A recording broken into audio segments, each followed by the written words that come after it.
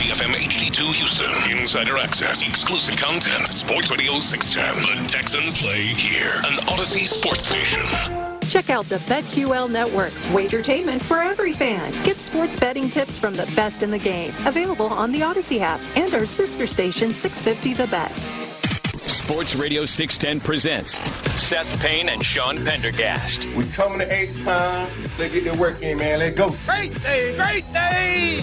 Oh, give me some juice, baby. Oh, yeah. Let's do it. First and goal at the Kansas City 1. Under center is Lawrence. The snap. Oh, he fell down as he pulled away. Hits the deck. Gets back up. Breaks a tackle. 5. Running in. Touchdown. Touchdown. Jacksonville touchdown.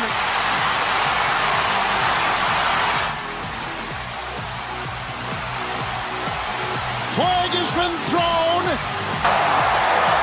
Holding. Defense number 6. That penalty is declined. We'll go for the play. Overlong's a touchdown run. Yeah, that was last night, man. Monday Night Football. That's a game that matters to the Texans. The Jacksonville Jaguars, who beat the Texans earlier this year and who they play again in Week 10 against the Kansas City Chiefs, who they play in Week 14. This is your life, Houston Texans. And now the Jacksonville Jaguars and the Indianapolis Colts both sitting at 4-1 atop the AFC South. The Texans sitting at 2-3. That was Monday Night Football.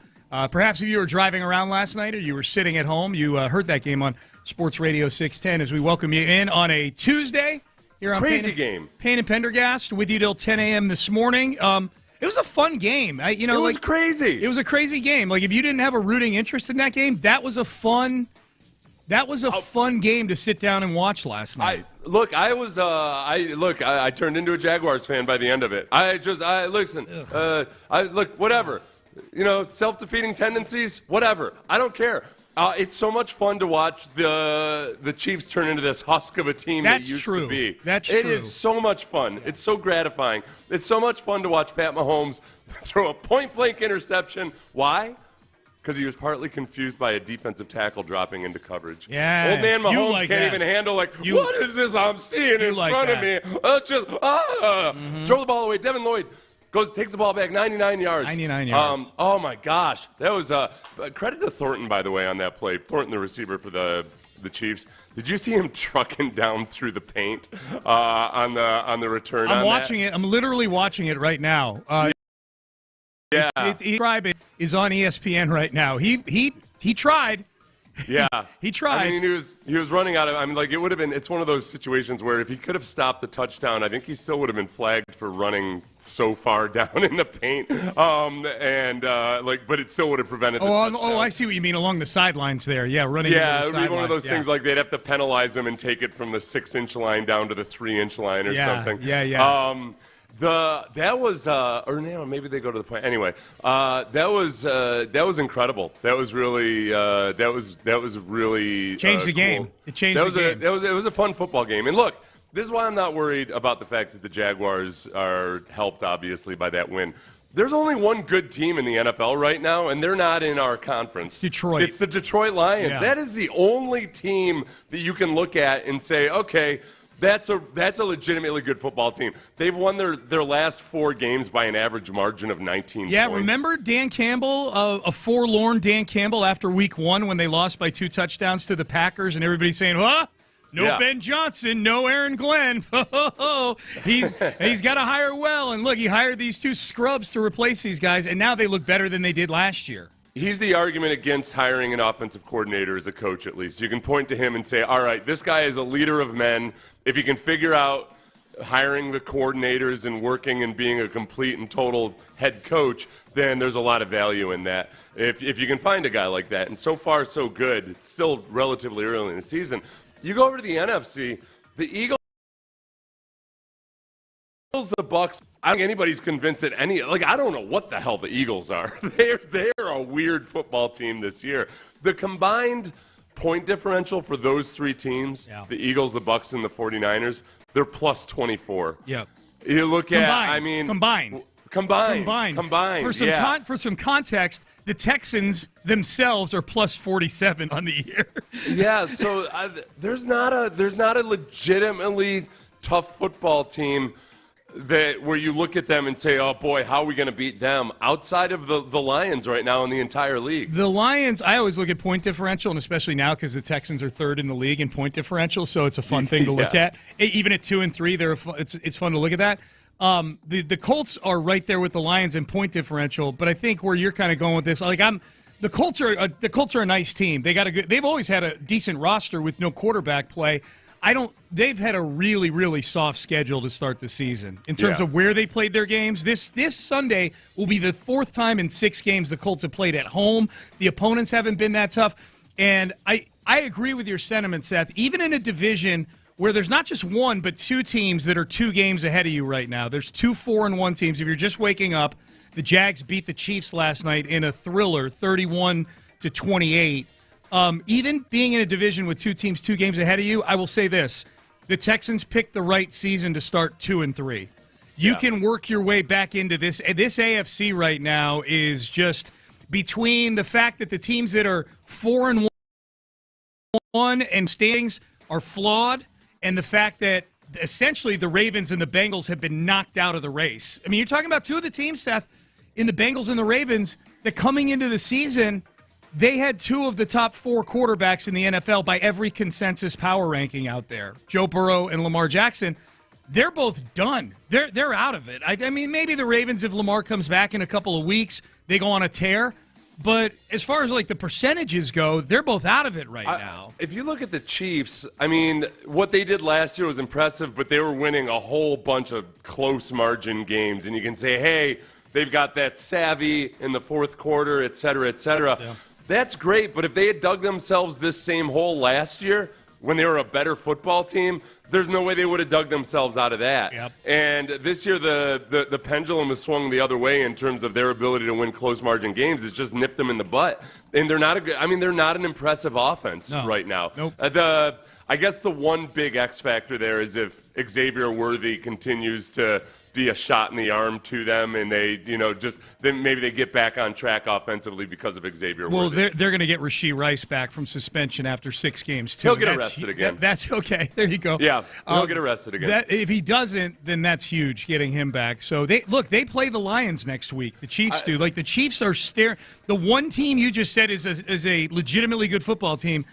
They play the 2-3 Chiefs next week, and the Chiefs are staring 2-4 in the face right now. This is where you, as a Texans fan, I know all of us right now are kind of saying, well, as far as these last couple weeks, it looks like they've gotten on track offensively. They figured some things out, but it's versus really bad defenses. Okay, one of the reasons the Colts are so impressive is because they pounced on bad defenses, bad teams. They beat the Titans by a large margin. They beat the Dolphins. They played a couple of close games versus a couple of genuinely solid NFL teams. Yeah. They won one of them, they lost one of them, and they had to win one of them based on a stupid leverage penalty on a field goal block. So it's 100%. I'm with you that all right, these last 2 games were good and promising, but you just don't know until the Texans face a good opponent again, which they will very soon. Or at least they'll face the Seahawks defense is better than they look statistically. They've been banged up with some injuries. If they're healthy in a couple weeks, that's a really good test. Seahawks are 4th in point differential. Honestly, in the NFL this season with the way it's playing, and it's so parity ridden. This is the most parity that we've had that I can remember in a long, long time. We're in week 5. We're through 5 weeks now, and there's no undefeated teams left, and there's one winless team, and it's the New York Jets. That's it. Everybody else has a loss, has a win, and so I do. I look at things like point differential, and Seattle's a good football team. That is going to be traveling cross country, playing late in that late window. I don't know what the body clock effect is of all that. That's things that gamblers like us look at and look at that kind of thing. Usually it's a west to east thing where that body clock type stuff matters for West Coast teams heading east. But that game just has a weird vibe back here in Houston. A 9:00 Monday night start we haven't played in a couple of weeks. It's just it's got a weird ethos to it. If there's anything, if I were DeMeco Ryans, as guys take their break during the bye week, I'd say, hey guys, be sure you get to bed late. Stay up.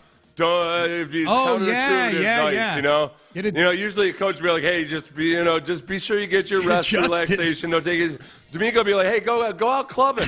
You know, you got to get your body clock right. We got a 9 p.m. local time start time. You guys got to be ready to go. I want you up late. I want you dancing. Yes. I want you out carousing about town and whatnot. Yeah. That's how we prep for a West Coast game. Go hang out with Mark Sanchez. Good call. He knows how it's done. Good call. Yeah. Just don't get stabbed. Did you see the video of him, by the way, like limping into the hospital or like limping around that area? Not limping, but he actually was moving pretty well for somebody who just got stabbed multiple times in the chest. He's just sort of. So it was a video of him when he first showed up at the hospital? I think it's the hospital. It was him walking into a building after he got stabbed because he was holding his chest. I don't know if you saw it. He went to a bar and tapped on the window, and somebody there helped him. Maybe that's what it was. Yeah, I'm guessing that's what. I don't think they probably would have had him walk into the hospital. That's where my brain went in looking at the video. I hadn't seen the caption yet. Yeah. Is that what ambulances do these days? They're like, here you go.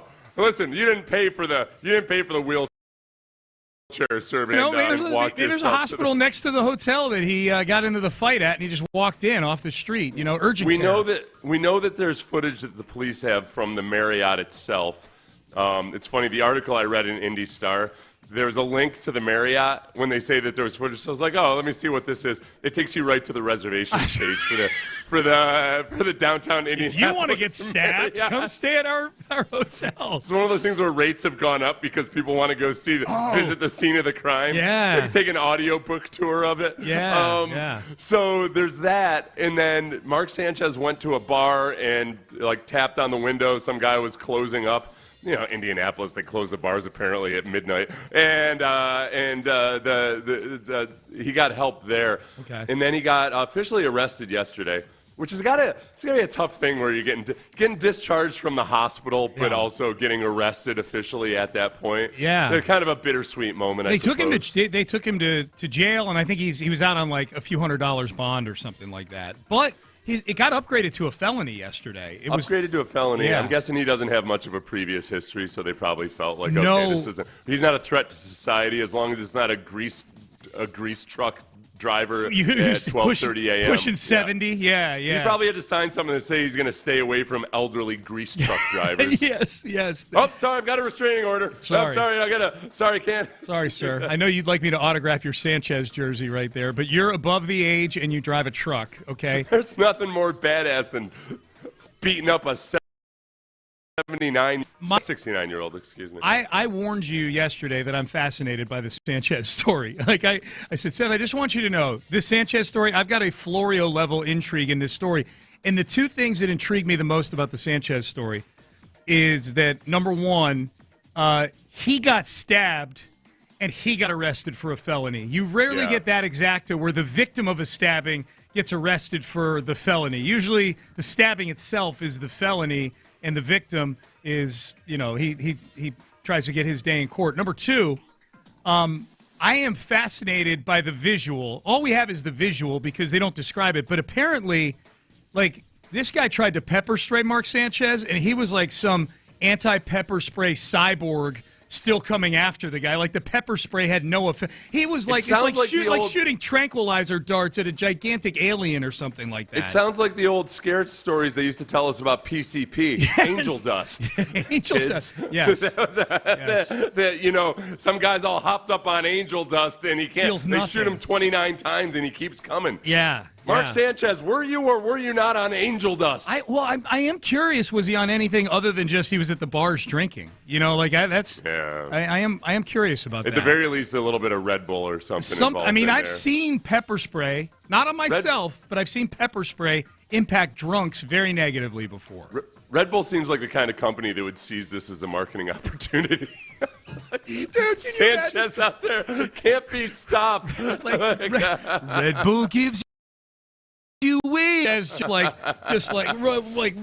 plowing through people with pepper spray dripping down his face. Yes, just an unstoppable maniac. I feel like this just. I feel bad for Jets fans. I feel like this just piles on to the embarrassment of being a Jets fan. That this is, hey, Sanchez, one of your all-time great quarterbacks from this century. Did you? I don't know if arrested at the hospital for assaulting a 69-year-old, and he got the worst of it. Yeah, he got stabbed. Sanchez lost the fight. Allegedly attacked a 69-year-old man. Lost the altercation. Got arrested. New York Jets all-time great 21st century receiver. I love how you throw quarterback. I love how you throw allegedly in there just to sort of protect the show, because there is nobody involved in this thing in Indianapolis that's using I don't know if you saw the police chief. He's like, you don't come into our town and act like this. Even Sanchez's brother put out a statement yesterday on behalf of Sanchez. And usually when there's a situation like this and there's anything where you would need to use the word allegedly for, the defendant, in this case Sanchez, the first statement would include something of like, we're going to have our day in court and we have our side of the story. There was none of that in Nick Sanchez's statement on behalf of his brother. Really? Like, we're just hoping Mark gets well. And I'm waiting for it. I'm reading this statement. I'm like, ooh, are we going to get a fight between the Sanchezes and the city of Indianapolis? And like, ain't no fight. Looks like the video stands on its own. I had a friend once whose brother got arrested pretty bad, and I called him up just to offer my support. Wasn't trying to dig for information or anything. And my friend was just like, "Oh yeah, he did that bleep." Yeah, that was like, that's what this is like. It was like they got all the evidence and everything. He did it. Yeah, I think that the other fun part of this, when you dig into it, and I paid my $1 to get my Indianapolis Star. I was going to say, that's a paywall site. Yeah.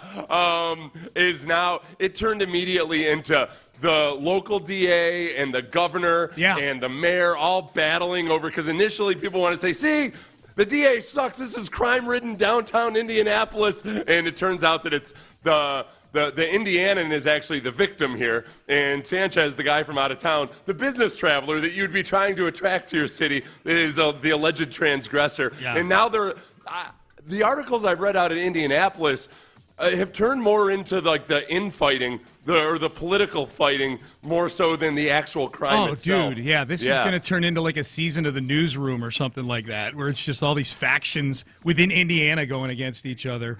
So at some point, TMZ is going to pay for that Marriott footage, I would imagine. Some of the footage from the Marriott of the actual transgression will probably surface at some point. Yeah. And Marriott needs to sell that. They're not doing very well. Right? Marriott needs the money. No, they don't. They're doing fine. It depends. If it's an individual franchisee, you never know. Good point. There's a Marriott in Houston. It's bank owned. A former Marriott. Yeah. Or the franchise something. But I had some family stay there a couple weeks ago. Oh yeah. And the rates were incredible, because it's bank owned. It's being run by a management company. Ooh. And it's a cheat code. It's a life hack. Yeah, and it's like my uncle, he's kind of a stingy fella, and I'm like, you got a room for how much? Yeah. And I was like, I went to go pick him up. I'm like, oh, this is actually like, I'm in America. It was okay. Nice. Yeah. No kidding. Yeah, no, it was being run well and everything. It was like, yeah. Is there a list? Is there a website somewhere where we can find out where these bankrupt hotels are? I'll tell you my little cheat code. I don't want to give it up because I got a lot of family coming in for the Bills game. Yeah. Generally on Expedia, what I find really good deals on good hotels is I filter it for an 8+ rating. Oh, okay. 8+ rating. Good call. And I found some like all over the country. I found some like really nice, like a lot of times it's like a smaller motel that's independently owned. Yeah. But it's like really. It's really nice. It's like a family-owned motel with a little garden and everything. Okay, yeah. All right. I got a place in Miami for like $70 a night. Look at you, man. Look at you. I got to make you my travel agent. Everything else was like $400 a night. It was after spring training last year. I had to stay to see my accountant. I got a trip coming up this week, man. This weekend for the bye week. I got to get with my travel agent, Seth C. Payne. Sometimes you got to turn a trick or two, but like other than that, I mean, it's worth it. Fine. It's worth it. That's fine. Amy, if you're listening, you got to turn a trick or two sometimes, okay? All right, Payne and Pendergast with you here on a Tuesday. Let's circle over to the Texans as we head into the bye week. I want to look back one more time at this game against the Ravens. Why I think that Week 5 was D'Amico's best week yet as Texans head coach. I got 3 reasons. We'll tell you why coming up next. Hey, you don't want to be at a point in your life where you're doing those kinds of favors for cash.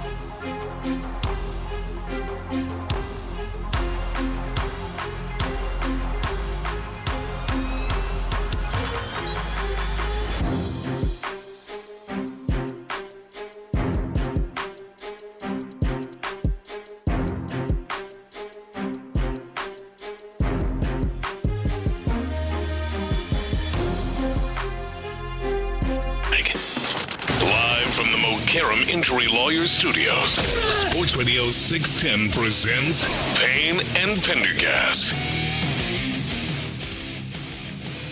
All right, Payne and Pendergast with you on a Tuesday. Sorry, we were Seth and I were doing multiple things in that break. We were breaking down the game science of the last several seconds of the Jags win over the Chiefs last night, in which I hadn't seen this until somebody on Twitter pointed it out, that Chris Jones put in the effort of a nursing home 90-year-old citizen in that. Yeah, so the situation is 28. It's 28, but the Jaguars have the ball at the 2-yard line on first down.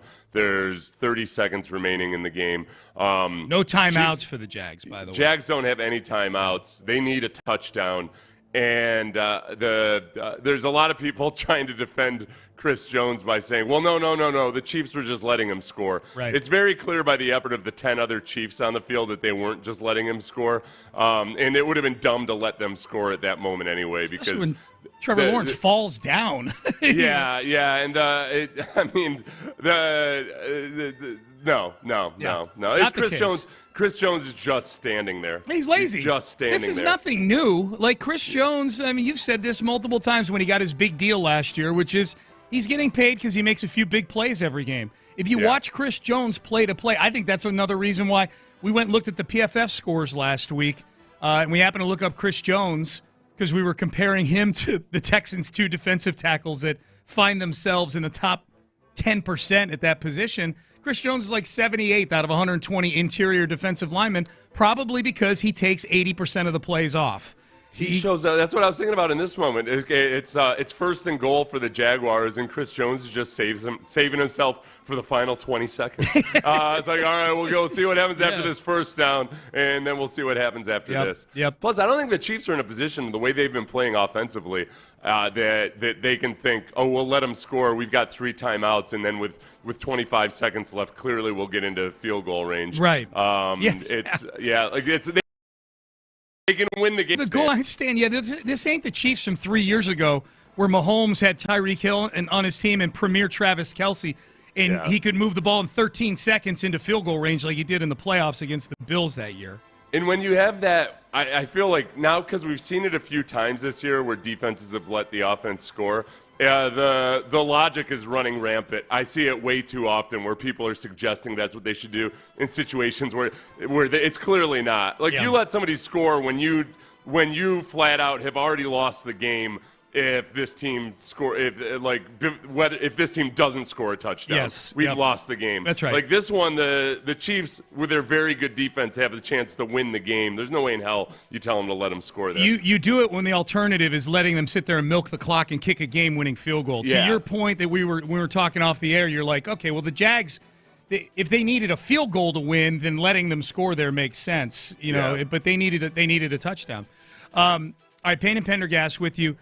Seth, just in going back and looking, rewatching and just kind of rehashing the game between the Texans and the Ravens on Sunday, I thought this was DeMeco Ryans' best week yet as the head coach of the Texans. It feels really weird to say this for the head coach of a 2-3 team, but I've been really impressed with some of the ways DeMeco has kind of evolved in the last few weeks as the head coach of this team. Here's DeMeco Ryans on the offensive line. Our offensive line they've improved, I think, just overall with how we're running the football now, just eliminating the negative run plays.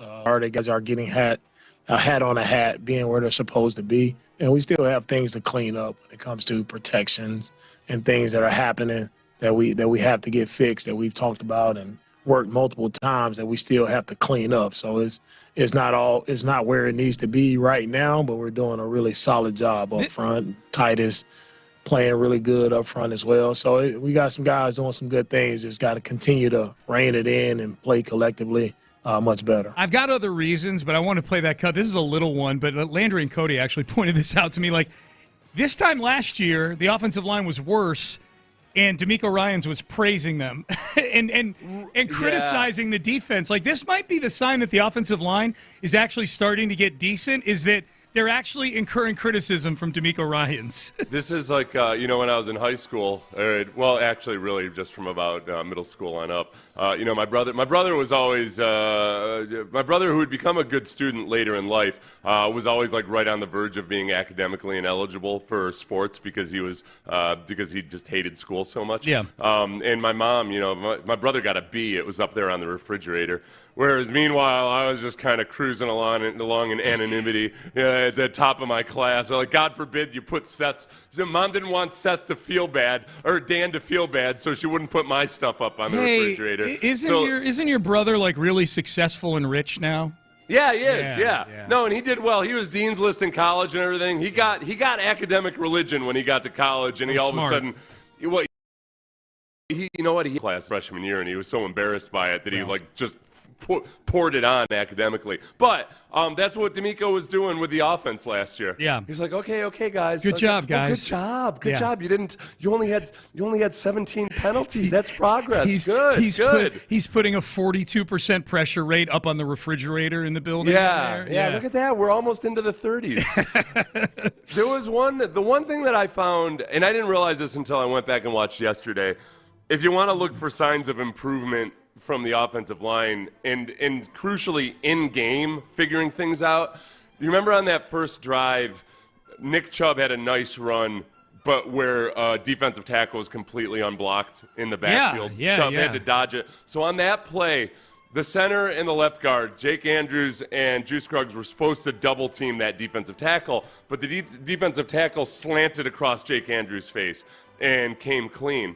Later on the Nick Chubb touchdown run versus an all-out blitz, exact same thing happened, but Jake Andrews picked it up, Juice Scruggs picked up a blitzer, and all the blocking was hemmed up on the right side. You got two good blocks from wide receivers on that play, and Nick Chubb was off to the races. So they're not gonna win that new O-Lineman of the Year award or anything just yet, but they're better than last year, and I think they're better than they were week one. Some of the things that D'Amico alluded to about handling some of the exotic looks or blitzes and pass protection, they still have to clean up. CJ's involved in that too. I mean, it's like the communication.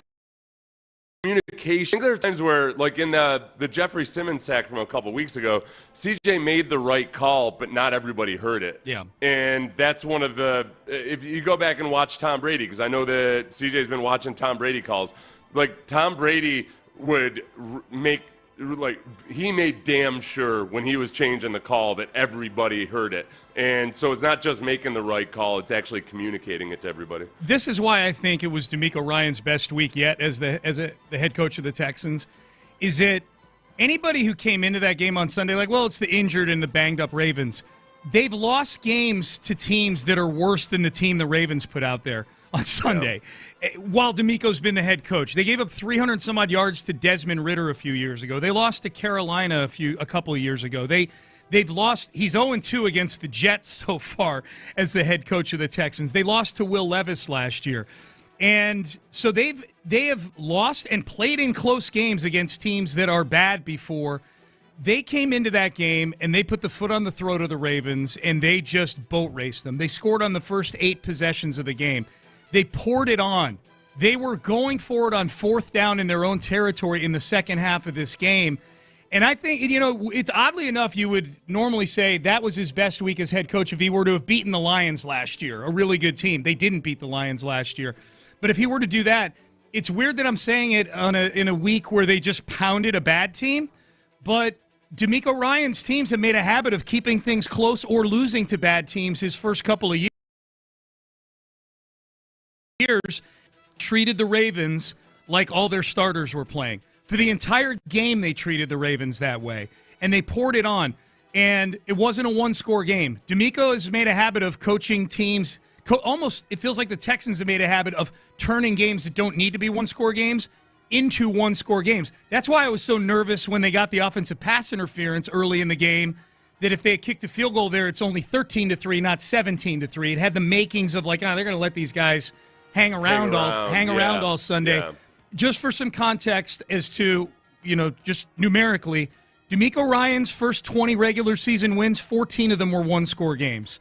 For some context, because we talked about Bill O'Brien yesterday, we had a texter say, Bill O'Brien would have turned this into a one-score game. Bill O'Brien's first 20 regular season wins, he had 6 one-score games. 14 of them were, double-digit style wins. So I think that combined with him delegating things to Matt Burke, I feel like we've seen some evolution here with DeMeco Ryans the last few weeks as the head coach. Yeah, and I think with DeMeco's presence, I think during the game, being able to watch the offense more closely. No doubt. I think DeMeco is one of those guys where, sometimes people used to say this about Bill Belichick. You can talk about the Patriots way, this and all that and everything you want. There's something about Belichick and the way he saw the game that you just can't replace. You can't replicate it. Going back to Joe Gibbs, I know people that worked with and played for Joe Gibbs, and they said the same thing about him. There's just something about him where and there's just certain things that it wasn't about their process or how they did anything. A big part of it was just that Joe Gibbs saw the game differently. I think DeMeco is one of those guys, like a Kyle Shanahan type, that just sees the game differently. So when you've got his eyeballs on the offense more and you can make some of the in-game adjustments and recommendations, I think it's a big deal. So, yeah, Matt Burke as a defensive coordinator, so far so good. He's allowing 5 points per game. The delegating, I guess, was your third bullet point about DeMeco as a head coach and why this is his best week. Is that delegation is critical. It's been huge. It's been absolutely huge. Hey, our football talk on Sports Radio 610 is presented by Paramount Plus. You can't count on much, but you can always count on Sundays with the NFL on CBS and Paramount Plus. Watch your local NFL game all season long. Visit ParamountPlus.com/NFL to get started today. Headlines up next. We'll get you up to speed on the baseball playoffs. We'll revisit Monday Night Football. What did DeMeco have to say about how proud he is about his team bouncing back from an 0-3 start? We've got all that coming up next. But first, let's get you guys winning some money on Prize Picks. Love Prize Picks. Love playing Prize Picks.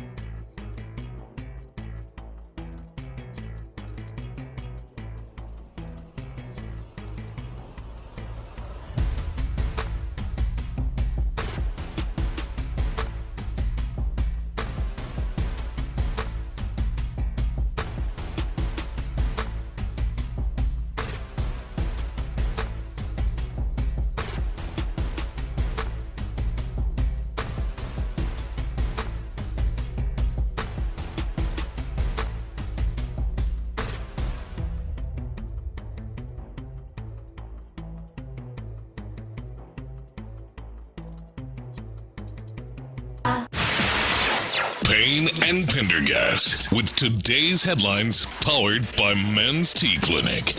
All right, headlines. The Texans, they are in their bye week this week. They will resume football 2 weeks from yesterday, Monday Night Football, Week 7 against the Seattle Seahawks. D'Amico Ryans did meet with the media yesterday via Zoom. Nick Cacerio meeting with the media this morning, I believe at 10 a.m. Nick will be on with us tomorrow at 7:30. Texans Executive Vice President and GM Ross Tucker, by the way, joins us at the top of the hour. Here was D'Amico Ryans yesterday when asked, how proud are you of your team to bounce back from an 0-3 start? I'm really proud of our team because that's really the only thing that we can focus on. We can't really focus on, we can't go back and change what happened the first 3 weeks. We can learn from it, and we can improve on the miscue and be better because of the things that happen. And I think that's what our guys are doing a really good job of. And the main thing, Chris, is just us taking care of the football. Right? That's been the biggest game changer for us these past 2 weeks. Like, we've had 0 turnovers. We possessed the ball. And the more we continue to do that in every game, that's always the goal. If we do that, we're going to have an opportunity to win the game. Yeah, and CJ's right at the forefront. CJ Stroud is right at the forefront of that. He's not only protected the football really well the last 2 games, like statistically, like he hasn't put the ball anywhere close to harm's way the last 2 games. Yeah, this everything, like they've made definitive improvements regardless of who the opponent is, and a lot of that is the pre-snap stuff. I was interested in seeing how they operated pre-snap on the road versus the Ravens, because the Ravens, even though they're a bad defense, they still do things. They do more things to confuse a quarterback pre-snap than the Titans do, and I thought CJ did a good job with that. They still have issues to clean up with pass protection at times and versus the blitz, but look. 100%, you got to take these last 2 victories with a grain of salt, but you get your opportunity coming out of the bye week versus the Seahawks, and the Seahawks are a much bigger potential headache than the previous 2 opponents. No doubt, and the need for playing well against the Seahawks and the subsequent games increased last night because the Jacksonville Jaguars are now 4-1. They beat the Kansas City Chiefs 31-28. Trevor Lawrence with a short touchdown run with under 30 to provide the winning margin. He fell down on the play. He got tripped on an offensive lineman's foot, but got up and was able to scramble into the end zone from inside the 5-yard line, and the Jags win. So they and the Colts, Seth, they're now 4-1. They don't play each other, the Jags and Colts, for the first time until like week 11 or week 12. The Colts don't face the Texans till after week 13. There's still a lot to get hashed out in this division, even though the Texans trail by 2 games. Texans need to just focus on themselves and win some games here. I still don't think Trevor Lawrence is good. I know. I watched that game last night. I'm like, he is. I'm just watching. I'm going, man. If his first read is covered, he's a disaster. He's just looking around, and if the Chiefs could have just kept him in the pocket a few times in that game. Yeah. The outcome is different. They let him scramble so many times. Travis Hunter made an incredible catch on a stupid bad throw by Trevor Lawrence. That both quarterbacks had stupid interceptions in this game, but I think the Jags as a team is definitely way more impressive under Liam Cohen. And I think whatever the best version of Trevor Lawrence is, I think Liam Cohen's going to get it out of him. So we'll see. Yeah, come late in the season, the AFC South's going to get super, super interesting. The thing that irks me that I'm trying not to think about is that just by the flukes of the schedule this year, the Texans have a much tougher schedule in the AFC South than any of the other AFC South teams do. The Texans have the 6th hardest, based on Super Bowl odds, the Texans have the 6th hardest schedule remaining. And his schedule on paper at the beginning of the season ends up being way different. This year, it's played out that way. They had the 6th toughest schedule before the season began. It's remained that way, and they got to be sure that they can't be dropping any games to any of the inferior opponents they have, because it's going to be tight as hell in the AFC Yeah, South. And I don't even know how many, quote, inferior opponents there are on the schedule. It feels like other than the Titans and maybe the Cardinals and Raiders at the end of the year, every game is you're either even or they're better than you. It's a tough road, no doubt. So Monday Night Football last night, the Jags win 31-28. Major League Baseball playoffs, the National League in the spotlight last night, the American League night off for the American League series. Those series, Seattle, Detroit tied at 1, and the Yankees trailing the Blue Jays. If you're looking for something to watch tonight, you can watch the Yankees get taken out of their misery. That'll be fun. Plenty of Yankee talk in the Pettycast coming up at 8 o'clock today. Last night's games, Milwaukee beats the Cubs. They lead that NLDS series 2-0. The Dodgers beat the Phillies in Philadelphia. They lead that series 2-0 as well. So both the Phillies and the Cubs getting ready to be put out of their misery. For those wondering, Kyle Tucker's batting average in the postseason so far, 176. He is the DH. Oh, no. He's the DH for the Cubs because he's just coming back from injury here, the calf injury at the end of the year. But, Seth, tell me if you've heard this story before. Kyle Tucker batting 176 in the postseason. I tried to warn Cubs fans about this when they were telling me how stupid we were for letting him go and all that, and how it's just a path to glory. I don't know. Had buddies, doesn't seem to have worked out that way. I had buddies at the game taking pictures of Kyle Tucker standing on base saying, all seems well here with King Tuck. He just got a base hit. I'm like, well, yeah, when you bat 176, you do wind up getting a base hit or two. But, yeah, Kyle Tucker, not great. Rockets preseason opener last night. They beat the Atlanta Hawks, if you care about the outcome of the game, 122 to 113. As far as the whole point guard situation, for what it's worth, Reed Shepherd did start the game last night. Kevin Durant did not play.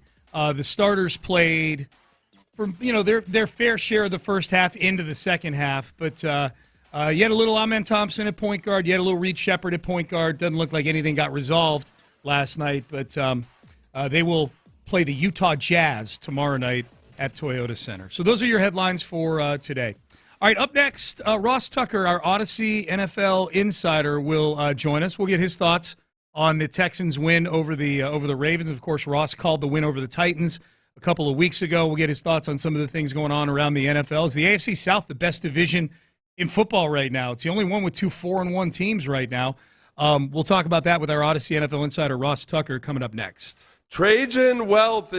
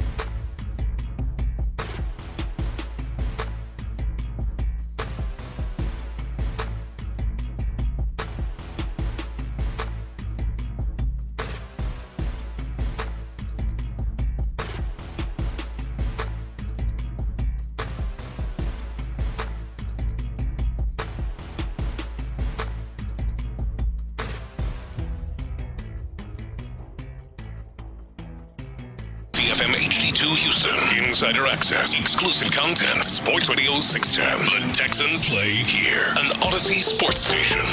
Sports Radio 610 presents Payne and Pendergast. All right, Payne and Pendergast with you on a Tuesday. Nick Cacerio joins us tomorrow at 7:30 on the show, so we'll get a chance to talk to the Texans GM. He meets with the media today, I believe, at 10 a.m. So I was hoping we were going to be able to bump Ross Tucker for him. Yeah, that's why I'm kind of mentioning it here, so Ross knows that this time, and not this time only. I can't promise anything in the future, but he is not getting bumped for Nick Cacerio today. I do know that they had a nice chat about that when they saw each other in Houston a couple weeks ago. And with that in mind, on the line is our Odyssey NFL insider, Ross Tucker. Insider Calls brought to you by Nationwide. For your insurance and financial needs, Nationwide is on your side. Hello, Ross. Hey, first of all, that was pretty good there, Sean. Thank you. On the Nationwide. And, yeah, I guess I'm thinking Cacerio's not messing with my life like he normally likes to do. Probably when he's like dropping off his kids or something in the morning at 7 a.m. Although knowing him, he's actually probably already worked out and been at the facility for like 3 hours. He's a psycho. Oh, yeah. And I mean that as a compliment, by the way. Yep. Well, Ross, one of the big topics, as you know, this entire offseason is, okay, you got rid of Laramie Tunsil. You got rid of 2 other starters on the offensive line. What's the big plan for moving forward? And it was kind of like, well, send a couple journeymen. We'll draft an offensive tackle in the second round. No, see what happens. And tell me if we've just readjusted our expectations way too far on this show, because I've gotten to a point where I find myself saying, hey, you know what? It's not ideal, but at least it's better than last year. I feel like they're doing some things that are definitely better than last year, where it was an absolute atrocity. And I guess my question to you, as an offensive line expert, is and you saw them up close and personal a couple weeks ago. What's the potential ceiling on this offensive line this year? Well, so I said this during the Titans game a couple weeks ago, and I guess it surprised some people. But I actually like what Cacerio did, because I like the fact that he brought in a high volume of guys. Because what does that do? It gives you competition at every spot, and it gives you depth at every spot. For if you have you're complaining, like, we should have gotten this guy in the first round, and we should have paid $1 zillion for this guy. I don't know how realistic that is, with the context of all the other guys they're paying and they're going to have to pay, to think, okay, just draft a guy in the first round and then sign this guy and that guy. I don't think that's the way to go. I kind of like the way they went. Ursary looks like a real find in the second round. He's had some growing pains early, but that was to be expected. I mean, it would have been weird if he was, like, awesome right away. And then now, Lakin Tomlinson's a guy that is not a journeyman at all. He started a lot of games in the league. Cam Robinson's been franchise tagged a couple times, started a lot of games in the league. I know they traded him now. But my point is I was looking at them during training camp, and they had, 10 guys that are viable NFL starters, or at least guys that had started a decent amount of games and or had fairly high pedigree. And so now, a lot of the guys that aren't starting or rotating in or whatever, like Blake Fisher and Patterson and Scruggs, I mean, these are guys that were starting for them last year. So I guess I noticed at the game I did when Cam Robinson was still there, or even at practice and seeing Trent Brown, that they had that if they were starting, you wouldn't say, oh my gosh, how is this guy starting? And so he let it play out. And the other thing I like about them is they kind of really let it play out. I don't think when they drafted Ursary that they necessarily thought he would start over Cam Robinson. Otherwise, they wouldn't have given Cam Robinson that much money. Mm-hmm. But he earned it. Cam was banged up during camp, and Ursary earned it. He was better, and it enabled them to get some of that money off the books with Cam Robinson and trade him, and now they can use Trent Brown as the swing guy. I kind of liked what they did, but that's not the same as saying they're going to be like a top 5 unit right away. It's going to take some time, just like the whole offense under Nick Caylor is going to take some time. But, man, I mean, since that fourth quarter against the Titans, it feels like the Texans offense that I know a lot of people were hoping to see. Yeah, well, that's what I want to ask you about, Ross, is the offense as a whole, and in particular C.J. Stroud. Since the fourth quarter of that, really since that 2nd and 33 that he hit Nico Collins, he's got a passer rating of nearly 150 since that play. It feels like that play was some sort of breakthrough converting on that, because he's been dynamite since then. Granted, against a really banged-up Ravens team this past weekend, how much of that do you think now does carry over post-bye week when they're playing Seattle and San Francisco and Denver and Jacksonville? Well, it's time for the bye week. Mm-hmm. Yeah, I don't care what anybody says. When you're playing this well and you got some momentum, you don't want the bye week, especially, this early in the year. But it is what it is. There's nothing they can do about it, obviously. But you would have liked to have, kept that momentum going with the way it's going. Because I spoke to some people that really speak highly of Nick Cayley and really think that he's going to do a terrific job, and that, sometimes these things take time. I think we're figuring that out with a lot of teams in the NFL, that September is sort of like the feeling out process. Obviously, you want to win as many games as you can, but you want to kind of have an identity of who you are by the time you get into October. And I think the Texans are kind of getting there, which is really highly encouraging. The bad news is, man, their division looks a lot tougher than it has been. The Colts, I did my power rankings on the Ross Tucker podcast this morning. I have the Colts as the second best team in the NFL. Wow. They've been that good. Yeah. I mean, they have been dominant in 3 of their 4 wins. The one win against Denver could have gone either way. Mm-hmm. But then the loss to the Rams when A.D. Mitchell dropped the ball at the goal line, which is like an epidemic. Obviously, they could be, undefeated, but they could have had the loss to the Denver Broncos as well. And then even Jacksonville, really last night, I was not expecting that. So the good news is I think the Texans are kind of finding their mojo. The bad news is it feels like the Colts and Jags have also. Yeah, this is where I think most of us in Houston are in the opinion after these last couple of weeks is, okay, saw some real growth offensively, but you got to get it versus a quality opponent. Like, the NCAA playoff committee isn't going to give us credit and rank us until we beat a quality opponent. But by the same token, Ross, this is what's starting to bother me with all the Colts talk is, all right, oh, look at how impressive the Colts are. They beat up on the Dolphins. They beat up on the Titans. They beat up on the Raiders. All right. I mean, they beat up on bad teams. And they've got 1 win versus a good opponent. They've got 1 loss versus a good opponent. And I need to see something more emphatically awesome, versus a higher caliber of competition over time.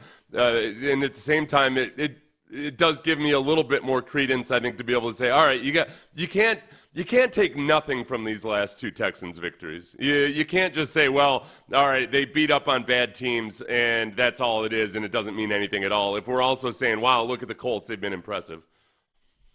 That's exactly right. And I don't care who you're playing, scoring touchdowns 3 straight possessions is impressive, like they did against the Titans. And then scoring at all, 8 possessions. I think it was maybe 8 in a row against the Ravens. I don't care. Still the Ravens. It's still on the road. And I know they were banged up, but that's still a prideful group, and maybe not as prideful on Sunday as you would have thought. And that game was a total, absolute domination by the Texans. That's the thing that bothers me about them having to bye now, is that that's sort of the type of win that spurs you on to really feeling good about yourselves. And because even if there's guys not playing, it's still the Ravens. It's still on the road, and it's kind of a shame that they don't get to kind of pick up where they left off. Ross, I'll tell you what. This is the weird thing that you might not realize about the Seahawks game. So they have the bye week. They have the Seahawks on Monday night, 9 p.m. Central Time, local start time. It's late as hell, and as much as West Coast teams get the shaft a lot of times when they travel east, have you ever played a game that started at 10 p.m. Eastern? And especially when you're used to living in the Eastern or Central time zone. I don't think that was a thing when we played. Yeah, I don't think so either. I would say no. I did play a game in Osaka, Japan against the 49ers, a preseason game that was like a crazy time. I don't know. I think it was on prime time in the States, so maybe we played at like 8 a.m. I don't know. It was like the crazy. I'll tell you, because I'm a morning person. I can't help it. I wake up, I am early in the morning, and those primetime games on the West Coast, like I would, I know, like for one primetime game on any coast, I was miserable. I hated it. Like my body clock, like I had to fight it. So you end up drinking extra coffee and everything. I'm taking caffeine pills at halftime, and then you don't sleep after that. But then you go to the West Coast, and you're up early in the morning, and then you wait all day. Honestly, it's a bigger factor than I think anybody ever wants to admit to. But you've kind of talked me into not being happy about this bye week now either, because it's an extra week to lose some of that either momentum or just chemistry or whatever it is. You know what? I think I'm with you 100% in the sense that I hated night games. I mean, there's something cool about Monday Night Football, and everybody's watching and all of that, but having to be in a hotel room all day is just the worst. Yeah. It's like lethargic, and you're just laying there. And you're right about them having to, be that second game. And the only good news is the Seahawks, for whatever reason, aren't that good at home anymore. They don't have much of a home advantage, but the schedule's about to get real, as you said, for the Texans with the Seahawks, Niners, and Broncos. All three of them, I believe, are in the top 10 of the all-important Ross Tucker podcast Power. Yeah, before we do that, quick in-content mention. Insider Calls brought to you by Nationwide for your insurance and financial needs. Nationwide is on your side. Ross, where are the Texans in the Ross Tucker football power rankings? I think it's the second week in a row where they moved up 5 or 6 spots. Wow. Yeah, but I had them pretty low after that loss in Jacksonville. Yep. But I want to say I think they're like 15 or 16. Okay. I think they went from like 28 to 22 and 22 to 16, something like that. I'm kind of buying in. Nice. Hovering around, the meaty part of the curve, not getting ahead too far, not falling too far behind, as George Costanza likes to say. Right there in the middle. Right there. Hey, we know that you do a lot of work with the Philadelphia Eagles. Seth and I have talked as far as out-of-market teams from Houston, outside of Houston go. I feel like Seth and I, at least with each other, been talking about the Eagles a lot because they're the weirdest team in the NFL. What's going on with them right now? They're 4-1, but everybody's pissed off. I know people are pissed off in Philly in general, but what's going on with them right now? Well, the wild thing is their first 4 games they beat 4 pretty good teams. Right. I mean, right. They beat the Bucks, the Rams, the Chiefs, and the Cowboys, but they just have these lulls where they really don't look good, and they clearly have been fortunate to win. And now this past week, they actually, the passing game hadn't been firing on all cylinders, so they went more to the passing game, and they're up 17-3 in the third quarter. Might have still been 17-3 in the fourth quarter. And all of a sudden, they just collapsed, and the Broncos scored a couple touchdowns and went for 2. Now, the Eagles had some calls go against them or whatever, but you still can't put it in that situation. So I think, everybody gets used to what they saw the year before. And then when you have most of the same players back, the expectation, especially offensively, is that they'll pick up where they left off, and they didn't. They're not, they blew out the Commanders in the NFC Championship game, the Chiefs in the Super Bowl. So people kind of thought, hey, that's who we are. Well, that's not who they are, and that's not what they're playing like right now. And I think it's fair for people to say, why are we playing so much worse? And it's the truth. So the good news for them is they have a short week against the Giants. So they do have a chance to kind of get this thing rolling. But their offensive line's not playing as well. They're not running as well. They have a new offensive coordinator. And you guys are experiencing that. It's not going to happen overnight. Ross Tucker is our Odyssey NFL insider. Hey, Ross, where are you this weekend?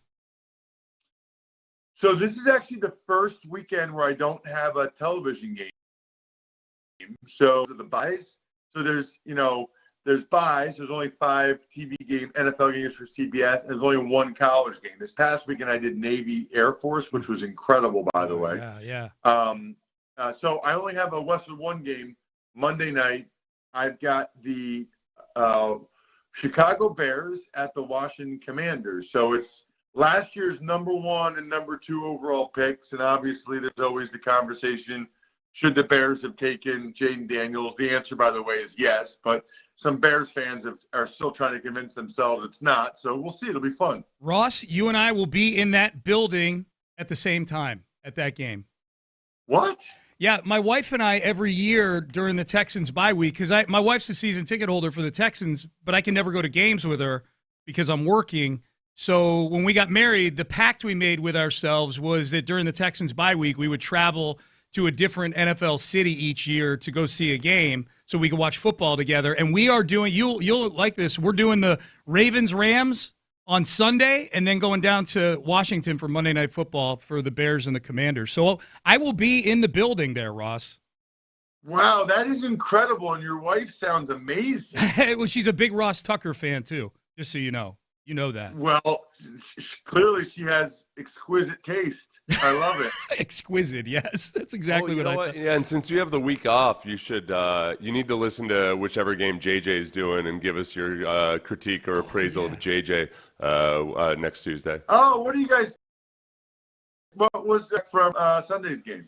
I think everybody was pretty pleased. The retired lawyer that I told you is a big fan of you personally, is also a big fan of JJ. So and he's got a high bar. So JJ, the toughest thing, as you know, Ross, is doing the second half of a blowout game. It's some of these color commentators and play-by-play analysts aren't that good at all of a sudden having to turn it into a sports radio show. And I thought JJ did a really good job with Iron Eagle of just kind of making it. They were having some good conversations in the midst of a blowout game in the second half. It absolutely is the hardest part and the least fun part of that job. And I'm not surprised that Ian and JJ did a great. I mean, Ian's so good that helps for everybody. But been around JJ a couple times for like the CBS seminars, and he loves football and he is into it, man. He is putting the time in, and so that's a really good combo. And he's got a naturally good personality, sense of humor, all those things. Yep, he did a great job, no doubt. That was our Odyssey NFL insider, Ross Tucker. Insider calls are brought to you by Nationwide. For your insurance and financial needs, Nationwide is on your side. Ross, go get that Even Money podcast done, my man. We'll talk to you next week. I am on it. See you guys. All right, see you later. That's the great Ross Tucker joining us here. So he's doing the game that I'm going to be at on Monday. I got to find a way to get in touch with him there. Well, you can get a press pass. You just go up and harass. I could. him. I think more than I think Amy would like to meet him. That's what I got to figure out. Oh yeah. Yeah, that would be good. We're area this. I don't want to go into too much detail. Easily get atable for us with Ross Tucker. So we'll see. Oh, okay. Like if we get down on the field before the game or something like that. Yeah. We might be able to make that happen. So that was Odyssey NFL insider Ross Tucker. So the Texans creeping up to the middle of the power rankings in the eyes of Ross Tucker. We'll see where they are in the other power rankings at 9 o'clock today. Yeah, the O-line stuff is interesting because I'll be the first, and I've been saying it all year long. I think they've made improvements, and they're making gradual and steady improvements. I feel like some people have tried to flip way too far the other way and defending the offensive line and saying, hey, they're not as bad as everybody's saying they are. You have to still acknowledge that they're still not awesome. They're still a work in progress. They're not the worst offensive line in the league, and they're definitely improved over last year. We need to see more improvement, and especially before they face the 49ers. It's going to be a much bigger test than the last couple of weeks. No doubt about that. Or, excuse me, the Seahawks and the 49ers. Yeah, both of them. The Seahawks, 49ers, Denver, Jacksonville coming out of the bye. And Jacksonville, before the season, you would look at probably Seahawks, Niners, Denver, and put those in a box. You got to add Jacksonville. That defense. Yeah, do you think Josh Hines-Allen was a little bit of an issue? Versus in that first game? Right, yeah, I'd love to see Josh Hines-Allen be less of an issue for Ariante Urster. Yeah, they step up in weight class big time after the bye week. So Ross has you bye week being a bit of an impediment right now for the Texans. I guess so. I don't know. Bye week placement talk annoys me. Yeah. It's like, okay, when's the best time to have a week off, or the worst time to have a week off?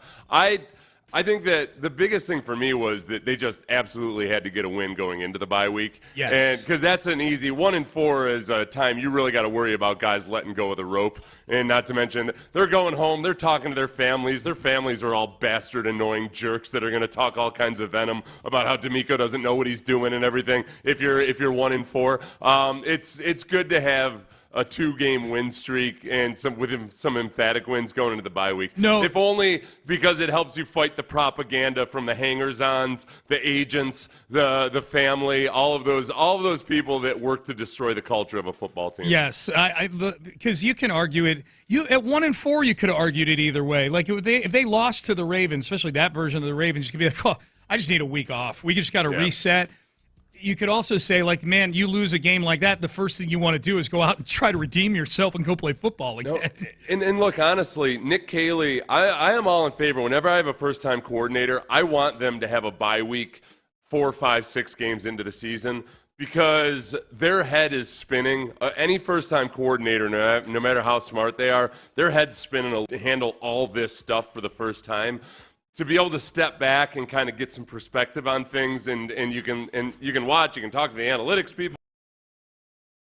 You can see some things that perhaps you had blinders on when you're in that week-by-week preparation. So I like Nick Caley being able to say, okay, wait a second, you know what? We're actually doing this a little bit better than we thought. We're actually worse than I thought in this regard, and then you can kind of load up for the bulk of your schedule. I know he wasn't a first-year offensive coordinator last year, but Bobby Slowick could have used a bye week at about week 6 or 7 last year. Probably right in that stretch where they were playing Green Bay and Indy and the Jets, and they were giving up and he had to wait till December 8th. He had to wait till week 14 for his bye week last year. After which he was asked, so what did you learn during the bye week that you're good at? And he said,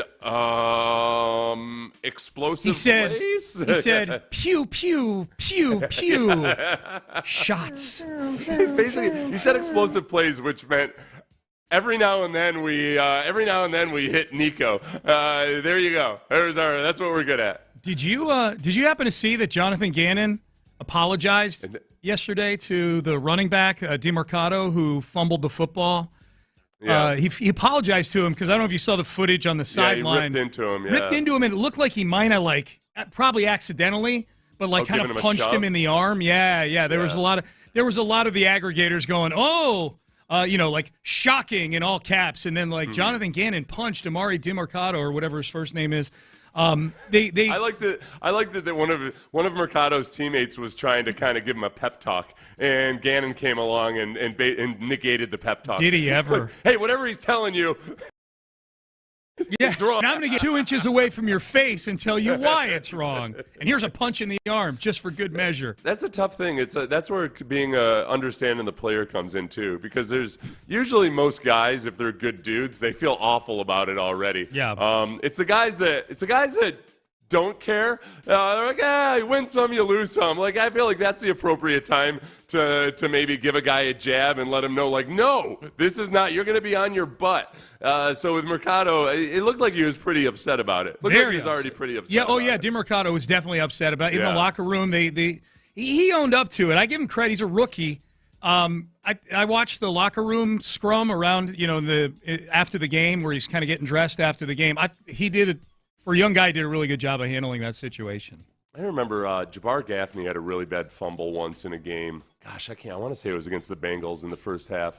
But it was a bad one. It hurt the team badly. And at halftime, a couple of us talked to him about, like, hey, man, this is like there's nothing you can do about that. You can make up for it. Just go out there and make up for it. And he went out in the second half, and he had some crucial receptions in a victory. Yeah, and that's one of the most.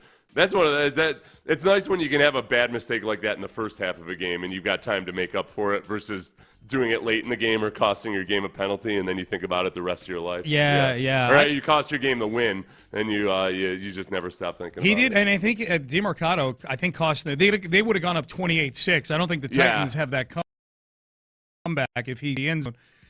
He cost them the game. That's a tough one. That's a tough one. But he's got the rest of the year to make up for it, so we'll see. This is kind of the other end of the spectrum, actually. While we're talking about a guy celebrating too early a touchdown, then getting reamed by his coach. Jalen Noel, after scoring his first career touchdown this weekend, did the Ray Lewis celebration. He did the Ray Lewis squirrel dance afterwards. Got Ravens fans pretty heated. Got Jair Alexander of the Ravens very heated. Tried to steal the ball, Jalen Noel's first touchdown ball, away from him. D'Amico... Yeah. Oh, and Sarge explained this when he asked the question. Sarge asked D'Amico about how he felt about it, but Sarge explained that Jalen Noel had learned the dance in the hotel that weekend, so that's why he was so bad at it. Yeah. Here's D'Amico answering Sarge's question. I was definitely surprised by it. I've been on the offensive guys a lot for the past couple of weeks about making sure they have some celebrations ready, right, for the end zone. Like, it's just a psychological thing to me. If you're thinking about celebrations, then you'll get in the end zone. So I'm happy that we're getting a little swag on the offensive side, and we're getting in the end zone, and we have some celebrations ready to go. But Jay Noel did surprise me with the Ray Lewis. You make the point many times, Seth, because you read the Belichick book, about how there's a lot of similarities, actually, if you look at Bill Belichick and D'Amico Ryans, more than you would think based on personality. Yeah. If I had to guess, I'm guessing that's where there's maybe a fork in the road. I'm assuming there's a big difference. I'm between assuming those two. Belichick wide receivers and encouraging them to work on their celebration. No. And I think that's where they diverge a little bit. Is that D'Amico? D'Amico has a lot.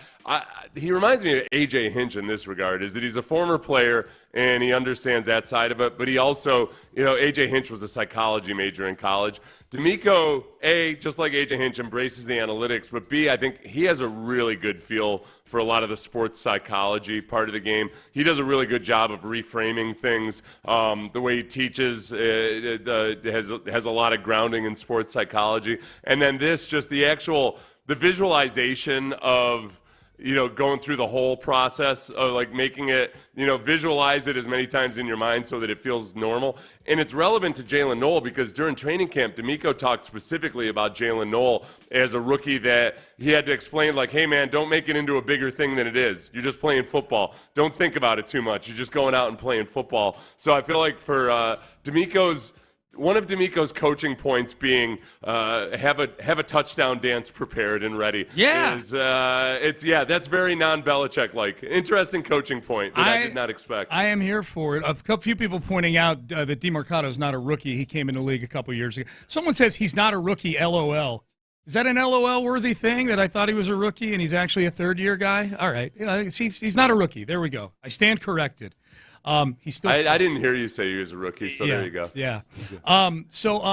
D'Amico Ryans did meet with the media via Zoom yesterday. A lot of questions about the guys on the defensive side of the ball in the second. Kamari Lassiter had his first pick of the year on Sunday. Here was D'Amico Ryans on Kamari Lassiter. I want our entire team thinking that way, how Kamari is thinking. It's not about getting overly excited about the big play or the win. It's focusing on, man, what about those plays you miss? Like that's where you should harp on the most to me, because how can you get better and play a complete game as a player? That's what you're always seeking. And I understand nobody's going to be perfect, but, man, we're striving for perfection every single time that you're out there. And if you're a true pro, if it means a lot to you, like Kamari, like every single play matters. Like there is no, it's okay, I let them get a play here or there. Like you cannot have that mindset, and that's the mindset that Kamari has. That's why he's always straining, and he has that desire to continue to grow, continue to get better, and that allows him to be a really great pro for us. I think Kamari's interception was nice. He high-pointed the ball. The Bateman, the receiver, kind of slowed down on that play. John Harbaugh even acknowledged that Bateman slowed down on the play. There's a lot going on with the Ravens right now. My favorite part of Kamari's game is how he comes up and hits. The way he plays the run is really fun to watch. Yeah, the thing about the Texans defense in general the last couple of weeks is we've started to see more of the opportunistic side of them. After not having many turnovers at all over the first few games, and then getting 3 versus a backup quarterback, et cetera, et cetera. I think Kamari Lassiter rounding into a bona fide pro, Jalen Petrie getting comfortable in his role, and then I think more importantly, Matt Burke and D'Amico Ryans really, I think, understanding exactly how to use Jalen Petrie. I think they've finally gotten the message that, all right, we can't pretend he's an actual linebacker, and we also can't pretend he's an actual cornerback. There's times where you gotta kind of limit what some of his weaknesses are and really just amplify what his strengths are.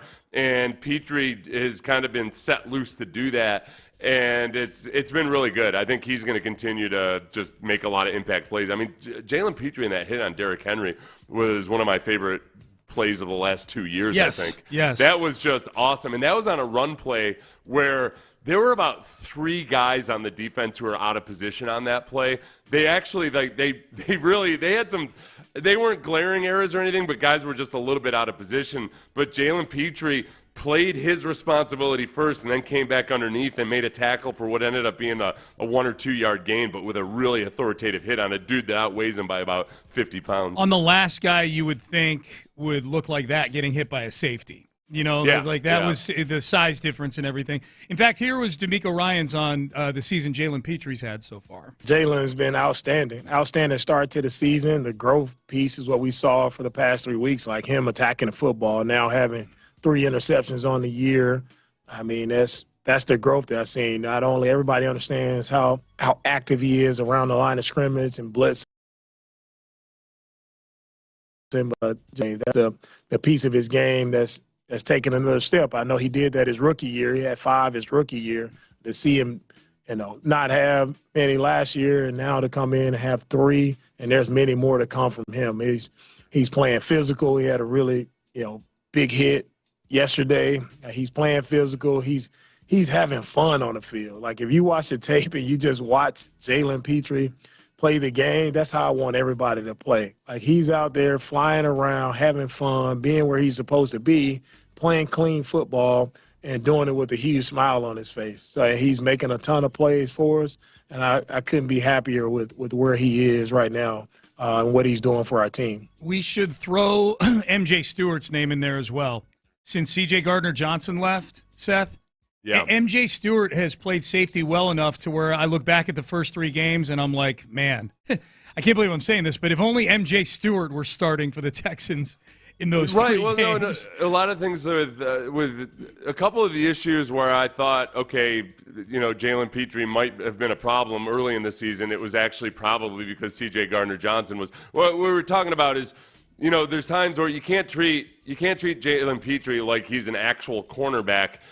You got to give him safety help over the top. And lo and behold, it turns out that that safety help at times was supposed to be C.J. Gardner-Johnson. And he's playing alongside a second-year player in Kalen Bullock where it's not always going to be perfect in that regard. Kalen Bullock's development over the course of the season has going to be another very, very much. I think it will improve.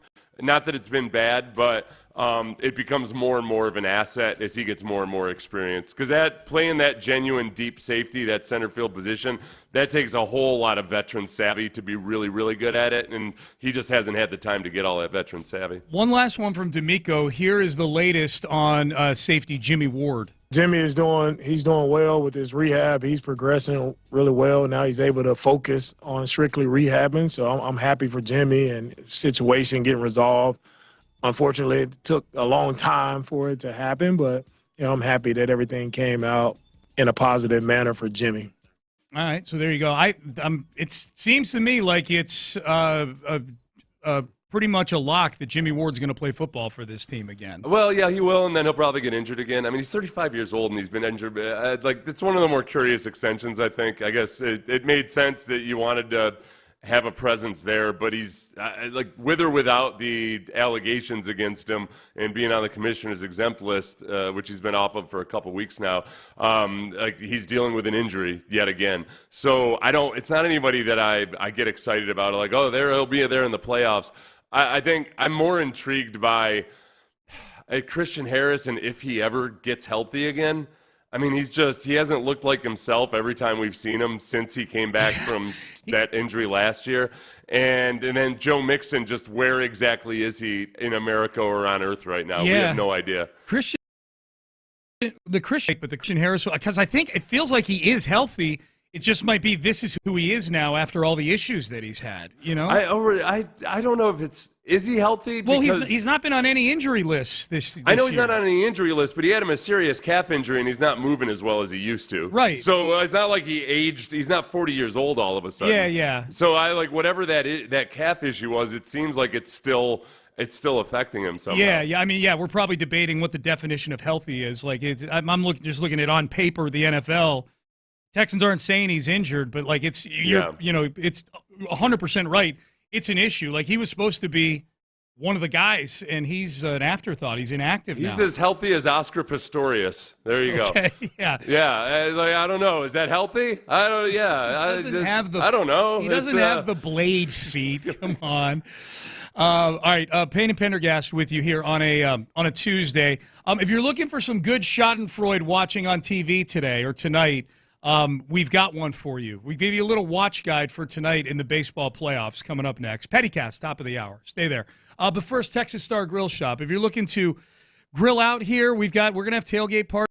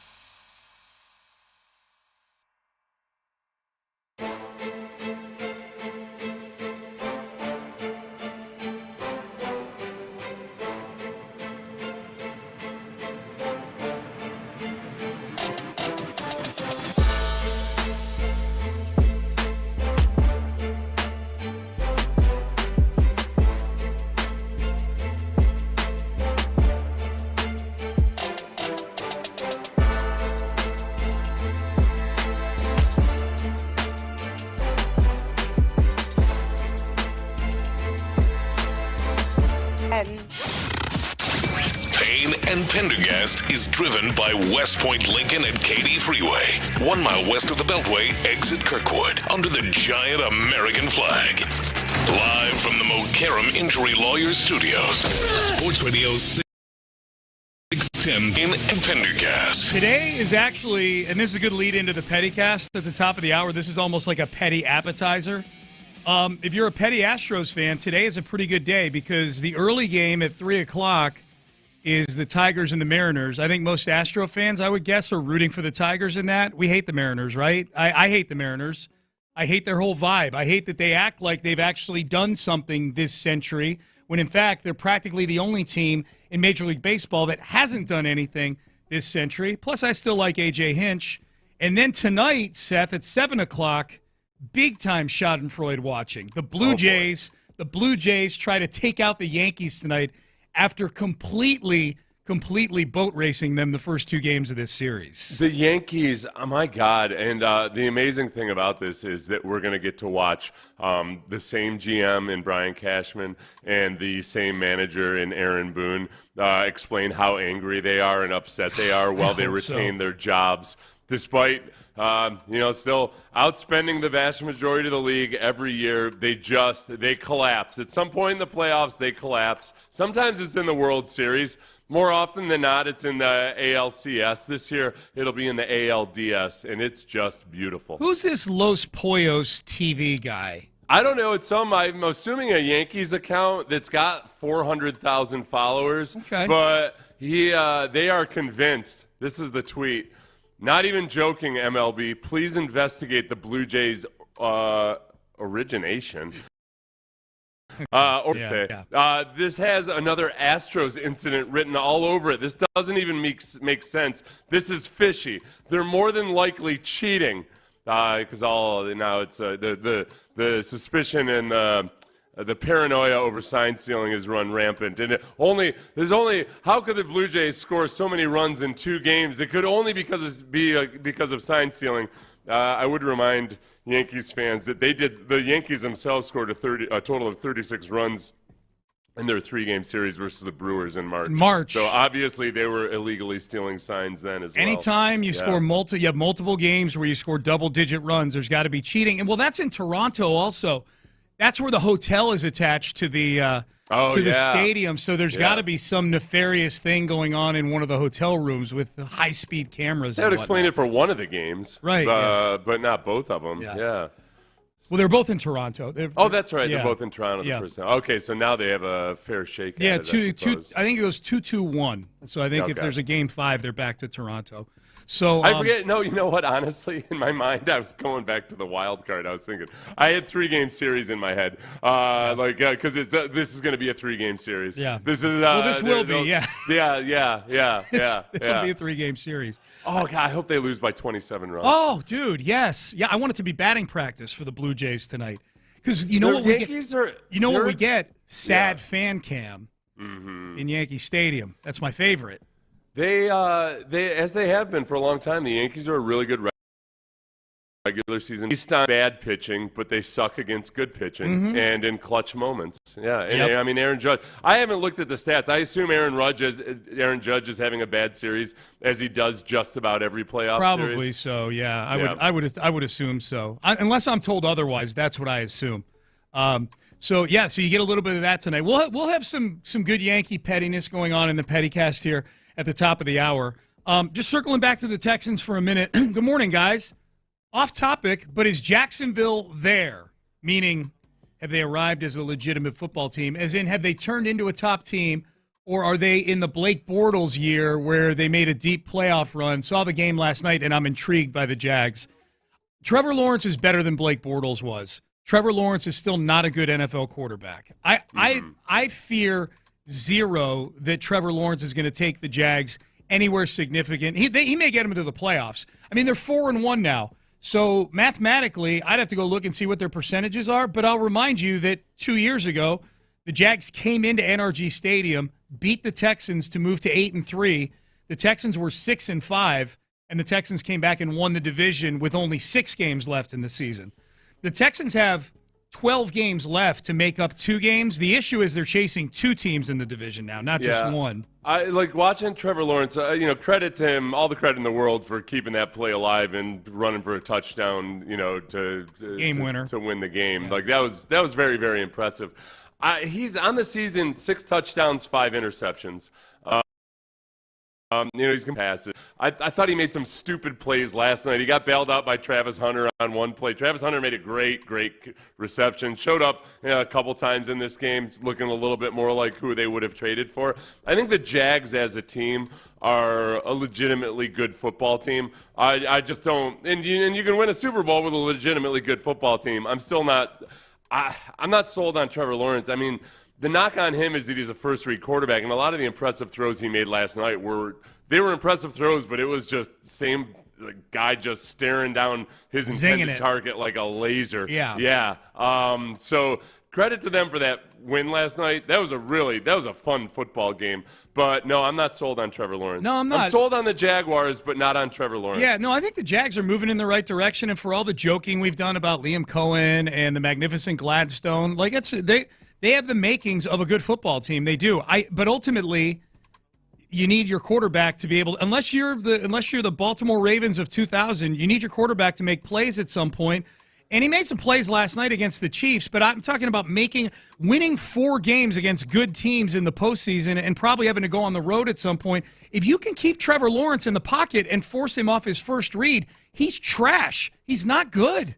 He's on it, statistically right now, it's his worst season. So, that's where you are with it. We'll see. Yeah, we'll see. We'll see about the Jaguars. I think there's a ceiling on Trevor Lawrence. Liam Cohen might get the absolute best out of him, and the absolute best out of him might be good enough. I just don't. He's right down there in the category of Pat Mahomes of the world for me right now. Down in the category of Pat Mahomes. Yeah. Who are you more concerned about the Texans catching in the AFC South? If they're going to win the division for a 3rd straight year, who are you more concerned about them chasing right now, the 4-1 Jags or the 4-1 Colts? I think the Colts. I think if you look at the Colts offense, I feel like they just have more bona fide, scary playmakers on offense, including Tyler Warren as a rookie tight end who's a big problem and a threat versus the Texans, who at times, versus the Texans they've got questions at linebacker when it comes to pass coverage. They're the one that concerns me the most. All right, Petty. Let's get petty. We do the Pettycast every Tuesday at 8 a.m. Start texting your petties in, 713-572-4610. We'll read some of them. We've got a ton of them ourselves here. Baseball playoff petty. We've got NFL football petty. We've got Bill Belichick petty as hell. We'll get to all of that coming up next. Stay there. Trajan Wealth. Don't let anybody be petty about your retirement plan.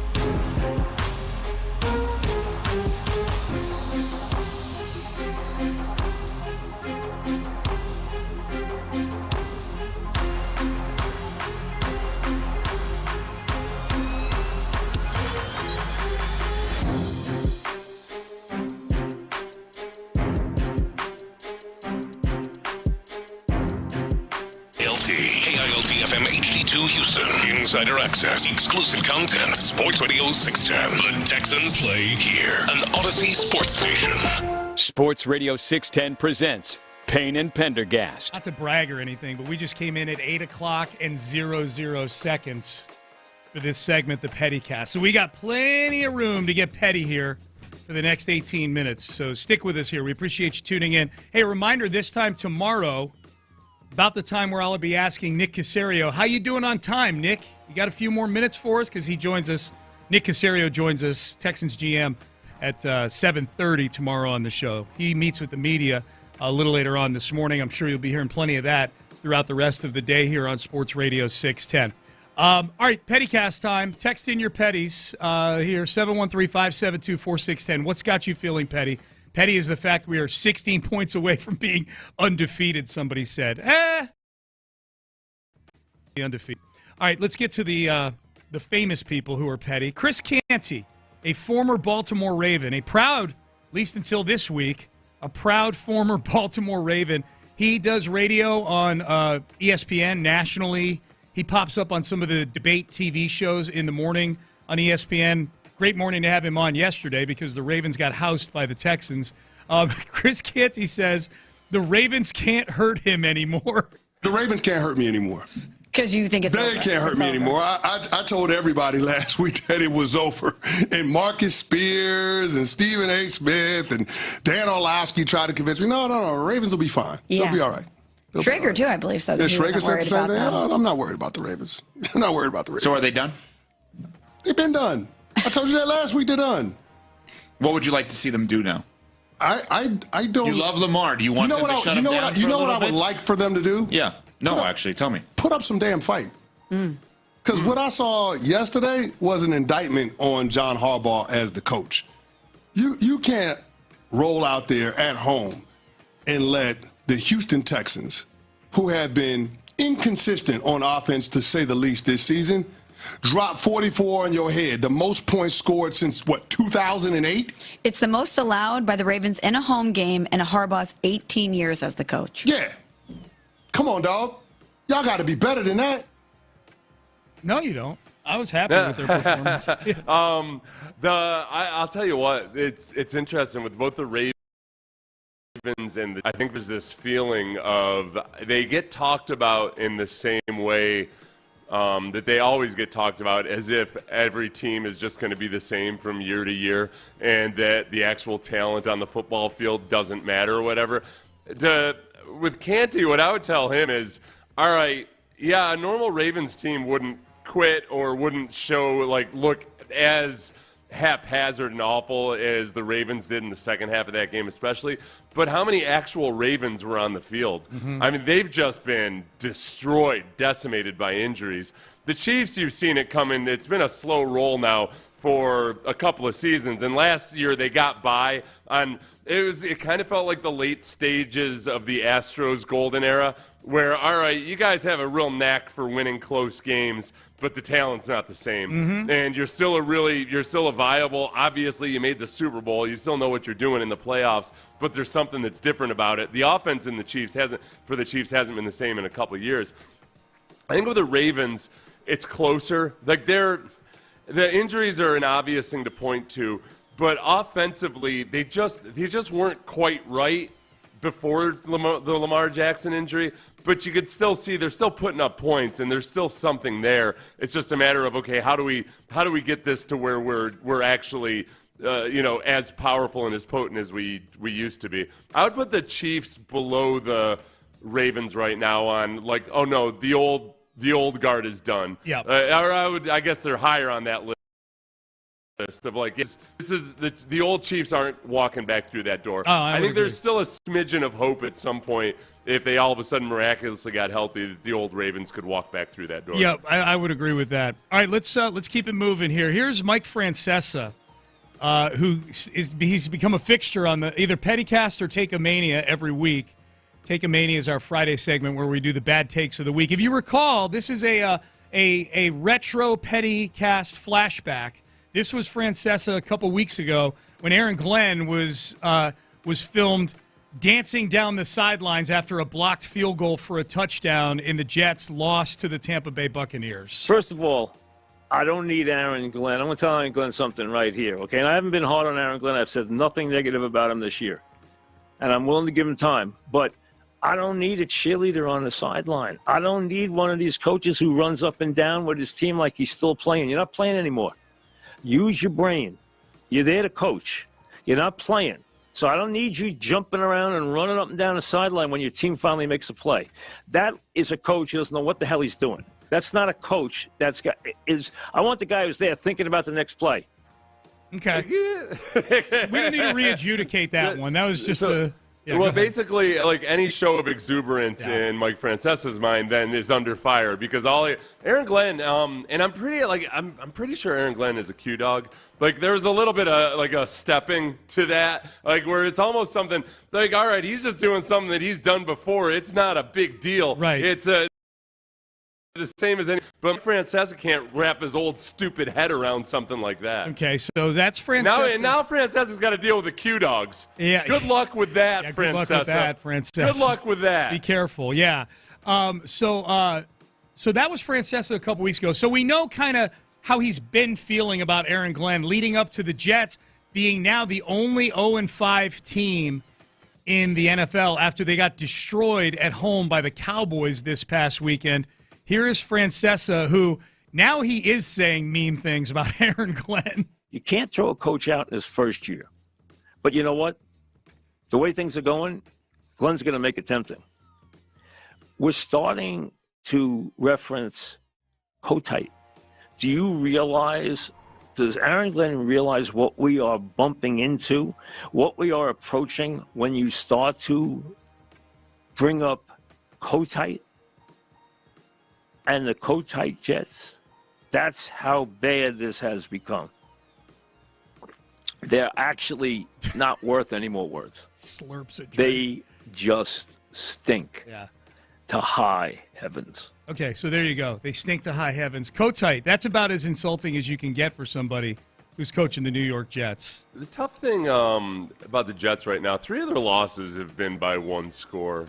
They're not getting blown out all the time. Now, I don't know how many of those were late scoring, garbage time points. Well, the Steelers game in Week 1 was back and forth because that was the big talk. Was like Aaron Rodgers and Jewel in Week 1. Yeah. Do you remember how the Bucs game went? Wasn't that a Baker Mayfield incredible play at the end of the game? I know there's an incredible play, but the Bucs won on a last-second field goal. That blocked field goal gave them the lead late in the game. Yeah, so I don't know. Kotite was a mess. I remember, I played with Kyle Brady, who was a first-round pick for the Jets back in the day, and he would tell me stories about Kotite, including this. The Jets drafted, back then, the Jets drafted Kyle Brady as a tight end in the first round overall. He was booed lustily at Madison Square Garden. And then the Rich Kotite-led Jets didn't have a tight ends coach on the roster. Kyle Brady, the first-round pick, would bounce back and forth between the receivers room and the O-line room. He was kind of a man without a position coach. Yeah. That was a disaster there. At what point do you cover the Jets where do you not realize that, okay, the head coach isn't the problem. Saleh wasn't the problem. No. Aaron Glenn's not the problem. They're just a disaster of an organization, and I don't know which coach is going to come in there and basically have to fire the owner somehow to get them to see that they are messed up in multiple regards. If we want to talk about Petty, Saleh's brother was on Twitter yesterday tweeting out the stats from 5 games in for the Jets last year, because that's when Saleh got fired. They were 2-3 versus the stats this year, especially on the defensive side. They still had a good defense when Saleh got fired last year. He got fired. That was the only good part. It was a unique situation where they fired a team where the one good thing about the team team was the head coach. So they got definitively worse after they fired him because the defense wasn't. The defense was pretty good up till that point. Yep. All right. So anyway, he's showing that it was even worse last year. Even worse. Even worse this year than Salah's brother was. That's being petty towards Aaron Glenn for no good reason. Well, he's sticking up for his brother. I know he's sticking up for his brother, but it's different when you're in the first year versus when you've been there multiple years. Yeah. You like Aaron Glenn, too. We should point that out. I like Robert Saleh, too. I know both of them. Yeah, that's true. I think they're, I don't want to get in the middle of it. I don't want to turn it into a Saleh versus Aaron Glenn. Mom or dad, that'd make me pick. All right, let's keep it moving. And, oh, wow, look, more New York stuff. Here was Big Papi, who's on the studio show on Fox, sitting in between A-Rod and Derek Jeter, two Yankee legends. And this is after the Yankees fell behind 2-0 in their ALDS series to the Toronto Blue Jays. And you can hear A-Rod at the beginning kind of trying to rationalize Game 2. Like, hey, if you look at it a certain way, then you can be enthusiastic going into Game 3 if you're the Yankees. Take a listen. You can trick yourself to say, you know what, fellas? If Max Fried would have played well or pitched well, we would have won. It would be 1-1. So maybe you build on that positivity. Do you agree, Papi? They can bring Jesus back, and they're still going to go to Cancun. It's over. It's a wrap. Just so you know, this Toronto Blue Jays lineup ain't playing around. Okay. He kind of murmured this part, but he said you could bring Jesus himself back, and they're still going to Cancun. That's what he said. He kind of couldn't. Papi's had fun on the set. Now, it's kind of ironic that Papi is sitting there clowning Jeter and A-Rod, and the Red Sox didn't even get into this round of the playoffs. You know, it was the Yankees who beat the Red Sox in 3 games in the wild card round. But I love Big Papi. He's fun. And he's petty. Yeah. This is, and the pettiness that will abound throughout the sports world if the Yankees get crushed again today, is that we might have to turn tomorrow into just us listening to New York Sports Radio. Emergency Pettycast tomorrow. I could see that happening. Definitely. We need to get up early and listen in and grab some choice pieces. Yes. Have you checked in with what's his name, the lesser Turturro? Yeah, in fact, funny you should ask. Yeah.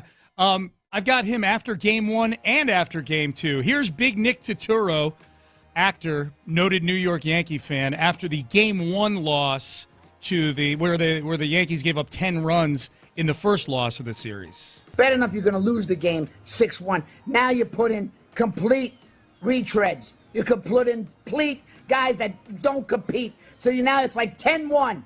So embarrassing. So embarrassing. Bad enough to lose a game you could have won. It all started with Luke Weaver. Now a guy that was released by the Mets is in the game. 10-1. Just conceded the game. Tomorrow is a must. Cannot go down 2-0 if you want to win this series against these miserable Blue Jays. Okay. So with their stupid jacket. I love that at the end. That that blazer. Yeah. It is a stupid blazer. Yeah. That's one of my least favorite home run celebrations. Well, Nick Turturro hates it. So you can't go down 2-0. What happened? They went down 2-0. Here's Nick Turturro. That's what I'm talking about. See? They got 7 runs on the board. 7 freaking runs. If you didn't bring the stupid Warren in the game, it wouldn't be 13-7. Maybe it'd be 9-7, 10-7. So stupid bringing that guy in the game. He's losing his voice in that one. You can tell he's been screaming off Twitter as well. That whole you're getting no hit by a rookie for 5 1/3 innings. That's right. And then I mean the final margin didn't look that bad, but I didn't. I remember I checked in on that and it was 13-1 or 13-2. Yeah, it was 12-0 at one point. And I kept checking it. The first time I saw it, I assumed that it must be the end of the game or something. Then I checked back, and they were still in the 6th inning. Yeah. And it felt. I guess probably because of multiple pitcher changes. I wasn't watching at all. I kept checking in on it, and it seemed like it took forever. Yes. So his voice, he was probably screaming for 4 hours as that game took forever for them to finally be put out of their misery. Speaking of petty, did you happen to see this story yesterday? This is funny. So there was a story yesterday, early in the day at like 7 a.m., that Bill Belichick had banned UNC's social media team from posting anything that even brushed up against the New England Patriots. We already know that he doesn't allow Patriot scouts on campus at UNC. Right. He confirmed that. So this is not a rumor. that he didn't want them posting anything Patriot related. And as we know, Drake May, the Patriots quarterback, went to North Carolina. Like most schools, North Carolina likes to post. It's a good sales pitch to post things that guys in the NFL are doing. That story came out, and an hour and a half later, they posted Drake May highlights. And the reports were behind the scenes that was true, that Belichick wanted it that way, and that he doesn't have a lot of hand these days with as bad as that football team is. No. And apparently they said, no, we're putting Drake May up on our social media. This is going to be a weird one. This is going to be hard to, unless they somehow turn it around this season or something. In the annals of forgettable or regrettable last acts of otherwise great athletes or coaches, you forget about, Jerry Rice in Seattle, or Joe Montana wasn't even bad at Kansas City, but you don't even really think about it. I think that Urban Meyer at Jacksonville will never be forgotten because it was so fantastically bad, and I don't think that Bill Belichick at UNC is ever going to be forgotten because it is just so fantastically bad. I mean, and then you add to it the drama from his personal life and everything. It's just, it's sad, really. This is how bad it is, Seth. WRAL, a reporter there, that's a news station, or it's a TV station in Charlotte, WRAL, Pat Welter is his name, has a long piece where he talked to parents of players inside the building there. It's a long piece that just dropped yesterday that paints a picture of a divided locker room, total disorganization.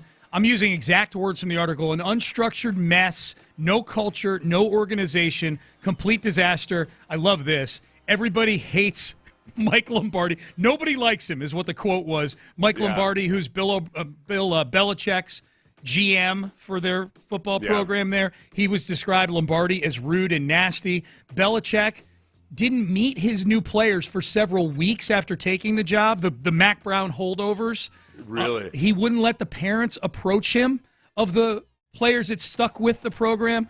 It's a mess. They're supposed to do a Hulu series on this program, and it's a disaster right now. They're not just losing; they're getting killed. I love that I'm 0 for 2 on these experiments because I was all for Urban Meyer going to Jacksonville. I wanted Urban here. I'm the same. Yeah. Well, I didn't want him here. I like the experiments. I don't want my team to be the one doing the experiment. Yeah. But I love you know what? Yeah, it's a boomer bust.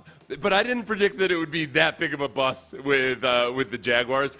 And likewise, I was all for it. I was like, go for it. Who cares? Yeah. What do you got to lose? You're UNC. Yeah. Bring them on in. I didn't know that it could be this bad and that it could potentially have damaging effects long after Belichick is inevitably gone. This was a cut as they were going to break in the blowout loss to Clemson. Yeah. Clemson, who has their own issues going on right now. Dabo Swinney's on the hot. Go to break in a game they lost 38-10 to Clemson. This is ESPN going to break where they splice in a cut from a student at UNC talking about their experience of going to UNC football games this year. I went to that game, and that was one of the saddest feelings I've had in university so far, and I've failed midterms before, so that's saying something. I've failed midterms before.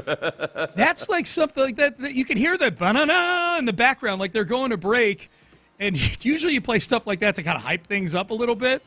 They're playing a UNC student that's like on suicide watch. You got to remember, that's a nerd school, too. Yeah. That's an intelligent young person who's saying that, for them, it's not like somebody at, University of Arizona saying I failed a midterm, where, they're like, I was partying, it was worth it. Yeah. No, this is somebody that wants to be a doctor or something. Quick text message. Yeah, Seth, I'm glad the Texans don't do silly experimental things, question mark, exclamation mark. Seth didn't say that they have not done them. He's saying he didn't want them to do that one. Right, no, and I didn't think that David Culley was a great hire or anything. Right. That wasn't as high profile as the Urban Meyer or the Bill Belichick. Yeah, that was horrible. It was David Culley was an abject disaster. I assume that's who he's talking about. That feels like an Easterby text is what that feels like. Oh, yeah. Silly experimental things, yeah. All right, Payne and Pendergast, that was the Pettycast. Text in. Do you have anything? Don't put words in my mouth, listener. There you go.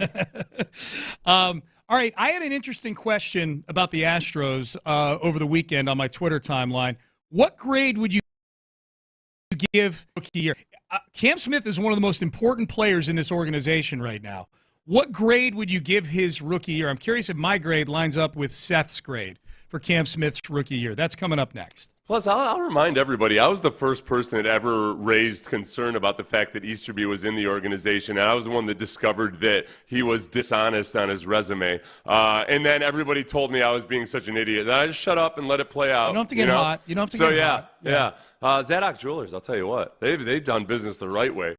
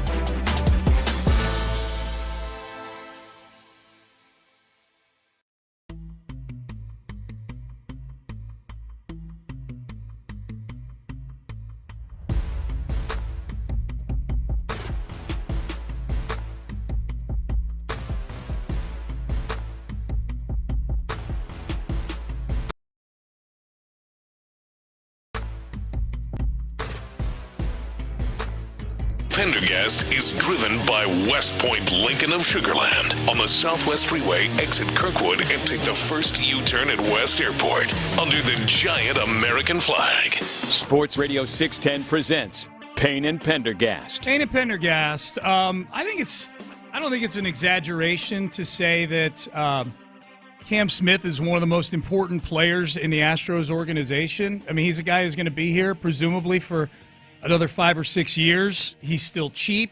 He was the big piece that came back in the Kyle Tucker trade, which was the Astros' first time in this golden era that they were sending out a big-time player to get back prospects as opposed to vice versa, or as opposed to letting him walk in free agency. So Cam Smith did some good things. He slumped at the end of the year.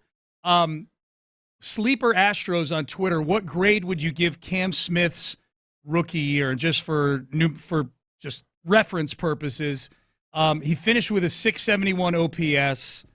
He finished with a wins above replacement of just under 1.9, 236 batting average, 9 home runs, 51 RBIs, played in 134 games. When he wasn't playing, it was largely because he was platooning with Jesus Sanchez at the end of the year. So yeah, and you may have a different criteria than I do, Seth, for my grade. I'll write my grade down here, but I'm curious what your grade is for Cam Smith. I guess it's almost like it's almost feels like more so an actual letter grade. It would have been absolutely phenomenal if he had been Rookie of the Year and all of that. He played in 32 minor league games. Was it 32 minor league games? Very few minor league games, But yes. Before he's just thrust into the major leagues, and you have to always take that into account.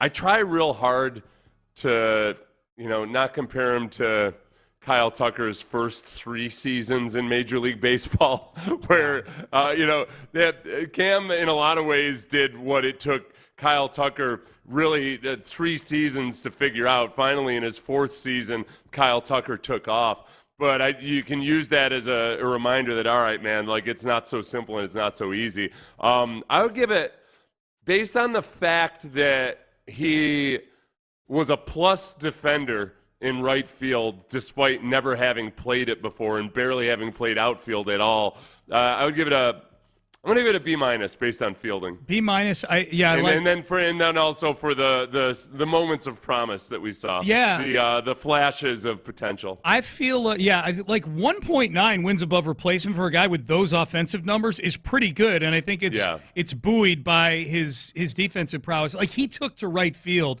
very, very quickly. Like, there was really no burn-in period for him where he struggled in right field. He's a tremendous athlete.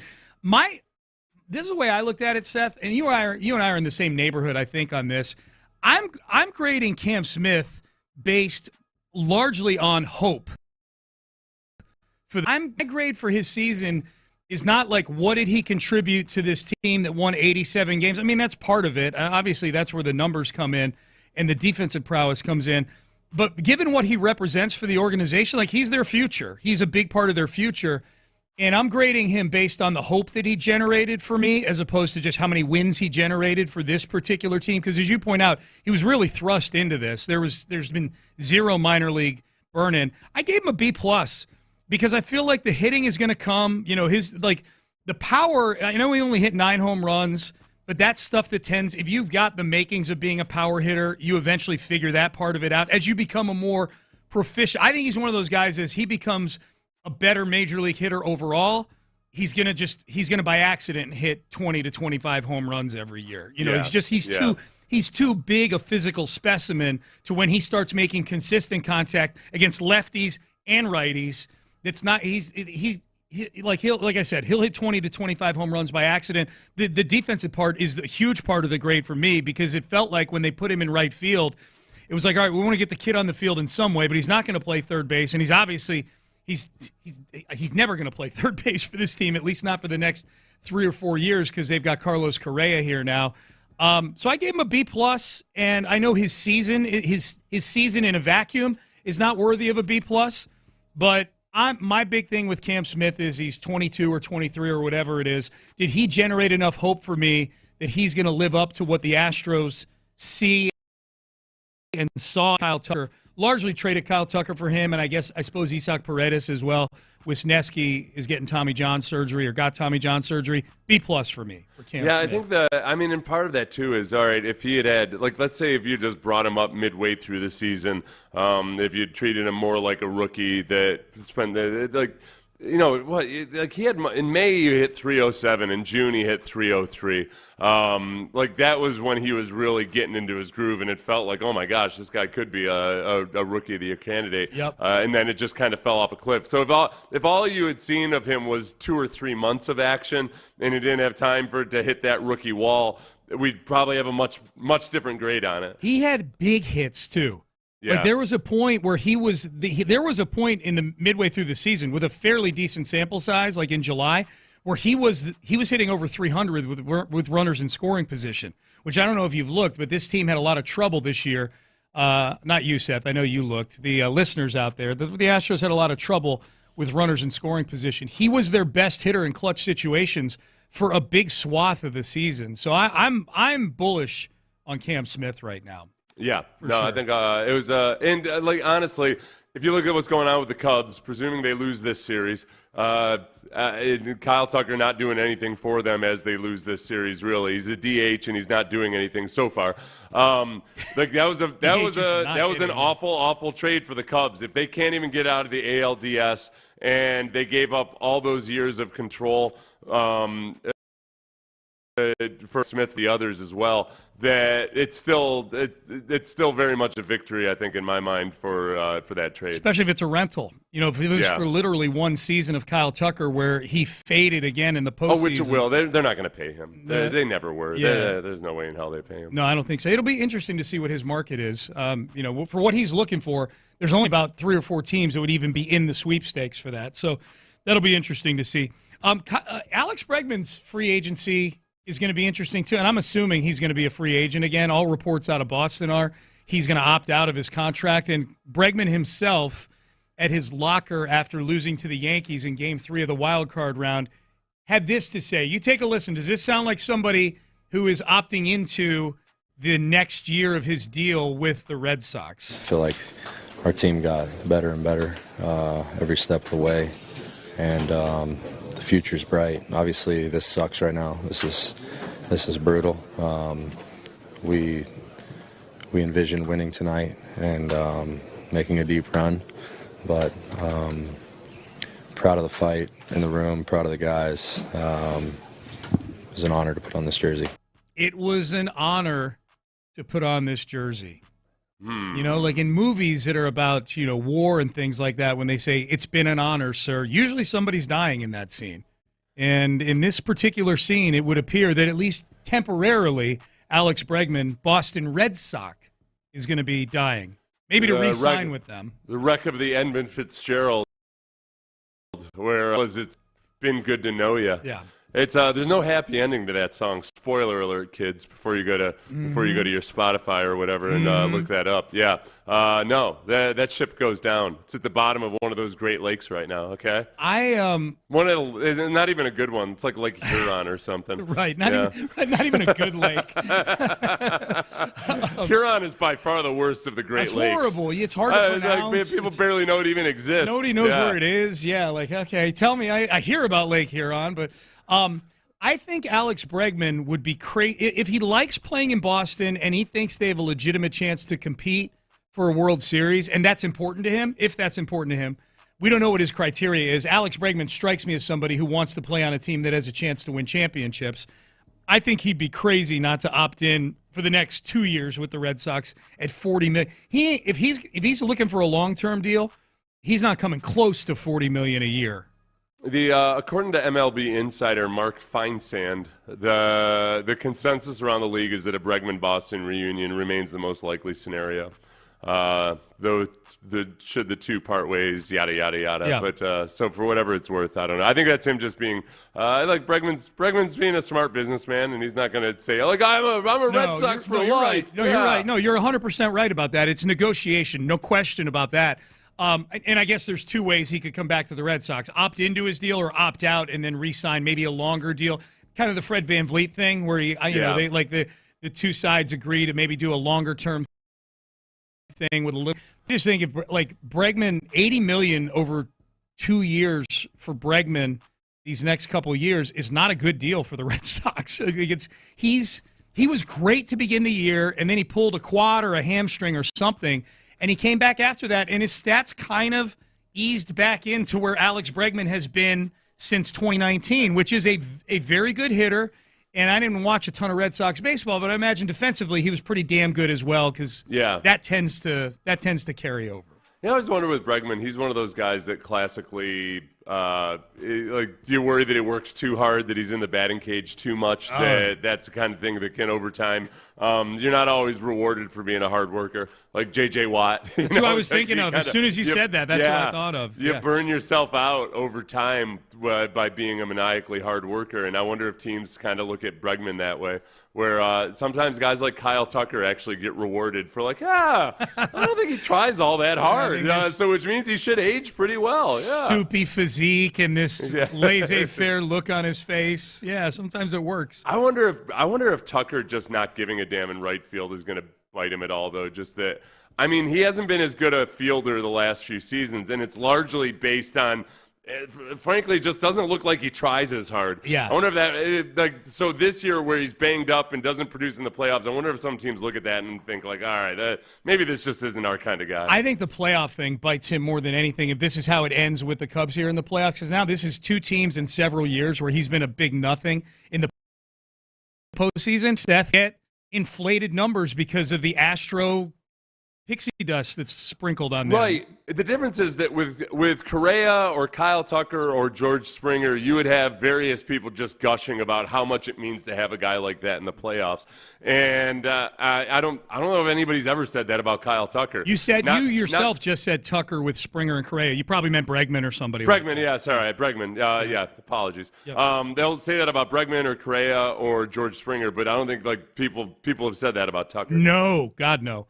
All right, Payne and Pendergast with you. Top of the hour, we will power rank the power rankings. How much have the Texans impressed the experts out there that power rank football teams? Up next, this is a question we asked last week, and in light of a big performance from a former Texan over the weekend, are we having any seller's remorse on this particular player? We'll do that coming up next. Men's Tea Clinic. Okay, a couple things here.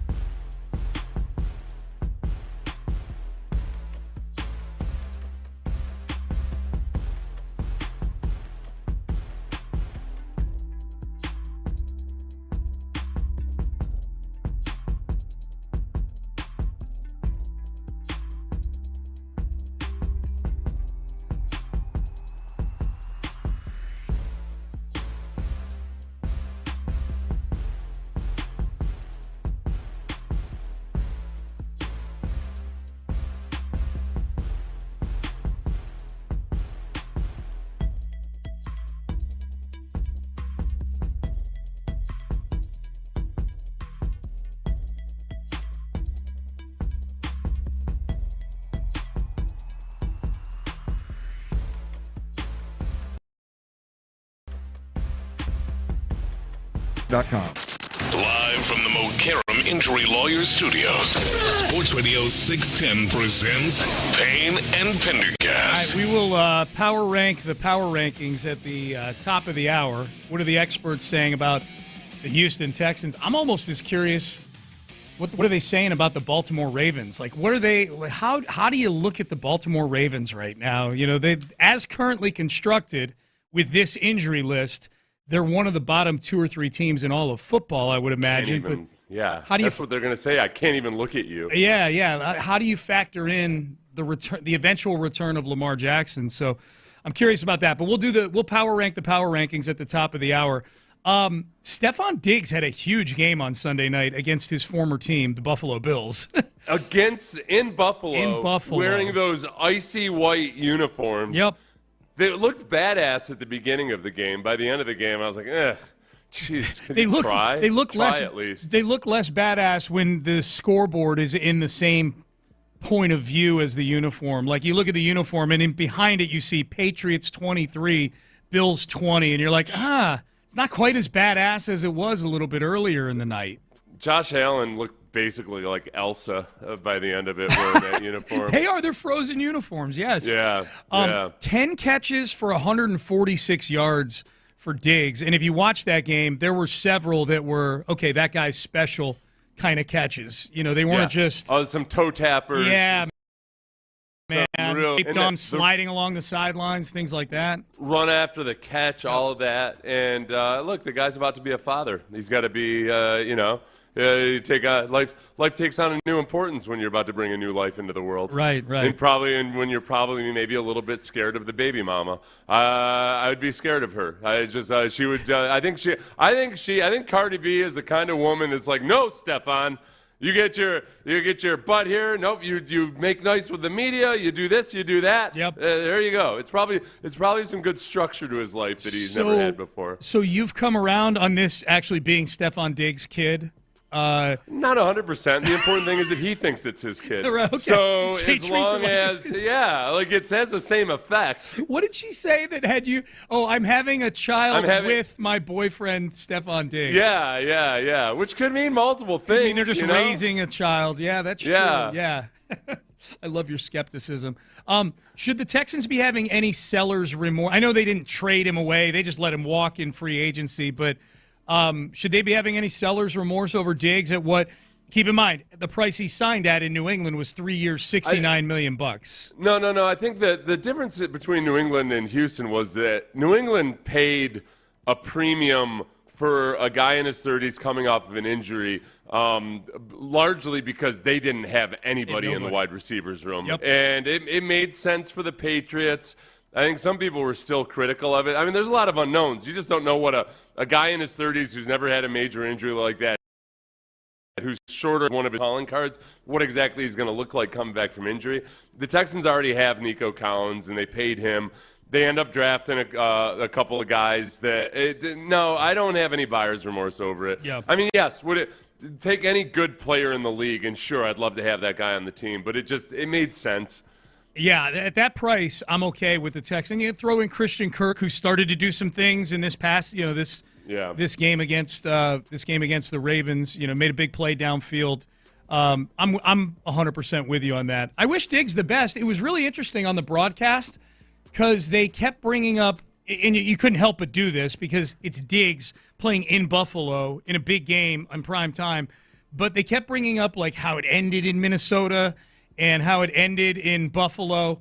And there were times during the broadcast they didn't even acknowledge that he played a season in Houston. They're a half season at least. Yeah. I mean, they did once where they said, by all accounts in Houston, he was a good soldier in Houston. Yeah, because I had heard that. And that's what they're saying about him up in New England. Despite all the offseason drama, there was a nice article a couple weeks ago about Stephon Diggs and how it's been since the season began. Mm-hmm. And it's everything that we were saying about him last year, which is, man, he's a great resource for the younger guys. Yep. He's always been a hard worker. People even in Buffalo acknowledge that he's a maniacally hard worker. That's a part of it. I just enjoyed that game, thinking that, all right, well, it's, I'm happy for him. Yeah. I'm happy for Stephon. I have nothing but fond memories and got injured last We should go through this list at some point because there's so many former Houston athletes on all three big sports, basketball, baseball, and football, that are playing somewhere else. Like, to what degree do we care how that guy does? Or if we're watching the game, do we root for that guy? Do we care how that guy does? I saw somebody tweeting about Jalen Green's role in Phoenix this year, and I'm like, Jalen Green might as well be playing in Siberia. Like, I just don't care about Jalen Green, whereas there are guys, both good and bad. Like, I care deeply about Deshaun Watson and how he played in Cleveland because I wanted him to fail miserably, you know? Pat Beverly was an interesting one because initially I was all still gung-ho, hey, yeah, Pat Beverly, but then he's getting into it, and guys are getting into subterranean warfare at the Clippers Stadium, and like there's multiple incidents with him and Rockets players. So I had a very bipolar relationship with Pat Beverly after he left. Sometimes I was like, good for you, Pat Beverly, and then there were other times where like, oh, why aren't you retired? Go back to Russia. Right. Go back to Russia. Go back to Russia. Yeah, a guy who actually did play in Russia, Pat Beverly. Couple texts here. The bye week sucks right now because the Texans play Monday night on the super late game, then a short week. That's a good point. Short week right after they get back to prepare for the 49ers. Like a super short week, like the late game on the West Coast kind of. What time are they going to get home? Because you lose time coming. They're going to get home at like 7 in the morning or something like that. Yeah, playing a night game on the West Coast. You get back at like 6 or 7 in the morning. Yeah. Typically, and then this is an extra late game. Yeah. So it's even. I've always wondered why teams don't just go ahead and stay at a hotel that night. Just get there, get a good night's sleep, and then come back the night. You can have some meetings in the hotel in the morning and then come home. But maybe they will. Yeah. Maybe they will. We should suggest that. Maybe we should suggest that to Nick tomorrow and then take credit for it if they do. I'll write that down in a notebook, and then I will lose that notebook at some point, and then you can hopefully remind me of that. I'll jot it down to remind you. Again, some Cam Smith thoughts. We just gave our letter grade to Cam Smith, Astros outfielder.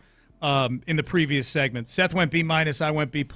Here, wait, real quick. I'm going to write it down in my red notebook. You can remind me of that. Is that the one that you don't lose? Is that the? I won't lose it. I've already got 9 different pages filled out for today, so it's a matter of will I thumb through it quickly enough. I love watching your process, man. You and all the notes in front of you. Yeah, no, dude, it's very impressive. Yeah. Very impressive. The fact that Cam Smith is a text message, I'm calling it a process.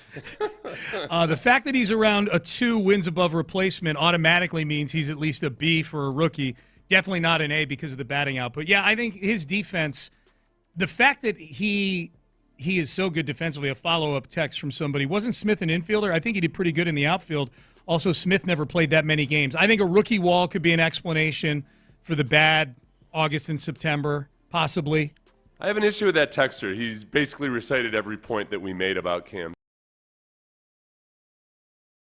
Smith. Oh, I don't know.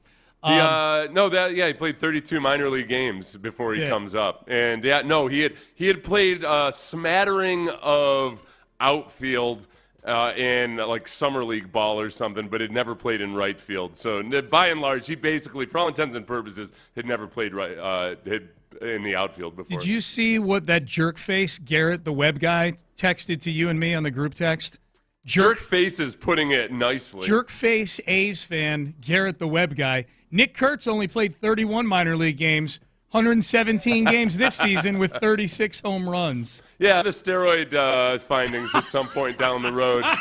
Yeah, I was like, oh gosh, yes. Oh, what a shocker! Nick Kurtz has been on the juice. I can't believe it. I can't believe it. Who would have ever thought it? Yeah. Let's power rank the power rankings, shall we? What are the experts saying now about the Texans? Are they more impressed with this win over the Ravens than they were the shutout of the Titans last week? Because they didn't move last week in the power rankings. Are they moving on up this week? We will power rank the power rankings.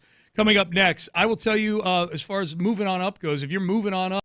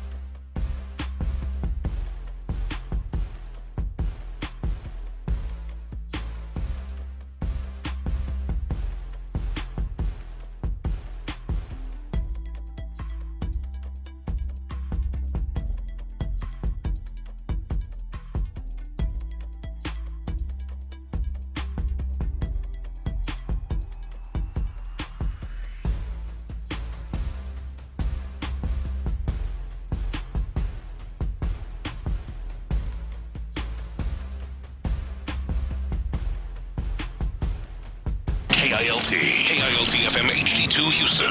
Insider access, exclusive content. Sports Radio 610. The Texans play here. An Odyssey sports station. Sports Radio 610 presents Payne and Pendergast. Payne and Pendergast, in the spirit of what we were talking about in the previous segment, and we'll get to the power ranking of the power rankings here in just a minute. Texter says, I would say George Springer has gone as far as to make me a Blue Jays fan. Yeah. We were talking, Seth and I were talking about former Houston athletes with their new teams, good or bad or just complete apathy. Springer, I would imagine Brandy is the ultimate, your wife is the ultimate Springer fan. Has it gone as far as to make her a Blue Jay fan that Springer is there? No, she'll watch Blue Jays games, but not, it's if they were in the National League, perhaps she could go there, but she can't let go of the fact that it's still a potential playoff opponent someday. Big Blue Jay fan tonight, I would imagine, like we all are here in Houston. We all care deeply about George Springer, Miles Straw, James Click, all Toronto One of Brandy's Blue Jays. biggest weaknesses, though, is her empathy, and her dad is a Yankees fan, so it's she has a hard time she doesn't enjoy the Yankees' losses as much as I do. I get it. If the Astros are playing the Yankees, she basically disowns her father for the series, refuses to see him, won't talk to him, but other than that, she has a hard time just really piling on like you and I do. Yeah, she's nicer than us. She's just a nicer, less petty person than me and you. There's very few people that are more petty than me and Seth. All right, power ranking the power rankings. What did a 44-10 win over the Ravens do for this Texans stock price out there? We take 5 power rankings that drop on Tuesday morning. In this case, this week, it's in no particular order yet. It's CBS, ESPN, The Athletic, USA Today, and SI.com. 5 power rankings, here we go, counting them down. 5th on the power ranking of the power rankings, The Athletic. The power rankings with the most eye-friendly font and deep insight is the worst one this week. Yeah. No, this is where they go from being well-written to that's a New York Times own trash. Thank you, yes. How about when they're the lowest, it's the New York Times. That's right. When it's when they've got them higher, it's the Athletic. Wasn't like this when the URL was something other than nytimes.com, I tells you. The Texans are rated 19th, up 5 big notches by the Athletic. And they kind of sum up who have they beaten this season so far. Titans and the Ravens, and they say this. C.J. Stroud has thrown 6 touchdown passes in the last 2 games, and Houston's defense looks like it's rolling. Only the Vikings' defense has been better against the pass this season based on expected points added per play. This defense will keep them in every game the rest of the year as long as the offense just doesn't put a total goose egg up there. The Texans' defense is allowing 12.1 points per game, and that's good. Through a third of the season especially, that's really, really good. The best defense ever was the Baltimore Ravens in 2000 with, I believe, 10.7 points per game. Yeah, it was 10-something, yeah. You know the second best scoring defense ever is? Who? Or actually I think third best scoring defense, but only second best in the season that they did it, the 2000 Tennessee Titans. Oh, so you had two elite historical defenses in the same season. Yeah, and they ended up, I think that was like 11.8 points per game, so the Texans are scraping up against that. It's waiting about that. That's you got other eggs to fry before you get to that. But that's how stingy the Texans defense has been so far. If they keep this up, though, I mean, Seattle is no joke offensively. Clint Kubiak, I believe, is their OC there. You got Kyle Shanahan the following week. You got Sean Payton the week after that. Like if they keep this thing in that 10-17 range against these next 3 opponents.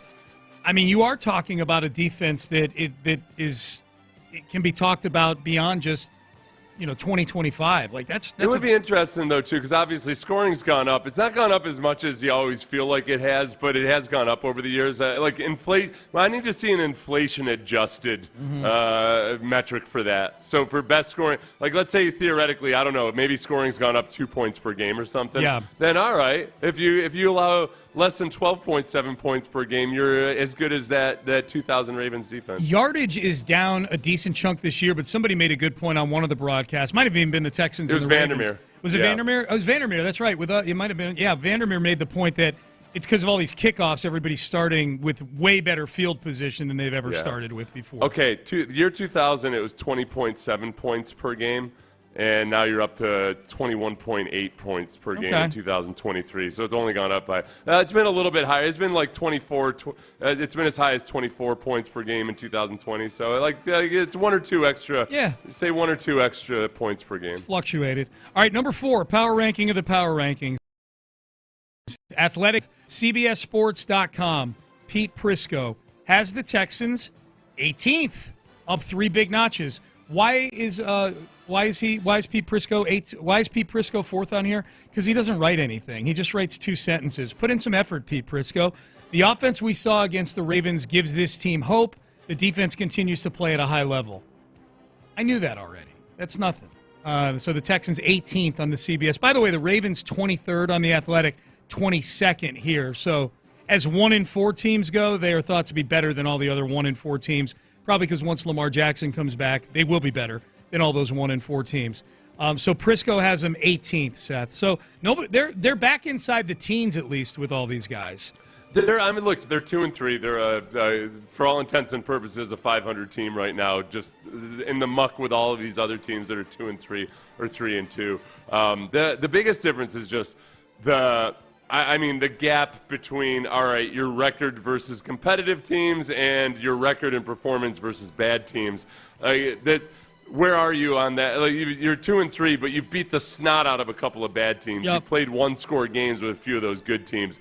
The amount of improvement that can happen during a season, I think, is sometimes underestimated, but especially on the offensive side of the ball. If you had simple competence offensively in those first couple games that to go along with the defensive dominance, you could be in a hell of a spot right now. And I think they are still getting more competent. I'm looking to see how much people are believing in the Jags. Let's move on to number 3 on the power ranking of the power rankings. ESPN.com has them 18th as well in their power rankings. That would be up 4 from last week. Here's what they say. Here's the category for ESPN.com. Fantasy surprise. And the fantasy surprise is on the strength of one really good game, Woody Marks. Marks entered training camp as the 5th running back. This is DJ Bieneme typing this blurb. On the depth chart, it was fair to suggest that Mixon, Chubb, Pierce, Ogunbowale were ahead in mid-July, but Mixon landed on the non-football injury list. Pierce missed half of camp because of a leg injury. It was clear Marks would have a bigger role this season. In their Week 4 win over the Titans, he broke out with 27.9 fantasy points, 119 scrimmage yards, 2 touchdowns. The rookie 4th-rounder is continuing to carve out a noticeable role on the roster. D'Amico, it was interesting hearing him talk about the running back rotation yesterday. Maybe we'll find that between now and the end of the show. But he kind of intimated, Seth, that the running back rotation is going to be sort of a hot hand situation. You know, which guy's having the better day, which guy's running style fits best, that kind of thing. Well, he said that was part of it, I think. Yeah. It wasn't. There were multiple factors that went into it, and that was one of the things. And then also just if a guy, depending on who's tired or who's not during a game, if a guy's has a long run or whatever, then you're going to use the other guy. I think right now, you can look at him and say in any given game, if those guys are getting equal carries, that's a good thing. Mm-hmm. That Nick Chubb, what we said about him during training camp was true. That it just didn't look like he had the same explosiveness that he had when he was at his peak. I thought he looked more explosive in that game on that touchdown run than he looked during training camp. Oh, yeah. So, during that run during training camp, I think might have been a surprise to me. Over these last couple weeks, I think I've seen smatterings of that burst. So that's a guy that could theoretically continue to gain back some explosiveness as the season goes along. So that's something to be cautiously excited about. Jags 12 in the ESPN rankings, Colts 5. This is not your older brother's AFC South, man. It's the Jags and the Colts, at least early on here, are getting some pretty decent respect for their 4-1 records. All right, we keep moving. Number 2, power ranking of the power rankings, SI.com. Connor Orr also has the Texans 18th. Why is he ranked ahead of ESPN and CBSSports.com?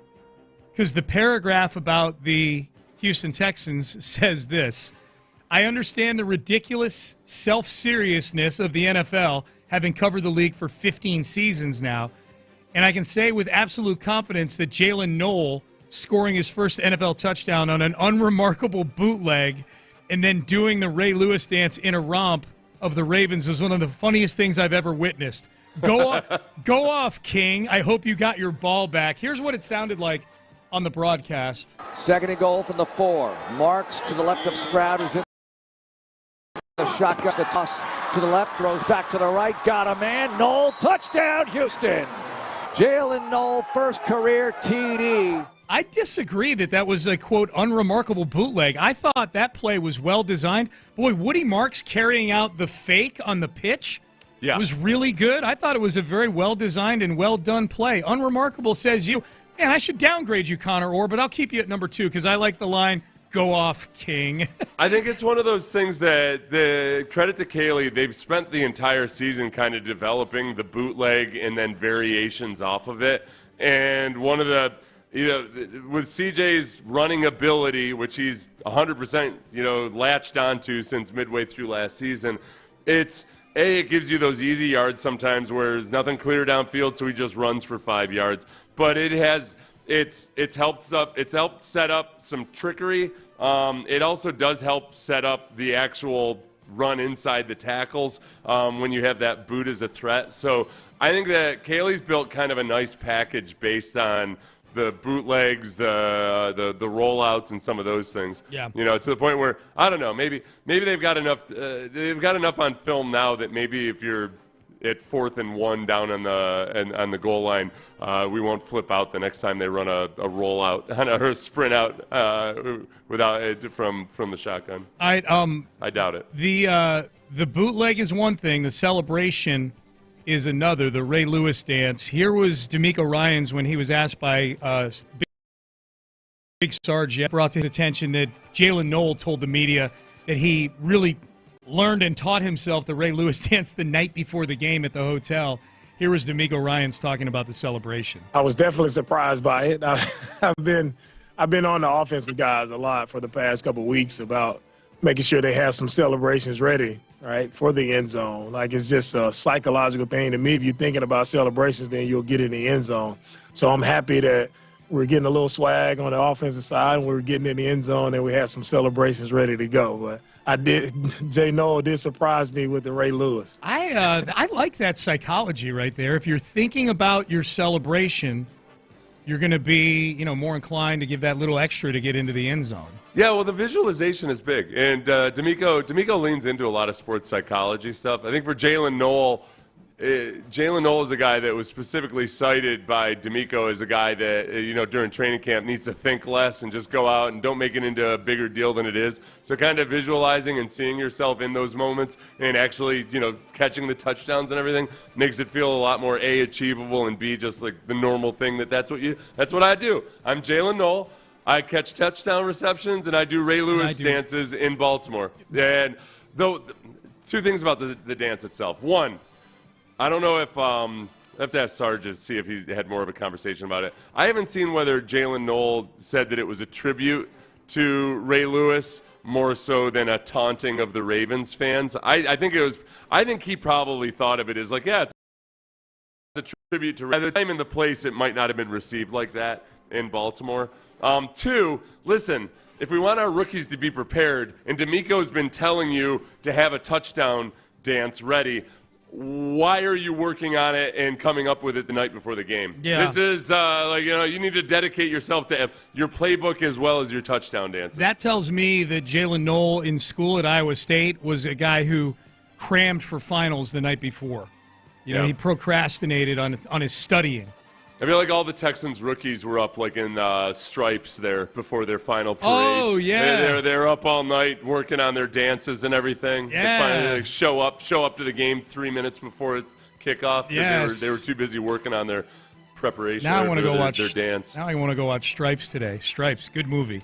All right, number 1, Power Rank. Good first half of a movie. Yeah, you're absolutely right. That was, why did they have to go overseas in that urban assault become vehicle. a completely different movie. Yeah, it was like two movies. It was our generation's Huckleberry Finn. Yeah. It was kind of like it's an incredible first half, and then you're like, oh, I don't know what the hell are we doing. Wedding Crashers, also a movie like that. Like the first 45 minutes of Wedding Crashers, as we power rank the movies that are good in one spot, and the first 45 minutes is some of the funniest cinema ever, and then it's like, okay, why did this stop being funny? Why isn't this funny anymore?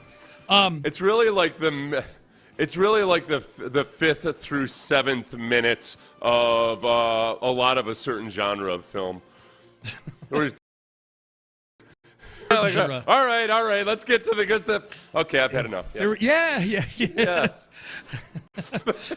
Certain oh genre. my God, this is so boring. Oh, this dialogue is so trash. All right, now we've got something. Yes. I'm done. Yeah. I'm done. Not here for the storylines. Number one, power ranking of the power rankings. USA Today, 17th. They have the Texans up 4 big notches. They say this: they've won their past 2 games by an aggregate score of 70-10, but a Week 6 bye could blunt their momentum and cost them to surrender more ground to the Colts and the Jags, who are already 2 games clear of the reigning AFC South champs. Look, it's Week 5, and it's not ideal to be behind by 2 games to 2 teams, let alone 1 team at this point. I'm not freaking out about it right now. Like I'm just happy they're out of this 0-3 thing they were in a couple of weeks ago. I need to find out exactly how other than that it's psychologically easy to say, oh yeah, boy, it might hurt their momentum. Like football from week to week isn't a momentum sport that same way.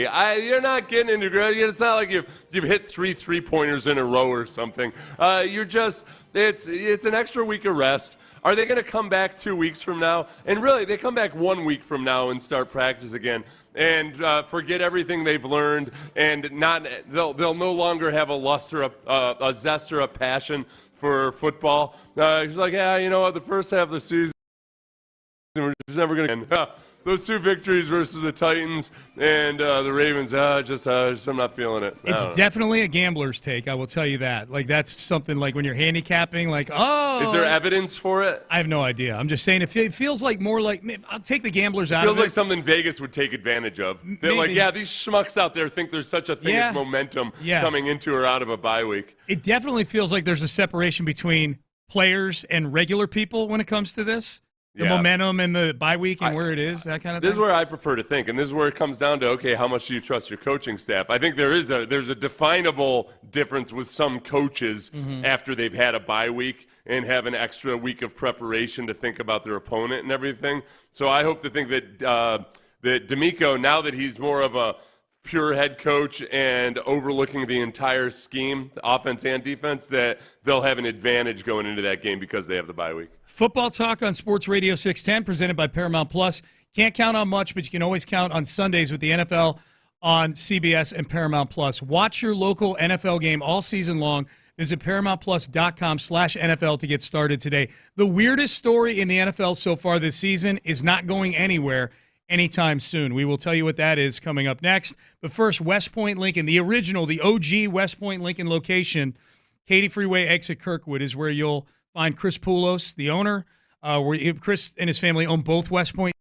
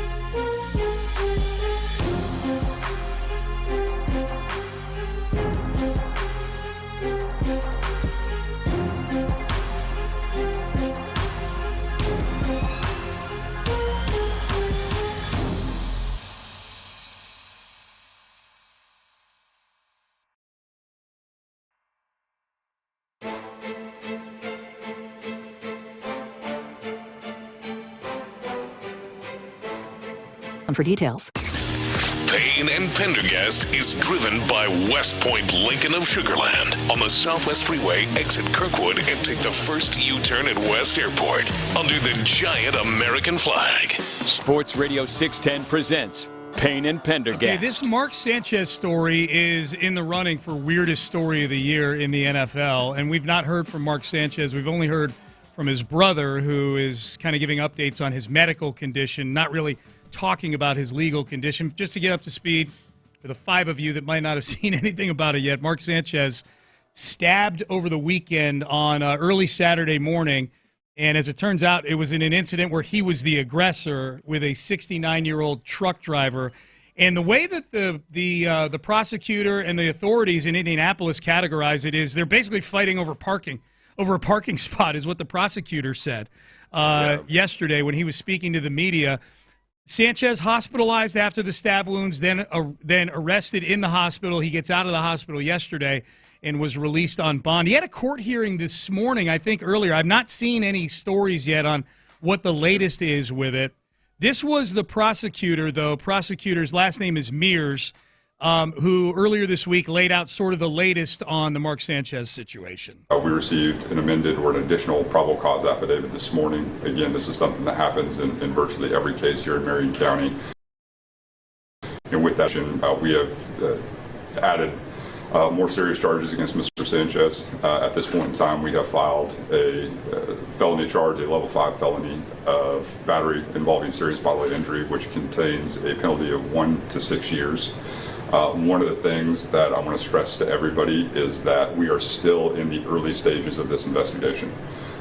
Chief and his team have a number of search warrants that are still outstanding. They're still tracking down additional information.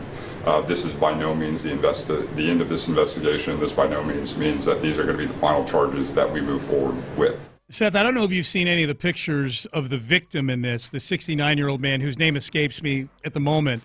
But there are pictures of him in a hospital bed, shirtless, with one of those halo things attached to his skull. You know, it's with scrapes on his face, like it's. And he was, and to be clear too, it was like they described it as a fight over a parking spot. The reason the 69-year-old was there was he was picking up grease from the restaurant. He had a truck that picks up the used grease from restaurants. So he was working at 12:30 a.m. Yep. Mark Sanchez was, I don't think he was working or out doing research for the game or anything.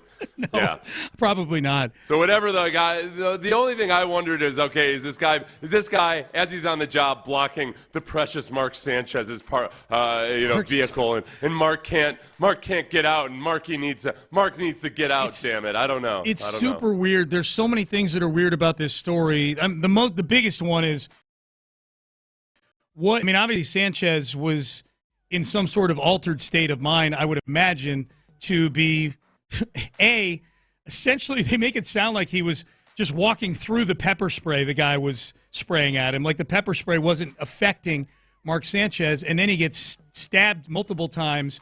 There is video of Mark Sanchez walking into some building after having been stabbed, kind of holding the stab wounds.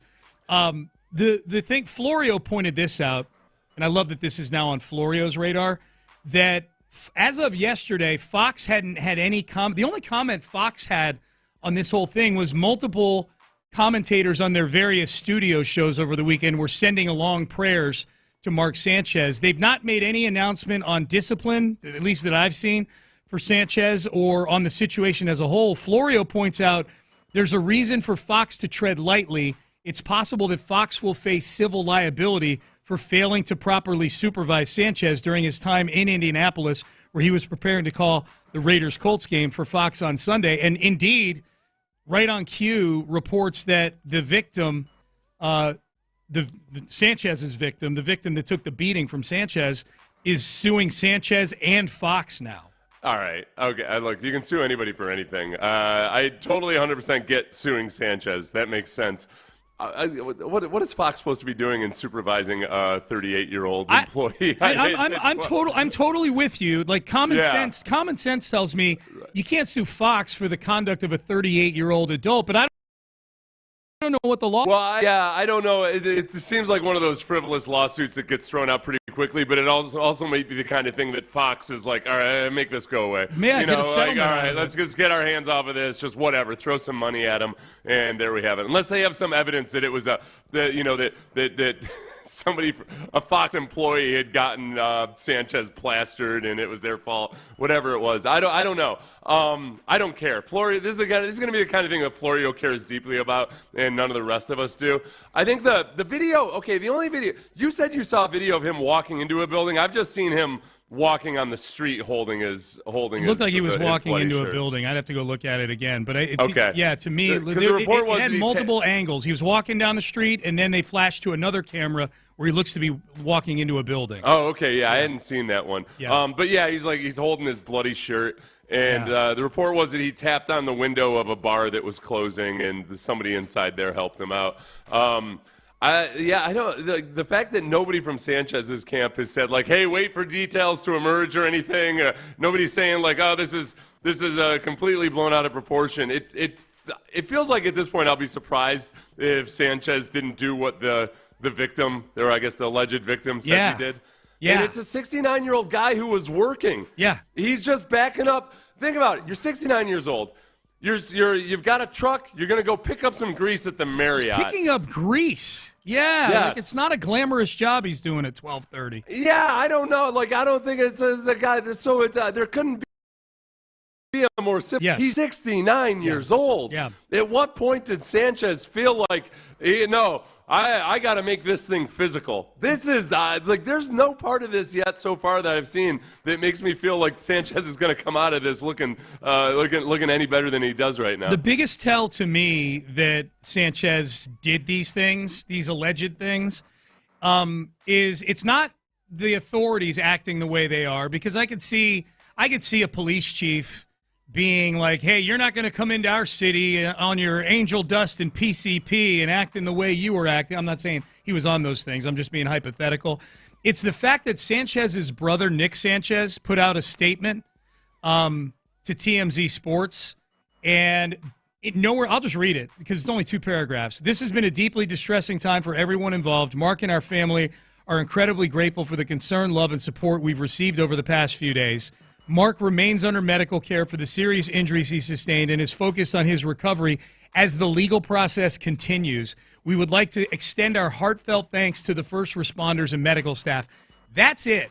If Sanchez were somehow the victim in this, if indeed, and he got stabbed, but clearly everybody thinks it's in self-defense. If he were somehow the victim in this, Seth, and got stabbed and he's being wronged, you would think in the statement coming from the family that there would be at least a sentence about how we, especially because now it's been upgraded to a damn felony, that we would be, there'd be a sentence in there saying, we need to get our side of the story out. You're only getting half the story. That sort of thing. Boy, it looks like he got stabbed right in the liver. Which I'm guessing was working overtime. Oh, are you able to already tell? Like that the video I've seen is really grainy. It looks like there's a splotch like to the right of center on his torso. That's how I read it. I don't know. I might be wrong or not. I don't know. It's grainy, but it looks like, unless that's sweat or something. I mean, he got stabbed 3 times. Mm-hmm. I'm guessing that's where he got stabbed. Yep. Payne and Pendergast with you. We've had multiple texters, and I checked, and there's like a half dozen of them saying that Full Metal Jacket is also a movie that is a tale of 2 halves. A first half that's excellent and a second half that's really bad. I've only seen Full Metal Jacket once. Oh, there's a scene at the end where, spoiler alert, this old lady is dying and she begs Mark Sanchez to stab her to death.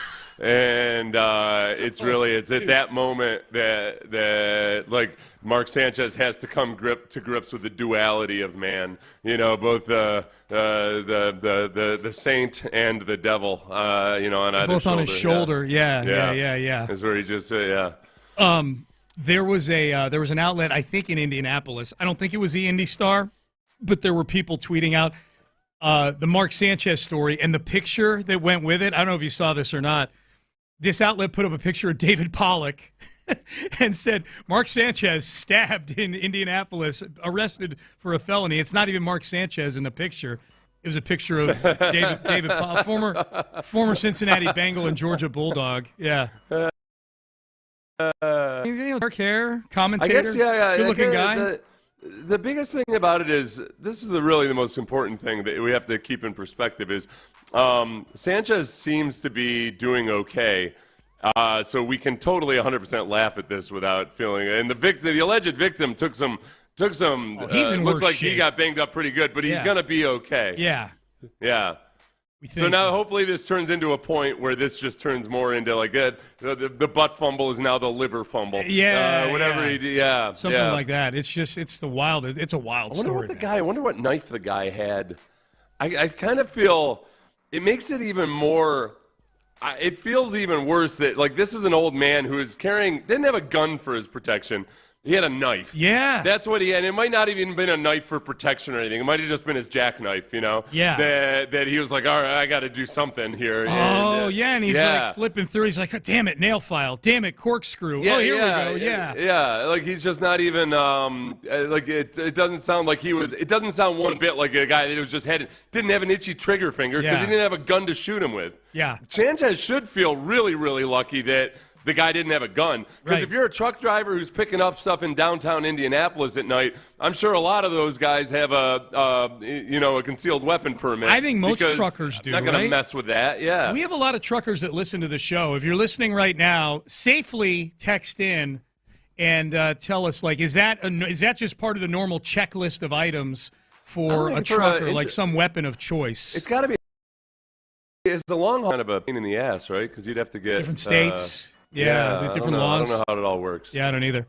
Text in, truckers. Get us up to speed. My guns stay locked in a safe that probably has the fingerprint combo thing. Is the battery has long run out. That's where your gun is. Yeah, I don't know.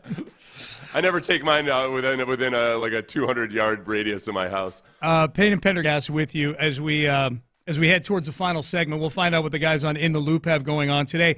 Biggest question marks for the Texans headed into the bye week, and we'll hear from D'Amico Ryans on one of those. We'll do that coming up next. But from truckers over to people that drive tractors, and I don't think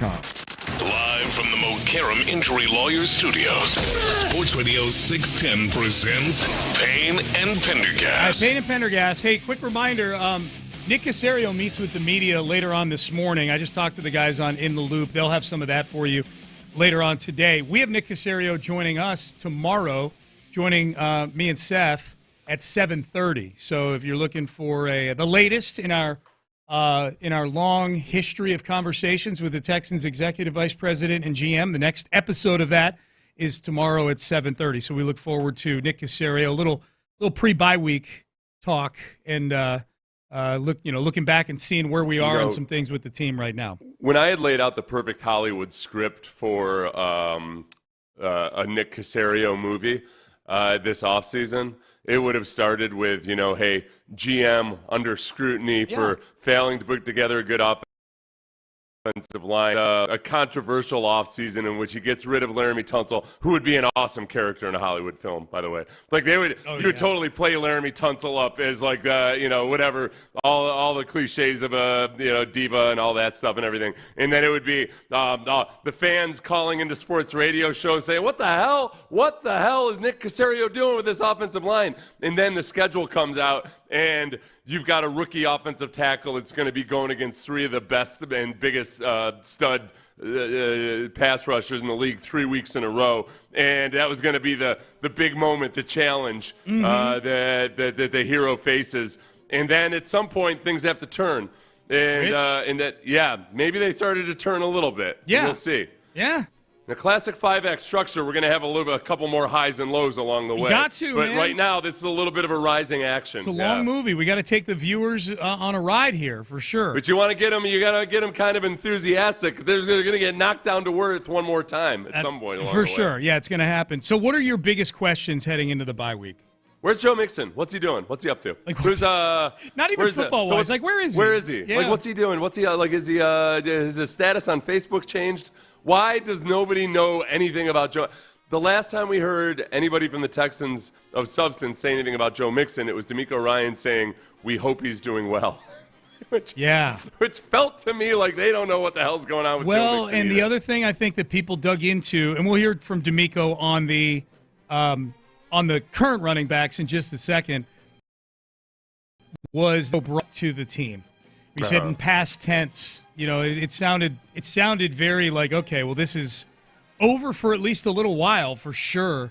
I just think the fact that he's not around the team is a telltale sign that we ain't seeing him this year, and I don't know if we see him again as a Houston Texan or an NFL football player. I have no idea at this point. Yeah. As far as the offensive line stuff goes, that's one of those things where there's nothing I really need to hear from Cacerio that we haven't talked to him about already or that he's talked about already.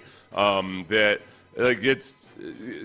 kind of a philosophy that, and I agree with this philosophy, that you can have a good offensive line without having superstars on your offensive line. It's just a matter of how well do they play as a unit. And the first couple games, it wasn't looking so hot. I think they've made steady improvement along the way. I think Ariante Ursary has made improvement along the way. And I do think that there's still a potential for both. Titus Howard has been playing really well. You're getting the best out of Ed Ingram. But then I think Ariante Ursary has a chance to be a bona fide, genuinely really good offensive tackle in the NFL. It's just a matter of how soon or how long does it take. I want to ask him, especially if the assembled media today don't ask him, about Titus Howard. Titus Howard is an interesting one to me because as they're dismantling last year's offensive line and trading Laramie and trading Kenyon Green and cutting Shaq Mason, Titus is the guy they kept around. And D'Amico mentioned Titus unprompted yesterday in his answer about the offensive line. He was asked about the offensive line in general. Name that D'Amico brought up yesterday, and people have talked about how he's embrace more of a leadership role with the team. I know I did an interview with him at training camp in West Virginia where he himself unprompted talked about wanting to be more of a leader. And just forget about the leadership part for a second. He's been very solid as a player for the Texans this year. So I'm curious what Nick thinks about Titus Howard in the year that he's had. And not that Nick is going to disclose anything about this, but the fact of the matter is Titus Howard's one of the highest paid players on the team. He's got a contract that'll be coming up before we know it. And they got a lot of guys they need to pay on this team, and where do they see Titus Howard. And, where did they see Titus Howard when they drafted Blake Fisher, a couple of years ago? You had Laramie, you had Titus, both on big deals. I would imagine when they drafted Blake Fisher, they envisioned Blake Fisher taking one of those two jobs, either Laramie's or Titus, and Blake Fisher has not played well. So I'll be curious what Nick thinks about Titus as long as we're talking about the offensive line.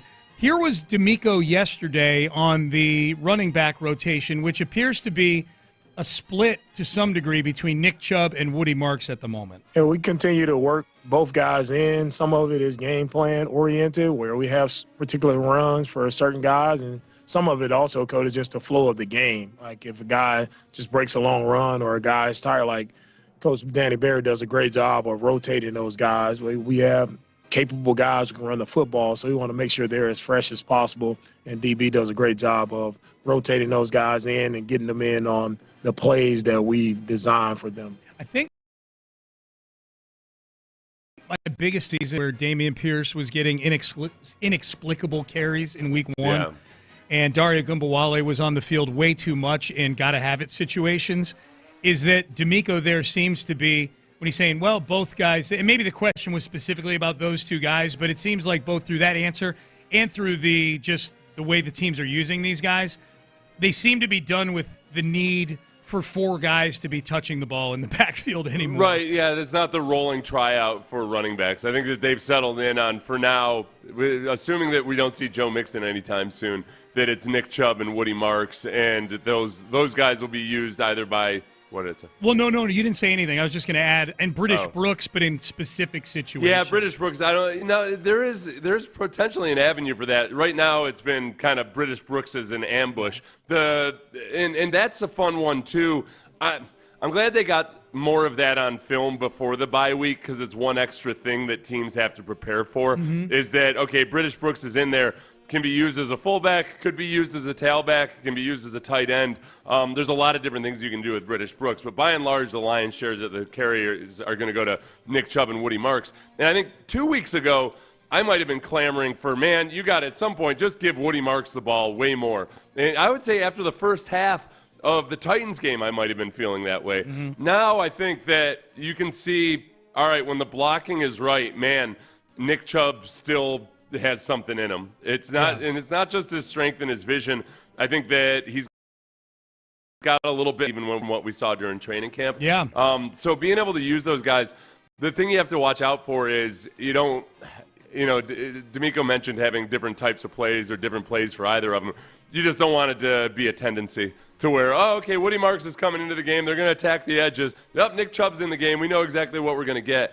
And that's on Kaylee to kind of mix those things up and prevent there from being tendencies with it. Couple things. Joe Mixon, I'm told, Seth, did repost the Texans story from the win over the Baltimore Ravens.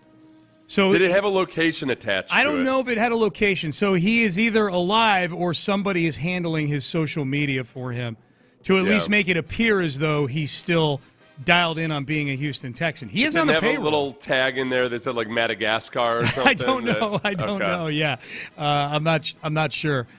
Text message, guys. Are we worried about the AFC South? I am not. No, I think it's doing fine. Yeah. It seems to be as healthy as it's been in years. Okay. What would I be worried about? It was on life support forever, and now all of a sudden it's relevant. Let me add a couple words. Are we worried about the Texans winning the AFC South? Well, that's a whole different scenario. Yeah, I thought you'd be an idiot if you weren't right now. They're third in the division, and it looks like the Colts and the Jaguars are bona fide competitive teams. That's the thing. Where exactly do they? I'm not buying into all of the Colts hoopla right now, because a lot of the Colts hoopla is fueled by victories over awful teams. Yeah. The same day, people are saying, well, it doesn't mean anything, and the Texans beat the Titans. Yeah, that's one of the teams that's one of the teams that the Colts steamrolled. Yep, that's right. You can get the Texans at 7.5 to 1 right now to win the division. Would you put a sawbuck down on that? 7.5 to 1 to win the AFC South? Sure. Okay. I don't know. Is that good? Is that bad? I don't know. Yeah. Yeah. I would. Why not? 7.5 to 1? No, I think the defense alone makes me feel really confident that they're going to be in the conversation. Yeah. I don't look. We've seen this. Like Trevor Lawrence is having really statistically one of his worst seasons so far. He's got a better team and a better head coach around him. We've seen Trevor Lawrence get a little bit of a boost before for a little bit with a new head coach. Doug Peterson had him looking like a future All-Pro. But then after a while, once you get a book on exactly what they're doing with Trevor Lawrence, he starts to get predictable because he can only do so many things. So if I had to power rank it right now in terms of, a two-team power ranking, for me the Colts are a much greater threat than the Jaguars are because I think they're a more complete offense. I agree. I think they're a more complete offense. I think, and I'm not that I am a Daniel Jones believer, but I'm a bigger believer in Daniel Jones being coached by Shane Steichen than I am Trevor Lawrence being coached by anybody. I'm just not I watched that game last night, and I know you can look at the box score and completion percentage was to play down the field on the final drive. But look, drove them to the game-winning touchdown. So I just watched that game and I go, man, it was like a 40-yard drive. I mean, he is so. Yeah, they started with the ball at the 40 because the kicker Butker kicked it out of bounds. So it wasn't a super long field. Trevor Lawrence looks like a guy to me. Like if you just keep him in the pocket and you shut down whatever his first read is, he is very stoppable. Very stoppable. The Chiefs just let him leak out of the pocket and use his legs way too many times last night. I did enjoy seeing the Chiefs lose. Mm-hmm. So there was that, especially with just a horrendously stupid interception by Pat Mahomes. Yeah. Just one of the dumbest interceptions ever thrown. Yep. He got flummoxed by a defensive tackle dropping into coverage. It confused him apparently. Yeah. And yet. So I enjoyed watching them lose. I also enjoyed seeing Travis Hunter do some more kind of Travis Hunter type things. Oh yeah. The Jaguars will do in Travis Hunter eventually, and he'll end up somewhere else. But I like the idea of Travis Hunter just because he does seem like he does everything the right way. He seems like a great kid and all of that. So I'd like to see Travis Hunter become a very intriguing player, but just also watch the Jaguars mishandle how they use him. He had two plays in there where you go, okay, this is why you can see why they traded up to go get him.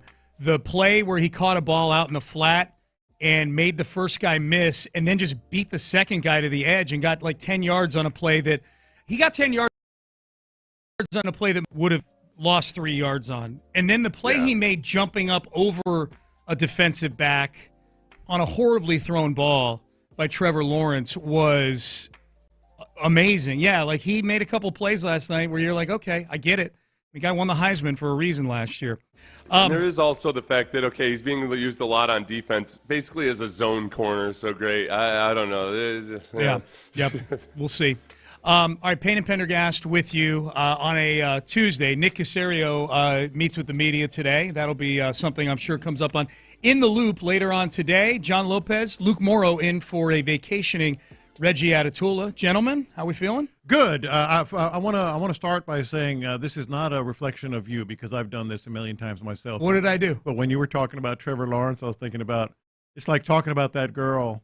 Yeah, she's beautiful. Of course, she's Harvard educated. Yes, she's got a great personality and comes from a great family, but there's just something about her I don't like. A little bit, yeah. Well, I mean, you're right. He's got all the tools. He's got all the tools. Because I feel the same way. Yeah, I just watched that game, and I'm like, I don't think he's a good quarterback. Yeah. I know he made a few plays last night. I just don't think he's very good. Yeah, that's exactly who he is. Beautiful long blonde hair. I think that's giving him too much credit because it's like, okay, because he's not like not to bring it down to this depth, but it's not like he's if you had to power rank quarterbacks by the looks in the league, I would say he's probably in the bottom quartile. He's got an odd Chloe Savini. Or somebody said, yeah. Yeah. So there's that, but then also just, I mean, he's got 6 touchdowns and 5 interceptions this year. Sure. He's completing 60% of his passes. He's the same guy he's always been, except for like a few spurts here and there. I don't think, he hasn't looked like, other than the year where they freakishly had that run at the end of the season, he really hasn't ever looked like anything to get excited about. Nope. Mm-hmm. That's why I was going to be even more negative and say it was almost like the abusive partner, where every once in a while there's like that sprinkle that keeps you coming back. That's what it is. And that's Trevor Lawrence. I think it's more negative than positive, but then every once in a while, like that throw to Brian Thomas on the final drive last night, and you're like, this is one. He did tell me he loved me. Even that, even that throw, I'm like, I bet he was like 50% sure where that thing was going when he let it go. And the defensive back messed that up too. Like the defensive back mistimed his jump and should have. I think it was Watson. Should have knocked it away, and then it lands in Brian Thomas's hands. Like that, like half the plays he's making that are going to win. That the play that won the game, he fell down and got up and went. Well, that one wasn't his fault. Got in the end zone. No, but it just. But the optics of it, I'm like, if I had to pick a quarterback who would wind up on the ground, it would be Trevor Lawrence. I mean, credit him. Because he talked in the interview after the game about his first inclination when he got up was to just throw it away because they had no timeouts. The clock was running. I'm like, okay, that's pretty good self-awareness. But then he said he looked up, and there's nothing between him and the end zone. And, boy, Chris Jones on that play. Chris Jones was not between bad him and look. the end zone. I mean, that's been a topic on all the debate shows this morning is, how you feeling about Chris Jones. Like, that Chris Jones is a competitor. Look how unhappy he is about this loss. No. Like, he's probably unhappy because they're like, crap, they caught me on film loafing. You know what? During training camp and actually during the season this year, there's been all kinds of footage of him like berating his teammates too, where Chiefs fans will say, "Yeah, that's what a leader is like," and I'm watching and I know how Chris Jones operates. I'm like, no, that's a dude who's a pain in the ass. Like the least hardworking guy on your team who's the highest paid and who's pointing out everybody else's issues. That guy sucks. Crosstalk is brought to you by D&M Auto Leasing. You're listening to KLT AM, KLT FM HD2, Houston and Odyssey Sports Station. What's the question of the day, boys? What makes you feel like you're being used or manipulated? Are you familiar with LeBron Decision 2? I've seen the social media posts about it, and I've seen the retweets of it of people going, "Oh no, not this," and I'm like, "What am I missing here? What is this?" They want you to believe that he's going to announce his retirement. This is the final season or whatever. But a lot of people are speculating today. Who's they? The internet. Okay. I mean, well, LeBron tweeted it. Yeah. And talked about the Decision 2 and all this other stuff. Okay. And because it's the exact same shirt style even as when he made the original Decision. I saw that. Same setup. I guess the inclination is that he's going to announce this is his final go. Okay. Is he at least even like making a joke about, is this kind of meta where he realizes how unself-aware he was the first time he did it? Maybe. And is he I don't know. Is he kind of leaning into that? Like, hey, let's make another. Is he at least acknowledging how dumb the first decision was? Well, a lot of people are not the decision itself, but the TV show. Right. But a lot of people are speculating, today is Amazon Prime Day, and he's one of Amazon's big, so it's gonna you're going to be used. Basically. So we're being They're being toying sold with to. us. They're toying with us, and so it made me think about I would say every time Sean reads a text off the text line where he knows that he's just trying to get a rise out of it. I'm actually not trying to. I go along with it. I just if I feel like they're good topics, I read them. What about going out with a girl as a friend? Yeah, no, dude.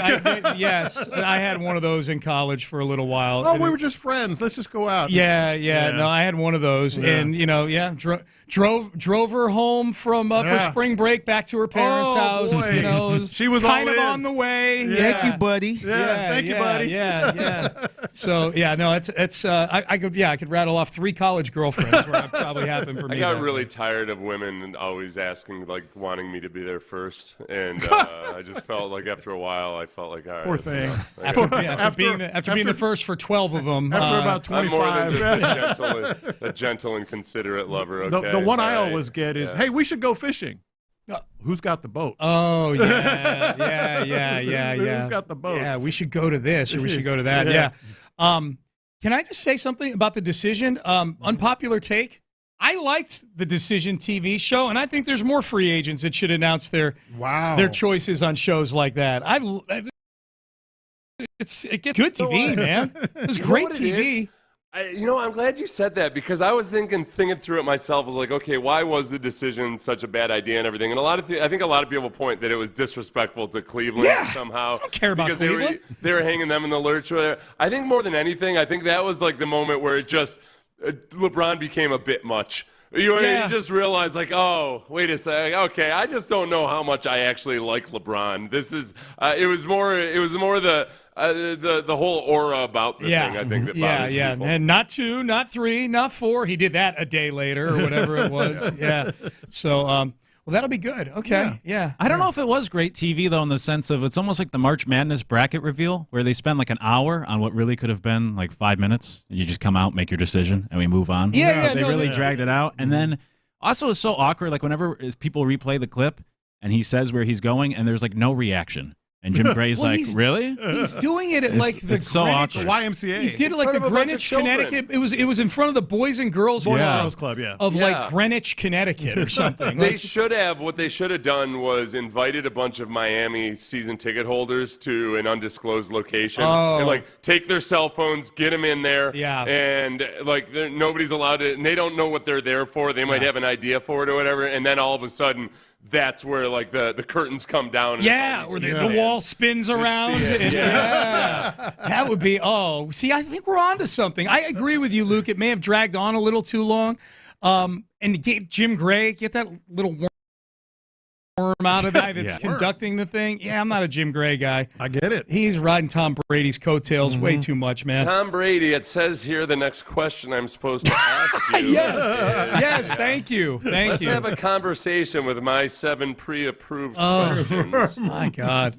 All right, any one of those old media members, they can all go die. I'm just tired of the whole lot of them. They're big egos. Anybody who ever worked at ESPN pre 2010, I hate all of them.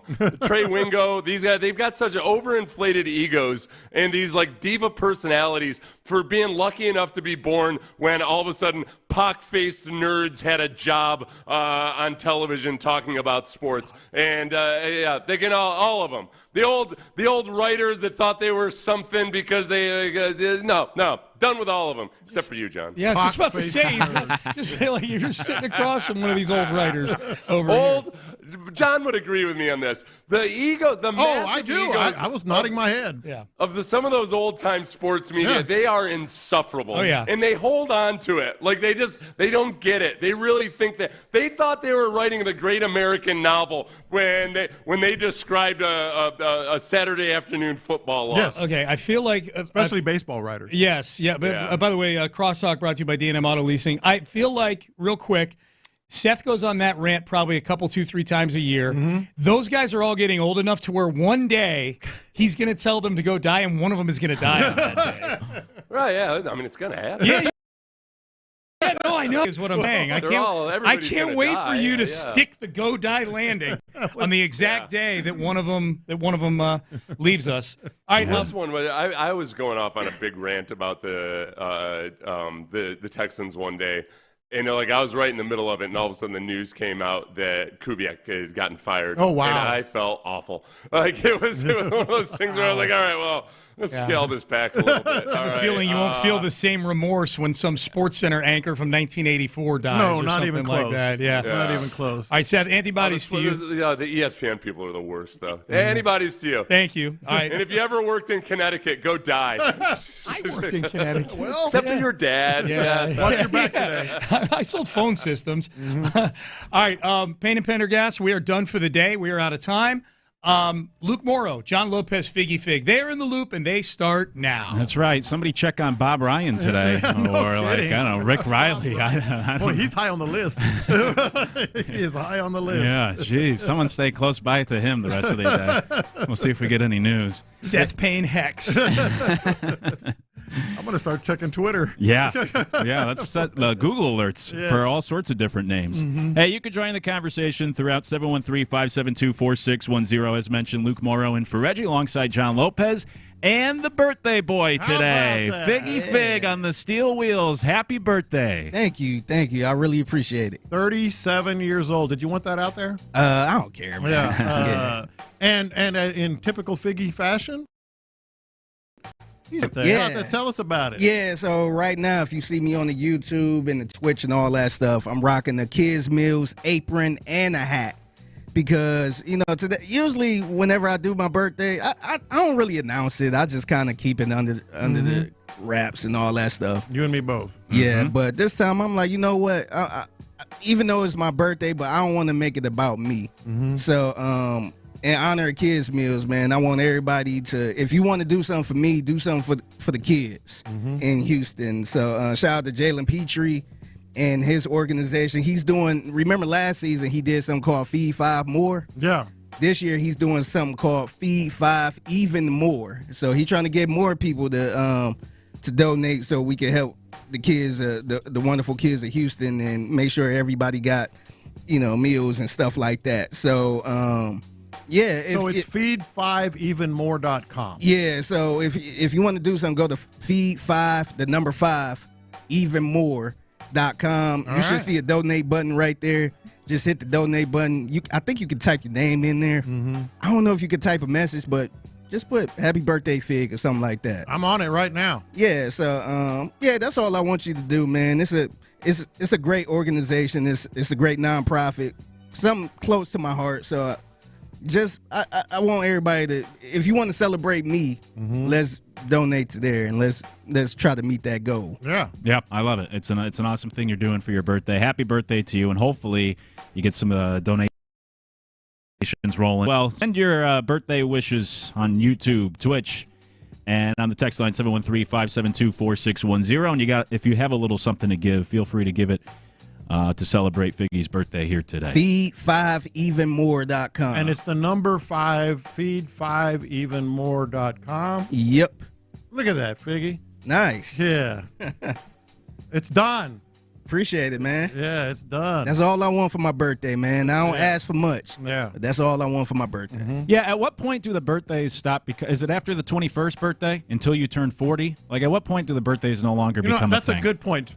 21 you look forward to and you announce and you're all about it. That was it for me. Right? Because even before 21, when I was a kid, I was never real big.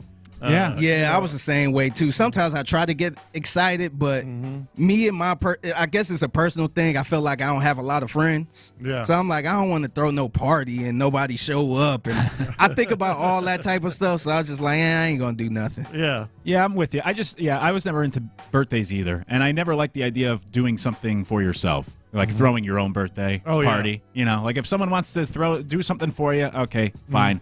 But otherwise, it's just another day. It's like the ego on this guy. Yeah, right, exactly. It's like the ego on this guy. Come on. Hey, come to my house, and I'm throwing a party for me. Yeah, celebrate me for doing something everyone else does every year. I'm going to make a surprise birthday party. Yeah, so I want everybody to be there, and I'm going to walk in surprised. Yeah, there you go, Figgy. Done. Mine's done. Thank you, man. Appreciate this a lot. Feed5.com. It's real easy. It took me, we were literally talking and I did it. So there you go. Perfect. Yeah, and the texts are rolling in as well, wishing you happy birthday. So happy birthday to Fig. We'll celebrate over the next 4 hours here by talking all sorts of different Houston sports, including the Texans. But let's start with last night with Monday Night Football and how it relates to the Texans, because I saw a lot of Texans fans online, at least, were split on Monday Night Football on what they wanted the outcome to be, who they should root for. Do you want the Jags to win? Do you want the Chiefs to win? Well, the game played out. The Jaguars somehow pulled out a victory. And so now I asked this morning, does last night's result make you feel better as a Texans fan or worse? Because the Chiefs now are back under 500, but the Jaguars just beat Patrick Mahomes. First time they've beaten the Chiefs in 17 years. They win on Monday Night Football. Now they're up there at the Colts ahead of the Texans. So, John, I ask you, should Texans fans feel better or worse this morning that one of the premier teams in the AFC certainly seems weakened? However, that AFC South's looking pretty good right now. Look at it. What a great question, because I think you can make a compelling argument either way. And I'm not waffling. I feel, if I had to pick one, but it's close, I feel worse. But I'm going to make the argument the other way, too, and I'm curious what you think. Because I feel worse, if nothing else, just for sheer mathematics. Just math. Yeah. They're both 4-1 now, the Colts and the Jaguars.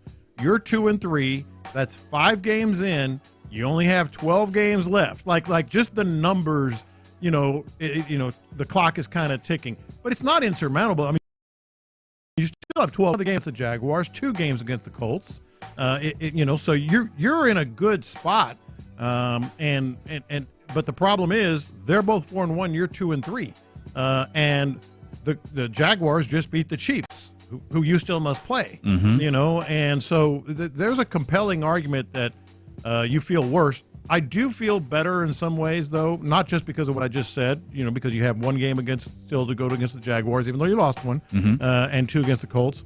But the AFC is so very gettable right now. Yeah. It's just the Chiefs kind of proved it last night. Yeah, for sure, which is why I would almost give both answers, too. Like, obviously, if your goal is to win the division, as it should be, then you feel worse today because, you got 2 teams there at the top of the standings that are both 4-1, and the Jags have the win over you that you have to try to overcome. But in terms of trying to actually go win, like, say, the AFC, if your goal is still to go win playoff games, try to compete for a Super Bowl, I feel better not only for this year but moving forward, too. Specifically this year because I would still fear Patrick Mahomes and the Chiefs a lot more than Daniel Jones in a playoff game. Like, say, hypothetically speaking, in this world, the Texans get to the playoffs, and then you're looking at the rest of the AFC like, okay, who do we want to avoid? Yeah. Well, if the Chiefs are there, I still want to avoid them, where I don't think I fear Daniel Jones in a playoff game all that much, as well as he's playing. And Trevor Lawrence, we saw it last night. The Jaguars might Mr. Magoo their way into some victories, but I still don't fear. I give them credit for this 4-1 start and winning that game last night, and they're doing some good things, but I still don't fear Trevor Lawrence and the Jaguars the same I would fear the Chiefs. So my being like, I'd rather knock off those big dogs and then try to deal with Trevor Lawrence and Daniel Jones. I'd feel a lot more confident or comfortable going up against those guys than Lamar, Josh Allen, Patrick Mahomes. So try to get rid of as many of those big boys as you can. Yeah, I'm with you by and large. I'm really starting to come around on what the Colts are. Their defense has only given up very few points this year as well. It's not just a matter of Daniel Jones on the offense, and we'll get into that here in just a little bit. But in terms of like teams that scare me, like you just drubbed the Ravens, and I don't see them getting. No, they need to start worrying about just getting in. Yeah, which by the way, it's crazy. They are still the favorites to win their division. Yeah, they're still the favorites to win their division. It's. I don't see how the Steelers are 3-1. Obviously, Aaron Rodgers staying healthy for now. Yeah. Who knows what they just cut another quarterback, and Burrow's out. Yeah, it's true. The rest of the division is a mess, but still, the Ravens are 1-4. So many injuries, they're a mess themselves. They're still the pretty heavy favorite to win the division. The 1-4 team that might win that division is the Browns. If you're going to pick one of them, just with their defense alone. Yeah, right. But Bills, I guess, would still be somewhat scary. They gave up the one loss, so I would rank the Bills, and after that. I'm good with what with what you're facing. Yeah, so that's why my thing is I see both sides, like you said. Obviously, it makes winning the division tougher when the Jags and the Colts are playing well. But I think the bigger picture, if you zoom out to actually go win the AFC, I think it's better to, like I said, knock down those top dogs. And I think this is also better long term because sustainable. Daniel Jones and the Colts are. Is this a one-year wonder? We've seen that in the past with guys like Case Keenum. Sam Darnold, there's examples of even Geno Smith. He's playing terrible in Las Vegas. Where these guys that have some success, but they can't sustain it once you get more tape or, once you figure out these guys a little bit better. So the Colts, the Jaguars, I don't worry so much long-term about Trevor Lawrence and Daniel Jones like I would the Chiefs, the Ravens, the Bills. I want to see those teams fall off their perch and come back to earth. Yeah.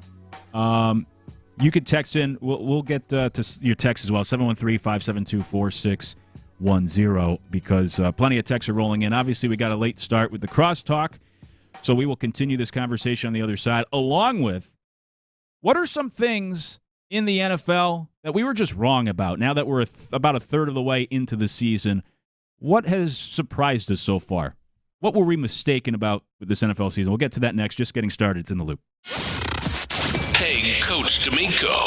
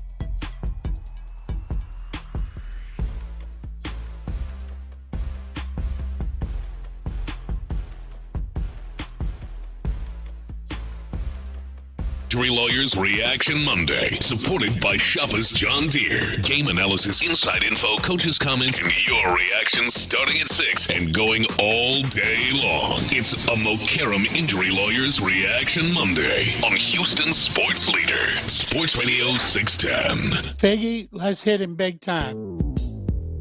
Houston, let's get in the loop. You better get ready because we're going to show up and show out. With John Lopez and Reggie Atatula. Always live, always local. So what do I do? Just take a nose hit? Just take a good whiff of that. It's my first. Whoa! God almighty. You're in the loop on Houston Sports Leader, Sports Radio 610. That's right. Luke Morrow in for Reggie today alongside John Lopez and the birthday boy Figgy Fig as we celebrate for the next 4+ hours. Hey, we may have gotten a few things wrong about the start of the NFL season.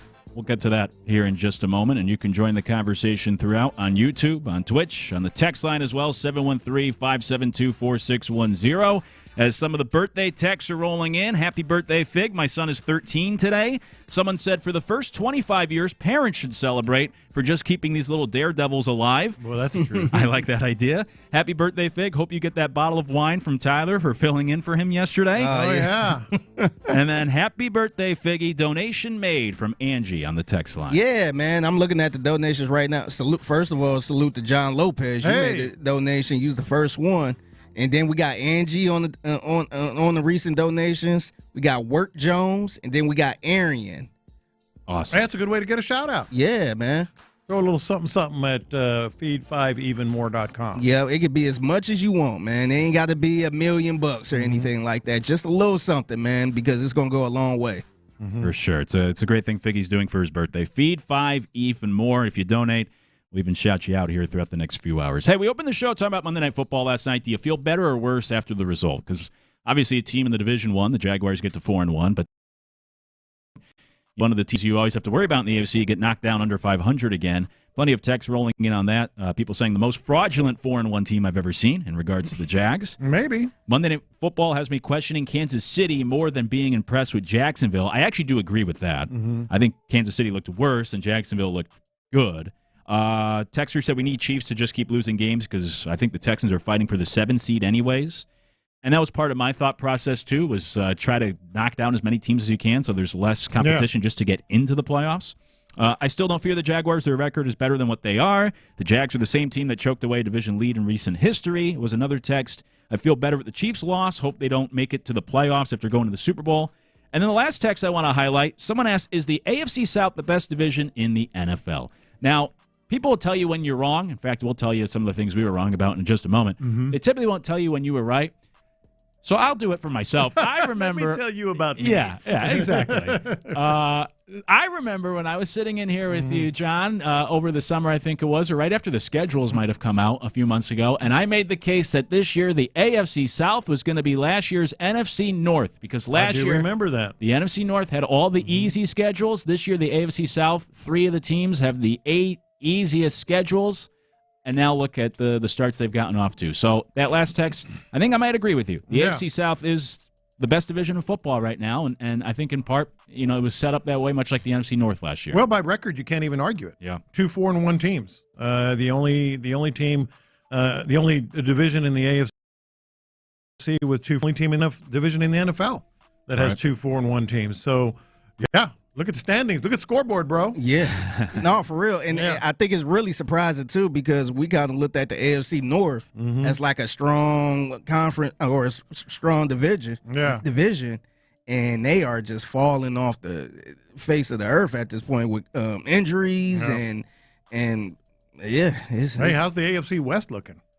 Yeah. We were saying Chargers, Broncos, Chiefs, hey, even maybe the Raiders a little bit. Well, Chargers, Broncos, and Chiefs are a combined 8-8.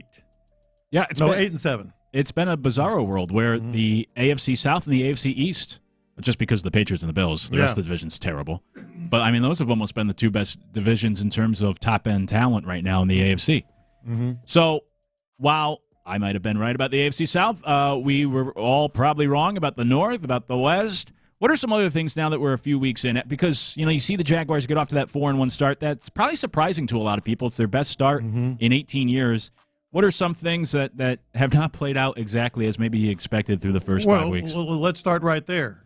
As soon as we got the old, magnificent Gladstone and Liam Cohen, press conferences and some of the early, movings and shakings, I've said at least a dozen times, don't worry about the Jaguars. Don't worry about the Jaguars. I said it to you, I said it to Figgy, I said it to everybody listening. It's kind of wrong about Liam Cohen. I early indicate. Okay, I'll even qualify to give myself a potential out for being right. Even early going, I was kind of wrong about Liam Cohen. Not only because they're 4-1, the dude's got a little juice, man. He really does. He's some juice they needed. Yes, not just the Robert Saleh thing, which goes a long way. I think with the fans and such. But just like I heard his post game with the team yesterday, they were all about it. I don't know if you guys heard it. The way that he has you can't deny with, you can question Trevor Lawrence, as we were talking about with Sean Pendergast. You can question, just the Jaguars in general. The Jags are going to jag, but they are playing really hard football. They're playing, well. They're making the most of what they have. I might be just dead wrong on Liam Cohen, and I hate it. Yeah, that was the one thing I was worried about because I was kind of with you a little bit just off the strength that it was the Jags. So I was just kind of like, ain't nothing to worry about. I wasn't sold on Trevor Lawrence from the beginning, honestly.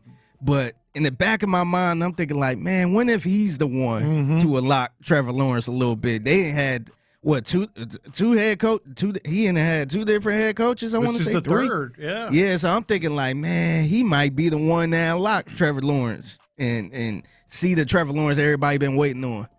And to be fair, it's not like Trevor Lawrence is just lighting it up and throwing darts and all that, but he's playing better. And the key thing that I think he's doing is kind of what we want to see here and what they've done in Kansas City. Hey, run the ball, man.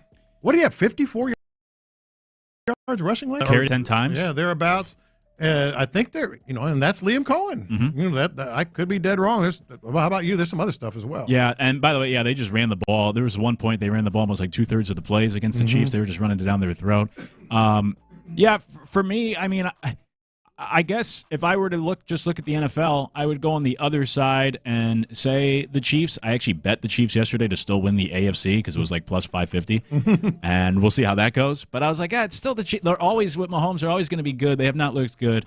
That's kind of the low-hanging fruit. But you know what? Now that I think about it, I will tell on myself more, and I'm still keeping the door open to be right. But I thought the Lions would take a big step back, and I was already happy to take my victory lap after Week 1 when they looked miserable against the Packers. But then ever since they've looked like maybe the best team in the NFC. Maybe in the NFL. Yeah, maybe. I'm still not sold on them, so I'm still being stubborn. But I guess so far I have to acknowledge that the Lions have been better than I thought. I thought they'd go through some growing pains after losing both coordinators and their center and some other pieces. I think Daniel Jones. Yeah, that was mine right there. Yeah. I was not so. Hell, he is throwing darts. Yeah, hell, I didn't even think he was going to be the starter. Yeah. Because when they brought him in, I'm thinking like, man, why are y'all preaching competition? Like, he ain't going to take the job over Anthony Richardson. Yeah. And what do you know? He did. And it looked like that decision was even sillier of having that competition type deal. Yeah. There are a lot of things out there, and we can take it locally. C.J. Gardner-Johnson. I thought, ooh, baby. Yeah, I'm with you. The missing piece for this defense. Well, the missing piece apparently was M.J. Stewart. Yeah. Had him all along, man. Had him right there under your nose the whole time. But, yeah, I was dead wrong on C.J. Gardner-Johnson. Yeah, I guess I would say so far Ed Ingram. I thought Ed Ingram, he was already labeled a bust. He got dumped. He got benched and then dumped by the team that drafted him. He had been terrible prior to this year. And I thought this is the solution. And look, I always couch that the PFF rankings are, you take them with a grain of salt, especially for the offensive line. But Ed Ingram has been like the best performing lineman for the Texans in a lot of ways so far this year. One of the better performing guards, at least when it comes to run blocking. And I was like, whoa. I did not see this coming. So I still have a lot of questions or complaints about the offensive line plan. I was always out on Cam Robinson, and that obviously didn't work out. But you know what? So far, Ed Ingram has played really well, and I never saw that coming. No. I think he's the highest graded. I think so. On PFF. For guards, yeah. Of all the offensive linemen. And we're pretty much, well, I say we, me, I'm pretty much wrong on this every year, and it's already trained in that way.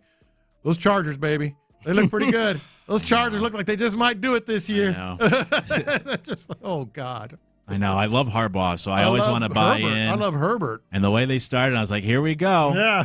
I remember being in here on some show, and Chris Partee said, I'm picking the Chargers to win the division. I thought, you know what? I kind of like that. Look, they still might win the division, but I thought, like, yeah, this could be their year. And yeah, these last 2 weeks, they have looked bad against a couple of NFC teams. You could send in, tell on yourself as well. Send in yours, 713-572-4610. Or something, at least 5 weeks you've been wrong about, still with leaving that door open that by the end of the year, maybe you'll still be proven right after all. By the way, we had to change the question of the day. Oh, yeah? It was, what makes you feel like you're being used or manipulated? When have you been used or manipulated? And who is someone that is just irritating as hell? And that has something to do with LeBron. Yeah, let us know on the text line, 713-572-4610, or on YouTube and Twitch as well. We'll let you know our answers and get to your answers next as well. It's In the Loop. The Texans offense was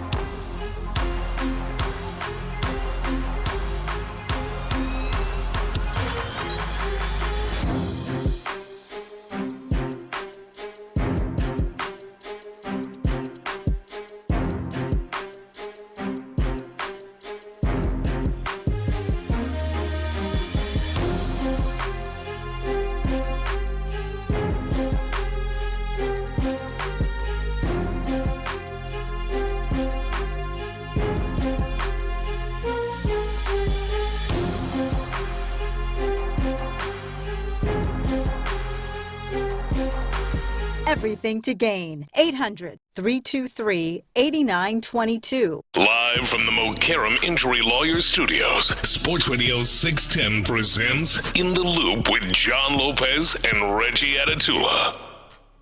I'm Luke Morrow in for Reggie today alongside John Lopez and Figgy Fig. And our question of the day today, when have you been used or manipulated? You can let us know on the text line 713-572-4610 or on the YouTube and Twitch chats. We asked that question, why? Well, maybe because LeBron's decision 2.0 here this morning. Ron was like legitimately distraught. Like legitimately distraught. He said he's wearing his LeBron jersey. Well, I today. wonder if he still is because LeBron. Well, let's hear. Yeah. So yesterday he tweeted a little clip of a video, pretty much saying the decision part 2 or Right. decision 2. Mm-hmm. And so a lot of people start wondering, oh, is this the time? Is he retiring? Is he making a big announcement? And it was the same setup from their original decision. He even wore the same style that little shirt. picnic shirt. Yeah. Yeah, so he had that. It was a guy sitting on the opposite side, and he was walking towards the chair. Yeah. So, yeah, and here's, I guess, want to play the breaking news? Let's play the breaking news. Well, everyone's on pins and needles across the country. You ready to go, LeBron? Where's the powder? Left it at home. LeBron, fans want to know where you're taking your talents this year. What's your decision? In this fall, man, this is tough. In this fall, I'm going to be taking my talents to Hennessy VSOP. Jeez. VSOP? And this was the conclusion you woke up with this morning? That was the conclusion I woke up with this morning. Why? I feel like it's going to give me the best opportunity to win more at hosting. And not only that, win at signature cocktails, win at having a good time, win at impressing guests, win at making memories, win at making it look easy, win at leaving people wanting more. All right. Hey, Ooh, thank God. I thought he was about to retire. If any of you see me ever have a glass of Hennessy in my hand, just slap me clean across the face. You done with Hennessy now? I'm done with Hennessy. Oh, come on. Hold me to it. What a turd. When does Tyler do his turd stuff? His turd of the week or whatever. It's a good question. Yeah. Come on, he should man. be on there. You can't defend this. Well, tune in. Wait till 2 p.m. I'm Yeah. sure Ron will come in defending it. This is really lame. Mm-hmm. And this is the reason why people dislike LeBron. Like, it's not even about the basketball aspect. Mm-hmm. I mean, I'm sure for some people, they'll try to make a claim that he's not a great basketball player. But I know for, like, myself and the people in my life or my circle that are basketball fans, like, this is what annoys people about LeBron. It's Yes. not his skills on the court. It's Yeah. all this other nonsense that comes with it. And, like, the self-importance and everything. I think it's really corny.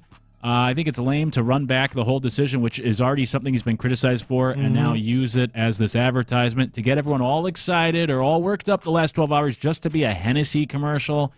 I mean, Look, come on. I'm sure Show is going to, and not just Show, but some real, LeBron truthers and super fans. And look, I think we all agree, he's if not the greatest player of all time, it's between him and Michael Jordan. Right. And we're not going to have that argument.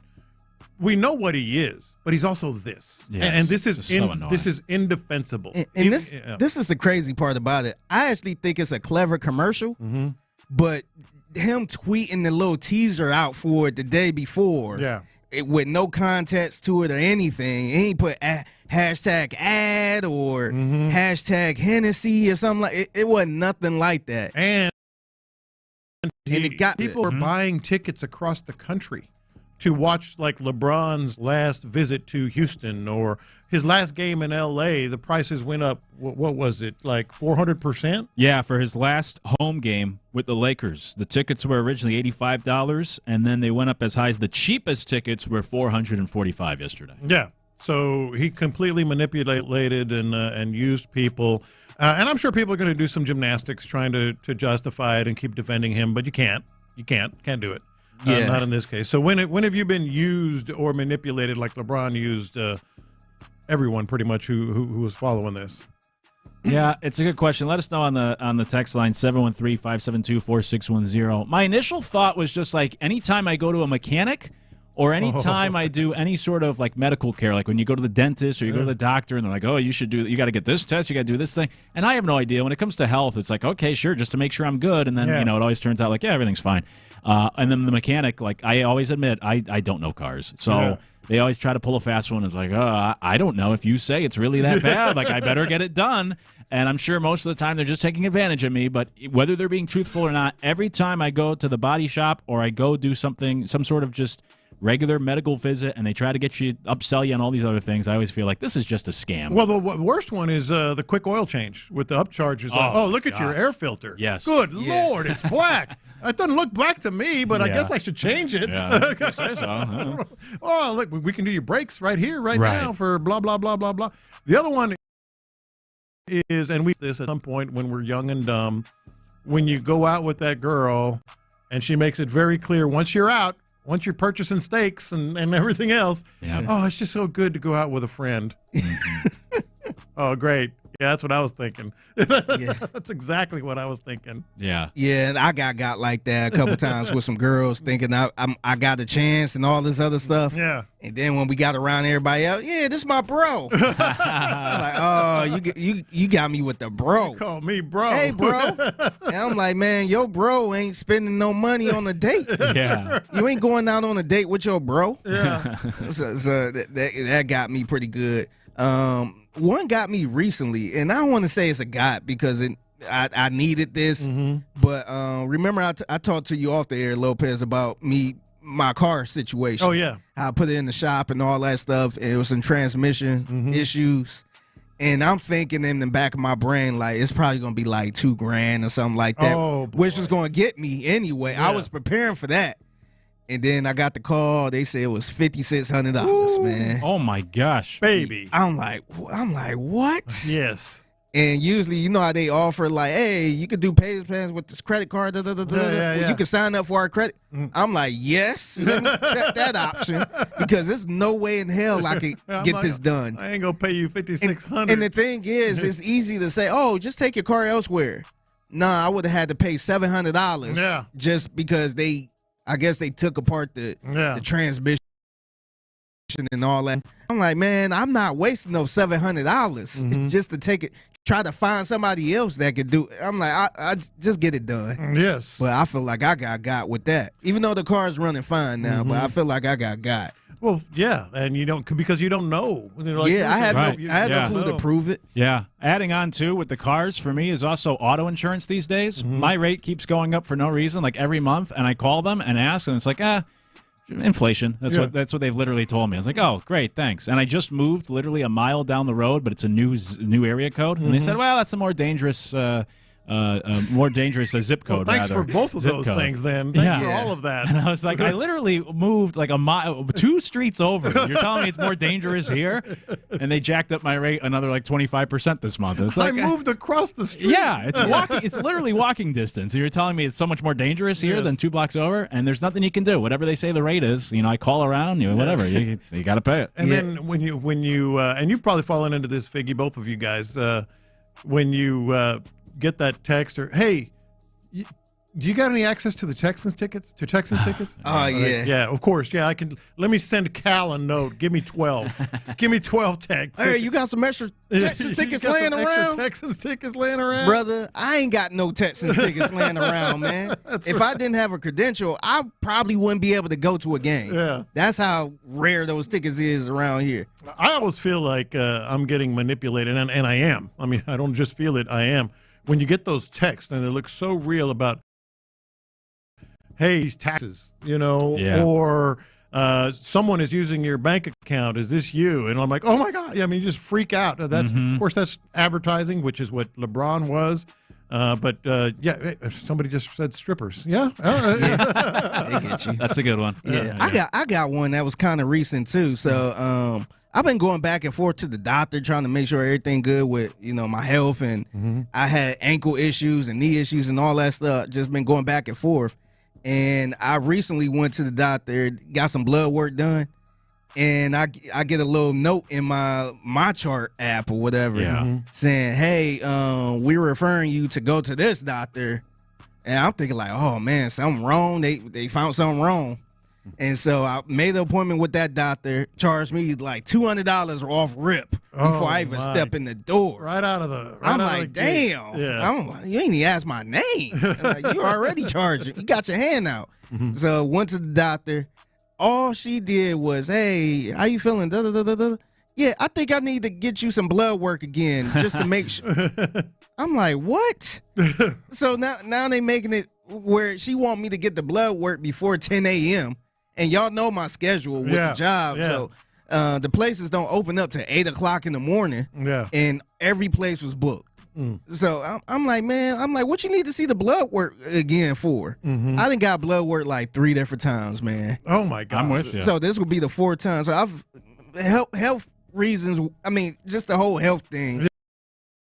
Healthcare thing getting scammed. That's man. what I'm saying. They're the same as mechanics. They and in the healthcare, they just pass you around. And the worst part is the doctor coming in. Hey, how's everything going? How you feeling? Okay, so what I'm gonna do is, I'm like, you ain't even checked nothing. You just sat there, hands, no gloves or anything, just with your hands in your pocket, man. Ain't do nothing. That's right. All sorts of texts coming in, very upset with LeBron and this whole thing. But in terms of answers to the question of the day, which is, when have you been used or manipulated? People said the Texans, they get you excited every year. Oh boy, I hadn't even thought of that one. That's the first thing I thought about, but I ain't want to be that person. Yeah, that's a good one. I like this one from 214. Any day of the year when Dana Brown speaks. Yeah. I think that's fair too. Medically speaking. Yeah, right. You could talk about the Astros medical staff from this past year. Plenty of good ones coming in. Anytime my wife really wants something, she comes and asks me while wearing lingerie. Yeah. Yep. You're being manipulated. I ain't gonna lie. Back in the day, the Cleveland Guardians used to get me because once in a while they have a good year with some young talent and all that stuff and fall short. I'm thinking like, yeah, man, maybe they're gonna sign some. Nope, they trade them away, and it's back to rebuilding. Yeah. Someone said DMV when you think. Oh man, now all the text came in. When you think you have all your paperwork, only to find out when you get there that you have to fill out more stuff and set a new appointment. Yeah, that's happened to me before. Yeah, that's annoying. And then someone, the last one I'll mention, at least for the time being, said every day because of my kids. I'm sure that's relatable. You feel like you're getting manipulated by. So I'll keep those texts rolling in, 713-572-4610 for the question of the day. When have you been used or manipulated like maybe many people feel today with LeBron's silly decision? Which, by the way, he also said was going to be at 12 Eastern time, and then it came out at like 10 Eastern time. So I'm confused by that, too. Yes. I don't know what's going on. Hey, when we come back, it's time to go around the NFL. We'll do it next in the Loop. All right, D&M Auto Leasing.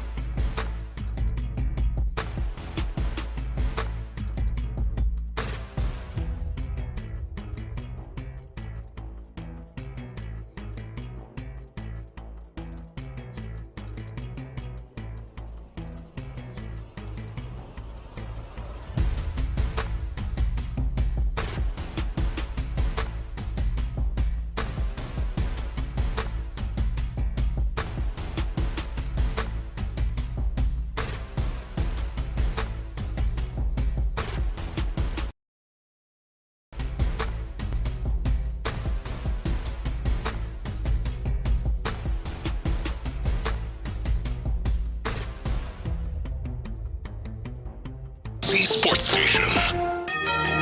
Let's go around the NFL in the loop style. Why are you smiling? Because I love football. Here's John Lopez and Reggie Adatula. I'm going to tell you all about how much fun you're going to have this season. On Houston's sports leader, Sports Radio 610. I'm Luke Morrow in for Reggie alongside John Lopez here on In Loop. Figgy Fig on the steel wheels, and you as well. You can always text the show 713-572-4610. Get to us on YouTube and Twitch as well, as it's time to go around the NFL. Hey, by the way, a couple quick things that I do want to mention that I didn't bring up yesterday in relation to the NFL. Just two crazy stats. Did you know that Sunday was the Saints' first victory for a quarterback they drafted since 1998? That sounds impossible. A Saints drafted quarterback had not won a game for that franchise in almost 30 years. Good gracious. Ridiculous. Good. And then another crazy stat, similar vein, Browns rookies have lost 17 straight debuts. Browns rookie quarterbacks. Like Dylan Gabriel made his debut Sunday, lost. Yeah. They have tried 17 different rookie quarterbacks that have lost their debuts. That one doesn't sound so strange. No. Yeah, I want to say every rookie might have lost their debut, right? Probably. Started more than 17. That sounds like a lot. Yeah, I think every rookie, their first start with the Browns, they all lost. Yeah. And Figgy has a quick update before we get into around the NFL. Kids meals, feed5evenmore.com. Some of our listeners are coming through, huh? Yes, I appreciate y'all donating, man. On his birthday. Yes, for my birthday. Yeah. And shout out to Adam. Shout out to Sally. I think the Sally on the YouTube. Mm-hmm. Salute to you, and salute to my man Richard. Mm-hmm. We actually did one of he actually was the one that bought our dinner for me and B. Scott. Oh, nice. When we went out to Comieres. Yeah. So salute to everybody doing that, man. Mm-hmm. Got a lot of people chiming in on this too. Awesome. Yeah, I wanted to just get to some of the texts. Someone said, happy birthday, Figgy. You share a birthday with my son who turns 20 today. So happy birthday to both of you. Happy birthday. Someone said, donation made. Happy birthday, Figgy. Thanks for being the best at what you do. That's from a 713 number. Mm-hmm. So appreciate the donation. Mustang Sally, who you referenced, Figgy, said, happy birthday, Figgy. Donation made. Terry says, happy birthday, Figgy. Let me know the address for the donation. Feed 5 even more. The numeral 5. Yeah, feed number 5 more even more.com. Cool. And then the last one I want to mention, based off of our conversation last segment, someone said, hey, Figgy, at least on the bright side, if you're having knee and ankle pain, you could be growing. Mm-hmm. Don't get me excited. Nah. That's another one I was duped for when I was a kid. Mm-hmm. Drink a lot of milk and eat your vegetables, you're going to grow tall. You were drinking like crazy. Yeah. Nah, I ain't grow nothing. I don't kids know. Speaking of updates, you just got sent some updated NFL award odds. Yeah, this is hot off the press, not even 4 minutes ago. The updated NFL awards odds. Play a little bit of a guessing game for you. I told you this one, and it's just a little unnerving. That now the leader for Coach of the Year is? Yeah, you told me Liam Cohen. Cohen. Oh, brother. Liam Cohen is the new Coach of the Year favorite. Gracious. And surpassing Shane Steichen. That's the surprise. That's the one I thought was probably going to get Coach of the Year. Yeah. Shane Steichen. I think they are the top two, but I would put Steichen ahead of Liam Cohen, and then I would put Mike Vrabel 3. I think those are the 3 best right now. I always look at it as who's doing the best coaching job, not who's coaching the best team. So often you give it to a coach just because they've won 12 games. Yeah. But they have the most talented roster. Those are the 3 coaches that I think are doing the best job right now, and it just so happens 2 of them are in the Texans division. A lot of moving and shaking in the MVP race. That's a hint. Who do you think has made the biggest leap? Who's leading? I'm not. Oh man, this person that made the biggest leap is not leading. But who's leading and who's made the biggest leap in? I'm gonna guess MVP. Even after Sunday, I don't know. I don't really have another good guess. So I'm gonna say Josh Allen is still leading. It got to be Baker. Oh, good point. Went from 9th to 3rd, 25-1 to 8-1. He's 3rd. Mm-hmm. Yeah, Baker's a good one. He should actually. Baker goes back to what I was just saying. We shouldn't give MVP to just the most talented player, but the person that's actually the most valuable. Yeah, it's hard. I think Baker should probably remains number he one. still is one. Yeah. Which makes sense. That's what I guess, but I don't know. I think Baker might be number 1. And then I would also say the only other name that popped into my head would be Jonathan Taylor at this point. Well, funny you say that. Offensive Player of the Year, Jonathan Taylor made the biggest leap, but has not surpassed Puka. Puka is still the favorite, but Jonathan Taylor now is second on the board. Yeah, that makes sense. Interesting comeback player of the year odds. There is a new favorite that has passed Christian McCaffrey. Huh.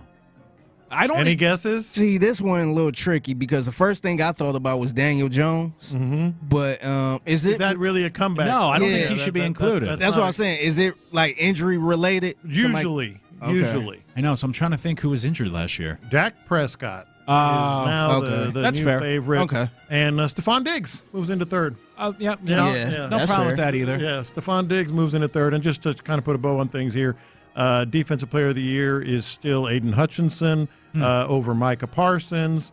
Where's Will Anderson? Oh, that's a this? good question. I can get you those odds here in just a second. Will Anderson is sixth. Not It bad. goes Aiden Hutchinson, Micah Parsons, Nick Bonitto, Myles Garrett, T.J. Watt, Will Anderson Jr.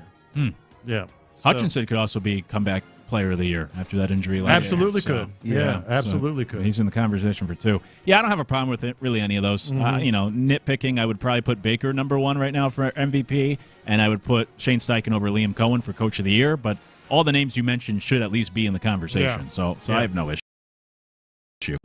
But there you go for those out there that do like to wager.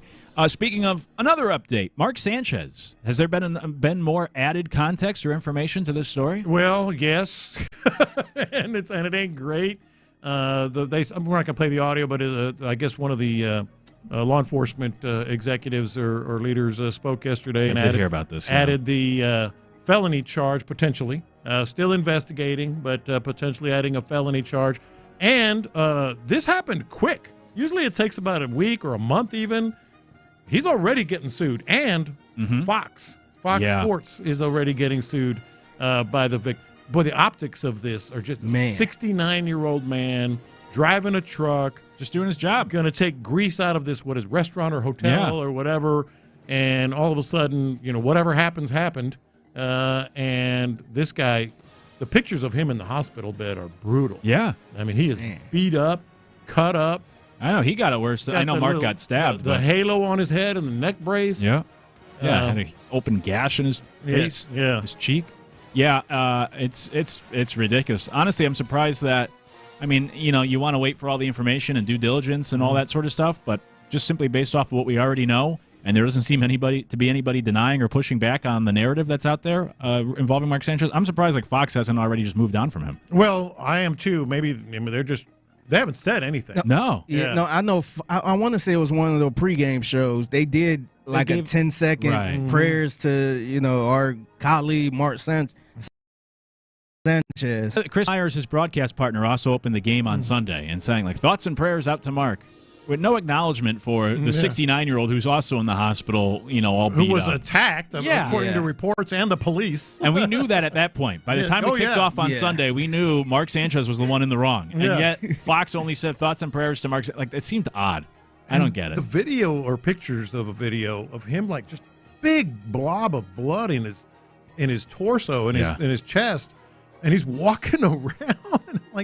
What kind of enhancements was he on? It wasn't just That's liquor. what I want to know. It wasn't just liquor, Can't be. in my view. Can't be. And the victim did say that after he stabbed Mark, there was a change where his face changed where he was shocked, and then that's when he kind of ran away, almost as if he snapped out of whatever was going on. Yeah. Once he got stabbed, and was oh shoot, I gotta get out of here. I was just stabbed. He probably couldn't believe it.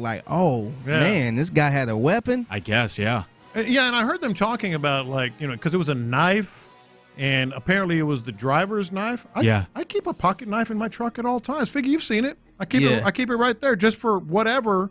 Yeah, you never know. People like Mark Sanchez. No, but it's really not so much of that. I mean, yes, you could use it like that, and I'm guessing that's what happened. But just to have a pocket knife, hey, I need to open this box. Right, I need to do this. That's fair, yeah. A lot of people walk around with a pocket knife on their belt. I don't. I just kind of keep it in my truck. But yeah, that's not a surprise. No. Yeah. Also, by the way, he pepper sprayed Mark Sanchez before that, and that didn't stop him. So whatever he was on, or he was able to fight through that and still attack this guy. Then he had to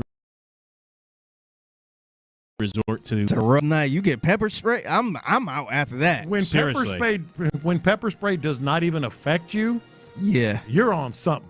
Yeah. You're on something. Right? Yeah. I'm very curious to see what comes out of the toxology reports. And the other thing, which Seth, I thought, brought up a good point this morning, was the Mark Sanchez family put out a statement through his brother, and none of it, there was no mention of, like, let's wait for the fact, nothing. Like, they took responsibility. Like, we are sorry for this. We're praying for the victim as well. Like, no denying. We are so screwed. Yeah, no denying, no trying to play it off. That's what I mean. Like, everything about this story points directly to there's no confusion here. Mark Sanchez did something very bad. We all know it. And I will wait for how the legal system plays out with this and the charges that have been brought upon him, as well as that lawsuit now. I like I'm just looking at our Google Doc here and the way you phrase this. Want to hear what a dead man walking sounds like? I'm sure I already know what this is about, but let's play the audio. Is this Mike McDaniel? This is Mike McDaniel, sort of recapping the day, if you will, Figgy. He was really frustrated at the,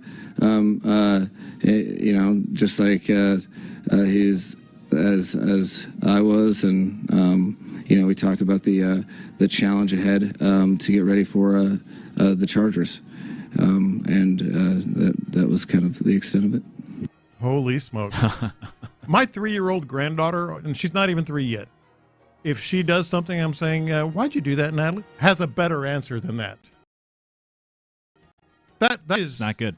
That is so bad, and he's just. I mean, I don't even know what to say because that's a dead man walking right there. Yeah, I said it yesterday that I loved the hire at first. I loved Mike McDaniel at first because he was different. He was quirky. He was not like a football guy. He just seemed like a normal guy you want to hang out with.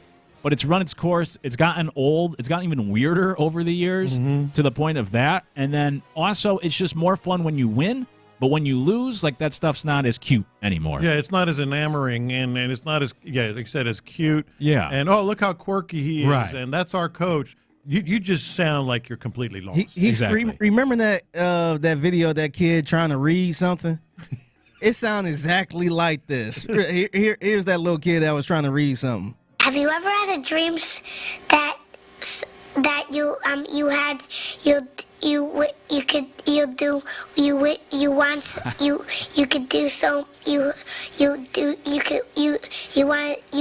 him to do you so much you could do anything? He was really frustrated at the, just like he's as I was, and we talked about the challenge ahead to get ready for the Chargers. You could do so. Which one's the football coach and which one's the toddler? I don't know. That's why they say Figgy is the best at what he do. That's right. That is so good. That is exactly That's the first thing I thought about when I heard this. That's exactly what he sounds like. It's unbelievable. Let me ask you this. What's the first thing you thought of when you heard this morning it was making the rounds? You may not have even heard it. If you haven't, we're about to play it. So we know what happened with the running back, that from Arizona Cardinals. Let the ball go at the goal line. Let the ball go at the goal line. I want to play what Jonathan Gannon said about after the fact. I didn't see the video, David, but I woke up this morning and didn't feel great about it, honestly. And so in the team meeting, I addressed it. I apologized to Omari, apologized to the team. And I just told him I kind of let the moment of what happened get the better of me there. Obviously, I try to be emotionally stable and calm because my job is to solve problems during a game and kind of lead the charge on that. So it's not really who I am, who I want to be, and I told the guys that today. So it's a mistake by me, and it's just like everybody in there. Everybody made some type of mistake yesterday, which is, culminates to why we didn't win the game, and we can't let it happen. He apologized? Yeah, that's weak. I said yesterday that was probably the best coaching he probably done since he been there. He apologized for the guy just giving away the game with a stupid play like that? And then the other thing, I don't believe him that he didn't see the video. He saw the video. Oh, of course he saw the video. I would look at him completely apologizing for. Yeah, I know. Yeah. And I think it's a lot. I know I'll sound like a boomer or something, old man yelling at the clouds, but I think it's a big complaint that a lot of people have in sports today with just how like soft things have gotten and how player friendly it all is. And in some aspects that can be good, but I'm still old school in that sense of like I like an old school coach that is going to be tough and hold players accountable. I think that's what you need to do. I grew up playing for tough coaches that yelled at you all the time.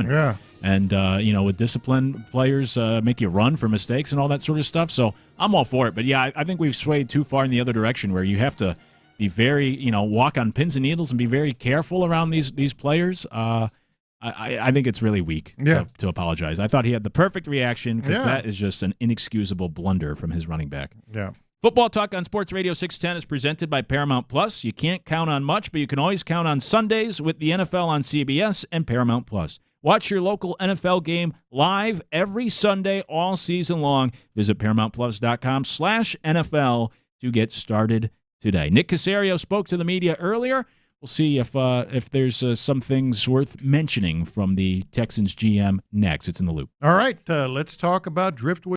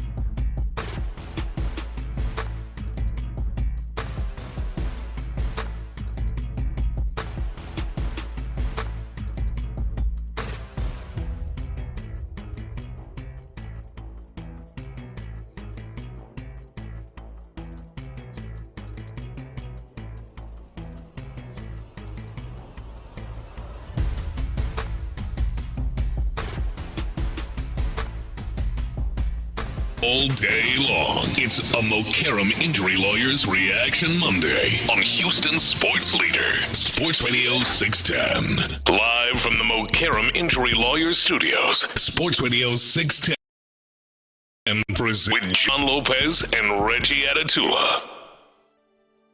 I'm Luke Morrow in for Reggie alongside John Lopez and the birthday boy, Figgy Fig on the steel wheels. Here on In the Loop. Appreciate you hanging with us. You can always text the show 713-572-4610. Get to us on YouTube and Twitch as well. Nick Cacerio, GM of your Houston Texans. He'll be on tomorrow morning with Sean and Seth at 7:30 a.m. So make sure to set your alarm. Tune in tomorrow morning, 7:30 to hear Nick Cacerio on these airwaves live. You'll hear him on these airwaves in just a moment from his press conference about an hour ago, but he'll be on live tomorrow morning with the guys 7:30 a.m. So stay tuned for that, and we'll probably have more takeaways from that conversation tomorrow. But in the meantime, Nick spoke with the media just a little while ago, and let's listen to some of what Nick had to say and react to what the GM laid out this morning. We'll begin with cut number 5, Figgy, and Nick Cacerio being asked about the offensive line the last couple weeks. The O-line has looked better the last 2 weeks. The Texans have gotten a couple of wins. Here's what Nick had to say about his offensive line. Yeah, overall, that group's done a pretty good job. So we had some moving parts early in the season. When I got hurt there Thursday before the Rams game, then we had to shuffle some things around. So I think the group that's been out there over the last however many weeks, they've played pretty good football. Ed's done a pretty good job. He's played really good football. Sometimes a change of scenery is good for everybody involved, probably in that situation.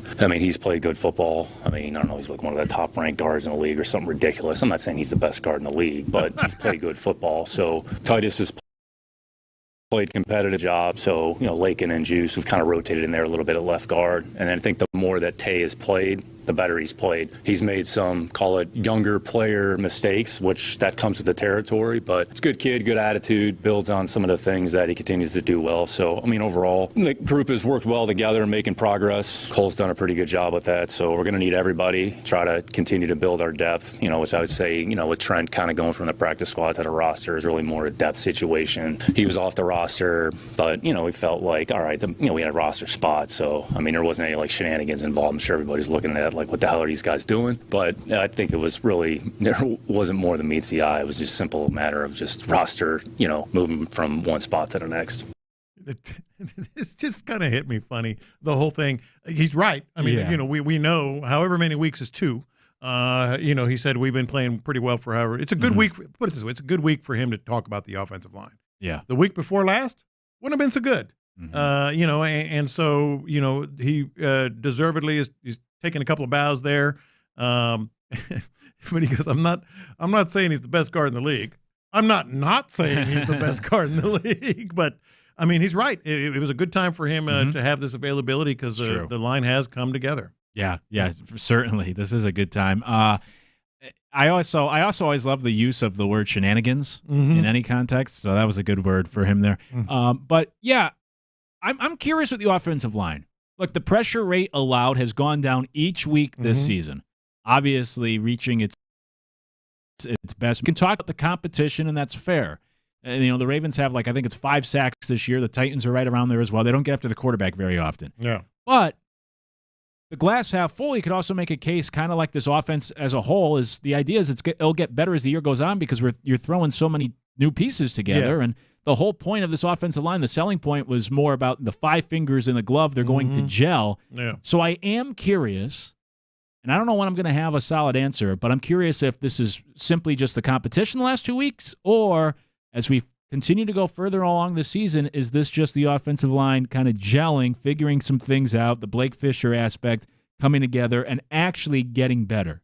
No, that's the question. Yeah, right. And we really won't know, until well into the season. They start phase. Well, we'll know a little bit more come Monday night, a week from Monday, because they're going to be playing, a really good defense. So that might be a big indicator there. But yeah, they played subpar competition, but you can't blame them for doing their job. No, and they've done a very good job the last 2 weeks, which has allowed the quarterback, C.J. Stroud, to do a really good job as well. Here's cut number 6 from Nick Cacerio talking about C.J., his quarterback. How would you evaluate Stroud's performance so far? Here's what Cacerio said. Yeah, he's done a good job. I think the last couple games, I mean, he's played the position the way the position's supposed to be played, made good decisions, been efficient. He's completed, 81% of his passes, hasn't turned the ball over. The reality is, and I mean, he said, I know, everybody gave him birthday wishes last week, and he's 24 years old. He's still a young player. So even though he's played a lot of football, so you learn by doing, you learn by playing. Each year is going to be a little bit different. Every situation is going to be a little bit different. So he's played pretty good football here the last few weeks. The most important thing is taking care of the football. So, go back to the Jacksonville game. We lost a game because we basically couldn't take care of the football. So if you take care of the football, you're going to have 75-80% shot of winning a game. So it's hard for, I would say, young players and quarterbacks to understand that.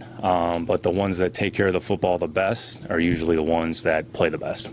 And this is one that I feel is kind of undeniable. No matter who you're facing, we know what we've been looking at over the last 5 quarters from C.J. Stroud. And I keep going back to just the decision-making. And Nick talked about it right there, with the ball, taking it to the right places, knowing when to check out, et cetera.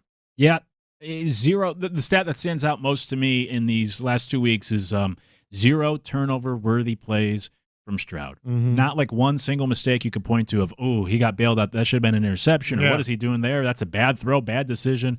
He's just been on point the last 2 weeks. And as Nick laid out, when you take care of the football, obviously you have a much higher success rate as a quarterback and as a team. And so that's been the biggest part.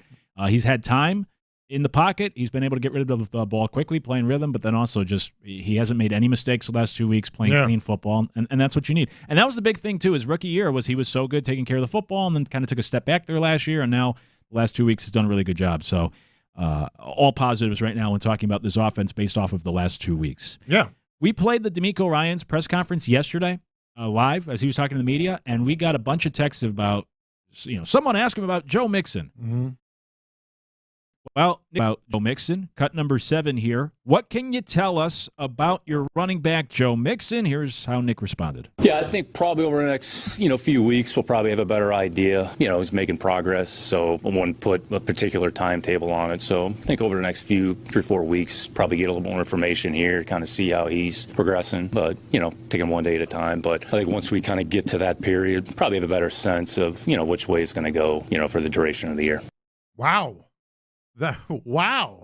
You're going to find out in the next 3 or 4 weeks. You're going to make a decision. That's November. That maybe is the Jacksonville game here on November 9th, depending on what you feel about the bye week, somewhere in there, first or second week of November. And then you're going to decide on the duration of the year. That's week 10, man. Yeah.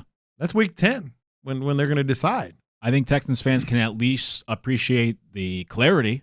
Mm-hmm. Right, at least you'll have some sort of answer here in the next couple of weeks, apparently, and maybe some sort of information on this, because this has been all very odd, this whole situation, and very little information on it. I wouldn't suspect to see Mixon at all this year, but I guess we'll know more by Halloween time. And obviously, to your point, must be something serious enough where you can make a decision already in November of now he can't come back in the next 2 months. Yeah. Yeah, well, he said, so 3 or 4 weeks they're going to decide what they're going to decide, if that makes any sense. So it's at minimum the first week of November, bye week, and then Seattle, San Francisco, Denver. So we're looking at November to decide that you're going to decide. So then he might say, it's going to be another couple weeks, and then he could come back. Yeah. Or they know by then. So it ain't looking great. No, right. Mm-hmm. They know by then, potentially already. Week 10, no, he can't return this year. Yeah. But there's at least some sort of acknowledgement, maybe some sort of clarity for you in the meantime about Mixon, I should say. We'll know more in a few weeks.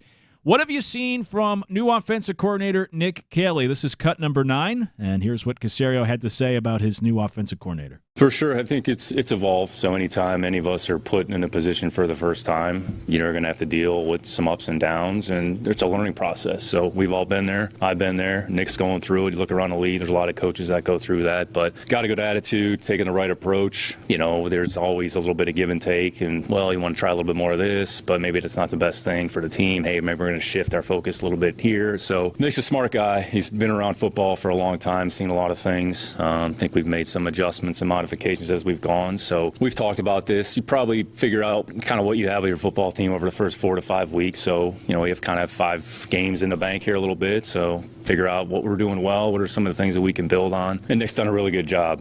He's had a good attitude, had a good approach, has worked really well with the staff, communicates with D'Amico on a regular basis, communicates with the players, trying to figure out what's in their best interests, what makes them comfortable. Because in the end, it's about the players. So he's done a good job. Glad he's here.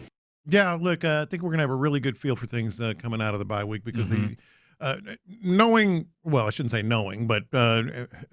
I think I know about Nick Caley, he might take a couple of days off during the bye week, maybe go on a long weekend or something, but he's going to be looking at this and trying to figure out some of the other things that Cacerio just talked about there in terms of, highlighting this, taking care of that. The offense is clicking right now, and I think they're going to really try to adjust that and go with the strengths as he talked about. Yeah, and as you said earlier, this is just a good time for Nick to talk because it's all positives on the offensive side. You could talk about how good the offensive line looks right now. Nick Caley's coming off 2 good games, or at least 5 really good quarters, so it's all positive right now.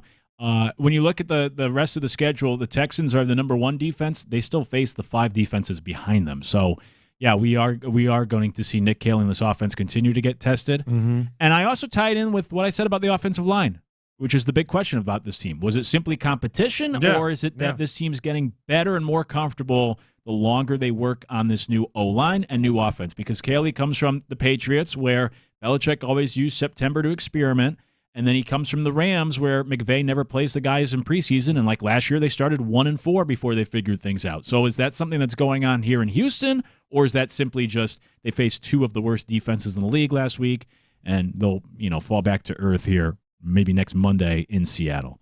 We'll see. That's some of what Nick Cacerio had to say this morning in the press conference. We'll get back to some of this. Yeah, there was a few other clips that we just don't have the time for at this time, but we can circle back to. And also, again, as another reminder, he'll be on tomorrow morning on these airwaves, 7:30 a.m. with Sean and Seth. So however you're listening right now, you can hear Nick Cacerio the same way tomorrow morning, 7:30 here on these airwaves. Okay, coming up, it's time to get to what's popping. The Rockets took the court for the first time last night. How did things go down? We'll let you know next. It's In the Loop. The Texans offense.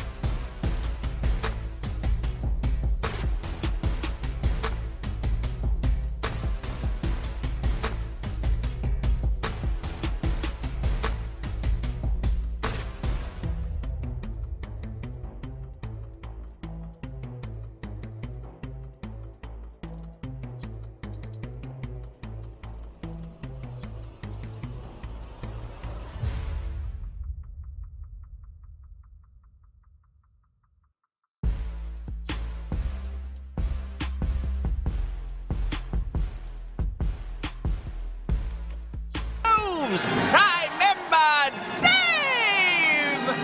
Yeah, hi? Get up to 40% off with Prime Big Deal Days now. The biggest stories in sports and entertainment. Sports Radio 610 style. In the Loop presents What's Poppin'.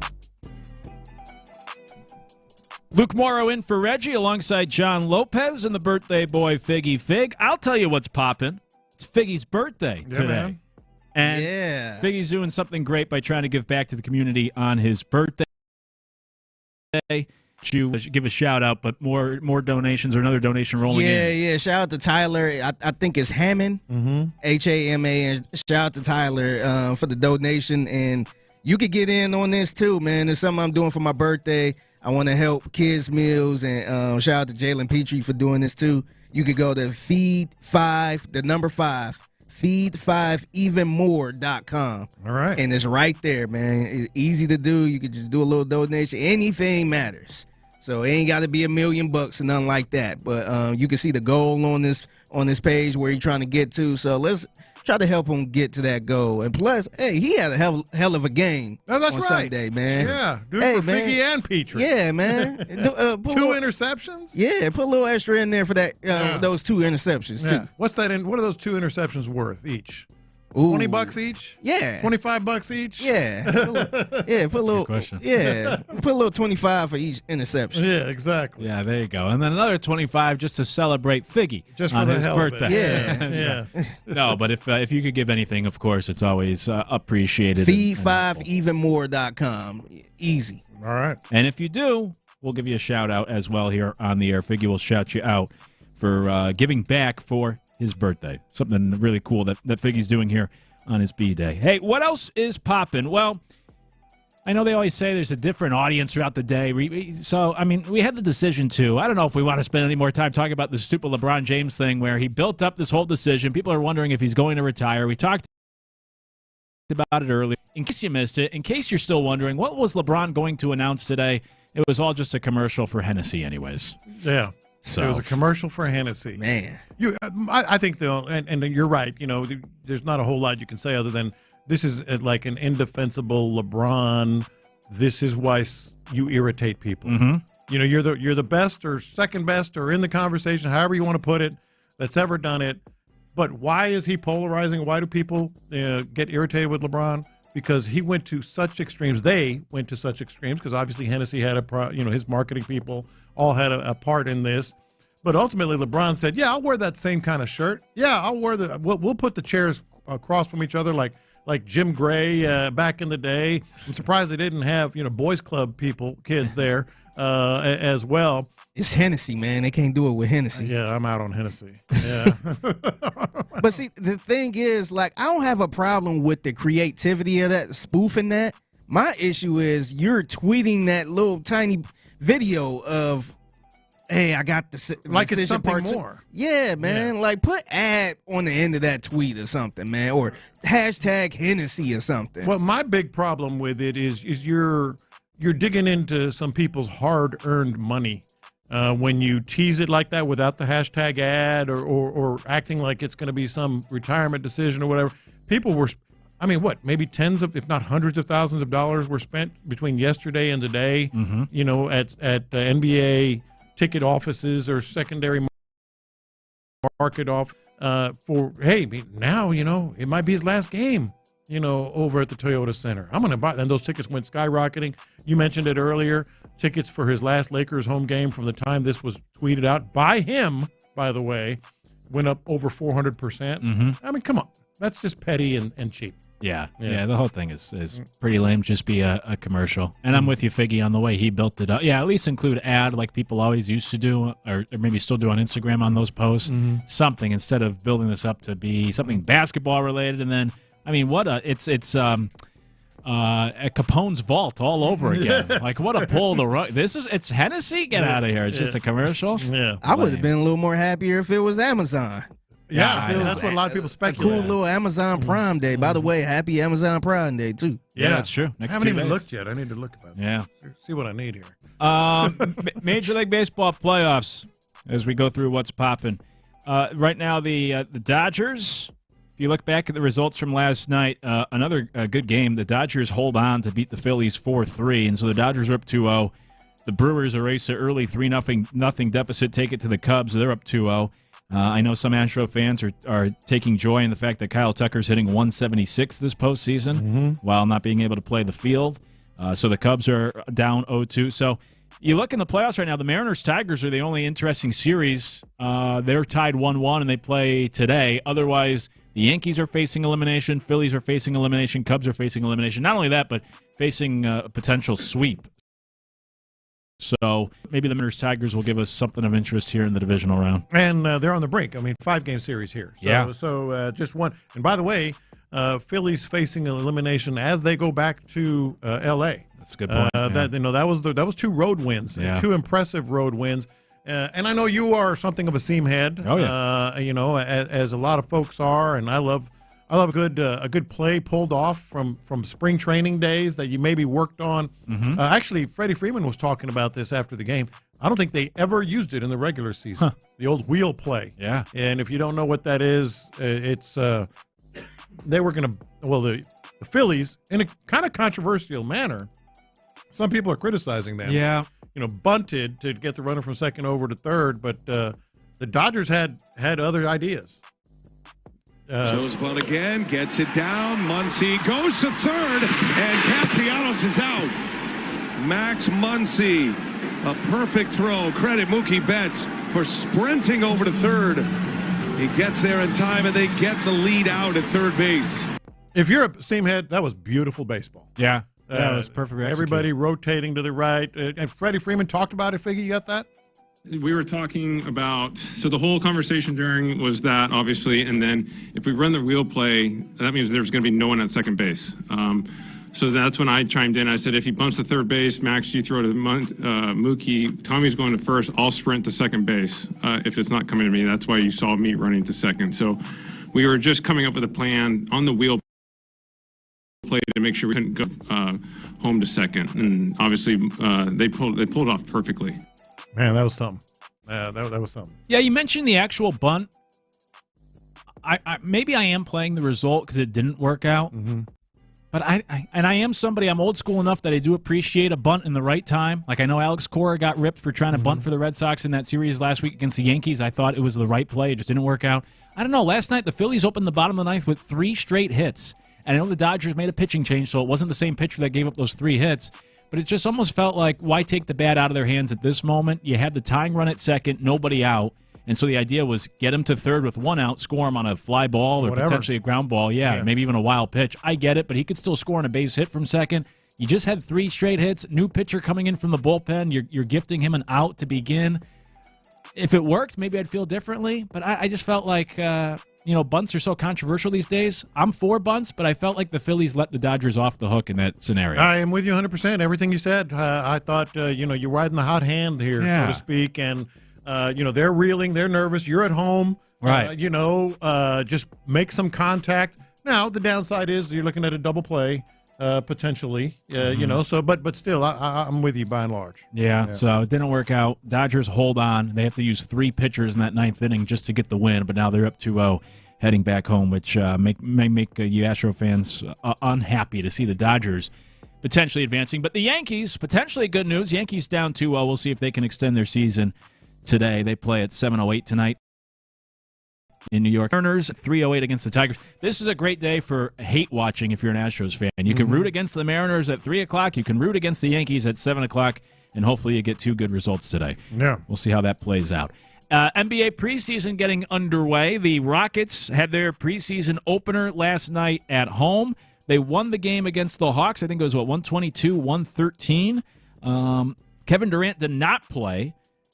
I know people are already complaining that the crowd wasn't very good for the preseason opener. I saw those complaints online. Yeah. Goodness gracious. Rockets fans saying, our fans only care when it's the playoffs. It's the preseason. Let's save that for... It's the preseason. Yeah. It's not even preseason football. Right. It's the preseason NBA, all due respect, when nobody plays. No. Yeah. Like, nobody plays. Yeah. What, you want Bronny to be out there to fill it up? Exactly. Yeah, right? Both teams used like 15 guys. Some of the names you probably never heard of. Durant did not play. Reed Shepherd did start. I guess that's the biggest takeaway for me. was Reed. He went 2 of 6 shooting, scored 7 points in 19 minutes.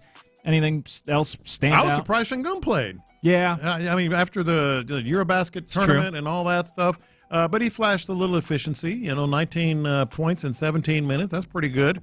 6 rebounds, 6 assists. You guys know, as little as I care about NFL preseason football, I care less about NBA preseason football. But there are some things to note. As you glance, check in on this, etc.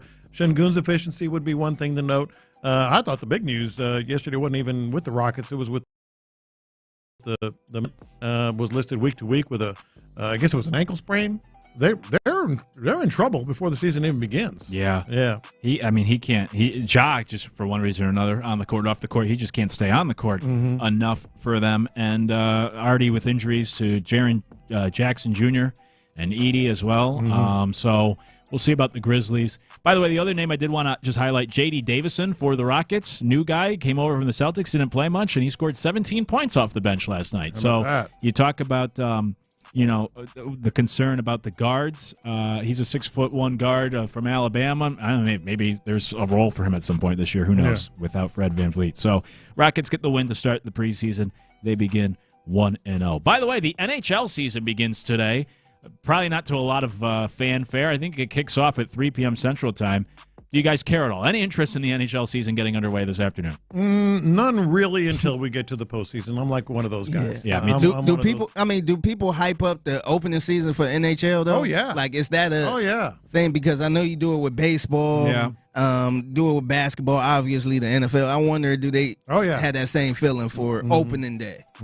Yeah, hockey fans, but it's just. Yeah, Lopez said, nope, ready for the postseason, baby. Well, I'll see you in the postseason. Yeah, I'm with you. By the way, I should have grabbed the audio. I don't know if you guys saw it. Ben McDonald, the baseball broadcaster, during one of the playoff games last week, and they were saying, because there's ESPN. Yes. And maybe you guys even played the audio, and they said, NHL starts Tuesday on ESPN. Like, Ben, I know you'll be watching. And he said, not a minute or whatever. He said, not 1 second. No chance of that. That's a hell of an endorsement. Hey, thanks ESPN. Yeah, from one of their employees, really selling the company well. We gotta start doing that here. Not a chance. Thursday night football. Are you watching it? Nope. Yeah. How much watchability does that have? And then the last thing here on what's popping, Hunter Brown projected. This is just a projection, but to make $5.7 million for next season through arbitration.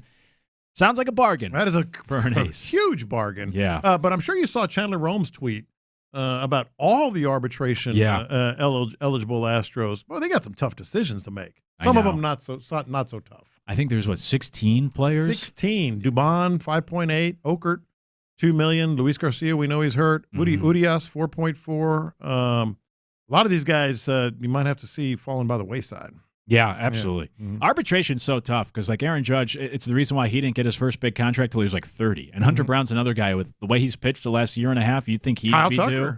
Yeah, right. Yeah. I almost, that's the one sport where these guys get all paid so much. But I almost feel bad for these baseball players that become stars early in their careers and still have to wait like 6 years to actually get paid. Yeah. $5 million for Hunter Brown next year? Please, sign me up. Yeah. That's what's popping here on In the Loop. When we come back, what part of Sunday's game for the Texans is most sustainable? I know we talk about the lack of competition the last 2 weeks, but what have we seen lately from the Texans that gives you the most confidence moving forward as we gear up for Seattle after the bye week? We'll get to that next. It's In the Loop. Back to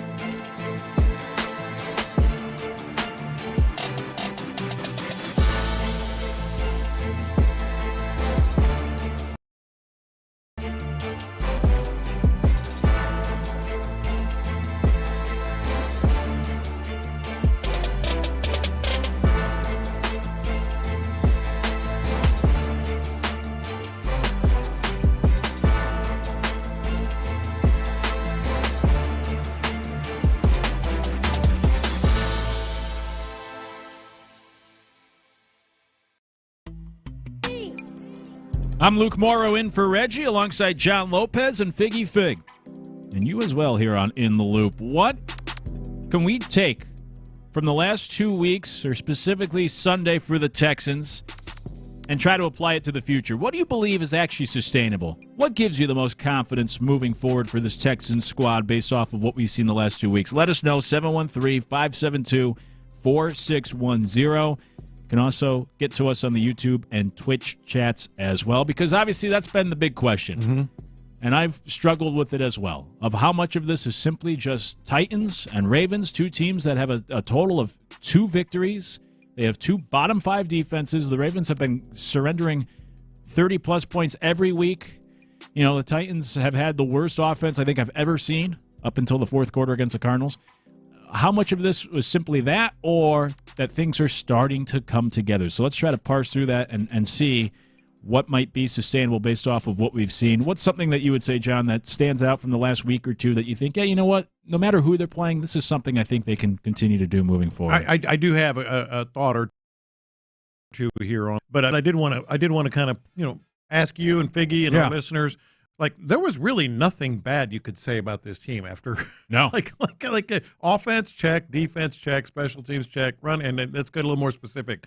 Tackling check, penalties check, your running game check, offensive line check, tight ends check, with Dalton Schultz being having more catches than anybody. Just everything, the secondary, everything. There was not a bad moment that a bad sort of unit that the Texans that you could criticize with the Texans. Can't all be sustainable. Mm-hmm. Maybe it could, and then you're looking at the 72 Dolphins or whatever. But what do you think is the most sustainable? To me, it's almost not an easy answer, but I think it's a pretty obvious answer, and that's C.J. Stroud. Something clicked. Something clicked with how he feels in this offense. We heard Nick Cacerio talking earlier about they've made some adjustments here, and you will hear some more of Nick Cacerio here in the next hour, and you'll hear that here on Sports Radio 610. But how they changed some things, they made some adjustments. I really think the sustainable thing here is somehow between his rookie year and the fourth quarter of the Titans game, it just wasn't. He wasn't buying it. It wasn't working. It wasn't fitting him or whatever. This to me looks like a C.J. Stroud that we were accustomed to seeing as a rookie in his entire rookie year. I think that's sustainable. I think there is a connection there, and Nick Caley and Gerard Johnson and Jerry Shaplinski, all these offensive minds that have come together, including Nick Cacerio, who's offensive minded, that might be sustainable. What we saw and how he's handling this offense might be something we see all year long. I don't disagree with you. I don't think that would have been my number one, but I don't disagree. And by the way, we heard this from teammates as well. Now, of course, they say it after the fact, but after Sunday's game in the locker room, different guys on offense were saying CJ was just different this past week. He came in with just like a different aura, a different vibe, just feeling that confidence. He was locked in on meetings. The practice on Wednesday was just, and they were all saying this, that CJ, things were just different this past week. And obviously the cliche is winning cures all. And, you feel better after a victory going to practice than you do after a loss. And after you start 0-3 and you get that win and you get that fourth quarter. So I do think that CJ might have locked back in where not only with the new offense and everything, but now this team, you're feeling some confidence. You're feeling capable of being able to go out there and do some really good things on offense, and you have that banked that, we can do this, and we can convert second and long, or after a penalty in the red zone, like whatever, we'll still get a touchdown. Yeah, you have that confidence. So I don't disagree, and I've always been a CJ Stroud guy. Honestly, for me, I guess it goes hand in hand, though. I think the problem for CJ, why I wouldn't put him number one, is because I think it still comes down to the offensive line, and I still have questions about the offensive line. That if they don't protect CJ Stroud, we won't see the good performance, the high-end C.J. Stroud that we like to see week in and week out. Yeah. So for me, my number one answer would actually be like his targets. 12 players on Sunday had more than 10 yards, which was a record for Texans franchise history to have that many players exceed 10 yards in a game. And so I think, as we talked yesterday, Dalton Schultz looking better this year. The rookies getting a little more comfortable. Woody Marks and the two receivers. Christian Kirk having a big game, and as he gets back from injury, I think that can be the most sustainable, that they're relying on 4 rookies to play some pretty important roles on offense. Yeah. And so I think they will get more comfortable, and they will get better with each passing week. And so what we saw on Sunday or the last 2 weeks, that's something that can move forward. And Dalton Schultz and Christian Kirk being more involved in the passing game. So it kind of goes hand in hand with what you were saying. But I would almost put that number one ahead of the quarterback, that I feel like I have more faith and more trust in these weapons now than I did even just 2 weeks ago. And maybe that's fool's gold, but that's how I see it. Well, it's fair. And it obviously they go hand in hand. What these weapons are doing and C.J. Stroud's command of the offense. Here's where maybe, it's not necessarily a negative, but it just can't be sustainable. I'm asking as much as anything. Offensive line. Yeah. This is the $1 million question. I don't know. I'm still skeptical about this offensive line, so I guess I would skew negative, and I would say that this is not sustainable the last 2 weeks. I mean, he was pressured 6 times all of Sunday. That's nothing. Yeah. That's nothing. Compared to some of the weeks prior or last year at times where he would be pressured on almost half of his dropbacks. So maybe the offensive line will be better than it was to start the year. Maybe it'll be this good. For that reason, I'll say no. Can't sustain this. But I'm still a little skeptical on the offensive line. Yeah, and then here come the Niners. I mean, the Seahawks, and then the Niners, and then Denver, and so you're going to find out if it's sustainable at all. And the other one that I'm hopeful, obviously, about is we've seen some pickup in terms of turnovers, defense getting turnovers, defensive. Petrie obviously with 2. They had, some turnovers, against the Titans. Is that sustainable? Geno Smith is going to turn the ball over. Oh, yeah. Geno Smith is going to, with the Raiders, obviously. That's one thing. But Sam Darnold, he's been playing pretty dang good. He has been. Yeah, and so Sam Darnold did have a turnover at the end that was critical as well in their game. Yeah, that was something, earlier this morning we were talking about what have we been wrong so far about. Sam Darnold will be another one where I thought, take him away from Kevin O'Connell, he'll turn back into a pumpkin. He's actually played pretty well still this year, and that's obviously the next quarterback for the Texans. I would like to say that the turnovers are sustainable because of how good this defense is and what we saw last year, and that's kind of the one missing piece. But I'm also that nerdy analytical guy that I subscribe to this theory of turnovers are just fluky, and you can't count on them. And that when you get a bunch of turnovers one year, you regress to the mean the next year. And that all fumbles are 50-50 recovery, proposition. So simply based off, like in a vacuum, or if we were to compare defenses, yeah, of course, the Texans, I would say this is a defense that should, compared to other defense, that wet blanket nerd at the party of saying like, well, actually, they're all fluky, the turnover plays. So I just can't say like, oh yeah, this defense, they're going to get, they can count on turnovers week in and week out, because I subscribe to that notion. But the stat that you've quoted a couple of times is not fluky. Putting the ball in a turnover worthy place. And that's something that he hasn't done. Yeah, for Stroud. Yeah, for Stroud. Now, is something is that Darnold? Is that something that he's done? I don't know. I haven't looked at the numbers. Yeah, I haven't looked. Probably. I haven't looked at the numbers, but he is prone to make some silly mistakes at times. And against a good defense, they might put you in those positions more often. So that's what I mean. Like, this defense certainly has the pieces to get those turnovers should start coming. But then I always revert back to, it's a fluky thing, so you can't count on it. Here's the last thing: is the run game sustainable? What you got out of Nick Chubb, what you're getting out of Woody Marks. I'm going to say yes. And again, I'm very worried that this was simply matchup based, even just the last 2 weeks. But I'm going to say yes, because I do like Woody Marks. I think it goes back to what I was saying before about the weapons, where I think Woody's just going to get better. I think he already has improved, from the start of the season. And as a rookie getting more reps, he's just going to continue to improve. And then I like that change of pace, that if he becomes more of the option in the backfield and Nick Chubb is instead that change up, and you need a smaller role from Chubb, I think that will be to his benefit. Maybe we'll get Joe Mixon back next month. We'll see. Who knows? So, anyways, I think it's. I don't think they're going to be the best 1-2 punch of a backfield in the league, but I do think this can be a good 1-2 running back combo for this offense. Yeah, no, I do, but it does tie in with the run with the offensive line as well. It's interesting. All of a sudden, we're taking the defense almost for granted. They're going to be good. They're the top scoring defense in the league still, by a wide margin still. But I think we're starting. Well, I'll just ask a question. Figure, you believe in C.J. Stroud again?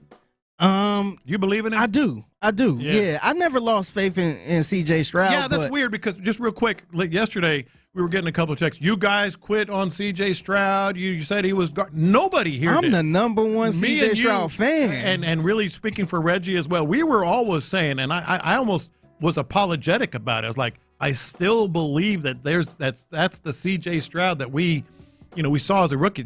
I was blaming more the coordinator, the offensive play calling, the system. Nobody here was out on C.J. Stroud, but I'm talking in terms of like being able to do this, consistently. Yeah. To me, I never gave up on that, man. Just what he did in his rookie season, to me, it was kind of legendary, man. Yeah. Like he took a long time to even throw his first interception, and that one was a little wonky. Yeah. When he ended up getting the ball back. Mm-hmm. But I always felt like that was there, and that's why I was a little frustrated with how things were going, Mm-hmm. because it's like it's no way you could tell me that first season was a fluke. Yeah, and we can talk about he didn't seem to be, and that's true. I think he'll tell you that. But in terms of like, is he, not it? Nobody here said that. I think he is it, and I think that's we're starting to see again. Yeah, the part I was worried about as well was just the scheme, the offensive scheme, the Patriots offense, and all that stuff.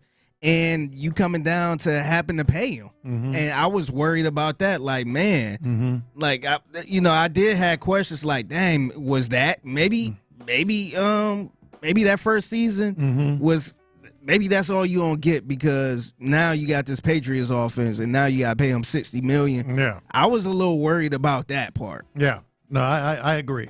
Still a lot of negativity on the text line, 713-572-4610, in terms of just not seeming, at least the listeners reaching out, do not seem to be buying into the last 2 weeks and are saying wait till they play somebody good.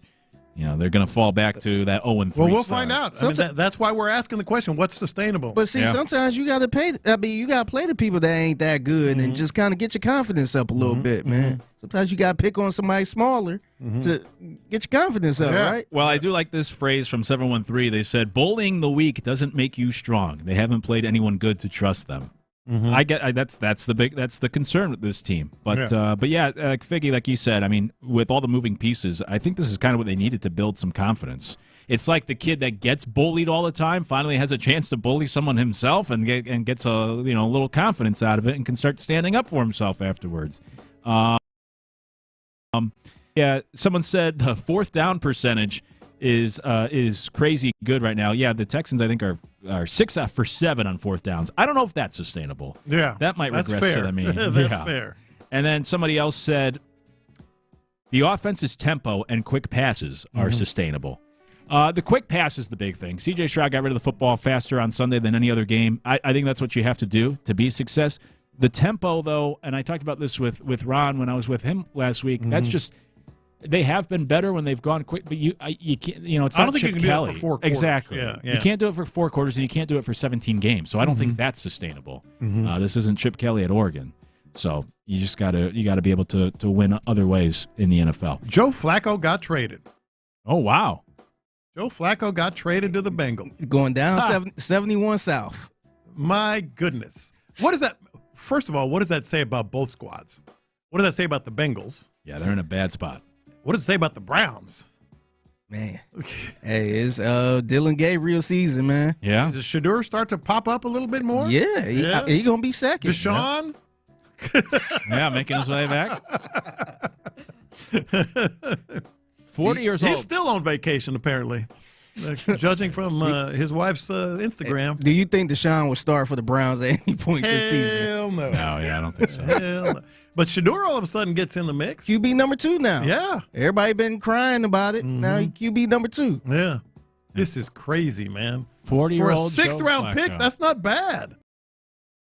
Not bad at all. Flacco and a 6th-round pick to the Bengals for a 5th-round pick. Still not bad. Hey, that's the good. 40-year-old quarterback, man. Good, yeah. Take a flyer. Jake Browning's been terrible. Browning played really well when he filled in for he was awful. Burrow in 2023. Yeah. He's been terrible this year. Multiple turnovers, I think, in every start. They got Flacco on a traded him in the division, too. Pick. They traded him in the division, so he's going to play against the Browns again if he make it.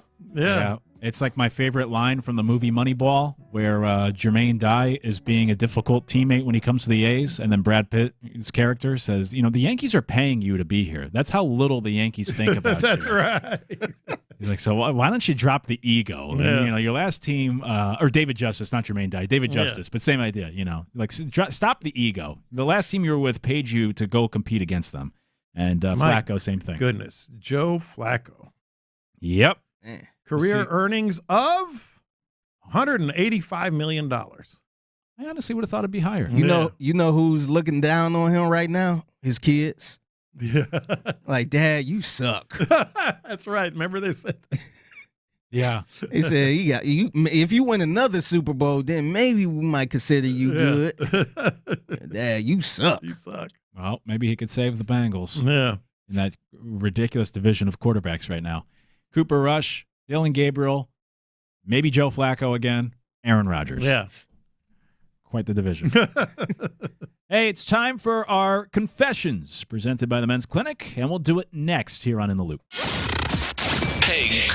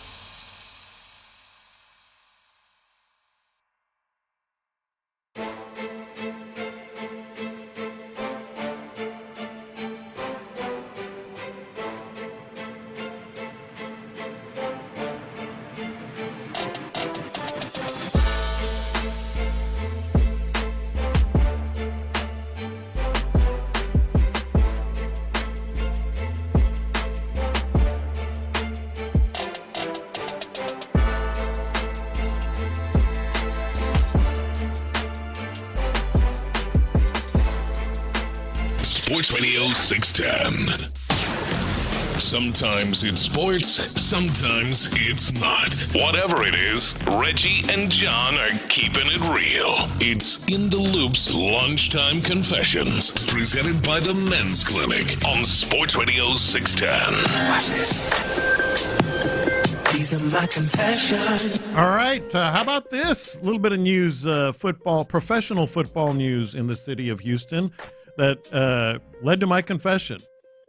I'm going to go to games just for the gear, just for the name, just for the rebrand, if you will. Did y'all see this? Houston's UFL team was no longer is, what were they? The Roughnecks. Roughnecks. Yeah. I was going to say Renegades. The Roughnecks, they've changed, to the Houston Gamblers. Oh. Okay. Same logo, very similar colors. Okay. Houston Gamblers are back. Okay. We are all in on Houston. Spring football in Houston. I'm reading it right here. 2026 Houston Gamblers. And they're now going to play at Shell Energy Stadium. Okay. Where the Dynamo play. That's a good place to play. That's a cool little stadium, too. I'm in. I'm going to go to games just for the atmosphere and get some old Gamblers. I'm old enough to have covered, believe it or not, as a young reporter, a Houston Gamblers game in the Astrodome. Wow. The old Astrodome. Jim Kelly, all those. It was my first job. I think it was at the Brian Eagle. And I covered a couple of games of the original Houston Gamblers. Who was on that team during that time that we will probably know? Jim Kelly. Oh, he was on the Houston Gamblers? Jim Kelly was the quarterback. They had, what did they call those receivers? Help me out, old fogies that are listening. Not Smurfs or something like no. Smurfs was the Browns, wasn't it?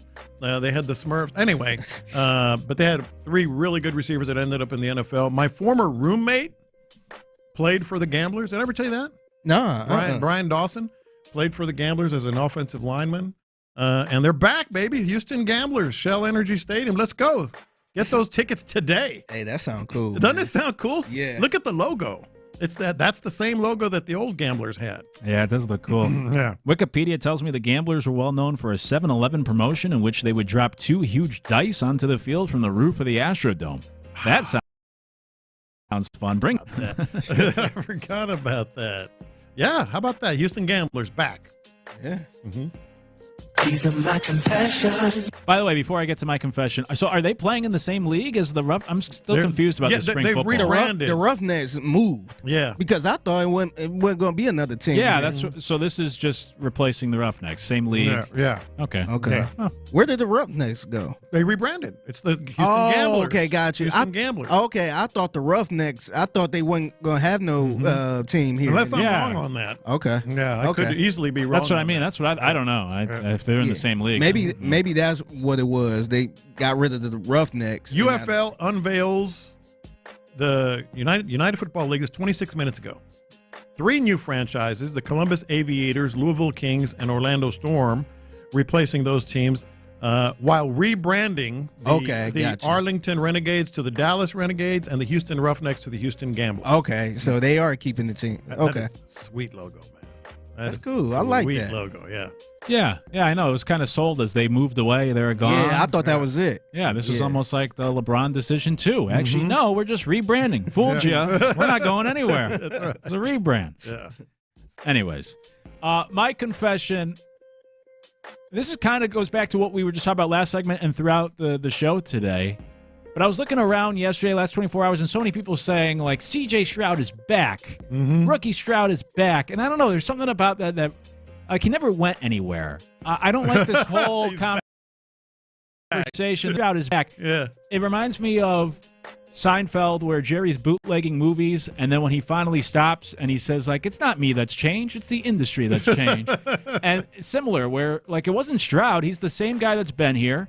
It's why I had never given up on him either, because what we saw his rookie year, as I've said all along, no one does that their first year and then just falls off the face of the earth. Right. We've never seen a quarterback play that well and never replicate it.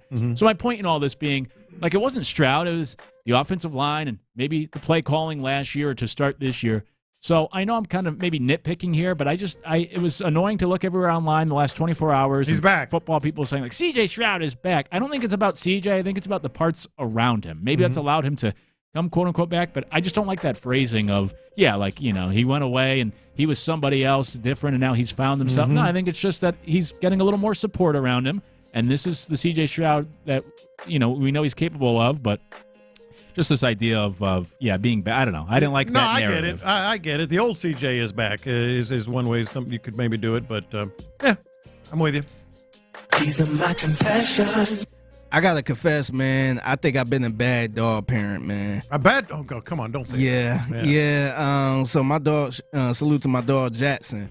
But every night, man, I yell at him every night throughout the night. By the way, so his bed is across the room from my bed, and every time the lights go out and it's 2 a.m, that brother get so loud to the point it wakes me up. He get that.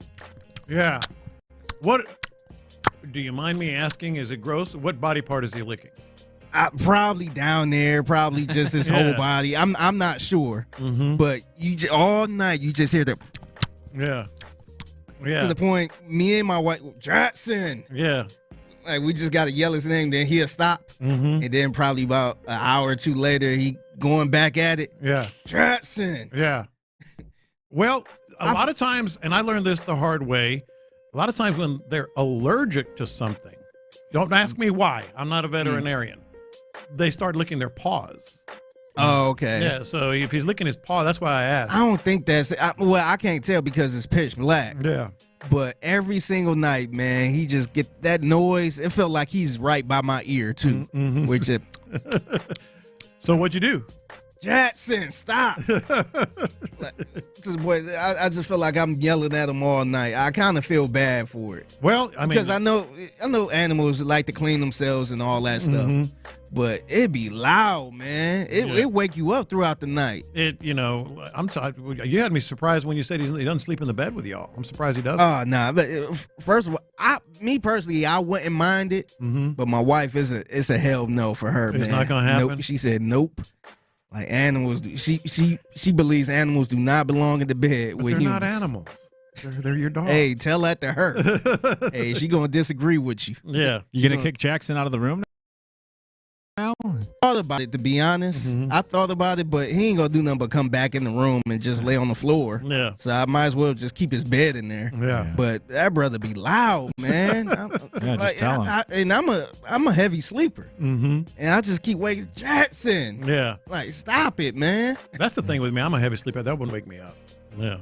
Tell him, if you're going to lick yourself, you got to go do that in the other room. Come back here if you're going to sleep. Man, you need the dog sit for a little bit so you can kind of see what I'm talking about. I'll sleep right through it. I will sleep right through it. These are my confessions. Is there a chance, this is my confession, I believe there's a chance that Bill Belichick could get fired. Despite it all. Like this year. Like everybody's talking about who's the first college coach to get fired.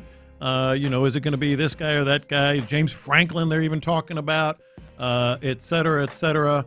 And this guy, you saw the Hulu news as of about 20 minutes ago? That behind the scenes, 30 for 30, kind of like a Hard Knocks-ish kind of documentary they're going to be doing, canceled, killed it. And all the things that we talked about, some of the stuff yesterday, not with the Patriots stuff. Obviously, the girlfriend and trying to run things he's killing a program. He's killing a program. It's crazy too because when he went there, I'm sure everybody at that program that's gonna give us a little more shine because people ain't looking for them in football. So it's like they getting a little more shine, but it seems like he's making it worse. He's making it worse. Like they are a laughing no name there running the show. Yeah, right. I know. I think if it's not Belichick, then yes, the way this is. This is Urban Meyer in Jacksonville. Like it's just 100%. It's a joke. Just even the off the football stuff. Like this is not how you run a program or a football team. And obviously Belichick knows better, but for some reason he goes to college and he's acting like a college student with the girlfriend and all this other nonsense. So if it wasn't Belichick, I think so. I don't know. I just don't know if UNC, you bring him in with all the hoopla and everything, and then you fire him like after half a season. But you got to make a call on this stuff, man. Do you think they fire him or do he leave? They'll probably give him the option, but if it's mid-season, it's going to be fired. Yeah, it's going to be fired. Yeah, but my other thing too is like they don't seem to be putting their foot down on any of this. Like the girlfriend has to be involved in any email communication and stuff, and she's on the sidelines. And like if UNC, they should have a problem with this, and they should try to do something to curb this first and foremost. So I don't know, like if they have the stones, I guess I would say, to just completely fire him in the middle of his first season. Yeah, I don't know. There are some very, very prominent alums that are probably saying in their meetings, "What are we doing? Man, what are we doing? He going out sad too, man. Yes, it is very sad because I don't even know. Like, is an NFL? I'm sure he want to go back to the NFL at some point. Do you see an NFL team going after him now? No, not at this point. No. His record is going to help him, obviously, but there's a lot of making up ground he's got to do.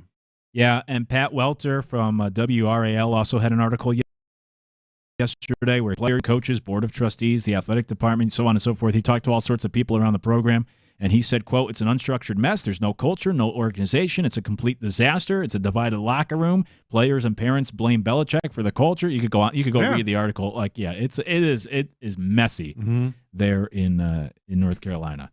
Hey, that's a good segue because when we come back, let's talk a little college football here on a Tuesday. We spent yesterday, of course, recapping the Texans' victory and the NFL. So let's go back to Saturday and talk about the crazy weekend that was in college football, and we'll do it next in the Loop. All right.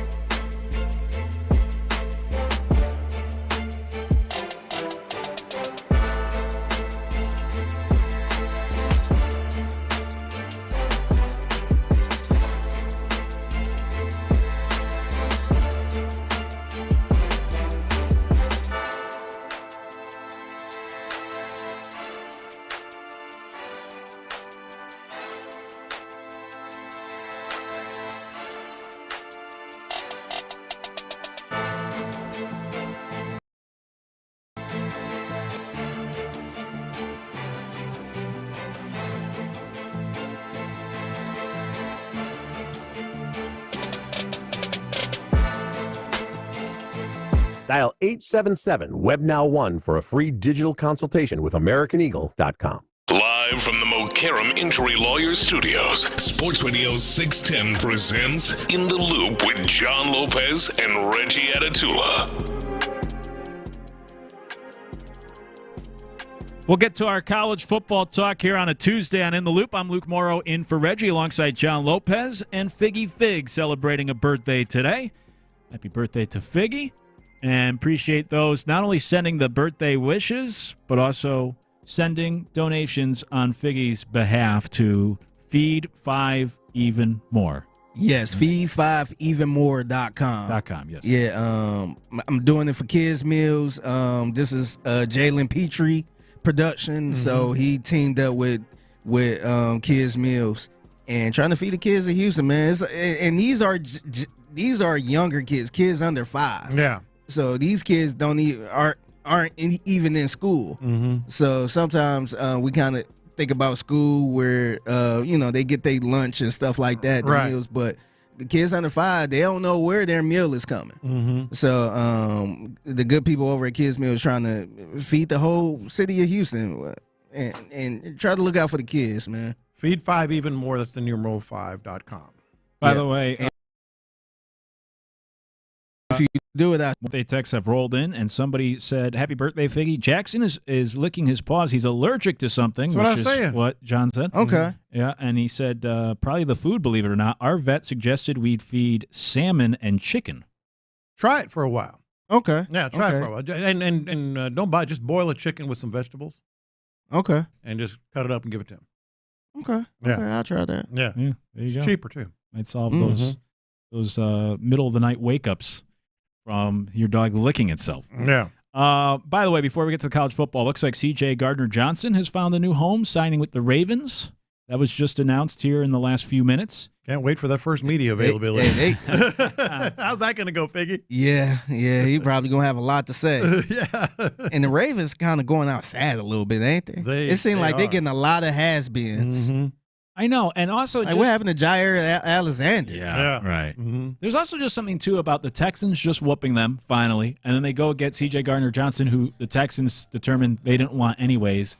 It's almost like, when you dump like a bad, say, girlfriend or whatever, and they go back to the person an ex that ruined their credit score because they thought, like, this time it's going to be different. And there's just some feeling of almost like this almost feels like another victory of we just whooped the Ravens, and now they're picking up our scraps, too. Yeah, it does. It absolutely does. And C.J. Gardner-Johnson getting passed around like a blunt. Yeah. He going all over the place, man. But the Texans are still paying a lot of his contract, though. Yeah, that's the downside. Yeah, let's ignore the fact that the Texans wasted $17 million to C.J. Gardner-Johnson and 68 snaps of Cam Robinson. Yeah. Outside of that. Other than that. Everything looking good. Yeah. How was the play, Miss Lincoln? Yeah. Anyways, so that's the latest there in the NFL. Joe Flacco traded. C.J. Gardner-Johnson gets signed. It's been an interesting last hour. But let's shift over to college football. I know the setup for the weekend. I listened to it. It ties into my confession yesterday with the whole Taylor Swift connection. Life of a Showgirl Saturday. That's right. I liked it. I like the setup. Yeah. For college football Saturday. And, you were talking about how it's a prove-it weekend for quite a few teams in college football. Then the weekend happened. It's a lot of showgirls, huh? How much of it was just makeup and, feathers and costumes and all that? Well, there was. There was some. I'm curious on yours. Let's start. Well, we'll start with the locals. Let's start with Texas. Yeah, showgirl. You want me to answer if I think they're frauds or not? Yeah. Yeah, Texas. Yeah, no. Yeah, they're all makeup and everything. Outside of the top 25 already, that was an embarrassing loss this weekend. And Arch Manning. I remember being on after the last Texas loss and talking about Arch Manning and everyone on the text line defending him and yada, yada, yada.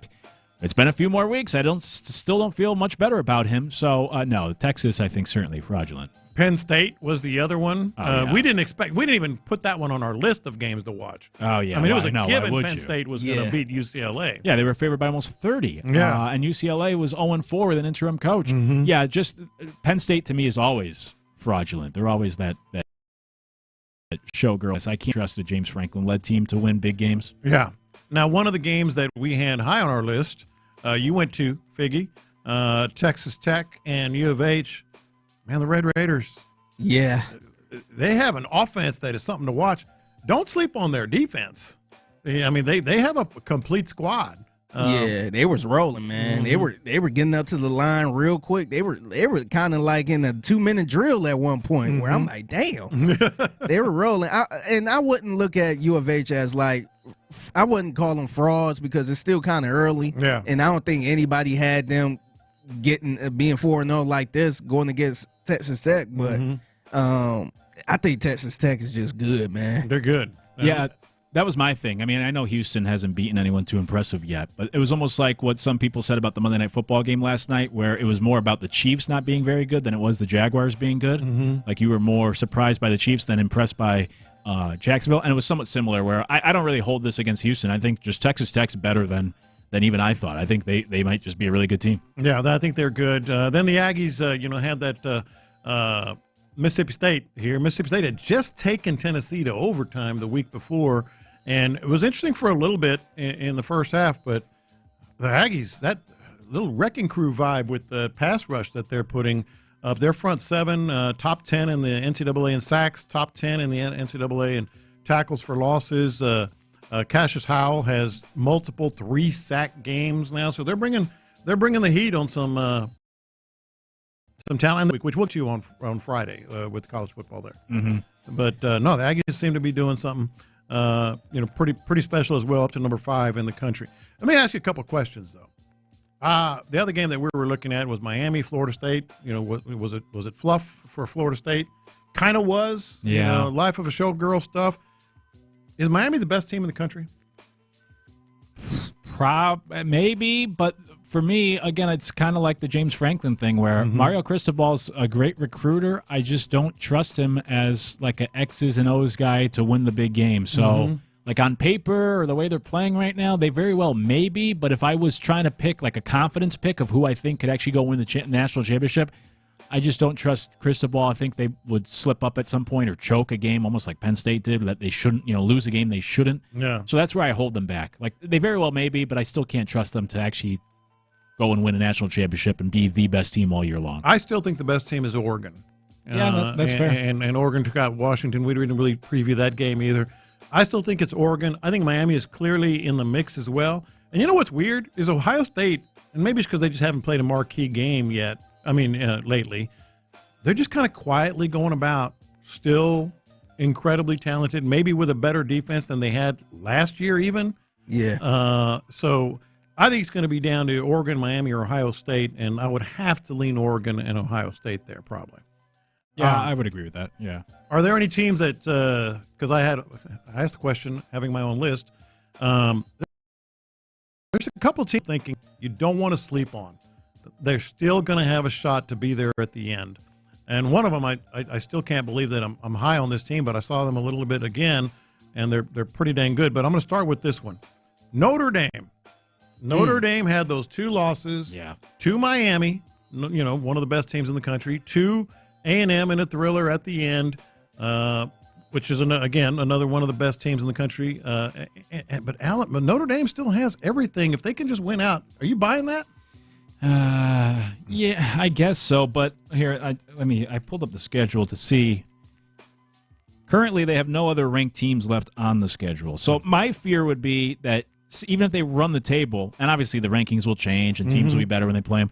But as we currently sit here today and you try to forecast the rest of their season, if they were to run the table, you would say, well, they lost to the 2 best teams they played, the only 2 ranked teams that they played. And so I think that's a big knock where you're trying to determine how good a team truly is when evaluating the top teams in college football.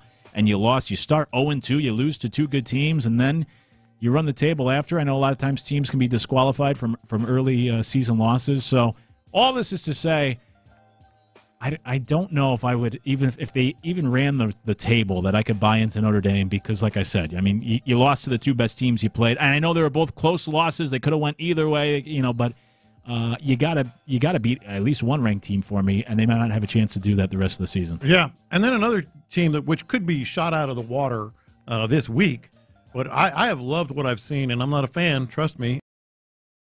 It's like they've been playing football. Missouri beat Iowa. They beat Kansas to start the year. Beat South Carolina, which was highly regarded late in September. They have Alabama going to Missouri this week. That's going to vault them if they can pull that off. Number 8 Alabama, number 14 Missouri. We'll talk about it at the end. But Missouri's been playing good football, rolling up a bunch of points. I think that's a team that, don't sleep on that team as well. And then the other one is their opponent this week. It's one of those the biggest name programs certainly in the last 15 years and on all time as well. But Alabama is just playing really, really good football and taking care of business. Yeah, I think, obviously Kalen DeBoer, when you first replace Saban, that's tough. Now you're into year 2, and so I think the further you get away, the easier it is, and he's obviously a good offensive coach, and so I think it takes a little time, kind of like what we're seeing here at the Texans, for his system and his quarterbacks to figure it out and everything. I was trying to look up the line. I'll look it up at another time to see what the line is for that game, but I know Missouri hasn't really proven themselves too much just yet with the competition, but I just like Eli Drinkwitz. I think he's a good coach. I've jumped on the bandwagon for Missouri. They've been good the last couple of years, and so I almost buy them right now more than I would Alabama, just based off of since DeBoer has taken over. I don't know. I'm still skeptical about Alabama if I could really, see anybody other than Nick Saban winning there since Bear Bryant. So Alabama minus 3.5. Wow. Yeah, your eyes are lighting. Your eyes are lighting up. Oh, wow. Yeah. If only there was an app for that. Yeah. No, I should stay away. I thought I took Vanderbilt this past week, and I took Florida State. I took a couple underdogs in these matchups, and they burned me. So I don't know if I could ride with Missouri. But I do like Missouri. I think overall I do trust them more than Alabama, as crazy as that might sound. Yeah. And then, of course, Ole Miss is still lurking, and all they've done is beat some really good teams. Yeah. But Lane's another guy that I compare him somewhat to Mike McDaniel, but he's a lot better than Mike McDaniel, where, Mike McDaniel I never trusted to win. Like the Dolphins, I think they always get in trouble when they have to try to go win against a good team and try to go be tough, and they can't win those games. I think Lane's somewhat similar, where when it's actually a tough, hard-nosed game, that's where I really worry about his offense and him as a head coach trying to go beat, say, a Georgia in an SEC title that LSU game. Win was nice. Yeah, it was. And I'm a Lane Kiffin guy. Yeah. But I do think there's a ceiling to him. And I don't know if it's winning a national championship. Yeah. But it was a fun weekend in college football. And we'll see what comes up here this weekend. Oh, by the way, there's college football. The week starts tomorrow. And I did see that today is the last day until the Wednesday before Thanksgiving, the day before Thanksgiving, without some sort of football between now and Thanksgiving.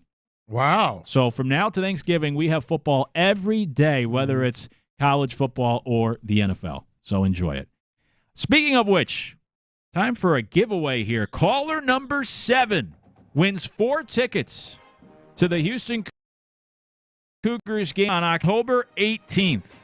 Tickets are courtesy of the University of Houston. Caller number 7, you get 4 tickets to go see U of H against Arizona on October 18th.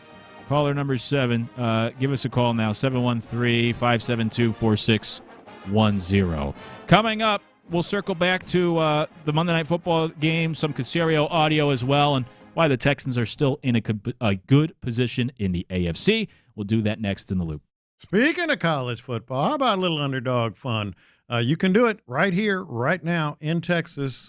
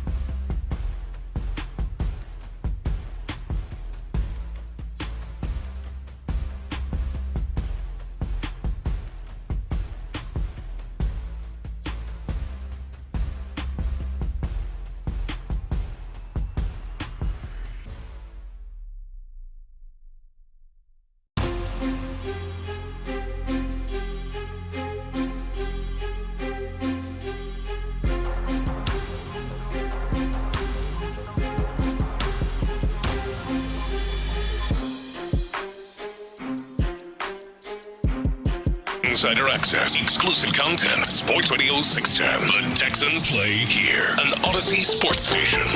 Sports Radio 610 presents In the Loop with John Lopez and Reggie Atatula.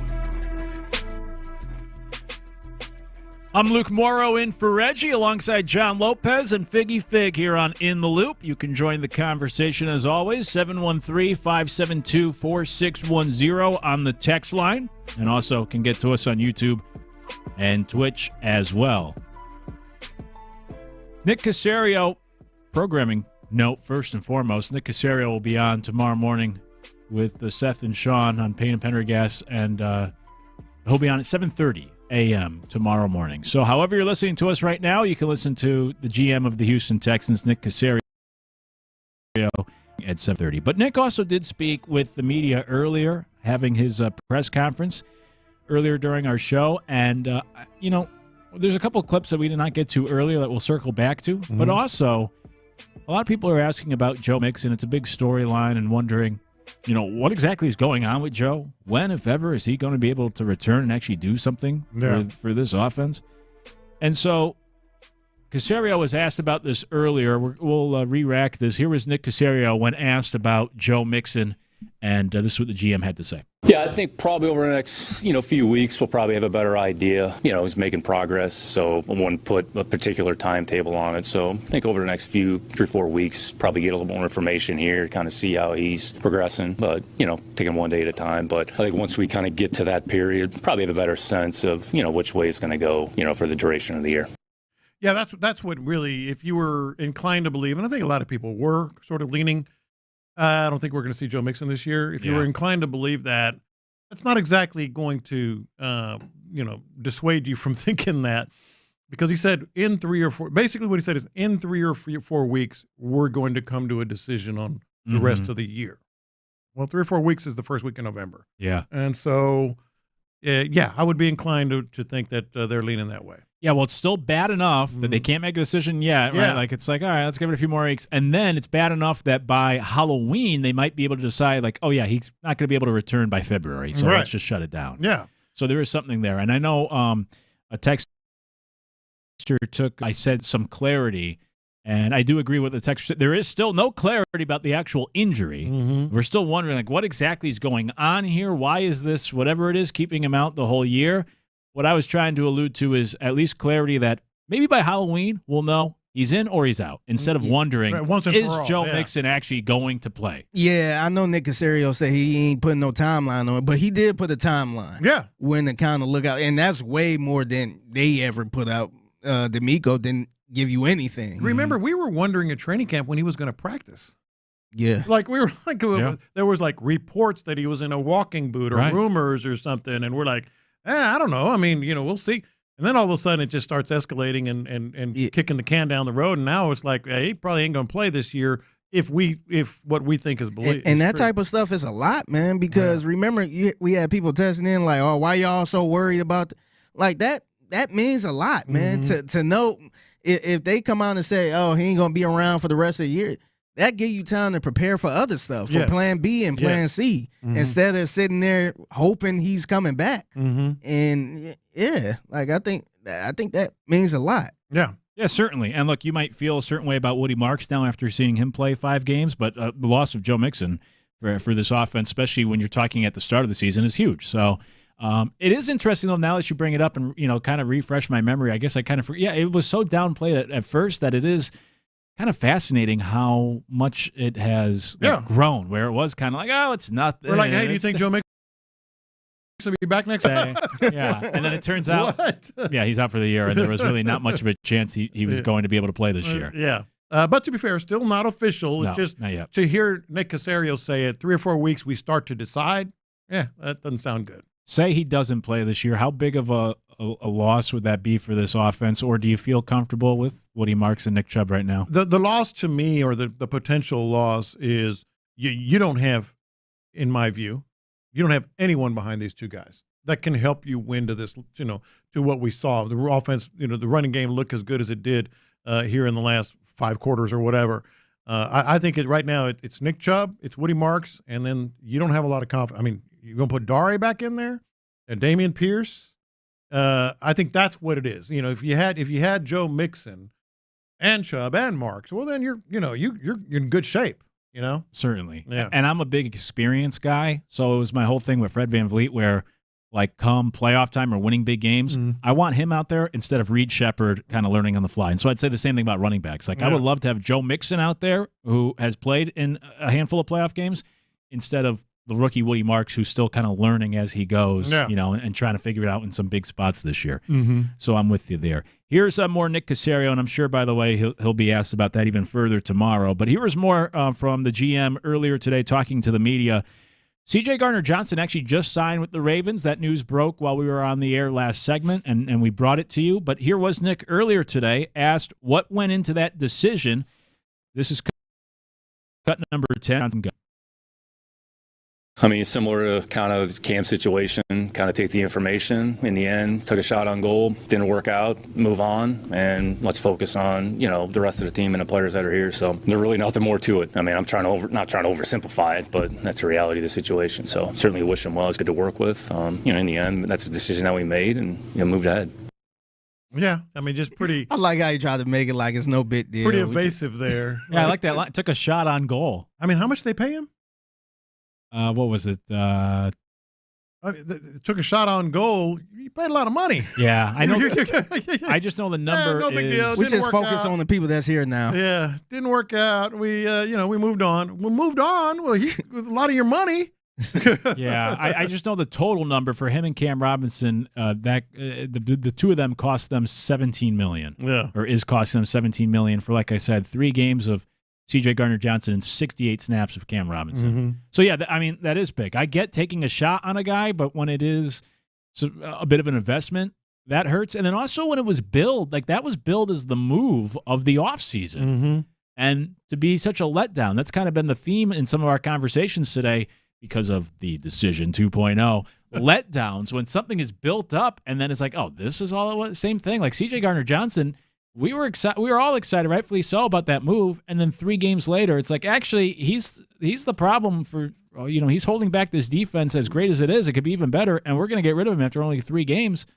Yeah, that was a big swing and a miss. I got to just kind of like, we took a shot. Not like he's some undrafted free agent. Yeah, like we was talking about Eric Murray or something, man. Yes, exactly. I was like, we move on. Didn't work out. Took a shot on goal. Yeah, exactly. All right. So we'll see. Do you think C.J. Gardner-Johnson will say anything about his time with the Texans? 100%. Yeah, I'm curious. 100%. He might take the high road this time. He might say the pass is the pass and focus on the Baltimore Got nothing Ravens. but respect for those guys. I mean, he might, but no, I don't think so. Yeah, I don't think so. Curious to see what he says now that he's signed with the Ravens. Here's cut number 19 from Nick Cacerio. Obviously, the big talker this week, at least one of them, is the offensive line or just this offense as a whole. And is this sustainable? What we saw the last 2 weeks, is that more about the competition or is that more about this team figuring something out? And the big conversation with the offensive line is the fact that they brought in some cheaper options to fill the spots on the offensive line instead of going out and getting some proven commodities.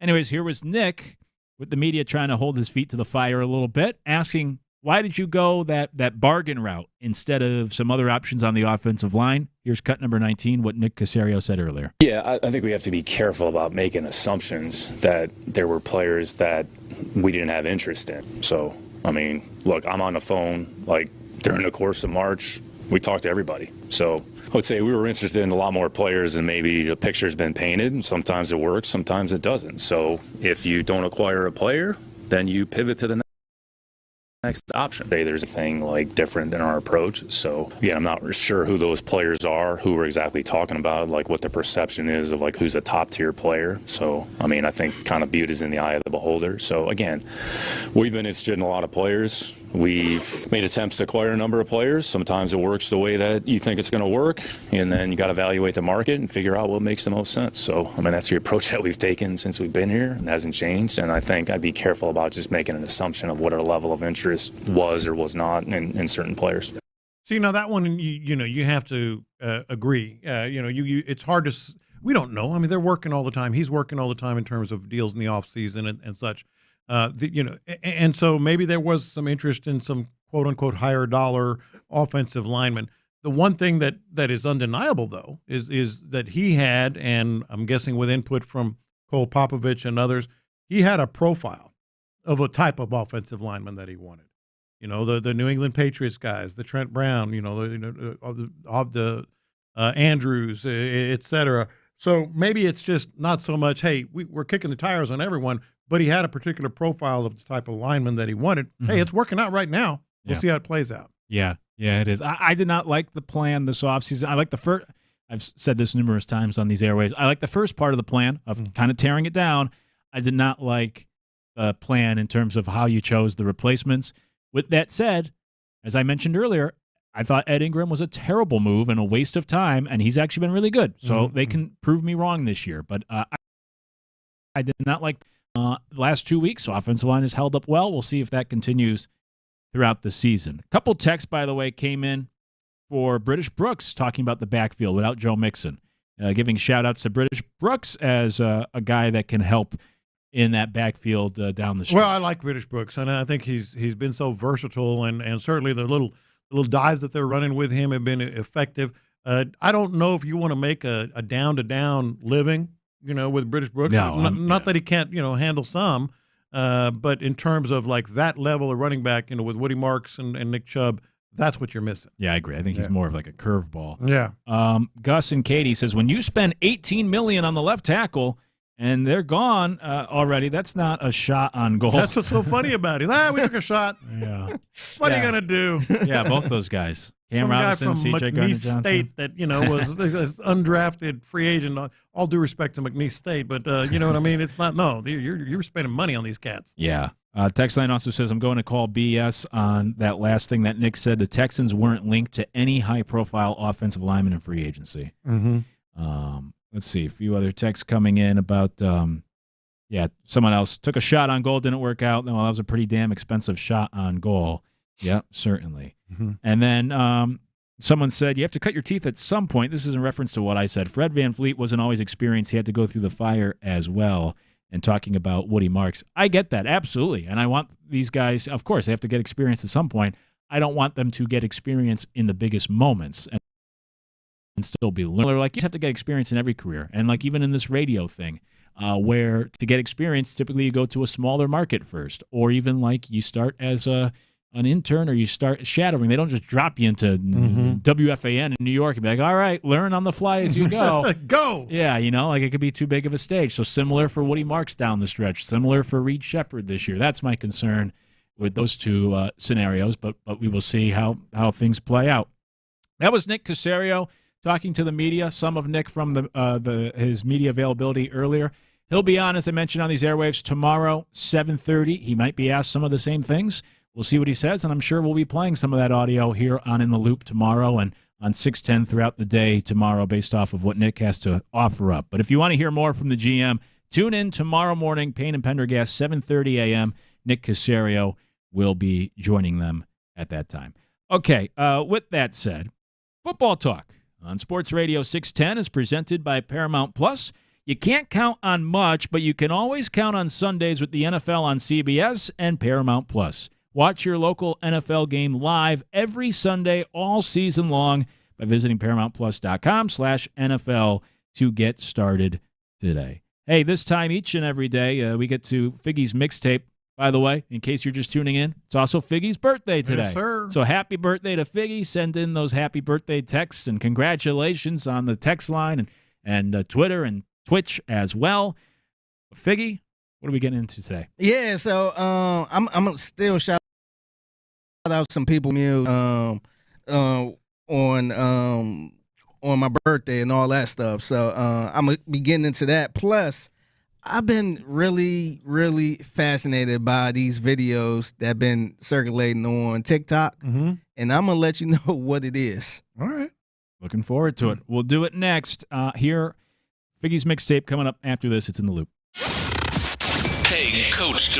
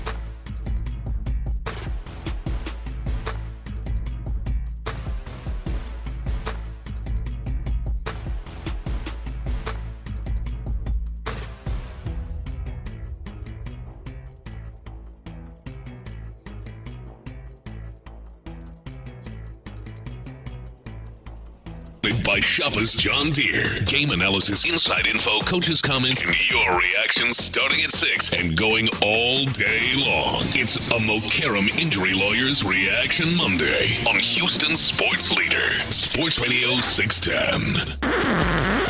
Pass the aux cord and crank up the volume. Figgy Figs in the driver's seat. Sit back, relax, and enjoy the ride. It's time for Figgy's Mixtape on Sports Radio 610. Yes, it is the Mixtape in the Loop, Sports Radio 610. I had to make sure we use up getting the Pristine Bass out. Yeah. Hey. Yeah. Appreciate y'all tuning in to the Mixtape in the Loop, Sports Radio 610. Figgy Fig holding it down on a Tuesday, and special. I never did this before, but happy birthday to me. Yeah, it sounds Look weird. at me. Yeah, it's my birthday. I'm pulling the Aaron Wilson. That's right. Hey, coach, it's my birthday, so I want to ask you something. But appreciate everybody sending love, that birthday love on the text line, on the YouTube, all that good stuff. But most importantly, man, appreciate everybody donated, all the people that donated to feed5evenmore.com. And I'm going to go through the names real quick to everybody that donated. And it started with the OG John Lopez. Hey now. You donated, what's this say? 20 grand right here. You donated 20 grand. So salute to you, man. All that money. Take away a few zeros there. Take away a few zeros. Salute to you. Yeah, man, of course. Helping the cause. Yeah, for sure. Salute to Angie. Salute to Work Jones, Arian, Adam, Sally, Richard, Tyler, and Peter, who recently donated. Right. So appreciate everybody. Keep it coming in. You could go to feed5evenmore.com. And this is Jalen Petrie calls right here, man. Yeah. This is his website. And he had a damn good game on Sunday. Yeah, donate $25 per interception. Yeah, throw in a couple more dollars, man. That was a hell of a game. 2 interceptions, man. So, just appreciate all the love, y'all. And if you look on his website, I want to say his goal is $150,000. You ain't got to do that right now. Yeah. I know the OG put $20K towards this, but man, just a little something to kind of help the goal. This is for, I guess, for the whole season. So, let's try to get to that goal, man. Yeah, man. Appreciate everybody that been showing love as I continue on the mixtape in the Loop Sports Radio 610. So I've been watching a lot of random stuff on TikTok, and this one is probably one of my favorite things to watch. Every time I run across a video like this, I just stop and watch the whole thing, and it'd be like 3 or 4 parts to it. I enjoy watching the body cams of cops catching people stealing out of stores. Oh, yeah. Or just the cameras. Yeah, just the cameras, but specifically people that shoplift, and then they catch them and, kind of catch them out front and be like, hey, can I see your receipt? I didn't do anything. Yeah, man. So this one was kind of entertaining. This was a lady in the airport who stole some glasses out of I want to say Sunglass Hut. So she stole some glasses and she thought she got away with it. Yeah. So the cops rolled up on her in the concourse somewhere in the airport. Yeah. And this is part 1 to this situation that happened to her. Airport officers were dispatched to the Sunglass Hut in response to a report of a woman stealing a pair of Meta Ray-Ban glasses. Hi, ma'am, I need to speak with you over here for a minute. I need to speak to you over here. Okay, you can talk to me right here. All right, that's fine. Were you at the Sunglass Hut earlier? No, I was not. Looks just like you. Got your on video. Yeah, we do. Yeah, we do. Yes, I do. Starting off wrong. You can come and show me on camera where you Oh, yeah, let's do that. Let's do that. And it's a way that y'all, like, the way the officers is killing people and stuff, approach us in a better manner than Yeah. Oh, brother. What'd she say? She said it's the way y'all officers be out here killing people and stuff. Oh, God. Like, all right, here come the excuses. Yep. But here's more from this lady. I don't know what you know what? I don't get it either, but I want to show you the video because your description fits exactly, and we have you grabbing some stuff and putting in your pocket. So let's show you. She had the glasses that I picked up. She told me to put them back, and I handed them to her. That's fair enough. And then you'll show that dialogue when we do the video. Let's go ahead and proceed, please. She's done. Yeah. She is done. Yeah, she making all type of excuses, man. And so I want to ask y'all this before I get to this next clip. What excuse do you think she's going to make going forward? Oh. Because now they trying to get her to go to the store so They can all watch the video together. Mm-hmm. What excuse do you think she's going to try to make? So she's going back to the store to watch the video, even though – so she's starting to realize that they got her. Yeah. I'm going to guess some sort of sickness, attack, ailment like that. Like she's gonna go down.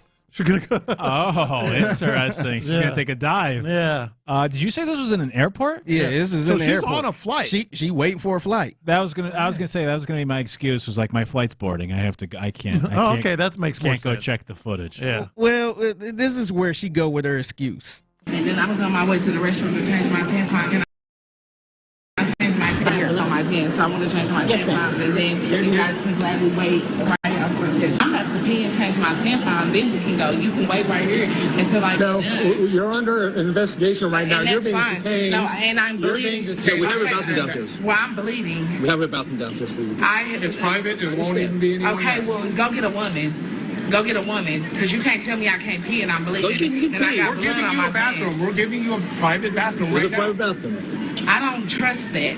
Let me use the bathroom where everybody around can see. I'm going to go use the restroom. Right, so how can I trust you that?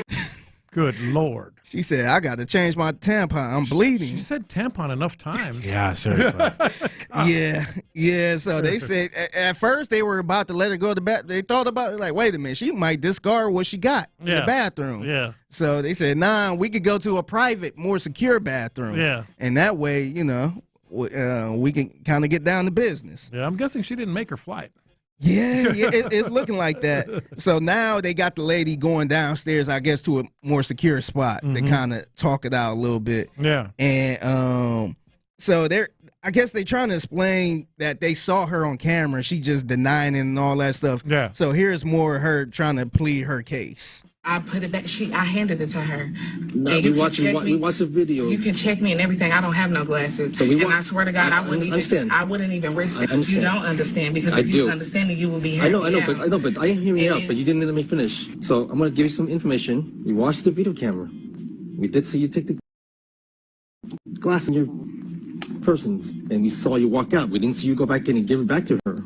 So my next question is, where is it? Where did you put it? I handed them back to her. Not according to the video. You walked out. You can't tell me. Okay, so where's they at? So I'm asking you, where'd you put it? I didn't put them nowhere. I gave them back to her. Not according to the video footage. Well, I gave them back to her. Golly. Hey, I give her credit for sticking to her story. Are you buying their story a little bit? Come on, man. Come on, man. All right, so now I take it a step further. So now they decide to take her to the store. They say, hey, let's go to the store. Yeah. And that's where the scene of the crime happened, where the lady that worked at the Sunglass Hut accused her or told the cops that she stole some glasses. So they got her facing the lady and kind of, checking everything out. Yeah. When I picked those glasses up, you may have thought that I put glasses in my pocket, but I had a vape in my hand. Well, this all got you on camera right here. And I got the vape in my hand. You see me put something in my pocket, but it was my vape. I didn't know. How can I fit anything in this bag? You want to watch the video? Yeah, let's go ahead and show her, because she's saying that she can explain it. Show me putting it in my bag. So now she's saying I was putting the vape in my bag. So you might have thought it was the glass. I put those back. Now I'm putting the vape in my pants, in my bag. So now we're gonna end it right here. Now they showing her they showed her the video, and this is how it ended. Okay, you got to go. Turn around, ma'am. You guys the video. You're under arrest for theft. For shoplifting, please. So I'm missing my flight. I don't know when your flight is, but turn around, please. My flight is at 6:40. Ma'am, you've been charged with shoplifting and tampering with evidence. Okay, well, can I find my family so I can let them know? Well, I think they know you're here, but they'll probably see you on the way out. So am I going to jail, or can I get a ticket and pay it? What can I do? It's not in Chatham County. It's not a ticket. So you're all going to get booked. I hate to say it, and I'm going to be blunt as possible. Sometimes actions got consequences. And this happened in one of them. But unfortunately, hey, listen. In Oklahoma, if it's under $1,000, they write you a ticket. So this is not Oklahoma. This is Chatham County, Georgia. Georgia's different. Can my brother pay some money right now for me to not get booked in? Can he pay? How much you want? trying to bribe the officer? She said, "Can you write me a ticket?" She said, "In Oklahoma, if you steal things under $1,000, they write you a ticket." And I gotta believe that's not true either. If it is true, this sounds like a seasoned shoplifter. Yeah, oh, for sure. Now, that much for sure. She knows I can steal under $1,000. I'll just get a ticket. Yeah. Dude, I was tuned into that whole thing. It was just listening. Yeah, it was 4 parts of the video, and I watched it all. So every time, it's a couple more videos that I saw too. I'll probably play it later on, but man, I've been so entertained by these shoplifters that try to, whenever they get caught, they just make every type of excuse. Like, wait a minute, I don't know what you're talking about. I'm all for trying to get out of something, but once you're on camera, like, you just got to give it up. I mean, I can even speak from high school. I got in trouble for something, and we had cameras in our school, and the vice principal said, you can either take detention now, or I'll go check the cameras, and if we see you went into that room, we'll suspend you. I said, I'll take the detention. Give me the detention. Yeah, because I did it. You're going to see me on the camera. Just take a plea deal. Yeah. Just take a plea. All right, Exactly. here you go. Plea. Hey, what can we do to make this a lot easier? Because once you're on camera, there's no getting out of it. So just admit to it at that point. The other thing that is just continues to, I know you got something else here, Figgy, but that continues to boggle my mind is everywhere there are cameras. Yeah. Like, everywhere. Yep. Yeah. Like, to think you can even get away with something like this. But the last thing I ain't trying to steal in no airport. Yeah, oh yeah. That's the wrong place. I'm trying to look, I don't want anybody to steal, period. Yeah. But I understand if it's a Target or a big old place like that where it happens. Yeah, but I'm not trying to do that in the airport, and you're trying to get home. Yeah. You trying to get home. So now you stuck in Alabama or I think Georgia. Yeah. Now you stuck in Georgia and you trying to get to Oklahoma, I guess, wherever you from. And they didn't give her a ticket, I'm guessing. Nah, man. I wouldn't give you a ticket for all the mess you've been putting us through. We went through all this drama. Yeah. All right, it's the mixtape in the Luke Sports Radio 610. All week we've been talking about pretty much the Baltimore Ravens and how bad they look. I felt like the Texans kind of broke the Ravens a little bit, man. Yeah. Because now the conversation is about fire Harbaugh is getting way live. Here's a fan. He was live. He was actually live at the game. He was on the concourse in Baltimore. And he gave his thoughts on, I guess, the Ravens currently and how they been. How are you feeling about the Ravens right now? I'm pissed off. All right? I'm going to tell y'all right now, they need to fire John Harbaugh. Can you turn the camera this way? See everybody? Everybody's leaving early. Everybody's leaving early. Hey, Steve Bisciotti, I hope you're looking at this because until you fire John Harbaugh, this is going to keep on happening. You look at this. I've never seen this down at M&T. I've never seen this down at M&T. Fire Harbaugh tonight. He's trash. He done since the Super Bowl. And I don't give him credit for that Super Bowl. That was Ray Lewis's Super Bowl. That was Ed Reed's Super Bowl. That was Bernard Pollard's Super Bowl. He got rid of all of them. And we ain't done since. He's trash. God. Fire his tonight. Tell us how you really feel. Tonight. Fire him tonight. We got paper bags. Peanut gallery's weighing in. I've never seen this before. Fire his tonight. I hate him. Wow. By the way, I hate him. I never heard. Look, I know a lot of Baltimore Ravens fans too, because unfortunately some of them Cleveland because they took off when the original Browns took off. Yeah. I never heard a Baltimore Raven fan like this, man. That's ever. Nuts. I like the peanut gallery. Yeah. Get him out of here.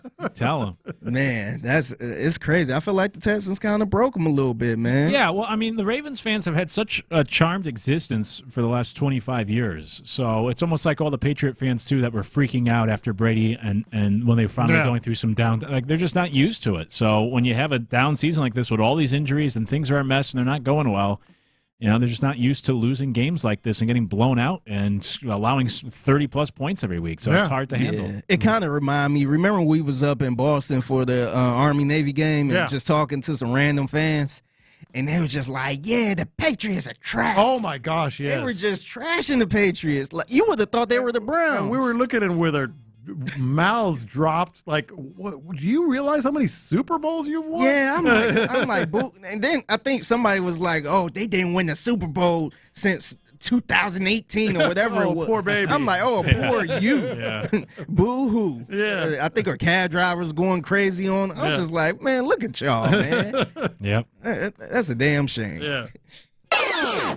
All right, get y'all out of here on this. I just want to send some thoughts and prayers, some T's and P's, as I like to say, to the people who are stuck in a blizzard on Mount Everest. Have you seen this? I have. All right, so if you guys haven't heard this story, this is the update courtesy of NBC News. Rush rescue hundreds of hikers stuck near the world's tallest mountain. A blizzard left nearly 1,000 people trapped on Tibet's eastern slope of Mount Everest, according to Chinese state media. Freezing temperatures and heavy snow putting local villagers and rescue teams on a race against the clock. Alan Arnett is a mountaineering coach who has climbed Mount Everest. It's going to be a massive human effort in order to reach those people. While some have already been rescued, many still reportedly stuck at an altitude of 16,000 feet. Hiker Chen Gushuang made it out, but some in her group still recovering from hypothermia. That's, first of all, scary. It's incredibly scary. You know what's weird about Mount Everest, and you've probably seen this, it's almost becoming like a cliche.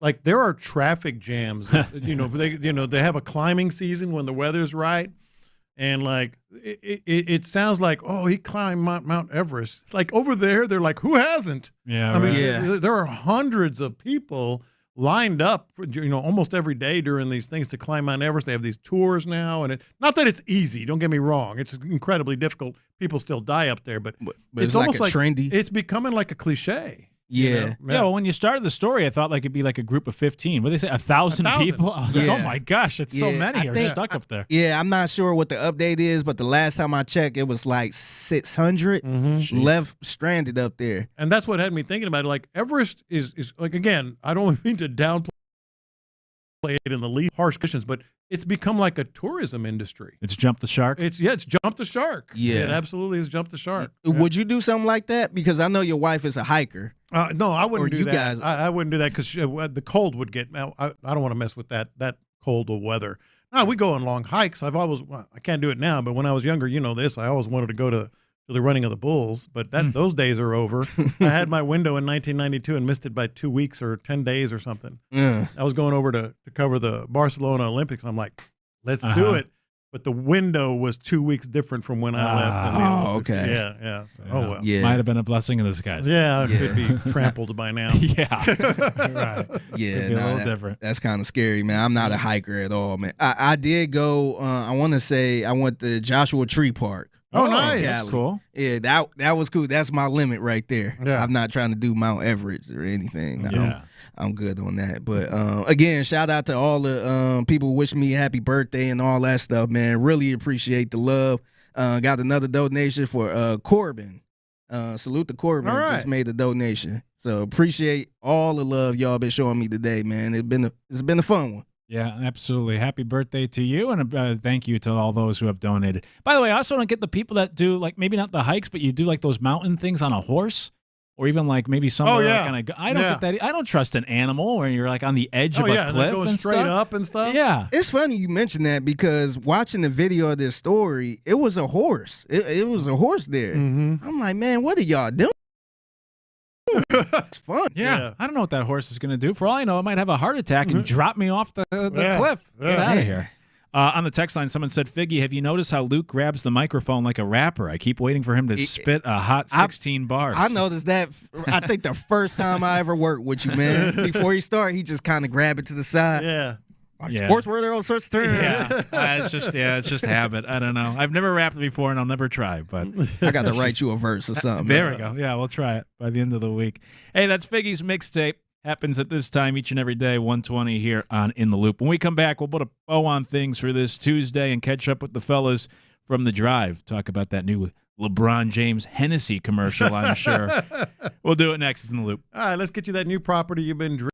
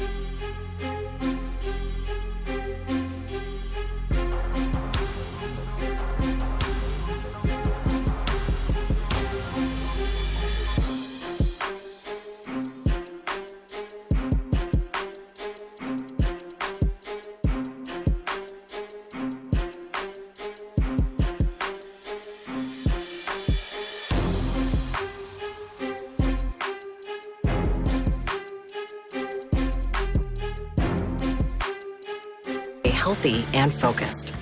Call 1-800-GRANGER, click Grainger.com, or just stop by. Grainger, for the ones who get it done. Thank you, Figgy. Live from the Mokaram Injury Lawyers Studios, Sports Radio 610 presents In the Loop with John Lopez and Reggie Atatula. I'm Luke Morrow in for Reggie alongside John Lopez and Figgy Fig as we put the finishing touches here on this Tuesday for In the Loop. We'll catch up with the guys from the drive in just a few moments and chat with them. I always typically like to bring things full circle, I guess, kind of end how we started. Mm-hmm. And we did start talking about that Monday Night Football game with the Jaguars and the Chiefs last night. And by the way, first off, I think last night was like a perfect summary of kind of this NFL season so far, where the NFL has set a record, at least through 5 weeks, of the most games that are within, I think it's a touchdown, in the last 2 minutes of the game. So we have had more close games so far this year than any other season in NFL history, which seems great. But then you also look at the standings and you see, like, well, all these teams are just kind of bunched up together. It's not really a great team this year. And I think last year was another example, I should say last night was another example of that, where it was a fun game. It was entertaining. It was back and forth. It was kind of wild. I really liked it. But it wasn't like two good football teams. It wasn't clean football, I guess I would say. And we've had a lot of that, of good, entertaining games, but a lot of sloppiness involved in those games, and they're fun to watch because they're close and they're back and forth, and it comes down to the very end.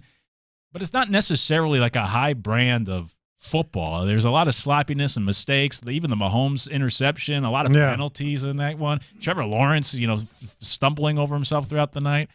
His fumble at the goal line, and you look at it, and you're like, it's not great football, but it is entertaining. It is entertaining because it's close, right? But it speaks to a bigger question, too, of like, I mean, man, the way defenses can just figure everything out and keep offenses, guessing and at bay and having to, it just everything, all the rules are built for the offense, and yet the offenses continue to just have to keep games close. It's tough because there are teams that can, light up the scoreboard, but it almost seems like by accident sometimes. I know it. Yeah. Yeah, and so, at times last night it seemed like that for the Jaguars, too, with some of the points. They got that pick six, which was a big help. I liked one of the texts that came in at the very start of the show today where it said, maybe it was a little mean, but it was funny. They said Trevor Lawrence, I think they said Trevor Lawrence is a buffoon, and he buffooned his way to a victory last night. Mm-hmm. And there was a little bit of that, especially, that final play, he stumbles, I should say, gets up, runs into the end zone. But we started with the question about, as a Texans fan, should you be happy with that result or upset? Would you rather see the Jaguars win or the Chiefs win? And I know, at least from what I saw online as the game was going on yesterday, there was a lot of split Texans fans of not knowing what to choose. It was almost like, Jack Nicholson's Chinatown, or he says, like, my sister, my lover, my sister, my lover. Yeah. You don't know which team you want to root for or you want to win the game.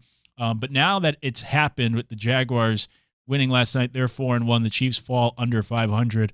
I guess the real question would be, because of that result, not only should you be pleased with it as a Texans fan, but I guess, like, how concerned do you think Texans fans should be with this Jaguars team right now that they're 4-1? It's weird because if you lost to the Jaguars, obviously they're 4-1, and yet I don't really worry about the Jaguars as much as the Colts, and yet they have the same record. I think it's just from what we're looking at. From what we're looking at, it's hard to believe, stumbling and bumbling, as you mentioned, into that win last night. The thing that I keep going back to, now you got two teams that are 4-1 that you're going to have to catch up to. Mm-hmm. Whether one is legit or not, they're proving otherwise. They're winning, the Jaguars. The Colts look like a legit team. To me, it was just simple math. I'd rather have one team that's 4-1 that you got to chase down than two. And so, sure. And there's only 3 4-1 teams in the entire AFC. 2 of them are in your division, so it makes it a little more difficult. Yeah, this could be a very interesting year for the AFC because the Chiefs, the Ravens are down, and so it gives a chance for teams like the Colts and the Jaguars to jump up and take advantage of an opportunity here in the conference. I'm with you on the difference between the Colts and the Jaguars. Despite record, they don't field the same.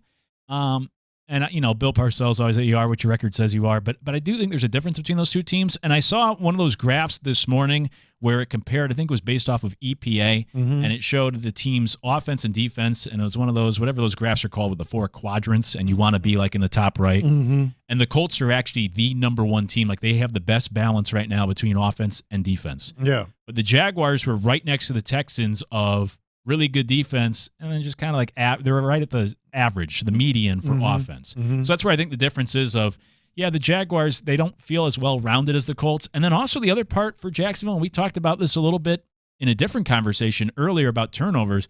I mean, they have forced 14 turnovers so far this year. That is huge. Yeah. That is absolutely huge. And the other sort of qualifier that I put on the Jaguars, and we really didn't even talk about this very much, what if they do suddenly unlock Travis Hunter? I know. Both those guys made plays that really bailed out Trevor Lawrence, the Travis Hunter one. So, I'm sitting here going, I don't know if I believe it. I don't know if I believe, but they are 4-1. Well, they had a big play out of both those guys, which Brian Thomas Jr. was dropping the ball. He was having a hard time. Travis Hunter was, is he offense? Is he defense? It didn't seem to be fitting in either. No. Well, now last night on the big stage, they both made big plays. Yeah. So maybe that's one of those where you're like, hey, I don't believe it, but they're getting, they got a chance to get better here. And that was one of the things that worried me about the Jags was, the weapons on paper, and that hasn't really shown up all that much. So, I mean, Trevor Lawrence, you look at his numbers aren't great, including even last night.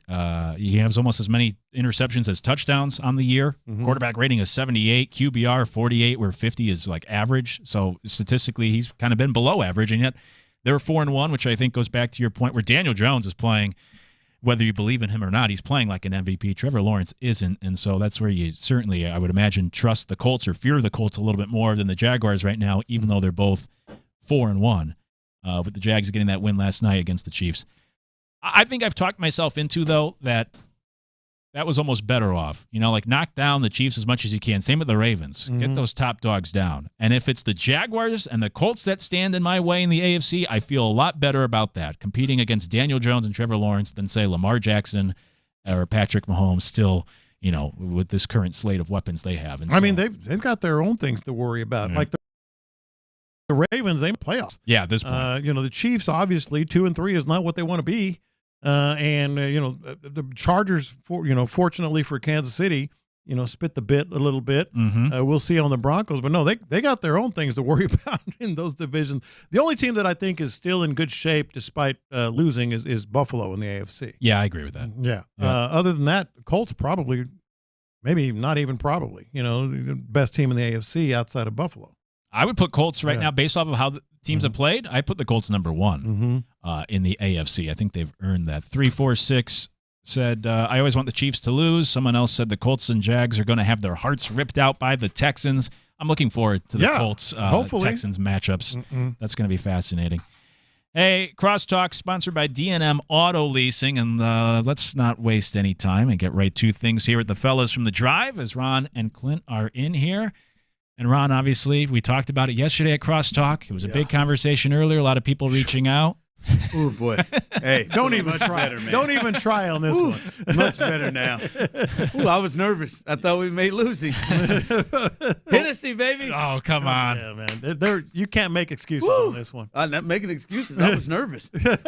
I thought he might shut it down. I thought we were going for just 82 more. Which dude, there are people out there that spend hard-earned money buying tickets. That's what makes me mad. I almost. Did you? Well, I thought about it. The Lakers game here? I'd have thought. Oh, I'm still trying to. Regardless, I'm still trying to figure out a way. See, that's what made me. This is why LeBron has such a hard time being so beloved by all because of stuff like this. And then people are out there spending hard-earned money. Like, this could be it. You think these are the reasons why he's not beloved? Well, it's part of it. Because he tries too hard. He reads books from the first page to the second page. I mean, he does all these things that are just irritating. Yeah. Irritate a lot of people. He's the greatest. That's a weird thing to be irritated by. But it is. I mean, people are. Yeah. Just his demeanor, his style. His demeanor and style. Yeah. To each his own. I mean, this isn't news to you, is it? No. I think the And I think it's more than than what.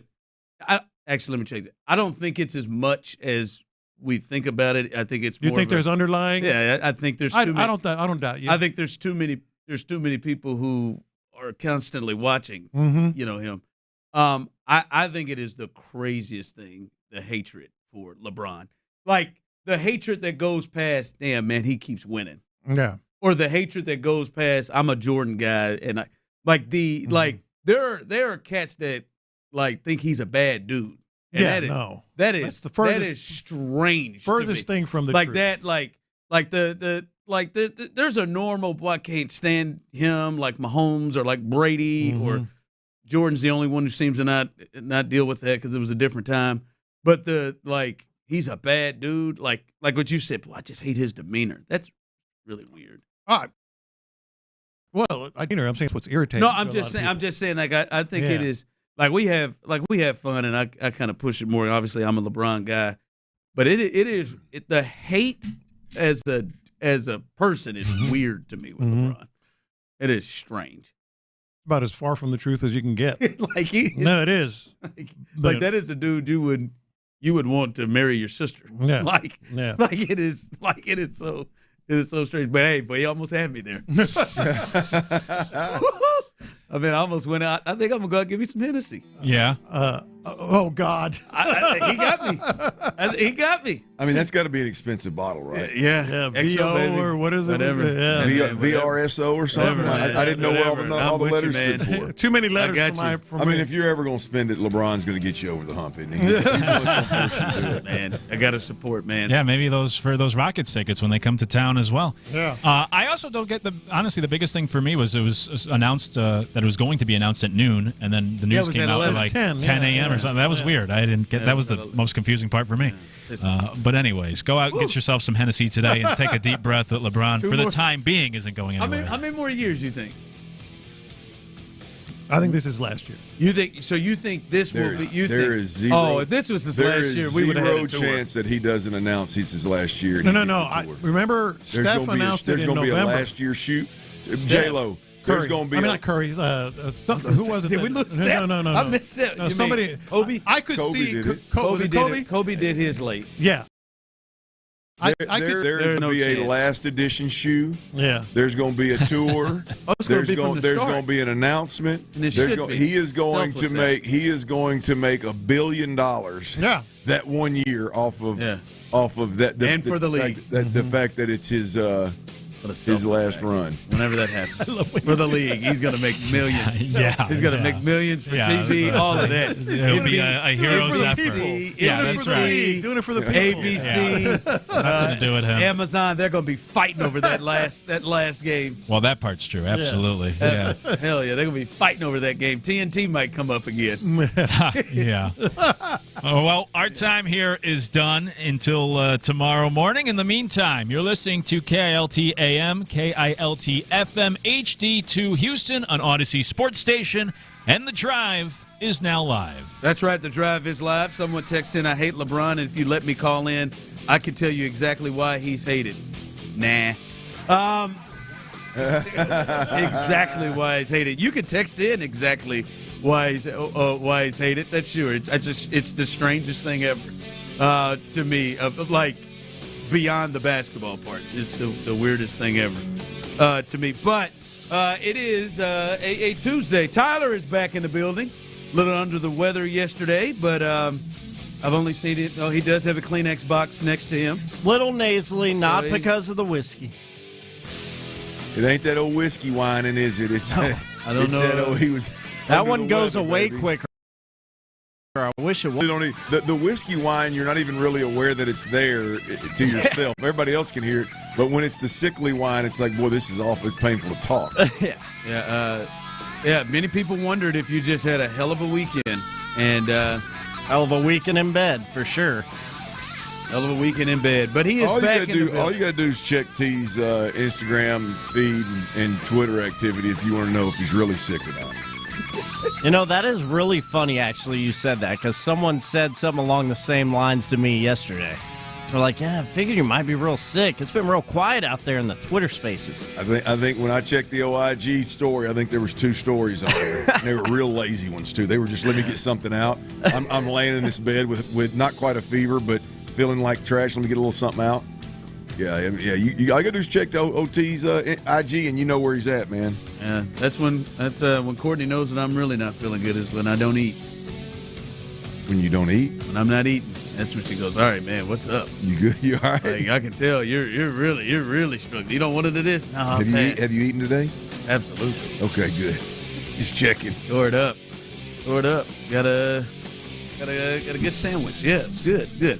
All right, a lot to get to today. It is a Tape Drop Tuesday. We will get there in just a bit. But Nick Cacerio spoke to the media today during the bye week, and he covered a lot of things. But I think one of the big things that jumped out is his response to a Joe Mixon question. He was asked the next time we will see him. Here was Nick Cacerio about Joe Mixon. Yeah, I think probably over the next few weeks we'll probably have a better idea. He's making progress, so I wouldn't put a particular timetable on it. So I think over the next 3-4 weeks, probably get a little more information here, kind of see how he's progressing. But taking one day at a time. But I think once we kind of get to that period, probably have a better sense of which way it's going to go, for the duration of the year. All right, hey, we'll see here. I don't know, have a better understanding to know his status a little bit later. Hold on. See if he's available for the season. Yeah. Just a process. Get through it. Did that 713-572-4610 YouTube and Twitch, did that make you feel any better about a possible return from your Pro Bowl running back, Joe Mixon? Because Nick Cacerio didn't rule him out. Make you feel any better about that? No. Any difference? Not one bit. And they say he didn't talk long enough on that question for me. And he's usually a good minute and a half, 2 minutes, 3 minute. That's a solid answer. sign, right? He gave you good Deion Sanders, good 21 seconds on that. And then he got on and out. Well, there's just Ron. There's no.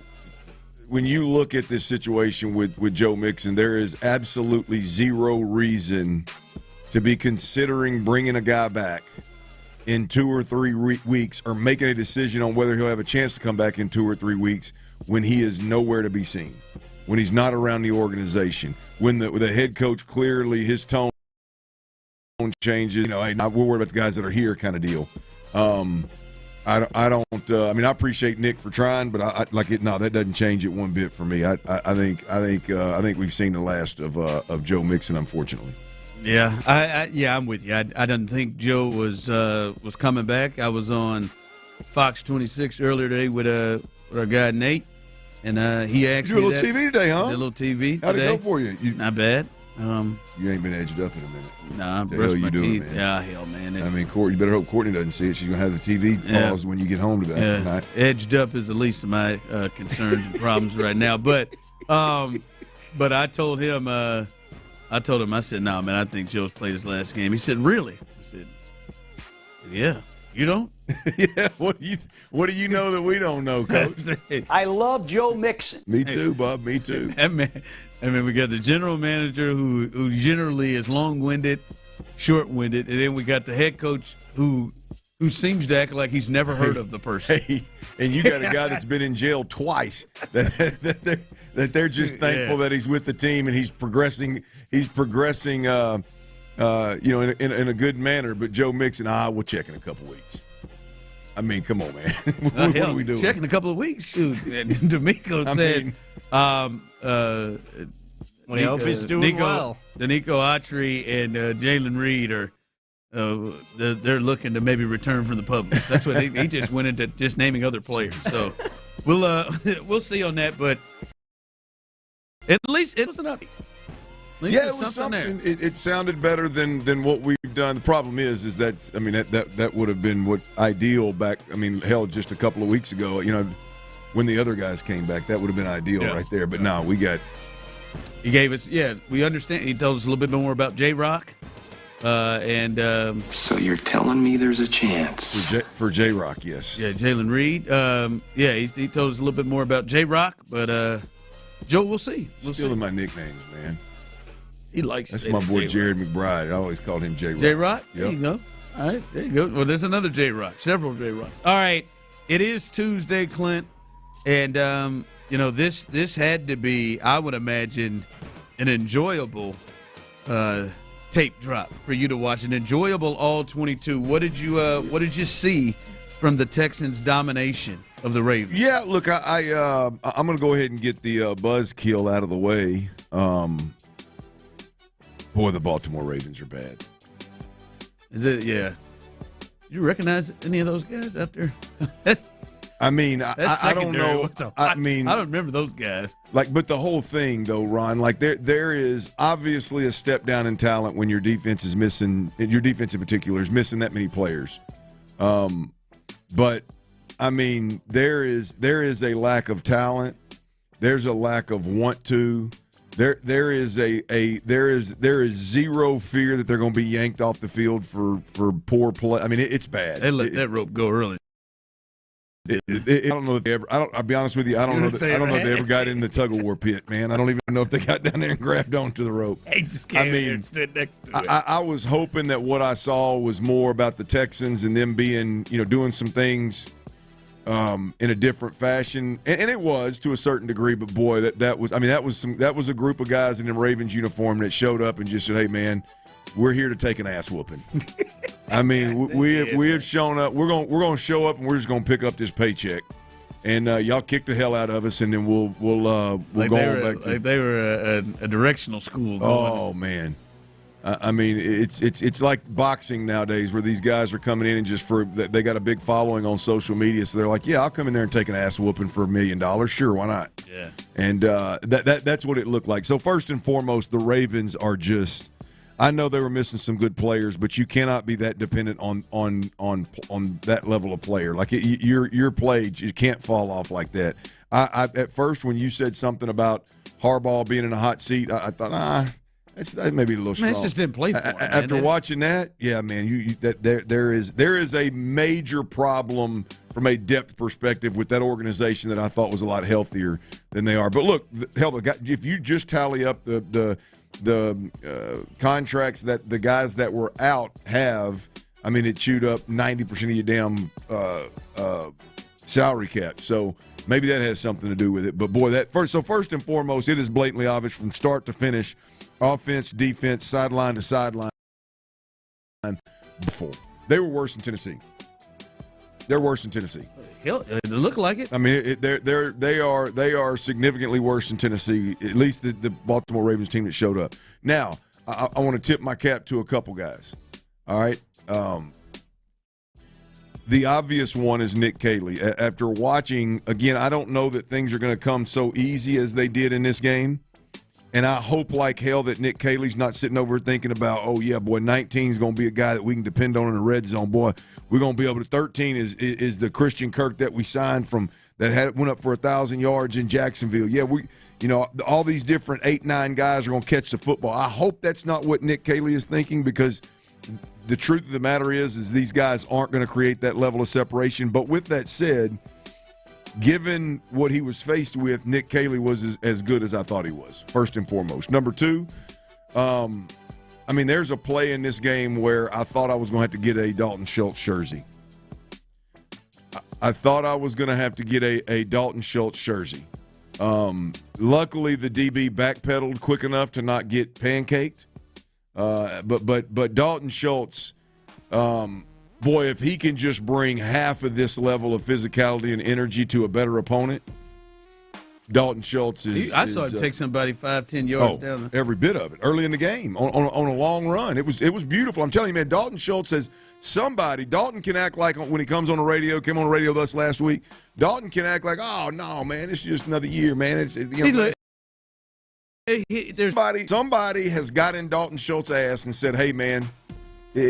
I'm not saying that you're going to go out there and you're going to be the best blocking tight end in football, but your effort and energy and willing to be physical has to be ratcheted up significantly. I have been hard on 86 now. Yes, I have. And somebody talked to 86. Somebody had a come to Jesus meeting with 86.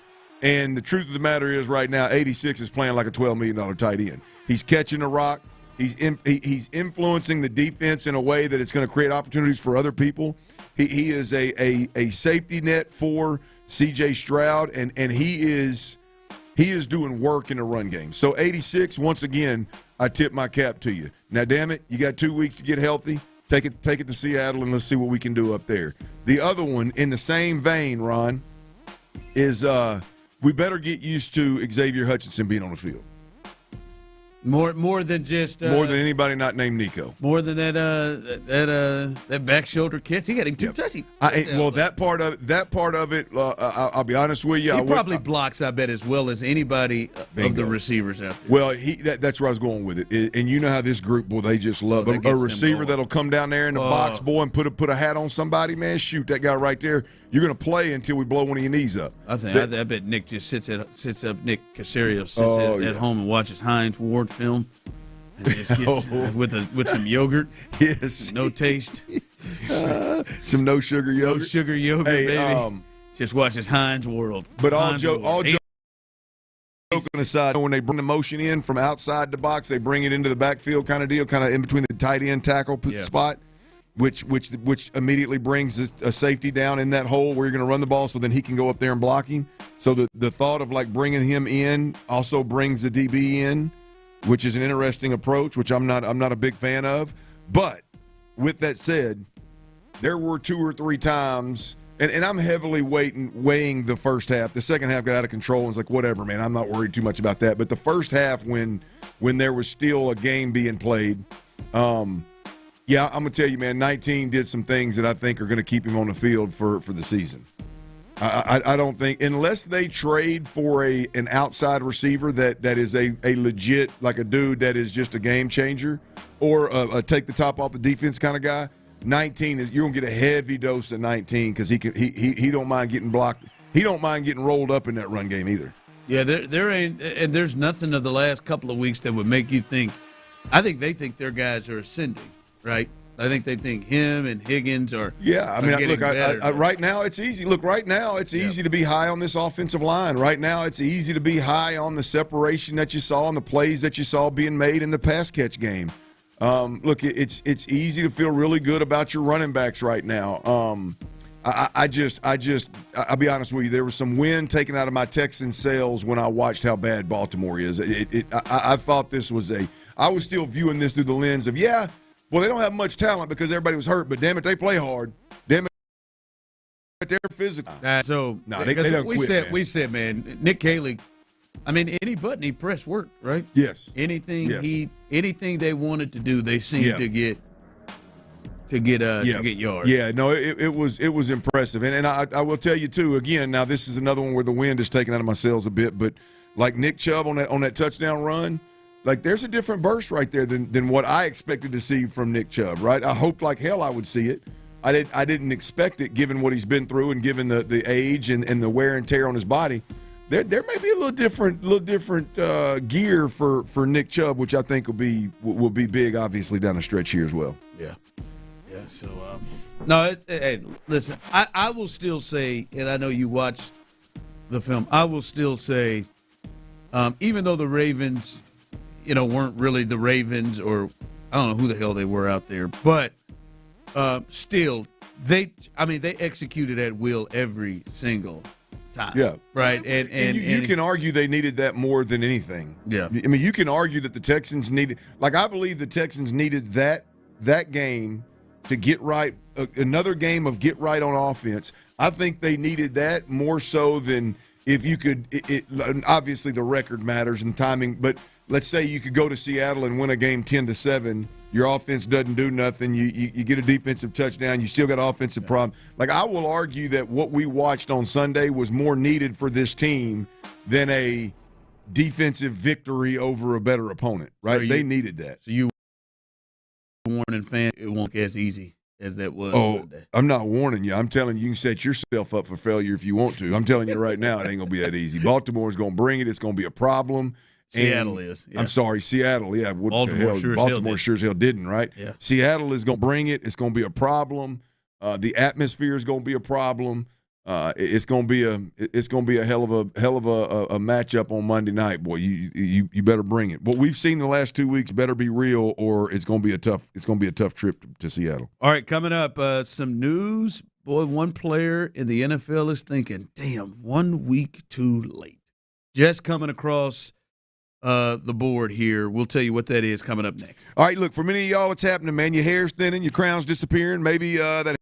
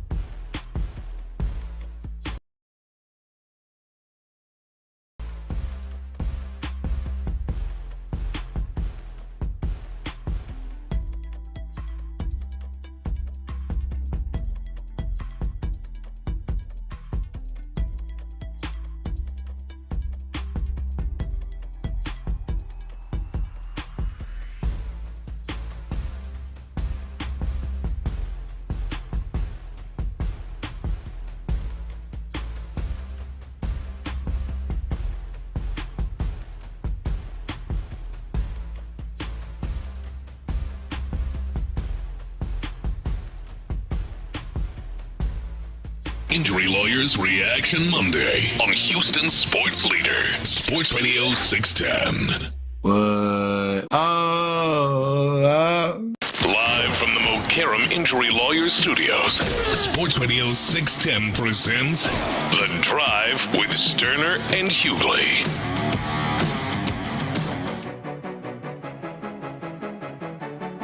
Football Talk on Sports Radio 610 is presented by Paramount Plus. You can't count on much, but you can always count on Sundays with the NFL on CBS and Paramount Plus. Watch your local NFL game live every Sunday.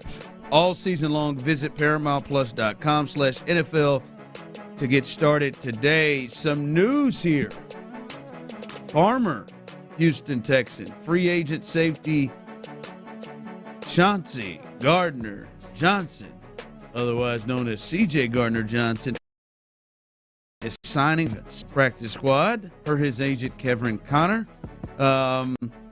Gardner-Johnson still gets his fully guaranteed 2025 salary with the Texans, so there's little financial impact for the Ravens, that according to Adam Schefter. But 1 week late for C.J. Gardner-Johnson, I'm guessing he's saying himself, but he is over there with the Ravens, and I would be surprised if he is in the lineup immediate. Yeah, he'll be in the lineup immediately, and this is an interesting land for him because I do think, typically you look at a team like what we played this Sunday and you go, man, you get a veteran like that that's got, obviously he's told us he wants to win a Super Bowl. He wants to, all he cares about is competing for a championship, and you add him to that roster, you go, boy, that is not a good fit. I mean, he is going to be miserable. But that defense, when it's completely healthy, you add a C.J. Gardner-Johnson, at least from a talent perspective, you got a piece that can help you win ball games. You got a piece that can fit in and make what should be a decent defense. I don't know what the hell's going on in the sense of them allowing all the points that they're allowing, but you plug him in with some of the guys that were obviously missing this past weekend, and at least you got on paper what should be a decent defense if Harbaugh can get that thing turned around and Lamar can get that thing turned around in Baltimore. You think, and it's only been 2 games, and we talked about it yesterday, you think they've missed him at all? Obviously, the defense. Texans? Yeah, no.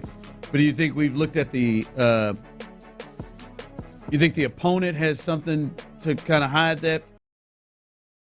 And think they'll be fine without C.J. Gardner? I think they'll be fine. I don't worry about them defensively at all. I don't. There's, obviously injuries could change that, but man, when they're healthy right now, I don't. There's not too many concerns that I have about the defense. Now, would you like to be better in certain spots? The third corner, maybe now the third or fourth safety, depending on when Jimmy Ward gets back. I mean, would you like to be a little bit more long in the tooth at that nickel defender spot? Yeah, I mean, there's some spots that are a little bit thin, but from a starting perspective and for the foreseeable future, barring just a handful of injuries, I don't have any concerns about this defense. So there it is. That's the latest. C.J. Gardner-Johnson signs with the Ravens 1 week after the Texans beat the hell out of me. You ripping out nose hairs again? Didn't get it, man. You about to be sneezing all over the place. Didn't get it. Time I want to get a good must have sneeze, circled back up in there for out. me. It must have circled back up in there for me. Let me see. I can't get in there and get it. Is it a long one? It was, but maybe it stumbled out. All right.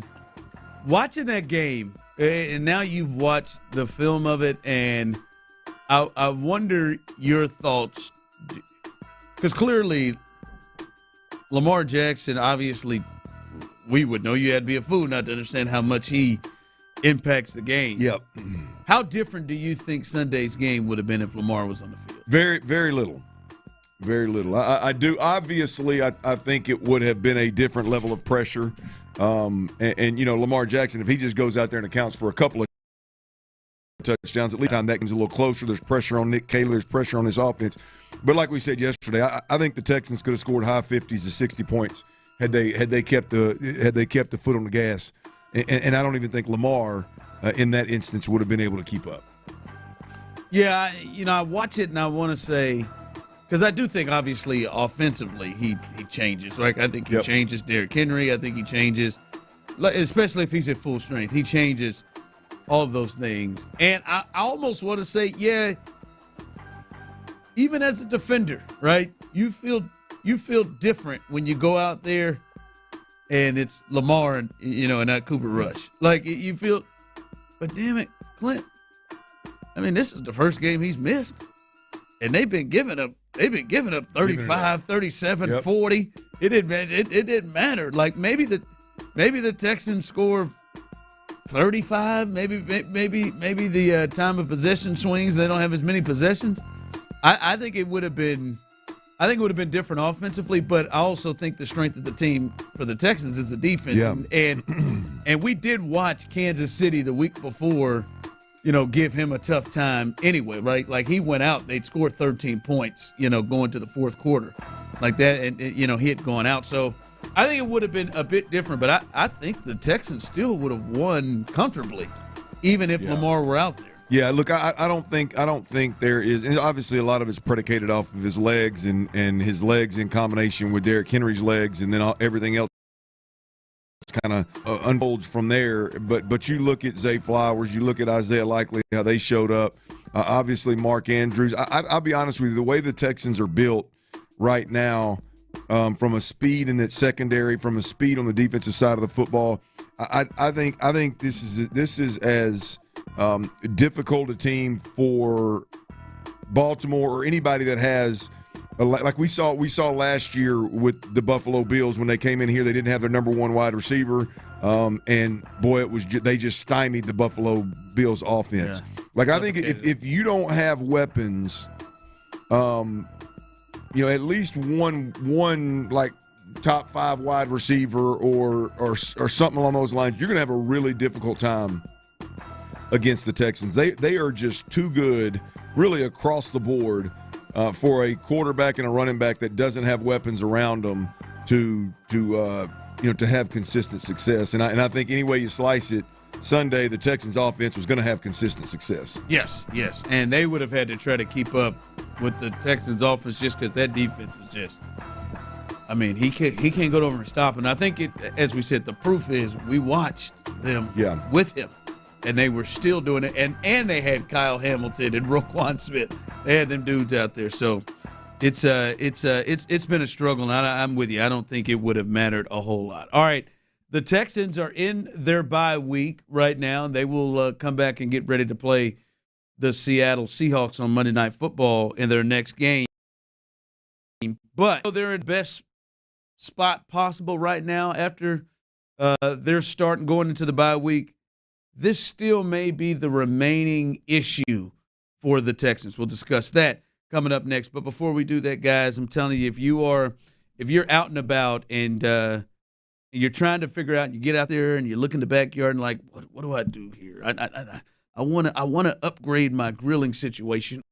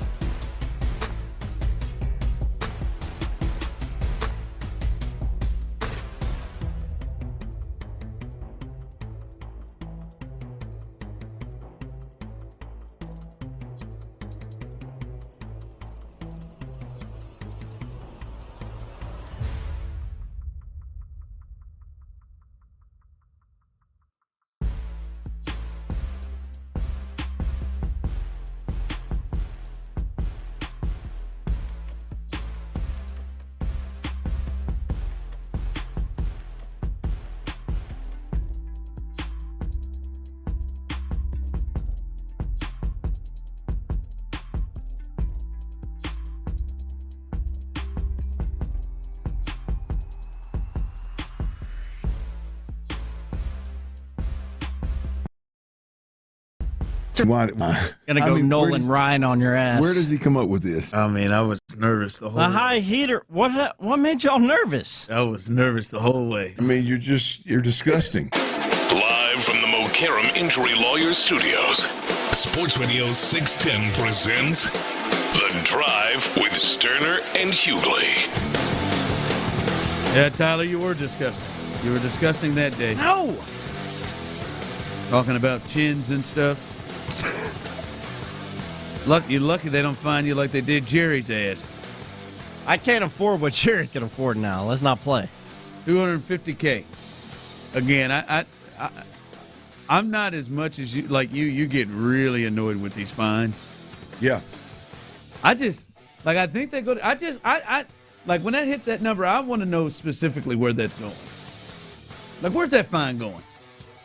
Goodell's basement. Does Roger get 10% of that? Like, what? Where exactly? I need to know. Is it split through charity? Where is that going? $250 for the bird. Ugh. And Tyler went ahead and did it. I'm just my deal with these fines is like, what's the end game? Like, do you really think hitting Jerry Jones with a $250 fine is gonna keep other people from shooting the bird? $250,000. What'd I say? 250. I'm sorry, $250,000. Do you think that's going to keep other owners that are worth billions of dollars? Do you think it's going to keep them from flipping the bird if they so choose to do it? Hell, you got owners that are throwing drinks on people out of the box. Do you think Jerry Jones gives a rip? Do you think it's enough of an epidemic to where you're like, boy, we got to start really hammering down on these guys that are giving the bird? Who cares? Suspension's coming next, baby. Like in today's world, all the stuff that goes on in and around football, with I'm talking about players and coaches and owners and everything. Are we really fining folks $250,000 for flipping the bird?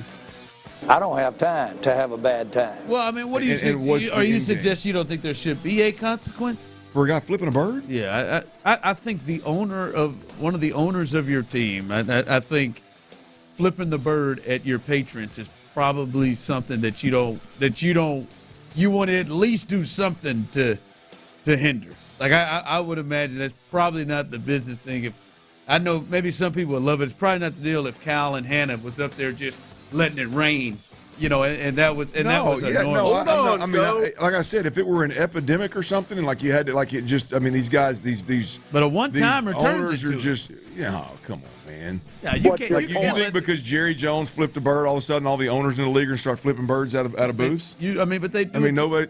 That's my whole point, though. Is like $250,000. If those guys want to shoot the bird, no owner is going to stand up and go, man, I really want to flip the bird at that guy, but damn, remember Jerry got hit with $250,000. That's $250K. I mean, it's not like. I don't know, man.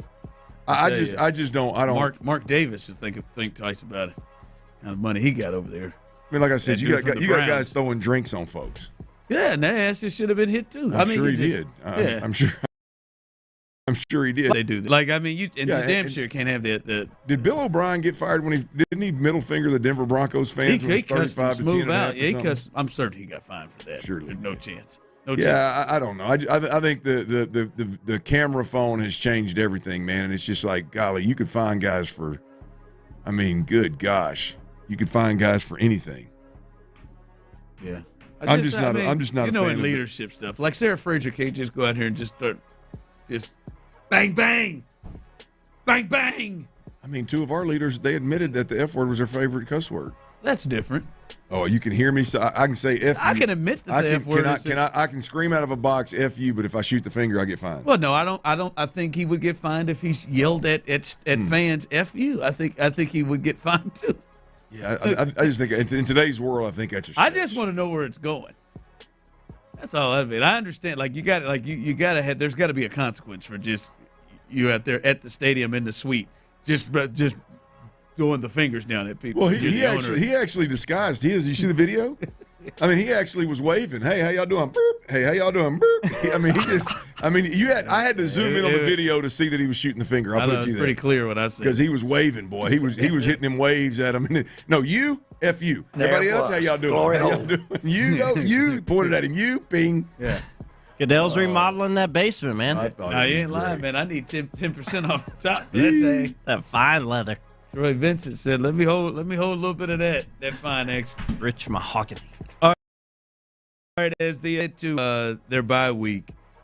I think as a fan, you should feel as good as you thought you would feel going into it after they started out 0-3.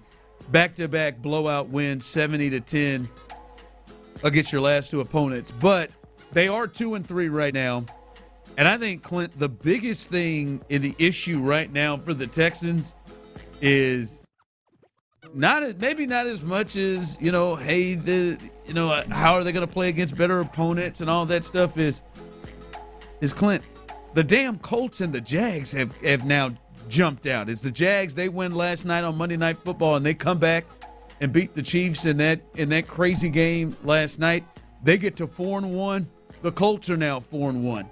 And Duval. I think the deal is maybe you don't feel that way, or but you got to at least be entertaining it, Clint, is if the Colts and Jags are for real, right? Like that becomes problematic for the Texans, because I think the Texans are getting better, but those are two teams that probably are going to get better too, right? Like the Jags with a new coaching staff and some new additions, and obviously the Colts with what they have going in, and Daniel Jones is taking over the reins and things that them being 4-1, those two teams, and I think the question is this are they a real 4-1? Are these two teams gonna be for real, or is this fugazi? I don't know. That to me seems to be the issue, is where the Colts and the Jags stand right now for the Texans. Well, it doesn't take but one, and I'm going to tell you, it's pretty convincing from both right now. Yeah. If you look at Jacksonville, they're balanced on offense, and they can hit you through the air or on the ground, and their quarterback is impacting games with his legs in some kind of fashion, right? You look at the Colts. I don't think, and I think it's the case with both these guys. I don't think either one of these guys are going to be like, boy, these are the dudes that are going to take you to the Super Bowl. The quarterback? I don't think either one of the quarterbacks are take you to the Super Bowl kind of guys. Now, I do think they are guys that their team can go to the Super Bowl if the supporting cast is right, if the offense is balanced. You think these teams can go to the Super Bowl? No, I'm not saying this year, but I'm saying they're off to a really good start. Like I could see this iteration of the Colts and this iteration of the Jags running to a Super Bowl in the future with all the pieces around them that are right. I think Jonathan Taylor right now is having a hell of a year. Travis Etienne's having a hell of a year. I mean, these guys are playing really, really good football, and their play callers are their head coaches. I don't think it's going anywhere. Their defenses, at least versus the teams that they have played, have been really good. So yeah, look, I think they're both for real relative to threatening the Texans for the division. I don't know how many of either one of these guys are at the end of the year going to be standing as true Super Bowl contenders this year. I think teams that their quarterbacks are good enough that if you have the right supporting cast, top to bottom, that they could threaten a Super Bowl at some point sooner rather than later. Yes. Yeah, as we're rolling through, text line coming through, no chance both of them are for real. Maybe one, but no chance both of them for real. Listen, I think the way you describe that, and I would say to the texter, the way you describe that, Clint, I think we're probably in a close space. I have not reached the point, and they've got some good wins, right? The Colts beat the Broncos at home, and we just saw the Broncos beat the Eagles, who had won however many in a row they had won. And now we see the Jags in back-to-back weeks beat the 49ers on the road when they had a lot of their guys back, and then they at home come back. I mean, the Chiefs are up 14-0. Like that's not a game that they generally ever lose. I think 30-0 here in the last 3 years when they go up by 2 scores in the first half, and then they come back and win that game. I believe in these two teams to be there at the end in the division. I don't know that I'm to a space where I believe that they are like contenders. Yeah, I believe that they're gonna beat Buffalo, or they're gonna beat Kansas City if it came down in a playoff game. I don't know that I've reached that point, but I don't look at these teams and at least right now and say, man, yeah, they're gonna fall apart. I mean, I think there are some spaces as someone Texans said the Jets don't, get all these turnovers. Yes, they lead the league in turnovers, and I think that is a big deal. But I don't know, boy. I just don't get the sense that these teams and their schedules will help them. That these teams are just going to fall apart and start stinking things up, and somebody's going to lose 5 or 6 in a row or something like that. I don't get the sense. Yeah, I hear people comment about Daniel Jones like, oh boy, Daniel had a rough game. He turned back into Daniel Jones. Like I don't believe that. Like I think Daniel Jones has got a good supporting cast. I think Daniel Jones has the ability to know who he is and what his limitations are. I think he'll play within Shane Steichen's offense. And with that said, this is a tough football team to beat. And right now, by the way, they're scoring more points per game than anybody in football. Yeah, just put up another 40 on the Raiders. They're 4-1. They're 4-1. Nobody has a better record, and offensively, they're scoring more points than anybody out there. And so I have a hard time looking at that and going, wait, Daniel Jones, he's going to Daniel Jones. Just wait. I think this is a well-oiled machine, and they found a guy that can do the simple things well, that doesn't try to be something he's not, doesn't try to make something out of nothing, and they're having success with it right now. We'll see if they can keep this thing rolling, but they're having success with it. And you look at the Jags, like you said, the last 2 victories were impressive, man. Yeah.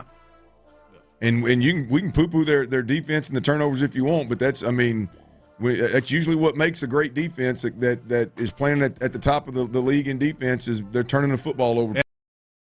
And I would say there's not a lot of, oh boy, just he threw. Yeah. Like last night, the turnover they got, they made the play. They tricked Mahomes, and then he not only caught it, he took it 99 back. And by the way, they lost the turnover battle last night and still won a close game. By the way, the Colts schedule, we talked about this before the show, it is so strange. They don't play the Texans or the Jags until November 30th. So it's got to be, what is that? They play 4 games. They play four games against the Texans and the Jags from November 30th until the end of the season. Yeah, so what is that, 5 weeks? Yeah, they play and they play the Seahawks. So they finished Texans, Jags, at Seahawks. They finished home against the Texans, at Jags, at Seahawks, home against the Niners, home against the Jags, and then at So 4 of their last 6 games are the Jags and the Texans. That's wild. With Seattle and San Francisco with it. Which is a beautiful their thing. Schedule backs up. Which is a beautiful thing for Houston, right? Yeah. I mean, you're if you can get this thing right, again, get to 3-3 against Seattle on Monday night in 2 weeks, and then you come home for 3 straight games, you could end up with a winning record after all that goes down, and you could be chasing those 2 teams with a lot of division action left late in the season. Yep.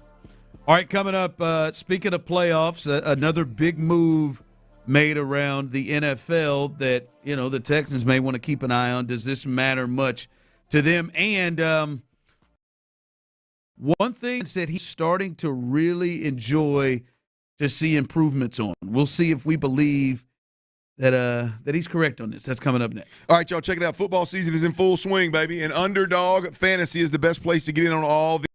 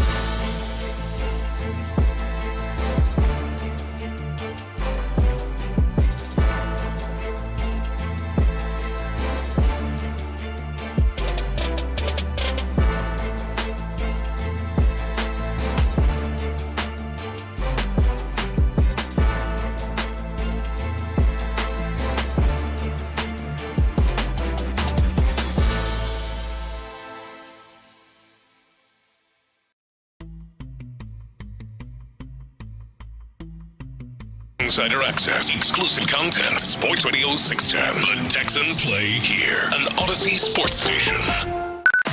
Sports Radio 610 presents The Drive with Stoerner and Hughley.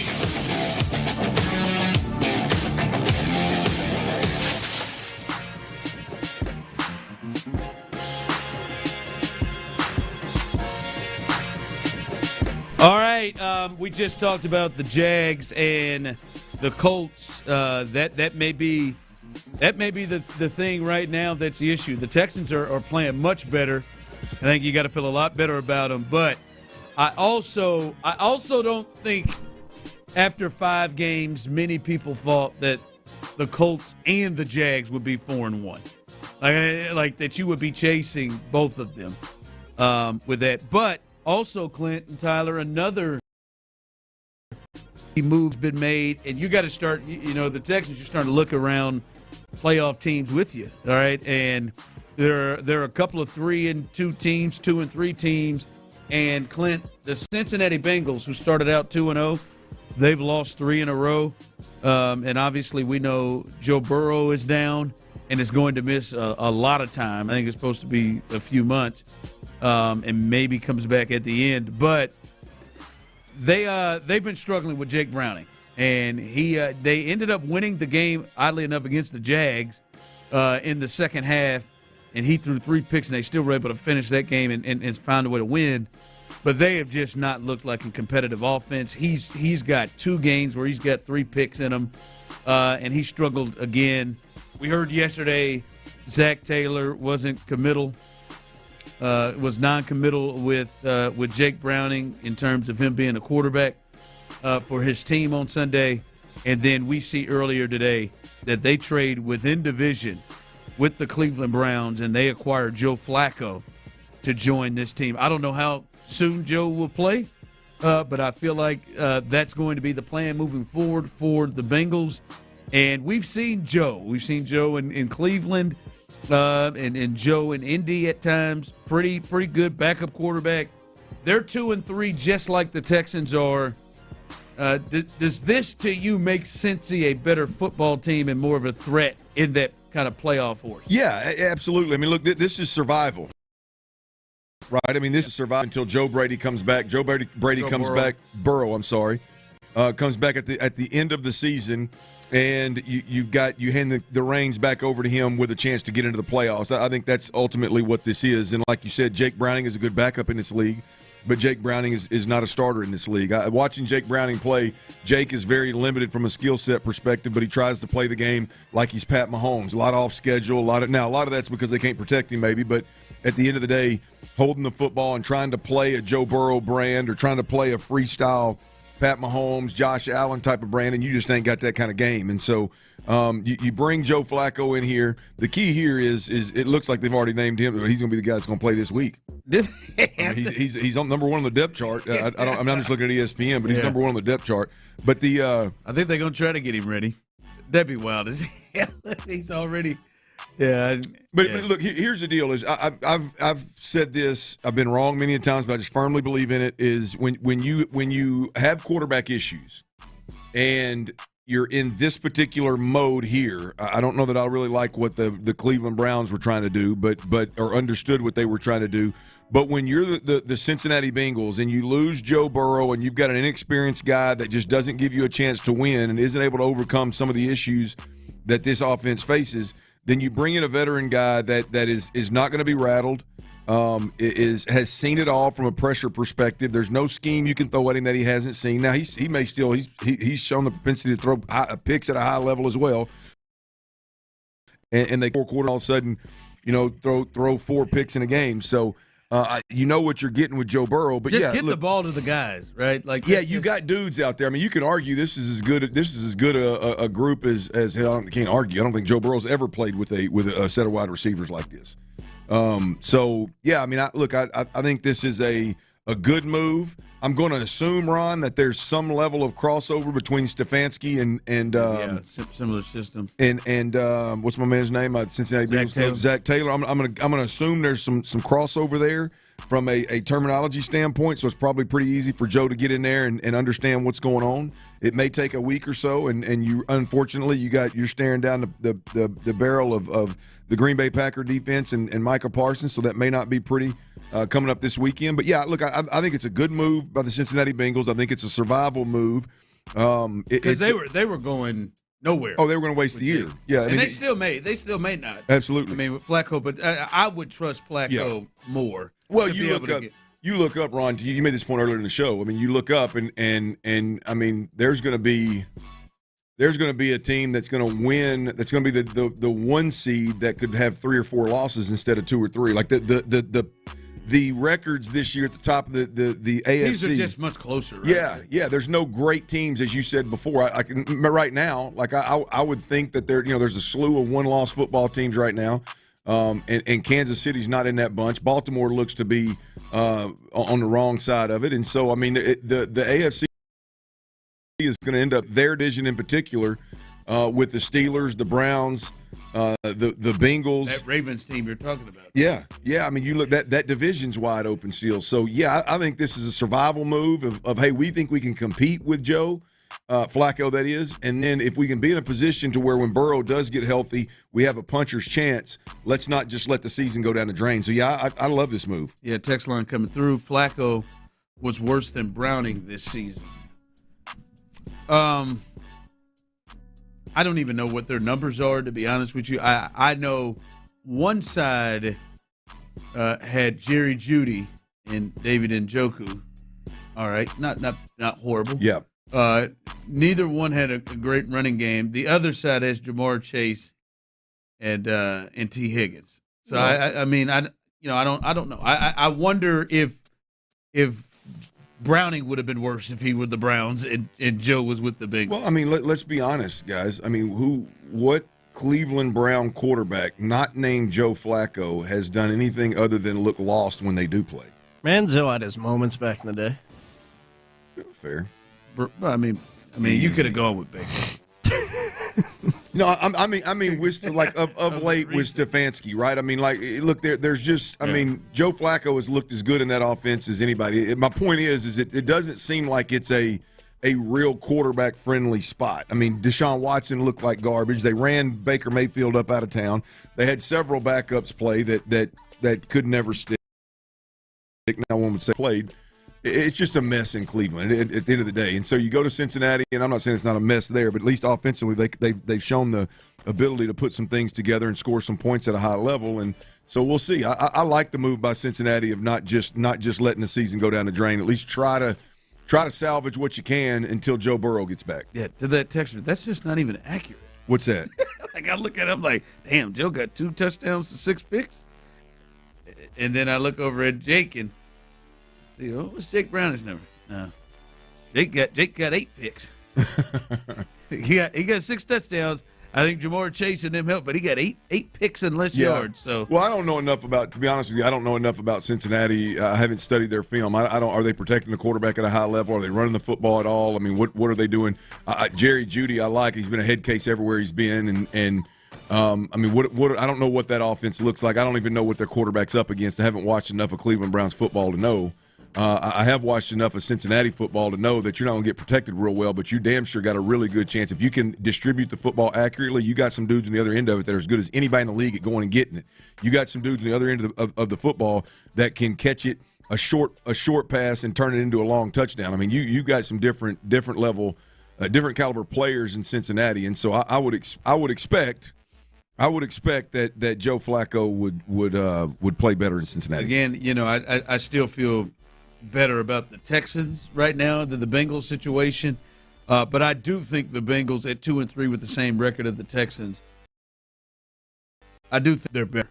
Like they're going to be a better team with Flacco. Since he's better than 2-3, yeah. Then with if they would have kept going, if they kept going with Jake Browning, I mean they'd have been in there with to me Cleveland. Yeah. They were like they well, were. The route for Jake Browning would be just don't be the reason that we're losing games. And Yes. and I know I've not studied the Cincinnati Bengals, but I've watched them some and I've listened to the commentary. It seems like Jake Browning was trying to do too much for who he is and what they need. He was missing underneath throws that were there to hold the ball to stretch the field. He was turning the football over. Like if you're Jake Browning, like your goal is to go in there and not be mentioned. It's okay if you throw for 125 yards. It's okay if you check the football down and people are looking at you like, boy, he's conservative. The one thing you can't afford to do is go out there and turn the football over at that clip, and it's cost him his job. Yeah, he's played in 4 games, and he's thrown multiple interceptions in 3 of them. Yeah. Yeah. So, yeah. I get that. We'll see. I think the Texans should still would be the better team, and I would think would finish better or finish ahead of the Bengals. But I think they are a better team. All right. D'Amico spoke yesterday in a conference call with the media, and he talked about this part of his offense. He talked about the offensive line and the run game. I want you to hear what he had to say about where they are after 5 weeks. Our offensive line they've improved, I think, just overall with how we're running the football now, just eliminating allowing plays to get started. Guys are getting a hat on a hat, being where they're supposed to be. And we still have things to clean up when it comes to protections and things that are happening that we have to get fixed, that we've talked about and worked multiple times, that we still have to clean up. So it's not where it needs to be right now, but we're doing a really solid job up front. Titus playing really good up front as well. So we got some guys doing some good things. Just got to continue to rein it in and play collectively much better.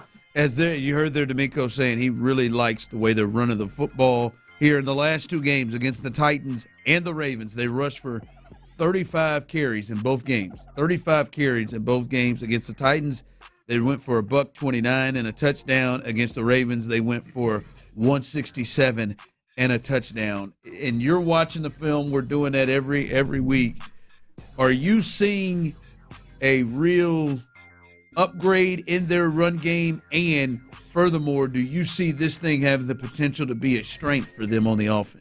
I don't think it's going to be a strength. I don't think it's going to be a strength moving forward against better defenses. I think it can be on par. I think it could be a middle of the pack run game. What I've seen that I think is significantly different the last 2 games in the first 3 games. And again, this is not necessarily something that I expect to happen in Seattle and something that I expect to happen consistently moving forward. But I do like the work that they've gotten. Is they are getting movement on double teams.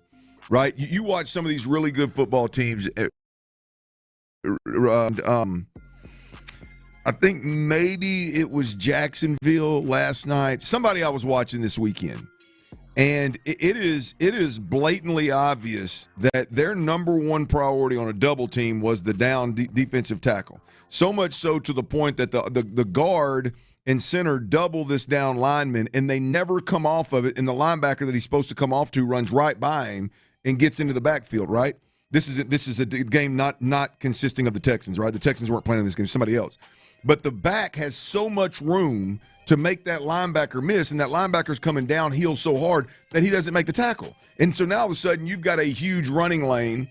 You got a running back that needs to make one guy miss, and then he's got all kind of space to go get 8, 9, 10, 12 yards, right? And so what I've seen the Texans do that I've not seen them do for over a year now is they are spending time on getting movement on down linemen with double teams.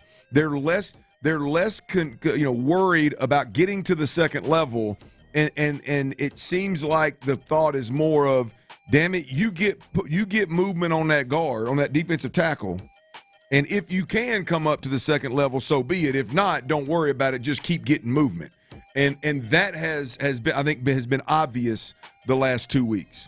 You can even take that same thought, and I think it applies to the tackles and the tight ends on the edge. Some of the stuff I've talked about Dalton Schultz and what Dalton Schultz has done, those things, they're doing it versus a lesser opponent, Ron. But I've not seen them even attempt to do it.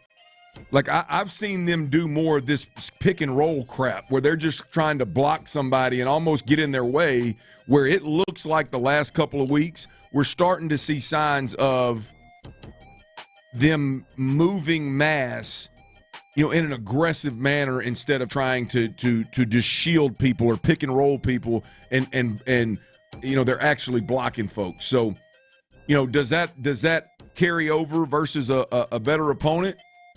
I think the effort will. Yeah. I think the attempt will, and I think that's a step in the right direction. If any defense worth their salt, right? Nobody's going to constantly get a ton of movement up front versus great defenses. The key is you keep doing it, you keep doing it, you keep doing it, and if you can rush the football that many times, and in the fourth quarter, all of a sudden, a guy like Nick Chubb can go get 8 or 9. Right? That's the deal. Yeah, I think they have the potential to improve this thing. Like I don't know that it'll be a strength, but I think they have the potential for this to be a balanced offense that can be taken serious.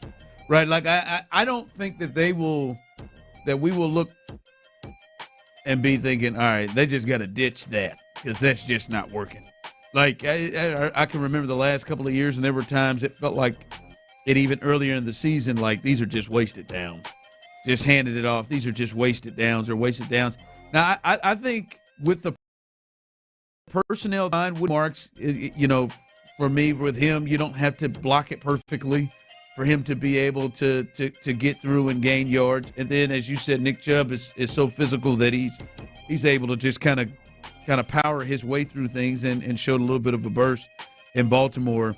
I think they have the ability to be a balanced offense where, all right, here they're going to do pretty well rushing the football. I don't know they're going to be what the Eagles have been in the past or what the Ravens have been in the past, but I think they'll be good enough to be solid, which is really just what they need so they can have some balance.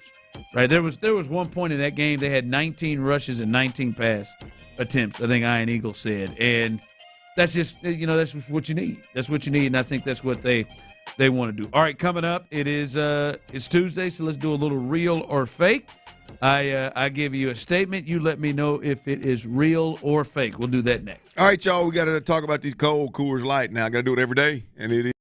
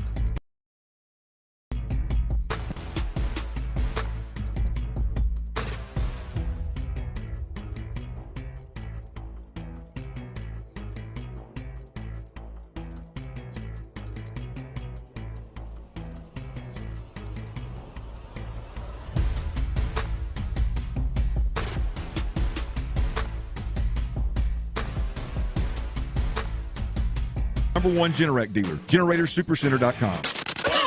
The best football breakdown is here on Sports Radio 610. The day after every game, join Payne and Pendergast in the loop and the drive on the Mokaram Injury Lawyers Reaction Monday. Supported by Shoppers John Deere. Game analysis, inside info, coaches' comments, and your reactions starting at 6 and going all day long. It's a Mokaram Injury Lawyers Reaction Monday on Houston's Sports Leader, Sports Radio 610. Sports Radio 610 presents The Drive with Stoerner and Hughley.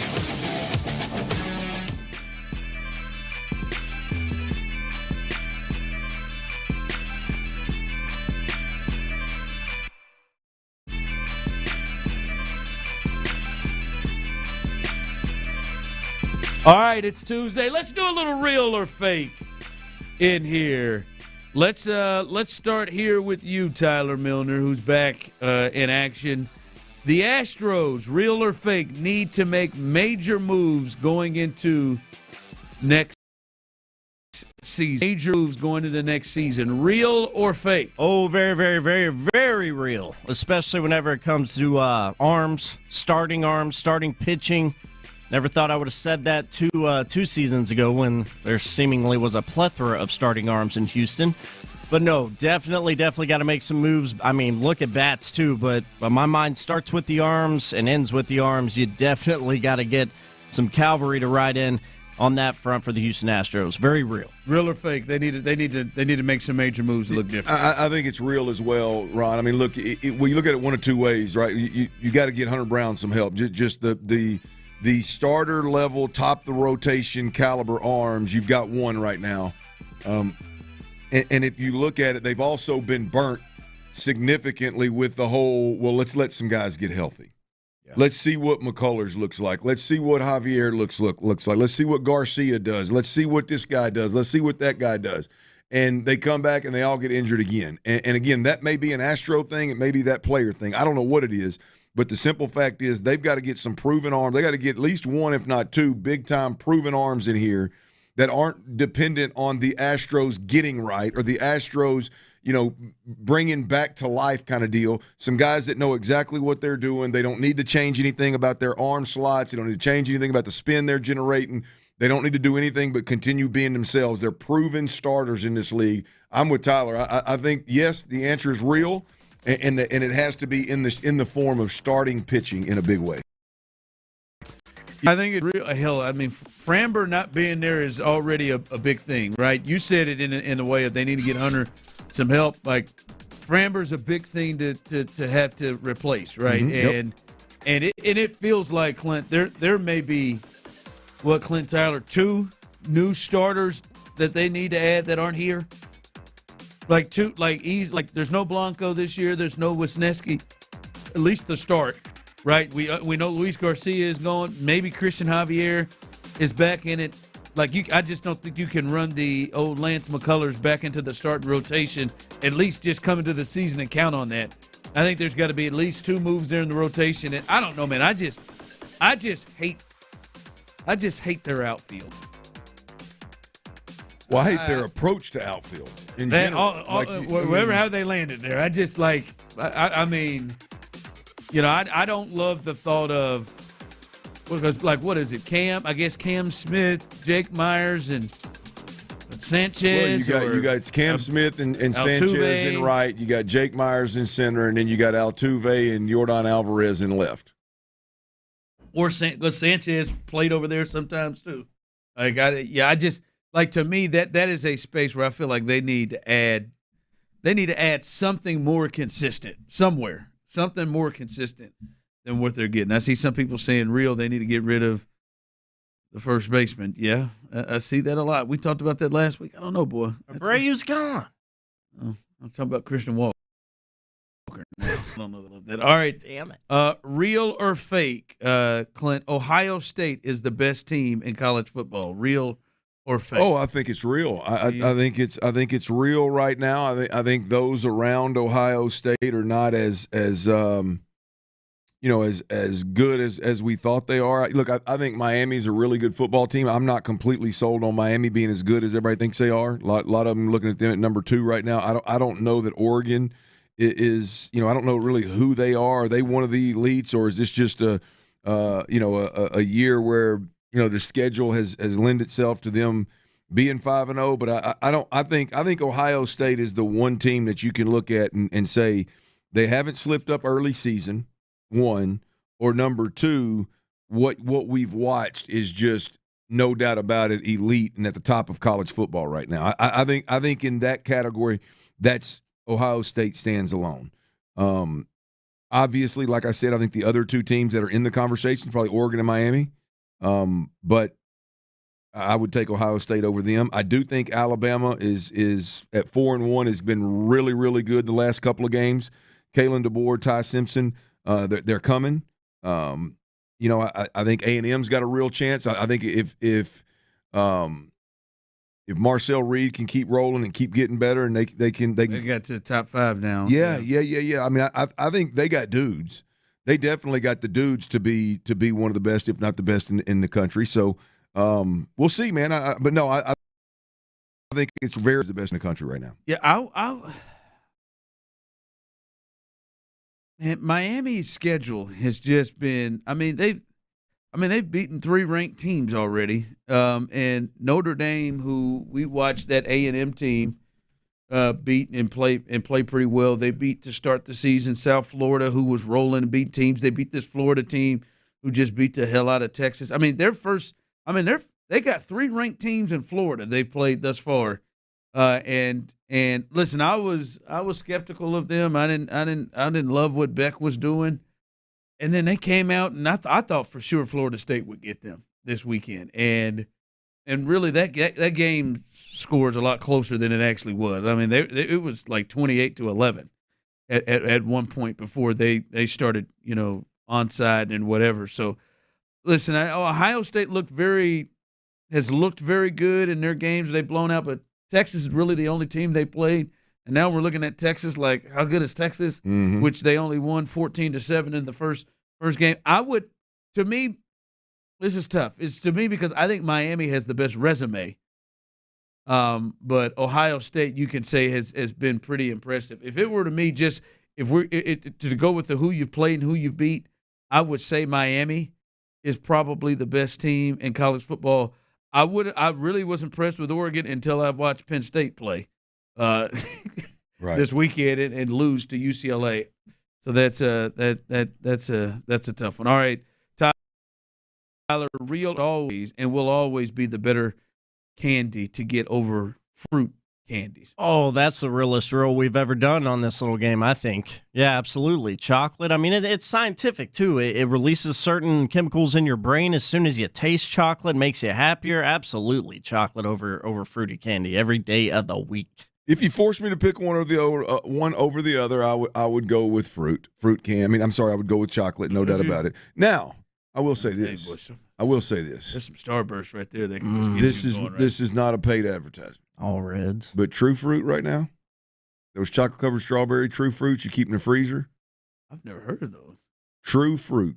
Wow. That's a mix of the both, huh? Chief. And you eat them. Don't. My wife's like, you gotta. My wife says, you gotta lay them out on the table and let them soften up a bit. And I'm like, no. You eat them suckers straight frozen. I like them hard. The raspberries are good too, by the way. But those are so it's a combination of the two, Ron. I mean, it's a combination of the two. Right now, you hit me at a time when I can't go to bed without eating 4 or 5 of them, handful. And I blame it on my little girls too. Daddy, can I have one? Oh yeah, you can have one. I'll eat 5. You have one. See, when I roll in there, when I go, like if I'm going to a candy spot, like Starburst, like Skittles can get me rolling big time, man. Like those two are like someone texted in Twizzlers. Nah, I don't mess with Twizzlers. No. The cherry rope ones weren't too bad. I don't like licorice, but like I go in, I see a Good Bar, Mr. Good Bar, huh? I see a Mr. Good Bar. Three Musketeers. I see a Snicker. Oof. I see it. Well, that's hard. That one's hard for me. That one's hard for me to turn down. And I think I probably am more apt to go there than it. But boy, I'm telling you, man, you're right. If you get like Halloween, you get me them Starbursts, and I get to open them up, and it's double cherry. Ooh, winner! That's sex right there. I like them sour Skittles too. That is. I don't know about sour, man. Y'all ever heard of True Fruit? I'm looking at it, and I've not seen it. I know. I go 4 or 5 on the way to y'all bed. are beating around the bush. Y'all got to get Dirty's Daily sponsor. Hey, there ain't no doubt. I'm just telling Dirty's Daily brought to you by True Fruit. I'm just telling you. I walk in that candy aisle. What am I getting? There. I'm with you. I'm with you. But I could do some. I mean, Starburst will almost pull me. It will almost pull me. Strawberry, if it's all pink. I'm all red. I like red and orange, and I like to smash them together. I don't dislike those two, but I prefer the pink. Everybody loves that pink. Coming up, some news on General Manager Dana Brown and Joe Espada, as well as the Rockets. They played their first preseason game last night, and And watching that game and seeing who played and who didn't kind of brought up a thought for me. We'll discuss that coming up next. All right, if you're out there and you're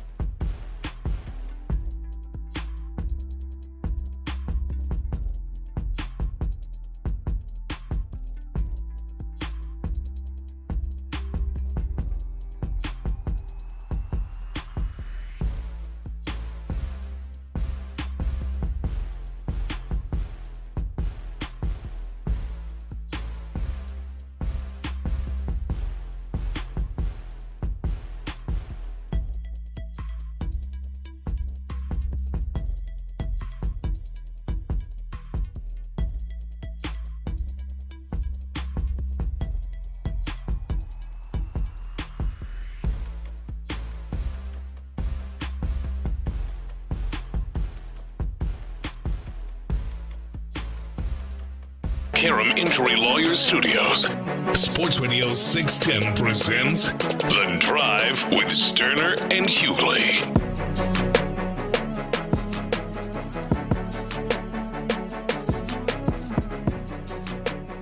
All right, welcome back in as we are live here on The Drive. We appreciate you jumping on with us, YouTube and Twitch. We see you as we always hang out.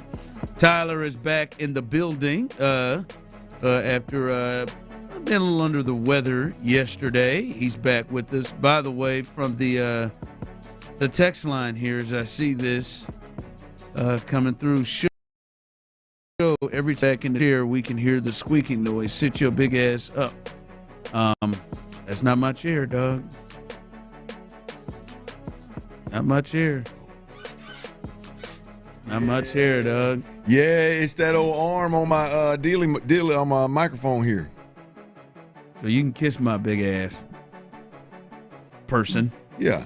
Not my chair. Just see that, man. Just fat shaming, dog, man. Just assume that it's my, quote, big ass moving back and forth. No, it ain't me.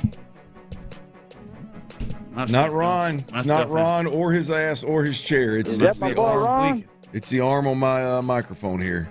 Yeah, he moved that. Everybody's like, damn. Appreciate you listening, though. Listening tight. Just assume it's my big ass. Huh? Damn. Okay. All right. But it ain't. I expect my apology. No, but I think you ought to give it to him in writing. Give it to me with some chips and queso, I'll tell you that. Now, Clint, this from coming from the Astros here, and sources say Astros GM Dana Brown and manager Joe Espada are both under contract next year and will return in 2026, sources tell MLB.com. Any speculation about their futures can be put to rest because they are here. That's according to Brian McTaggart of MLB. Dana Brown, Joe Espada are both under contract for next year and will be here next year. So they are not looking for a manager. Take them off the list. And we knew Dana wasn't going to be here. We knew Dana was going to be here. Joe was the one maybe you wondered about, but it looks like they're both going to be back. So we talked about it in that last segment. Will they be making any major changes? If they do, it will be on the field. It's not going to be in the front office with the general manager or on the bench with the coach. Yeah, I mean that's again, like I said, I've always felt like Joe Espada would be here unless Dana Brown or Jim Crane had a manager that they've always just wanted to pair up with and wanted to bring in and just thought was significantly better than any of the other options. And that would be in a replacement situation for Joe Espada, not firing him and relieving him of his duties and then doing a coaching search kind of deal. And so no surprise here that Joe Espada is back. No surprise that Dana Brown is back. Now we'll see what they do with the roster and see if they can get back to their winning ways. Playoff ways. Yeah, that's it's good to have that go ahead and throw that out. So that's not anything anybody's dealing with because the more smoke there was, I think there's going to be more thought that people would wonder if they were in trouble at all. Hey, last night the Rockets played their first preseason game. Kevin Durant did not play. Alfred Şengün, what did he say? I believe in 17 minutes. He had 19, 5, and 6. I mean, yes, I said yesterday. He goes in 17 minutes, 19, 5, and 6. Reed Shepherd was in the starting lineup in 18 minutes. He got up 4 threes in the game, 7 points, 3 rebounds. Amin Thompson played the most. He had in 25 minutes, 11 points, 2 rebounds, 3 assists, 4 turnovers, 4 of 9 from the field, and he made one of the 2 threes he took. But again, no Kevin Durant in there. And Clint, I think for me, it made me kind of pose this thought, and I'm wondering from you and the people. Last year, as the Rockets were rolling, it's like, hey man, can they get that 2 seed? Can they get let's see how many games they win? The record was like a big thing that people kind of cared about can they keep winning games, and it was, through the season we were looking at every game and seeing it, what seed they could get, the best record they could get. Is this a point where the Rockets now, with the addition of KD and I think the change of expectations, how much do fans care about wins in the regular season? Obviously, I'm not, obviously you don't, you're not saying, oh, that they win or not. Yeah. There are some games, like last year, I was like, ooh, can they get to 55, 60 wins? We really want them to get that high seed, that they can get that 2 seed that they can get. Do you even really care about the seeding, or have the Rockets become a team of, it's just really about the playoffs? Yeah, no, I mean, I think two things can be true. I mean, ultimately, when you go sign Kevin Durant after what the Rockets were able to do last year, I mean, it's ultimately in basketball terms, it's going to be, look, man, it's about the playoffs. I mean, it's kind of like with the Astros the last handful of years. It's about the playoffs, man. Hell, you could even argue this year with the Texans to start the season. It was, hey, man, it's about the playoffs. Now, I think two things can be true as it pertains to the Rockets. I think this regular season, with the exception of Kevin Durant, I think you got a ton of development to do, right? And when you bring Kevin Durant into the mix, not only are you developing young players, but you're also having to create some level of chemistry. And now you've lost the key piece that you think would be able to bridge that gap, which is Fred VanVleet, a veteran that's been here with these guys, that knows everybody, that could just kind of incorporate Kevin Durant into this thing. Well, you lose him, and now the guys that you're going to have that are predominantly handling the ball are either reserve players or they're young guys that you have to develop and create chemistry with at the same time. And so I think this year with the Rockets, I think it's absolutely paramount that they attack the regular season. Maybe not because it's just so important what the seed is, but you got to attack the regular season because when the playoffs do hit, you want to have great chemistry. You want everybody to know what their role is. You want guys to emerge, whether you're talking about somebody that needs to develop their shooting, or not Reed Shepherd, but Amin Thompson or Reed Shepherd, who just has to kind of find his role in that guard arena with the Rockets. So I think the regular season this year is huge for the Rockets to make sure that they're right and hitting on all cylinders. Yeah, I'll be honest. For me, the regular season for Kevin Durant is not that big of a thing for me, right? Like, if you tell me Kevin's going to play, he's going to play 55 games.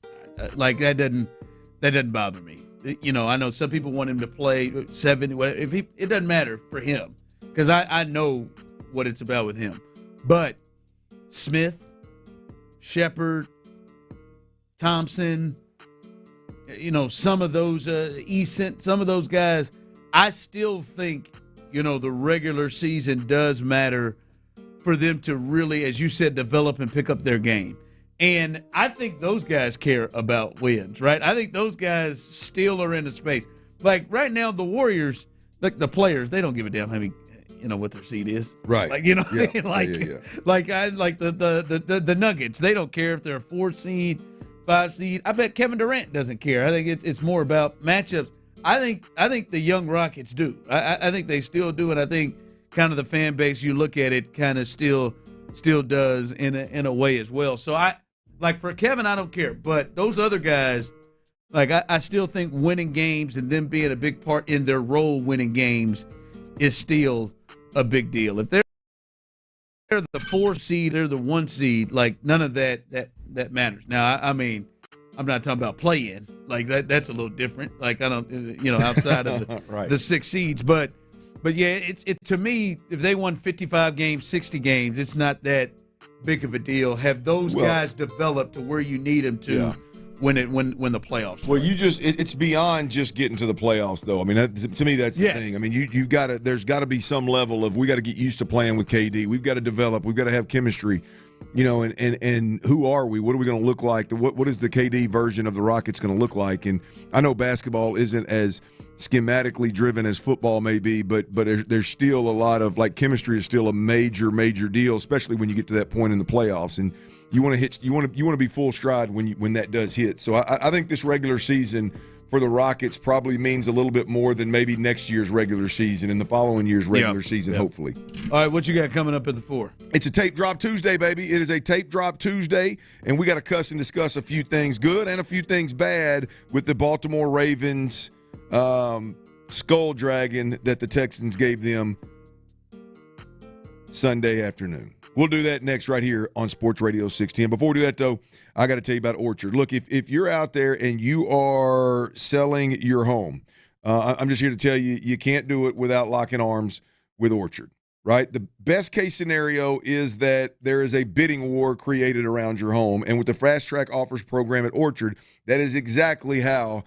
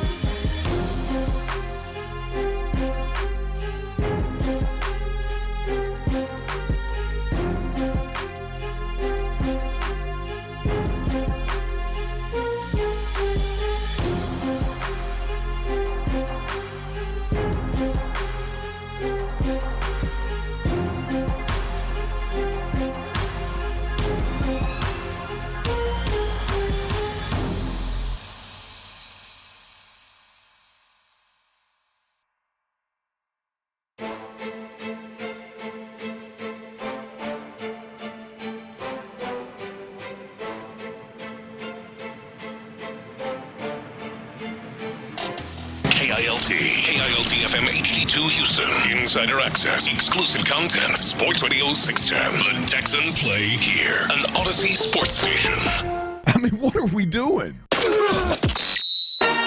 Dive into the mind of former NFL quarterback Clint Stoerner. I was thinking about coming out of the chute here and telling y'all about my new boots that I got on, but y'all want to talk about puppy chow? Clint, what is that, ostrich? Hell no, that's python. It's Sturdy's Daily. Before we get to that boner. On The Drive with Stoerner and Hughley.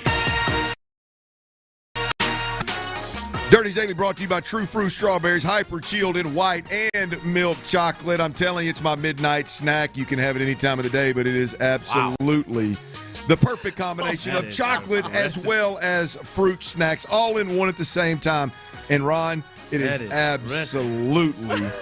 absolutely the best snack on the planet. Cut that and send it to them. Dirty's Daily, baby. Coming at you. The Jags. They beat the Chiefs last night. Ron, how that was sitting on you? 4-1. The Jags get to 4-1. Them Colts are the highest scoring offense in the AFC right now. Detroit's the only group right there. Detroit's the only team in the league that's scoring more points, 30-plus points per game. They're sitting at 4-1. The Texans got a lot of ground to make up, sitting at 2-3. And it is a tape drop Tuesday, y'all. The Texans put an absolute skull dragging on the Baltimore Ravens, and it's always fun to watch the tape when that happens, when your team wins. We got to cuss and discuss a few things. And I'm sorry here, Houston fans. I'm sorry here, but I got to get the negative out of the way.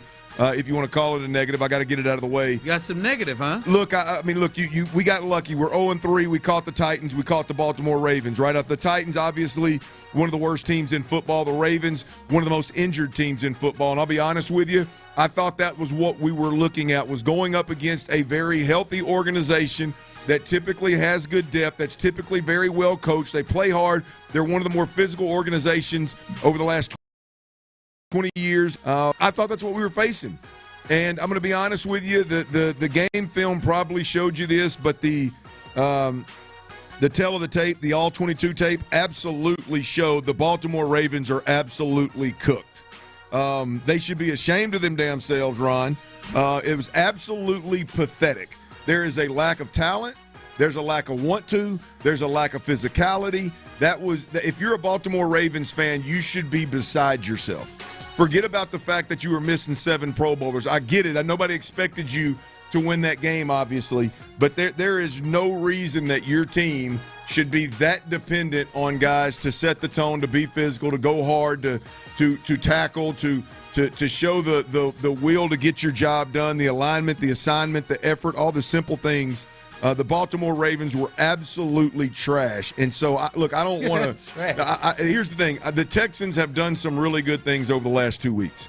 But I do believe that after watching the film this week that it has a lot to do with the opponent. And I don't want to take anything – you knew it was going to be bad. It was a lot worse than you thought. I knew it was going to be bad. I did not expect the Ravens reserves to be worse than the Titans – starters, to be completely honest with you. That was as bad a football as I may have watched at the NFL level, in a sense of want to. I mean, most of the times you can bank on guys going out there and giving you effort. You can bank on guys going out there and trying to keep a job. You can bank on, especially when there's a lot of backups out there, going out there and trying to put on film what could potentially keep them in the league. And I'm going to be honest with you. The Baltimore Ravens, they look like a team that is in week 17 or week 18. They know they're not going to the playoffs. All they're doing is picking up another check, and then they're taking off to Cabo. That's what it looked like, and we're sitting here. It was actually week 5 of the NFL season. And so I know this team is going to be significantly better when they get their superstars back, but that is absolutely embarrassing. Ron, you mentioned yesterday something about Harbaugh being on the hot seat kind of deal.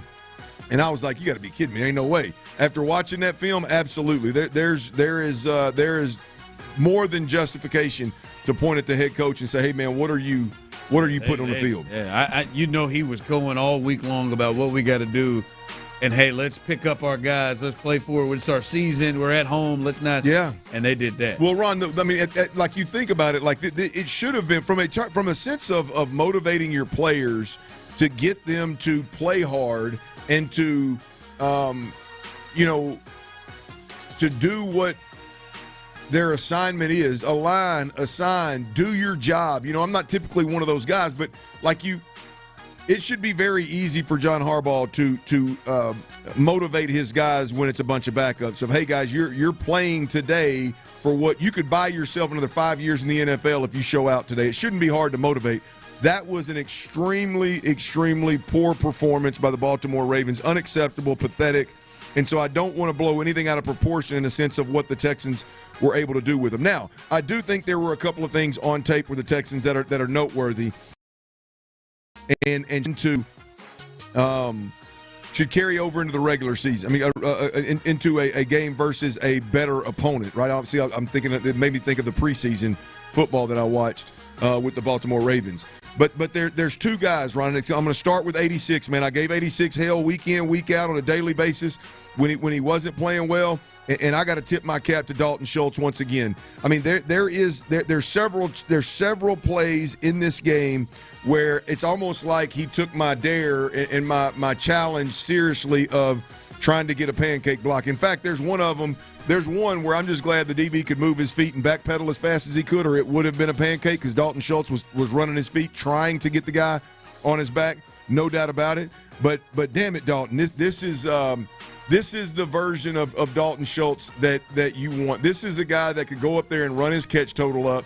This is a guy that could go out there, and if he's blocking the way he's blocked the last 2 weeks, could be viewed as one of the better tight ends in this league, Ron. No question about it. He's going to get every opportunity because, again, there was 4 tight ends in this organization. 3 of the original 4 are injured. They're having to bring in reserves, and some guy named Bates was on the field and had a catch late last week. So he is. They just can't afford for him to come off the field, Ron. He is going to get the snap count to have his catch count run up and to get opportunity in the run game with his hand in the dirt in a way that, boy, if he keeps blocking like this, this could be a big-time special year for Dalton Schultz. So I got to tip my cap to 86, man. This is 2 weeks in a row when it's been impressive. And I think not, to me, at all a coincidence that when he gets involved in the passing game, that he also is better with everything else. Yep, I agree with you wholeheartedly. That's human nature, right? We all do that. But there was some kind of conversation, some kind of challenge from, I don't know if it's D'Amico Ryans, I don't know if it's Cole Popovich, I don't know if it's his tight ends coach, I don't know if it's Nick Caley, I don't know who. Somebody challenged Dalton Schultz and said, hey, man to man, if you're going to be in this league and you're going to stay in this league and you're going to be one of the, let's say, the top third of the tight ends in this league in terms of getting paid and the respect that you get, you've got to be better in these situations.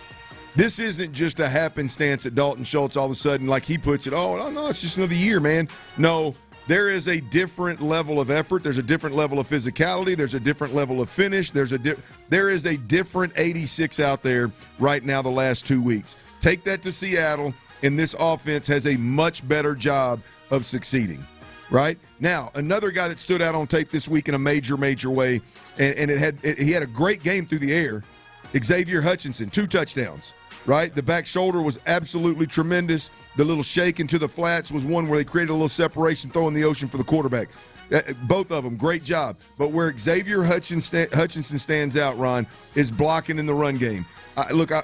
This organization, through multiple offensive coordinators, has had a hard-on for wide receivers that will get inside the goal line, red zone, get inside the box and dig out safeties, get inside the box and dig out or get the edge on a linebacker. For whatever reason, that is just a staple in this particular offense, and they're going to ask their receivers to do that. Xavier Hutchinson did it in a big way. It was impressive. Like, this is the first time, Ron, I'll be honest with you, I've watched an unbelievable amount of Texans film over the last handful of years, and it seems like every coordinator, for whatever reason, it's monkey see, monkey do league. They want to bring the wide receiver inside the tight end and have him lead up in the damn line. Which, by the way, 9 times out of 10, when he motions inside the tight end, it brings a safety down or a DB in. So you're just inviting another DB into the box. But nonetheless, it happens. Everybody in the league is doing it, right? But I'll be honest with you. This is the first time, Ron, that I've watched film and seen a wide receiver, including Nico Collins, by the way. This is the first time that I've watched and said, that wide receiver can do this. That wide receiver enjoys this. That wide receiver's not looking over his shoulder to see if he gets rolled up on. He's getting in there. He's squaring up on a safety. He's blocking him out of the play. And there was multiple times this week where they did it with Xavier Hutchinson, and it worked in a big way. He blocks a guy. Nick Chubb, slides out the side door for a big gain. I mean, Xavier Hutchinson was impressive in the block game as well. And here's what this means is I believe personally, I believe that if the Texans are going to really threaten anybody from a playoff perspective, they're going to need to make a move for a wide receiver. Christian Kirk ain't it. Really? Xavier Hutchinson ain't it. Noel ain't it. And Higgins may be it one day. Those youngsters may be it one day, but I don't think they are good enough to be the two in the 1-2 punch with Nico Collins in the pass game. I just don't believe. I think there is a severe lack beyond Nico Collins and Dalton Schultz in the tight end game. I think they need to make a move. But if they don't make a move, for a guy, I'm talking about a staple that's a weapon outside. If they don't make a move, expect to see an absolute ton of Xavier Hutchinson moving forward. That blocking in that run game, that really turns D'Amico on. Like, you think down the stretch we'll see more him than Higgins? Yes, absolutely. 100%. Well, now, unless he just goes in there in this next game and is blocking inside the tight end, outside the tackle, and gets absolutely decleated, and all of a sudden he can't do it against a better opponent. But right now, I believe that they're looking at you look at the pecking order of the wide receivers. I believe you got Nico Collins, and then you got Xavier Hutchinson right now. I think those are it. Now you got Christian Kirk has got to be in that conversation somewhere because it's Christian Kirk and what he's done in the league before. But based on what they've seen and the evidence that the film gives you this year, there's no doubt about it that Xavier Hutchinson can get on the field, can stay on the field, whether it's run or pass. They believe their confidence level in him doing all those things is higher than anybody not named Nico Collins. I firmly believe that, no doubt. That's how impressive it was. Now it's again, this is the first time in multiple years that I've seen a wide receiver go in there and do it and go, okay, boom, I get it, guys. That is impressive. That's what you're looking for, right? The other guys go in there and clearly look like they're uncomfortable while they're doing it, right? They don't even like physicality. They're worried about getting ran up on the back. They're not built in a way to feel comfortable in there. For whatever reason, Xavier Hutchinson feels comfortable in there, and they want to much more physical player. Yes, he's got the body to. Yes, and he wants to do it. He's comfortable in there doing it, and they want to run the football. I just think Xavier Hutchinson is going to be a guy that he's not going to be a reserve, unless they bring another proven wide receiver in here that when you bring him in, he's second fiddle behind Nico Collins. Until then, I think Xavier Hutchinson is going to be second in that pecking order, if you will. All right, the other thing that was a little bit of a problem, Ron, which I think was opponent driven, was going back and watching that film. There were a couple of times where Baltimore walked backers up in the line of scrimmage, like we've seen other teams do consistently. Baltimore only did it a few times and brought pressure, right? And again, the Texans didn't have answers. Again, the Texans don't even have a plan up front. It seems like an opponent can walk backers up, and even safeties outside sometimes, but they can walk backers up, and the Texans will literally have their center go left, their guard go right, and create a 5-yard window for a linebacker to just jet through with the shortest path to your quarterback. They will do that time and time again, and they've got to find an answer for that. That is a problem. Baltimore did it once, if not twice. They didn't show a ton of that, but they did execute it at least once, if not twice. The other thing is there's multiple times, Ron, where again there are coming, right? And this is not as difficult as, like, to me in this instance, C.J. Stroud makes it. If I come to the line of scrimmage and I know my offensive line is protecting me to my left, okay? Then I know my danger spot is to my right. I'm going to kick my eyes there immediately and see what's happening. Are they coming? Are they dropping? Do I need to be hot? Do I not? And whether it's C.J. Stroud not seeing it, not looking there, or the wide receiver not presenting himself to the quarterback quick enough to get the ball out, there's no excuse to have one or two unblocked defenders. The quarterback doesn't see it, or the quarterback does, and no wide receiver's looking at him, right? I mean, you still got some major issues offensively in picking up pressures, whether it's in the A-gap or it's off the edge, and they're going to have to get that figured out. Baltimore wasn't a good enough football team to take advantage of that. They did get pressure. They were able to. A couple times, man, and it happens fast.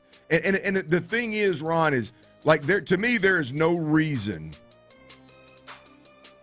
And maybe they're being patient with the O-line, and maybe some of the different calls and hoping they execute it differently.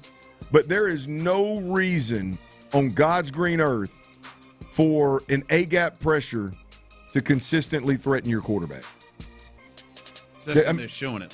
They're showing it, right? I mean, so there has to be a double cadence, so you can tell who's gonna back out and who's gonna come. Or there has to be an automatic score. Your offensive line takes care of that, lets the widest rusher come free, and if that widest rusher does come free, then you've got to have an answer and get the football out. Right? There's too many times that there's just not answers. Again, the Baltimore game, it wasn't a major issue because they weren't good enough to execute it and really didn't even. I don't think they dialed it up enough to really for it to be real effective. To be honest with you. But the fact that they were able to execute it a handful of times is scary simply because the Texans didn't appear to have an answer. So that is still a problem with the Houston Texans for what it's worth. Yeah, and teams are going to try to probably exploit that and look at that. And you got Seattle, a pretty good defense that potentially will do that. All right, coming up next, as we are starting to – it's 5 weeks in. Texans are in their bye week. They played 5 games. Everybody else has. And the division is looking a little different than we expected it to look. Are the Colts and Jags really for real? And is that going to be the biggest obstacle for the Texans? We'll discuss that coming up next. Hey, Houston, check it out. One thing you got to do if you're driving around town is you got to make sure you're taking care of your rig. Right? You got all my wives out there, you got to make sure that your husband's taking care of your rig. Right, all the kiddos out there, if you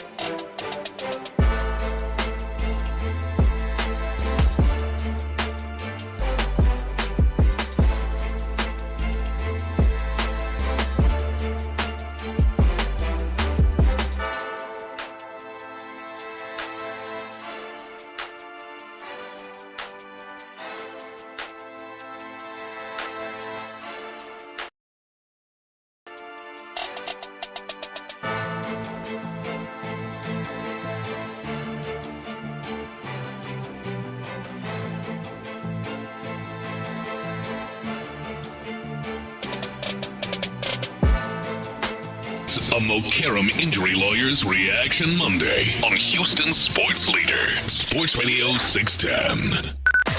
Sports Radio 610 presents The Drive with Stoerner and Hughley.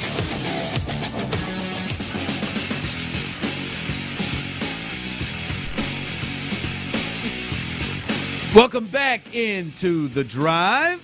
It is a Tape Drop Tuesday. You heard Clint let you know about what he saw on the tape as the Texans destroy the Baltimore Ravens going into the bye week, and they'll take this time to rest up, heal up, and then get ready to head to the Northwest and check out the Seattle Seahawks on Monday Night Football.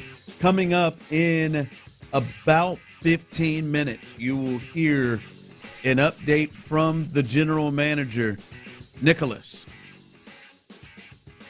Cacerio, on Joseph Mixon. We'll let you hear that coming up. You will hear him and speak on that in the next 15 minutes. Hey, he will be he'll be on Payne and Pendergast in the morning. Hot sex. Nick Cacerio. I knew one was coming. Nick asked tomorrow morning. Payne. Book it. Also, another thing, just a little programming note. Buffalo Wild Wings, Ritchie Road off 45 up Springway Thursday. Was that where we are? Yeah. Well, last week I had two different people come up to me, almost like I make promos or something, like we had sent them to the wrong place. Mm-hmm. Right? And I said, wait. I said, wait a minute. We're going to work on this. We're going to get it right. Just everybody relax. I said, but it won't happen again. So I want to make it loud and clear. Buffalo Wild Wings Thursday is Ritchie Road off 45 up Springway. I mean, it's easy to find. Buffalo Wild Wings, Ritchie Road. Let's get up there and have a nice little Thirsty Thursday. Why not, man? Make a bad decision. I know I will. I won't. But you should. Hell, I will. Why not? Better not make too many. But come on out and have a good time with us. By the way, Football Talk on Sports Radio 610 is presented by Paramount Plus. You can't count on much, but you can always count on Sundays with the NFL on CBS and Paramount Plus. Watch your local NFL game live every Sunday all season long. Visit ParamountPlus.com/NFL to get started today. All right, Clint, the Texans are 2-3. I think maybe there's a bit of a surprise there that the Texans, especially the way they got to 2-3, that they started off 0-3 and they won these. They started out 0-3 and then they blew out the Ravens. Nobody probably saw that when the schedule came out. But they're 2-3. But I would say even more surprised the Houston Texans has done is that the Colts and the Jags are the two teams they're looking up, and they're looking at them with the best record in the AFC. Both of them are 4-1 along with Buffalo. They've got the best records in the AFC, in Jacksonville with a win against the Texans, by the way, on that. But Jacksonville and the Colts are two of the hottest teams, biggest surprise teams in the NFL, and that's who somebody they have to deal with. We've always thought and talked about, hey, man, the Texans, they're all right because they're in this division, and they're in this terrible division. Well, this isn't shaking out right now to be a terrible division. Actually, the South looks obviously better than the East with Miami and the Jets, and then it looks better than the North too when you start to look at things, and maybe the right there with the West, but.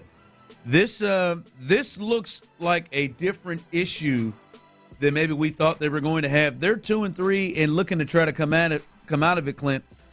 But they still have to jump over one of these teams, at least you would think. They've got to jump over the Colts and the Jags and deal with them potentially, which could hurt their playoff chances. That is a big thing to watch the rest of the way. It's been 5 games, so I think the jury is still out. But Clint, both of these teams look for real. All right, it's hard to do the, hey, which one do you trust more, the Colts or the Jags?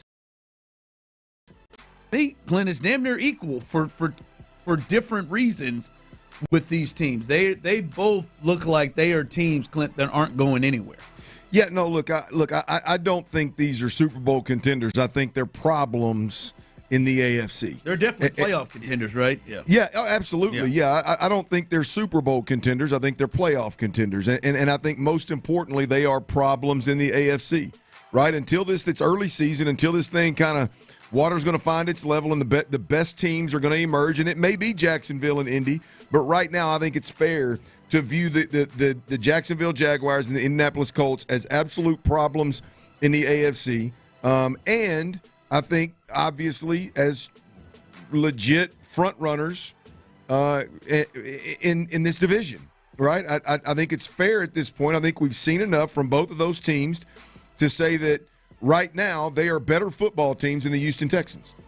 And so they certainly have played thus far better. Yeah, they are a problem for the Houston Texans within this division.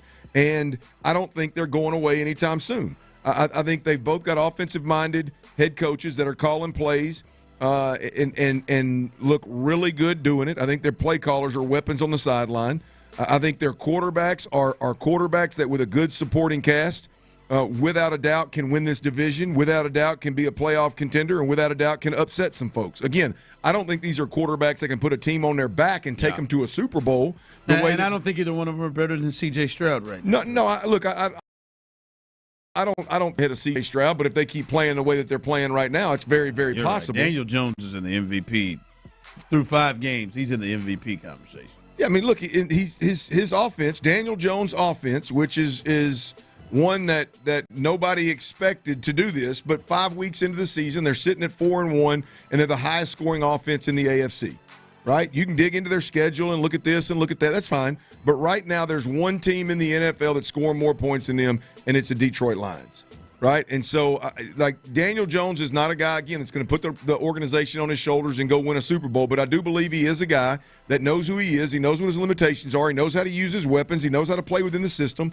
We'll see if he can not turn the football over an 18-week, 17-game span. And, I think they're going to be a very, very tough out in the AFC. And I think Jacksonville is going to be the same. I don't think either one of these quarterbacks are flukes right now. Now, I'm not going on air or on TV talking about them being Super Bowl contenders or top 10 quarterbacks either.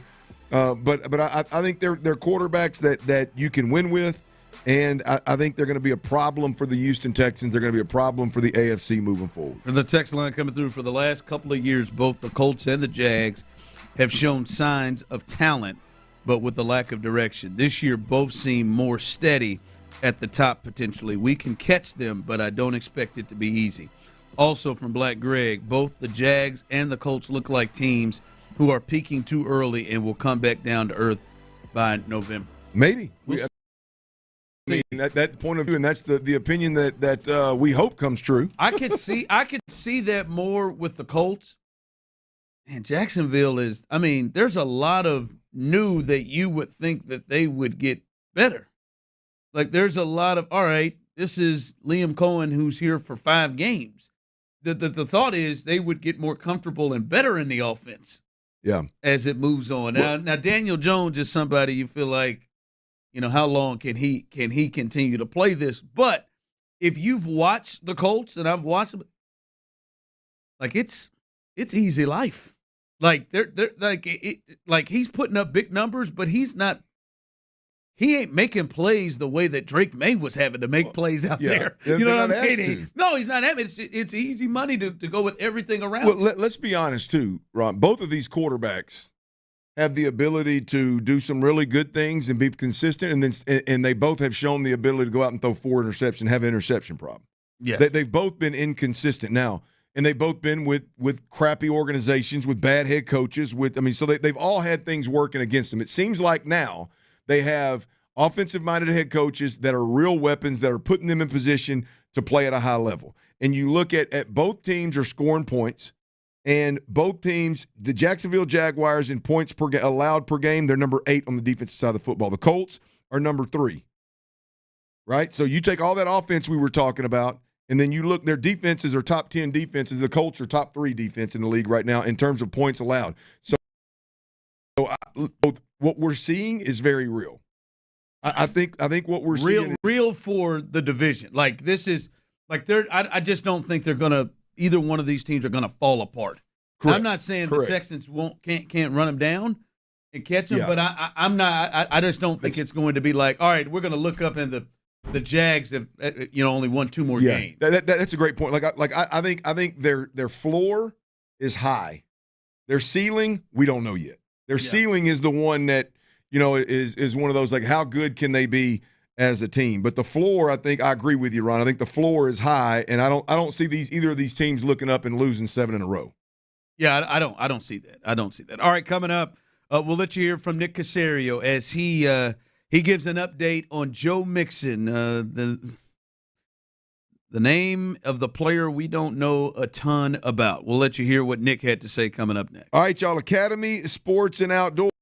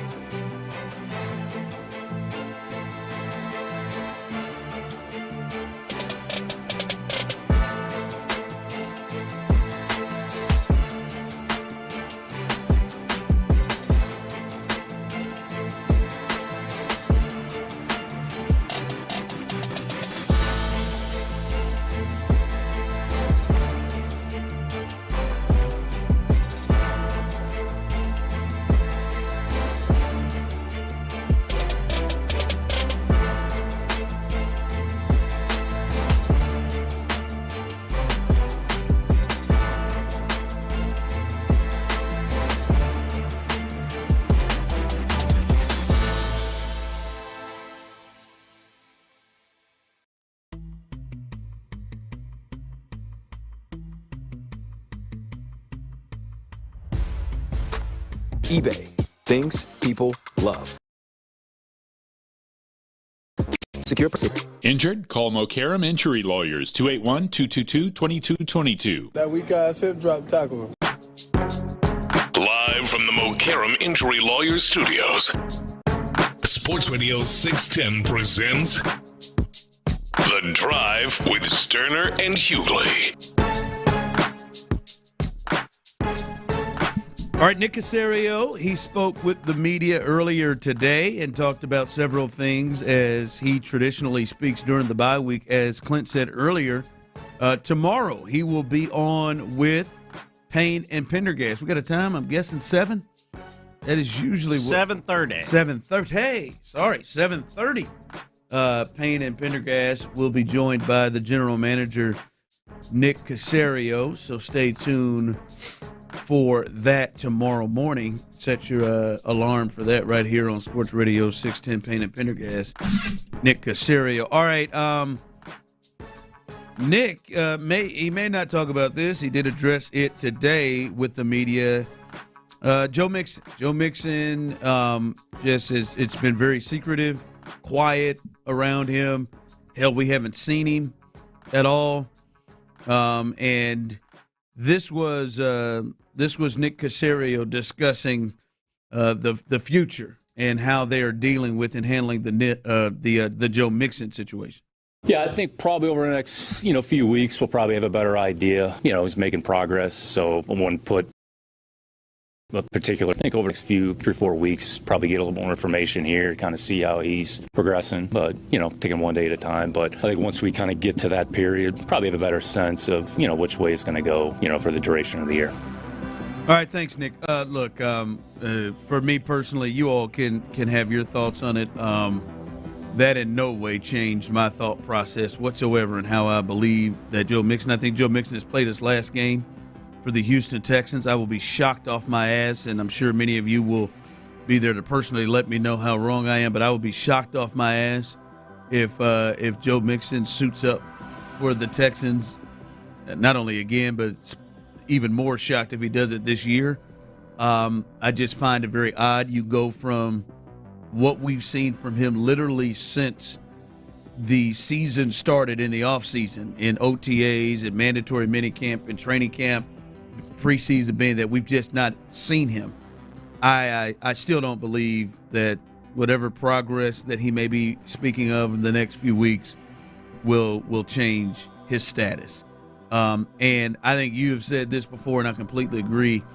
I think this may be more than just on the field of a health issue, trying to get him back. I think it could be a little bit more of that. I understand where he's coming from, but it didn't change my thought at all. I not all of a sudden thought, oh, Joe Mixon may be back.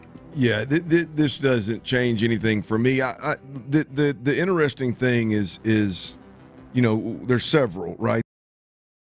The verbiage that D'Amico Ryans has chosen to use and show when asked about Joe Mixon versus when asked about other players, right? I mean, he has more to say and is more positive about a guy that's been arrested twice in the last 3 months than he does Joe Mixon, who was his undisputed leader last year that played at a Pro Bowl level, right? And so I think that speaks volumes.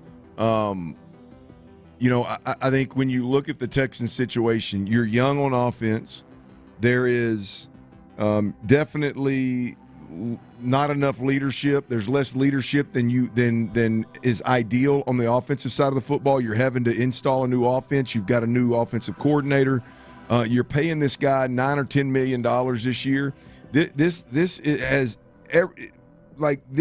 situation has, hey, Joe Mixon, be around our guys as much as you can, man. Yep. Be on the sideline. Even if you can't go. Be on the sideline in Texans gear when we go to games, man. At least our home games. And support our guys and be there for our guys. And you're that level of a leader, and we're not asking you to be super involved and put your foot on folks' necks, but your presence is obviously a game changer and has been. Be around our team as much as you possibly can, even though, heck, you might not play all year long, right? That is how ideally this would look to all of us. And it's just, quite frankly, the opposite. I think Jimmy Ward's been around the team more. No doubt. And Jimmy Ward has had serious legal issues. Yeah, and he's in better graces than Joe Mixon. You can tell by the tone the head coach uses when he talks about him. So look, I mean, for what it's worth, I agree with you. I don't think he plays another game in a Texans uniform. I'd be shocked there's an out after this season. In fact, as I've said many a time before, I don't – if this all took place the way that it seems to be having taken place, out of the control of the Texans with the injury, out of control with the Texans with the treatment that apparently has gone bad or whatever's gone wrong with this with the treatment of the injury, I think we're closer to the Texans going and getting some money back than we are Joe Mixon taking the field for the Texans. Text line coming through. How do we still not know what his injury is and what happened exactly? Oh, they know. They know. They know what happened. We don't know because people don't want us to know. Yeah. That's why. That's right. Yeah. You said this would be a real questionable situation if they sit over there and got no idea. Like Nick and them, they know what happened. They just don't want us to know what happened. Yep. Right? Like we got an understanding what's up with Danico Autry. We got an understanding what's up with J Rock. I mean, Ron, we just don't have an understanding. He's the only one that has an injury that they speak in vague You've terms. literally had, as I mentioned, a player that's been arrested twice in the last 3-4 months, whatever it's been, which speaks glowingly about him. You've had guys that were suspended for PEDs. They literally made the choice to put something in their body that was illegal, obviously. Now, people can miss me with this, I was misdirected. Well, you shouldn't be trusting people to just put whatever in your body, whatever, right? I mean, multiple guys that have done that. Hey, man, we'd be patient. They'd be back. We can't wait to get them back. It's always positive. With Joe Mixon, it's been like, hope he's doing well.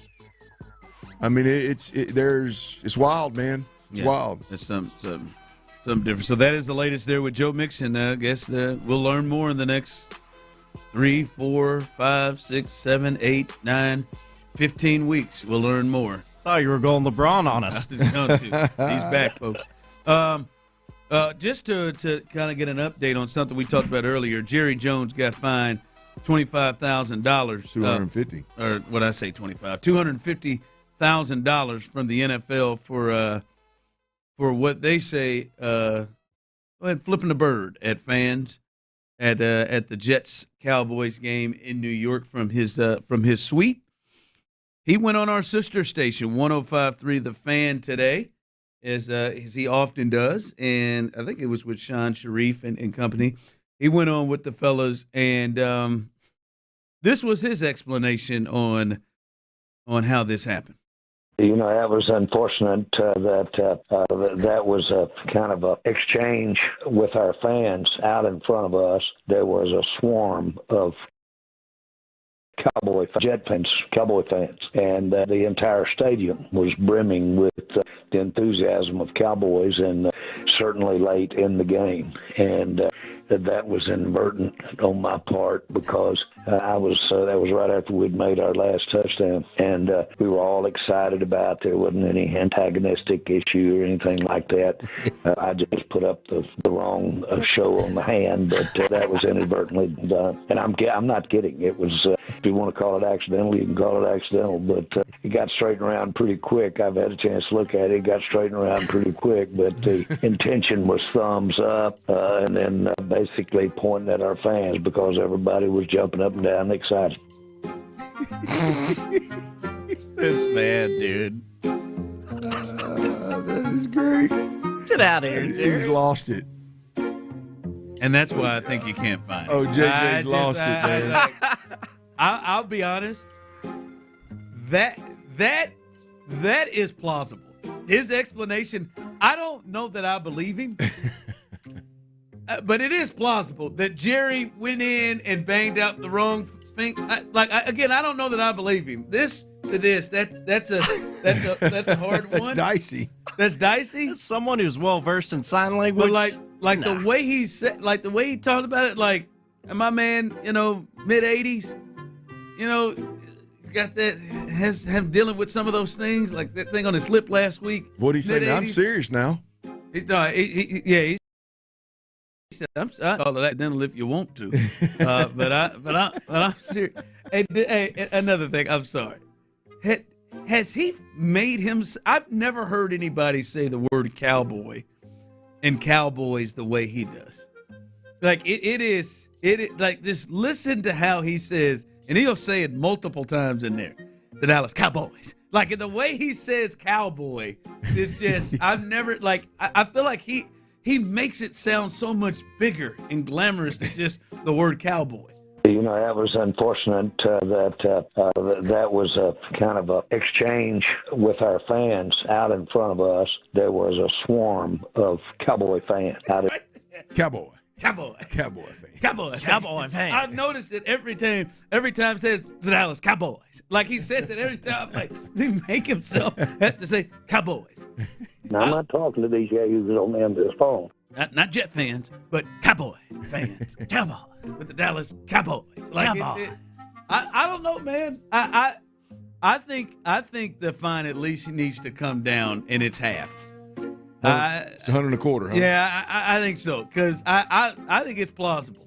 I can see him up there, hey, man, he's rolling. He's got a lot on his mind, and he meant to do this, but I can see it, Jerry. I'm with you, man. I don't think I would have found him. Coming up, C.J. Gardner-Johnson. He has a new home. We'll tell you more about that. A big move in the AFC and a potential move the weekend in college football. We'll let you know the latest on that coming up next. Head east, young man. Haven't you been told? You know what I'm talking about. I-10, baby. I-10 East. We're talking about Coushatta Casino Resort, y'all. We got some good news from my friend.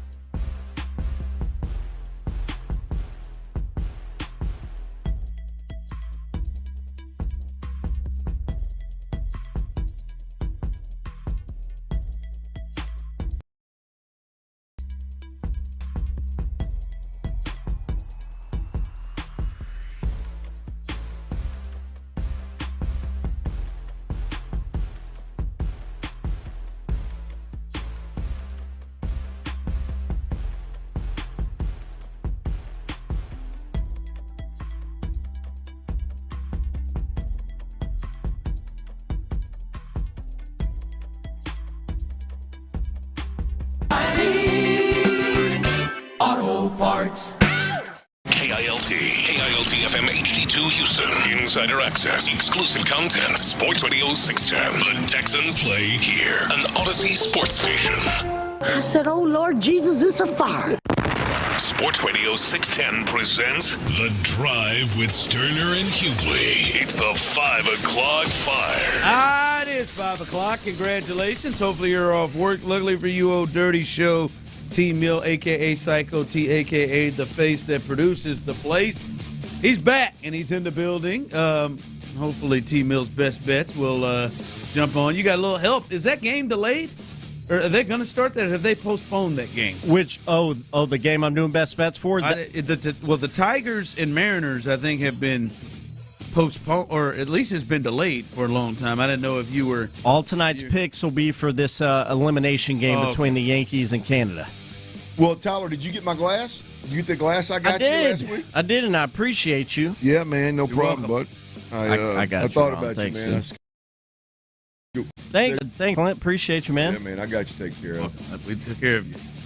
Team effort. One away from a collection now. One away? Which one do you need? Missing? In the loop. Oh, okay. I'll get that Friday. Lynn will get that Friday. Lynn will get that. We'll get that for you Friday. Friday. Friday, and Ron will claim it. Nothing gets me more excited than a full collection, dude. It's a team effort. If you come through, put it in your man cave. Hell yeah, exactly where it's That's right. Speaking of man caves, if you had that C.J. Gardner-Johnson jersey, you can take it down out of your man cave. He is no longer a Houston Texan. How many of those do you think got purchased? Oh, man, I bet a lot of people. I bet there's a guy who got 23 and 8. I bet he got them both once he changed his number once. Damn it, preseason. But no, C.J. Gardner-Johnson, obviously the safety that the Texans released a couple of weeks back. Clint, he is signing with the Ravens on their practice squad. Gardner-Johnson still gets his fully guaranteed 2025 salary from the Texans. So this isn't a big financial burden for the Ravens. But he goes there, Clint. By the way, Houston, they are anyway, Gardner-Johnson signed a 3-year, $27 million deal with the Eagles in March, and then the Texans took on that and kind of changed up money a little bit. And now they'll have to take care of that the rest of the way as Gardner-Johnson goes with the Ravens.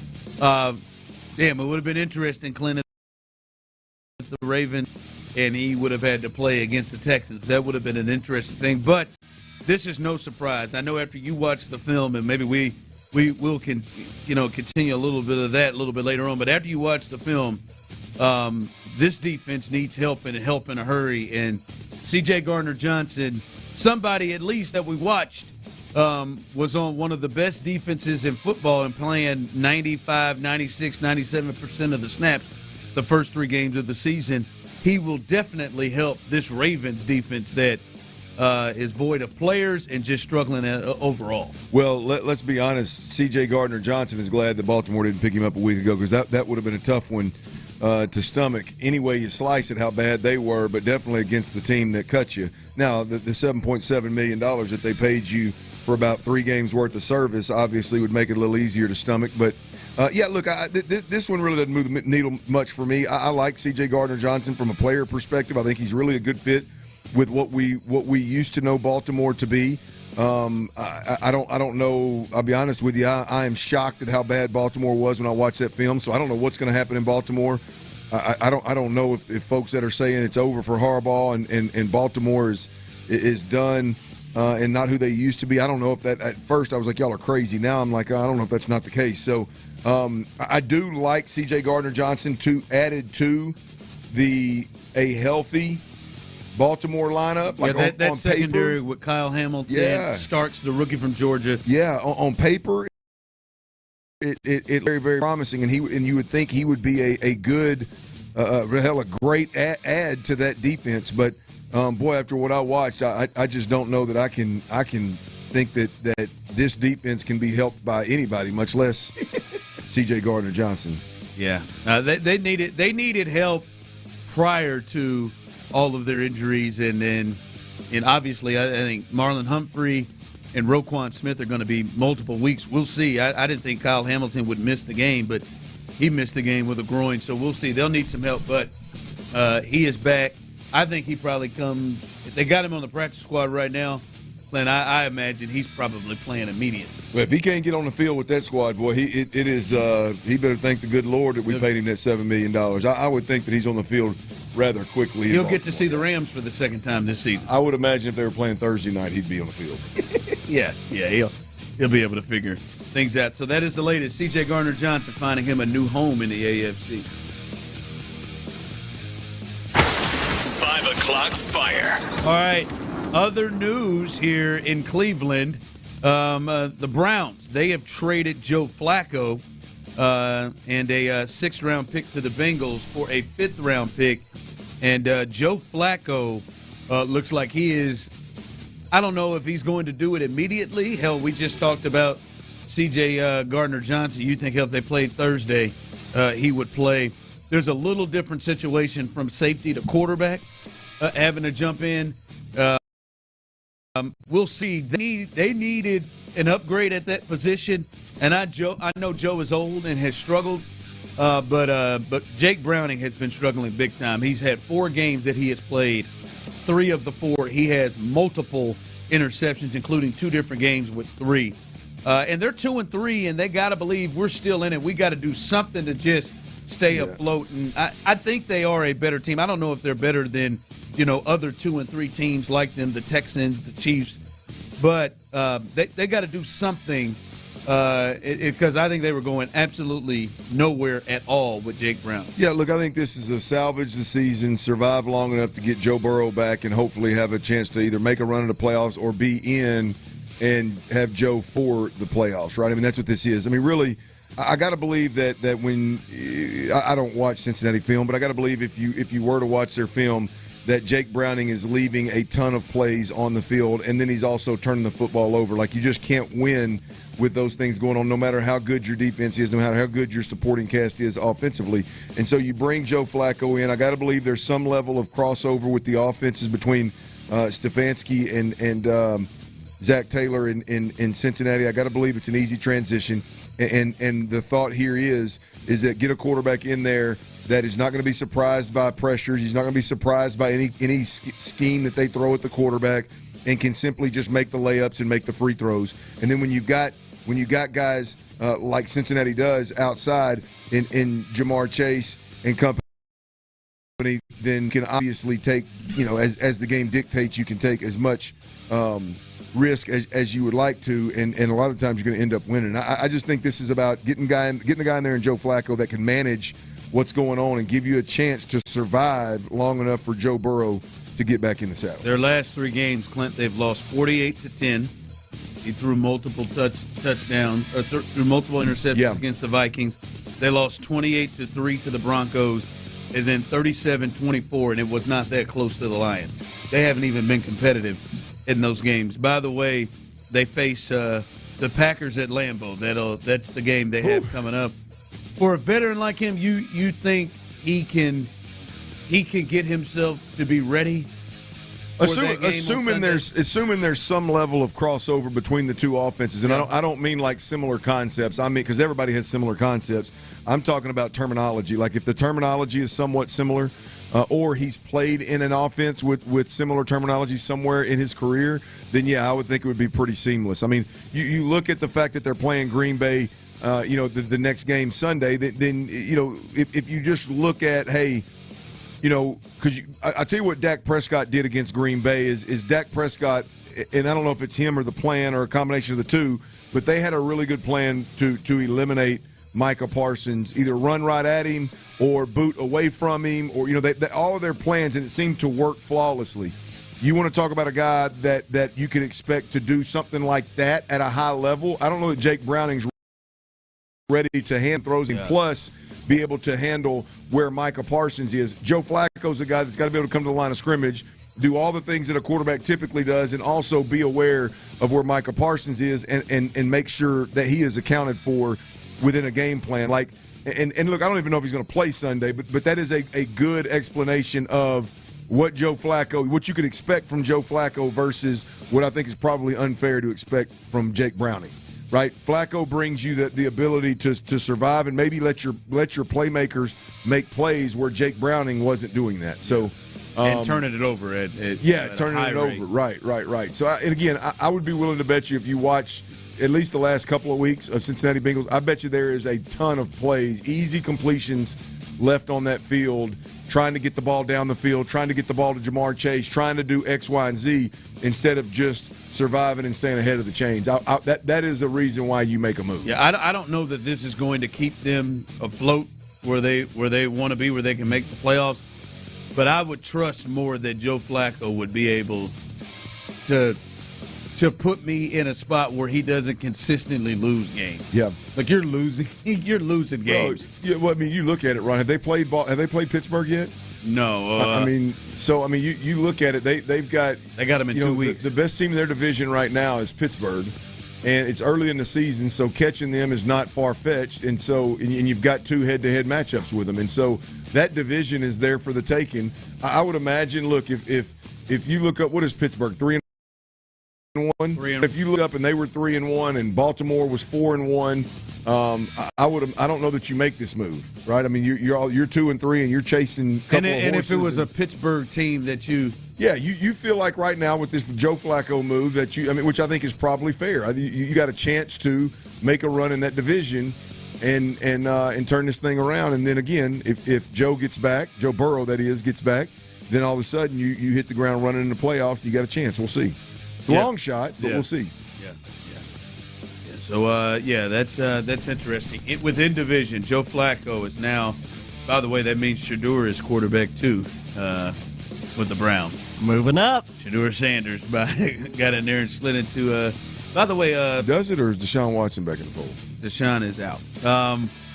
Says out by his name. By the way, prayers up to Shadeur's dad, who had another procedure struggling with the blood clot. He spoke about dad, huh? Yeah, Dion. Sorry.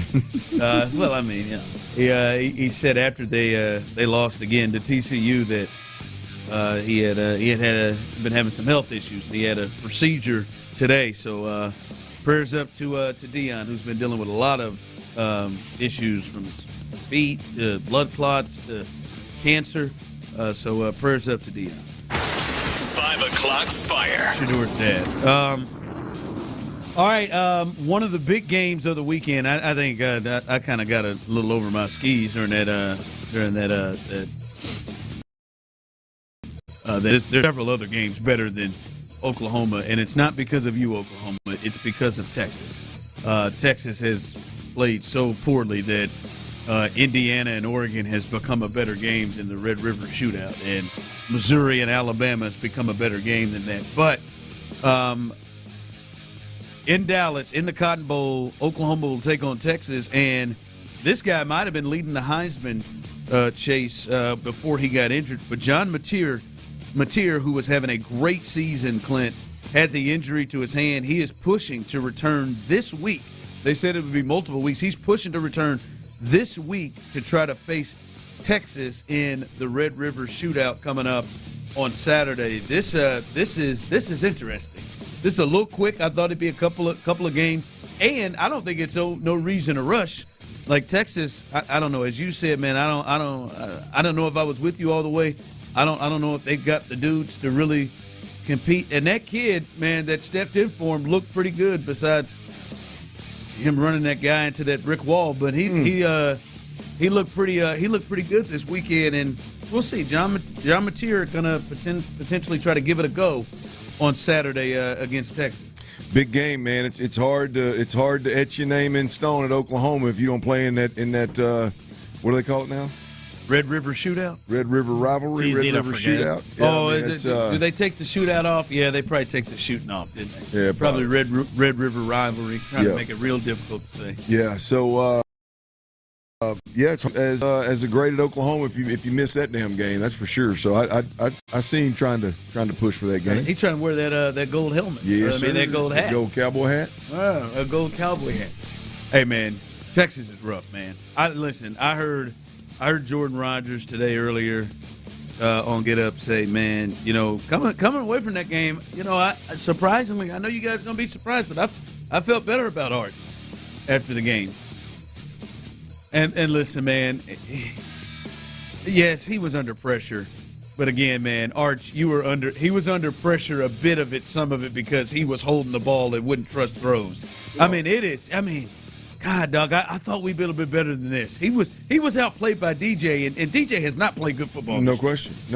Easily Well, you got, like, with Rodgers, with Jordan, you got to realize, like, Jordan was the one guy on TV that was very critical of, like, hey, man, y'all might want to pump your brakes a little bit. Yeah. So when Jordan Rodgers says, I feel better, the bar was really low for him. He wasn't talking first overall pick and Heisman. So he's probably looking through a little different, probably a more accurate lens than most is looking through. But, yeah, I mean, look, the reality is that Arch Manning is not a talent that can overcome O-line issues. Arch Manning is not a talent that can overcome not having elite speed at the skill positions on offense. He's just not. No. And he was built up to be that guy, and he's not, right? And the truth be told, we don't know how good he is or he isn't because of the war. So, yeah, man, it's bad right now, and I'm having to live with a Longhorn. Hey, and when that Caldwell fella came in, when Arch's helmet came off, and then just dropped a dime for 26 yards, I'm sitting there saying, y'all might want to leave his ass in there and play with the hot hand. He dropped a dime, and then Arch never completed a pass. I ain't gonna lie to you. Full disclosure, I told my kids, all right, hey guys, I had the kids. Courtney was going out. I had the kids. I said, all right, guys, Arch Manning is going to determine if you guys get to go to Talyard. I told him, I said, hey, it was the final drive. Bad place to be. Tyler, Clint, I swear before God, it was the final drive. I forgot how much time they had, around a minute or something. I said, if Arch is in any way able to gain 10 yards, we'll go to Talyard. He didn't gain a yard. Yeah, he did not gain a yard. Not a pass, not a run. He did not gain a yard. The only thing they did was that Caldwell kid came in and threw a ball for 26 yards. I had to renege on it and say, all right, guys, I'm not going to put Arch on y'all. We can go to Talyard. They were pissed too, boy. Oh, come on. I love it. Because he had almost thrown a pick, and they were like, no, it hit the ground. And then that nut got sacked. All right, coming up. Clint did a little tape watching, as it is a Tuesday, and Tape Drop Tuesday is on full effect. And you all watched that game, watched it, seen the names. Did your excitement at all wane once you saw, all right, man, the Ravens are really bad? Has it changed your thought process at all about this offense after seeing what the Ravens defense looked like? We'll discuss that coming up next. All right, when you're injured in an accident, whether it's on the road or at work, right, you're left not knowing what to do next. And you don't know who's going to help you. You don't know.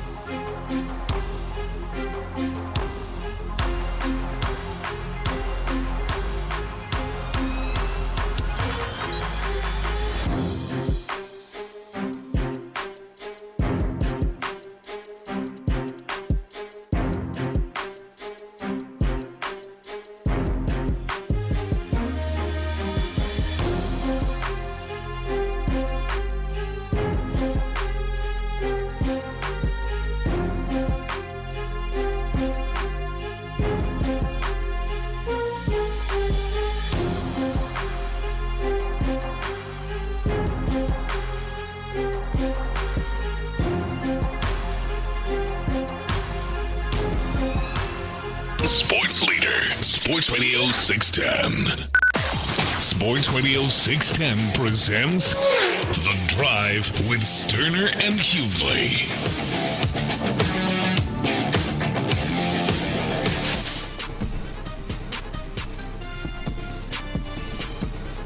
All right, I'm going to get to Clint with this because he actually watched the All 22 on this thing.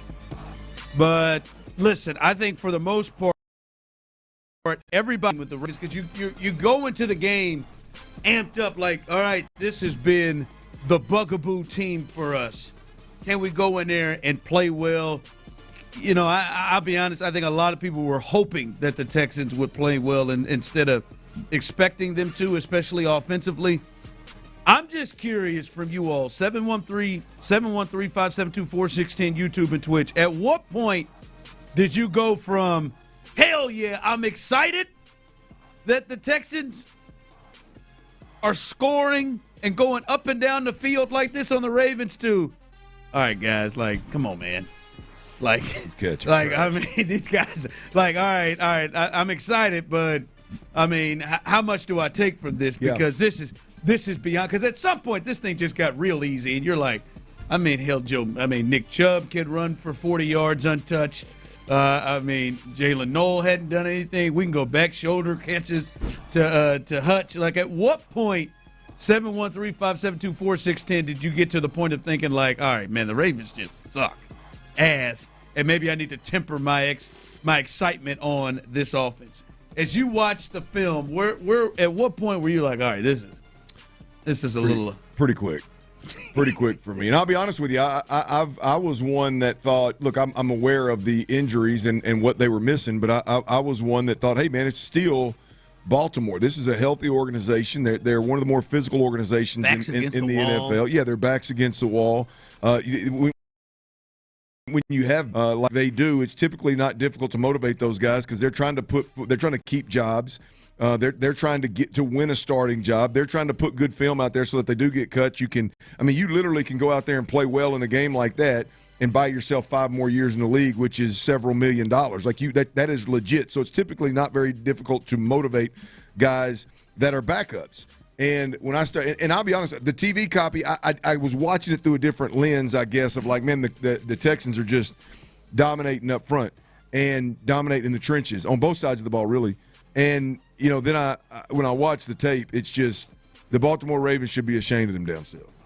I don't care if it is backups, right? It's absolutely pathetic. I typically would say, hey, I hope Harbaugh took it easy on these boys in the locker room. They are a bunch of backups. You were missing 6, 7 Pro Bowlers. Might want to ease up. Nope, he should have undressed every one of them boys in the locker room. I mean, it was as bad as I've watched. From you said yesterday it looked like 7-on-7. I mean, C.J. Stroud. I mean, hell. I mean, you can argue he should have completed 90% of his. I mean, hell. I mean, the fade was incomplete. The throwaway at the feet of the wide receiver on like whatever or whoever it was. I think it was one of the running backs on a little boot action type deal. I mean, you could argue he should have completed 90% of his balls, man. And so, I'm sure they vomited in the stands. Yeah, it was bad, man. I'll be honest with you. It took a little wind out of my Texans sails I was viewing that game through a little different lens. And now that I've watched the film, it's one where I look at it and just go, I'm glad the Texans took care of business. You can only play the team that's in do. And all you can do is go out there and put your foot on their neck and finish them, right? And they did that. They did it in big-time fashion. So it's not them. It's like they did everything I expected them to do, and some, to be honest with you. But, damn, they were bad. I mean, you got to be kidding me. Was it almost like, all right, man, I take this with a major grain of salt on what this. Well, being able to dominate, the dominating factor of it, yes, I take it with a grain of salt. But the good stuff, Ron, of this team executing a double team in the manner in which they double teamed it, like focusing on moving the tackle, not getting to the second level. There were times in the past where the Texans would leave one guy to deal with a defensive tackle when the defensive tackle had leverage, so that guy could rush up to the second level and get a linebacker. Meanwhile, this defensive lineman is penetrating and stopping the run from the backside. It was just silly, stupid stuff that they would do schematically that was never going to win. And it seems like what I'm seeing, it seems like this week and last week, but this week in particular, it was get on your double team, double team the tackle, move his ass. I don't care if you get to the linebacker. I don't care if the linebacker runs right by you. Move him, create space, and let the running back give the running back room to make a guy miss or two, right? That's what it looked like to me. I was stoked to see that. I'm still today just as stoked about the Texans to see them do that and execute it, but it's more because clearly they're being coached to do that. I couldn't tell what the hell they were being coached to do. Yeah. So at least now you can see what they're attempting to do. do. I can see what they're attempting to do, and you would think when it's 2-on-1, you should be able to accomplish that a lot. Like you can take that and apply it to the tackles and the tight ends on getting the edge and allowing running backs to turn the corner. Dalton Schultz was tremendous along with the tackles a few times in that scenario. So that I mean I take to the bank. That my confidence in the Texans grows. But, boy, it was hard to watch that Baltimore. I mean, I'm not even a Baltimore fan, and it hurt my heart to watch that jersey and that uniform, that logo. And Ray but sick. Oh, beside themselves. I'm surprised they didn't get a private jet to Baltimore. Wasn't sitting there talking about before the game ended. Before it ended. Yeah, text line coming through. It was the first drive for me for the Texans. The all-22 was irrelevant in this game. Text line also. So you telling me I wasted my damn time this morning? Clint, did Baltimore's defense look worse than Tennessee's? Yes, summing in from the absolutely, text line. Absolutely, 100%. Yeah, 100%, no question about it. Like you watching the Texans game versus the Tennessee Titans, that should not have been a 26-0 game, or let's say maybe it should have been a 26-0 because I think it should have been 20-0. Midway through the fourth, and now we're just icing this thing, so the score may have not changed a lot. I mean, but CJ missed Dalton Schultz on a touchdown. CJ missed Dalton Schultz on a chunk play going the other direction early in that Tennessee game that I think would have a lot different about that game right now had he hit those. And so, there were a couple of opportunities against the Tennessee Titans. Yeah, I mean, shoot. I mean, there was – It was an opportunity every time they took the snap. I mean, it literally – hey, you got another receiver over there, he can come out here. He can damn sure create separation on these DBs. What route you want to run? Yeah. I mean, you pick the route, and you can get – it'll get open versus these DBs. So I mean, I the way they would seal the edge just was insane in that game. All right, coming up, we will hear from you. Let's head to the phone lines a bit and check in with you all, as well as D'Amico. He talked about a part of the game that he is seeing improve. We'll discuss and tell you if we agree as well. That's next. All right, I got to tell you a little bit about the original MVPs of the testosterone replacement therapy game, y'all. It is Synergenics and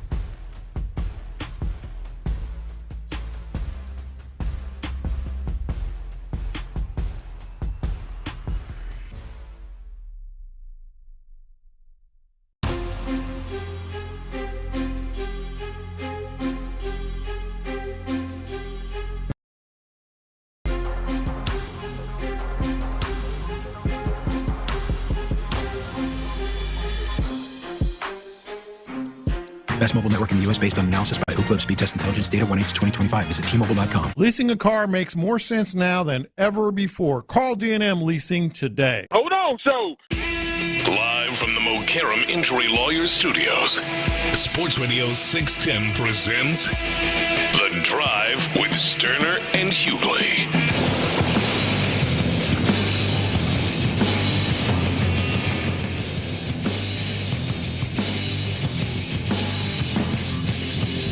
All right, welcome back in. Coming up behind us, Texans All Access. Indy Kalu will be live with the fellas at 6 o'clock, so stay tuned for that. Mark Vandermeer, John Harris have Indy Kalu joining them. Area 45, they get going this week. Tune in as we go live and local. They are 8 till midnight. Tune in to Sean Bijani, Patrick Creighton, Chris Santiago tonight. T-Mill's Best Bets coming up here momentarily. Let's head out to the phone lines. Larry and Stafford, I knew we'd hear from your ass after that ass kicking they put on them boys. I'm glad because you said I think the last time we talked to you, you said you was out. You said you wasn't going to the Titans game.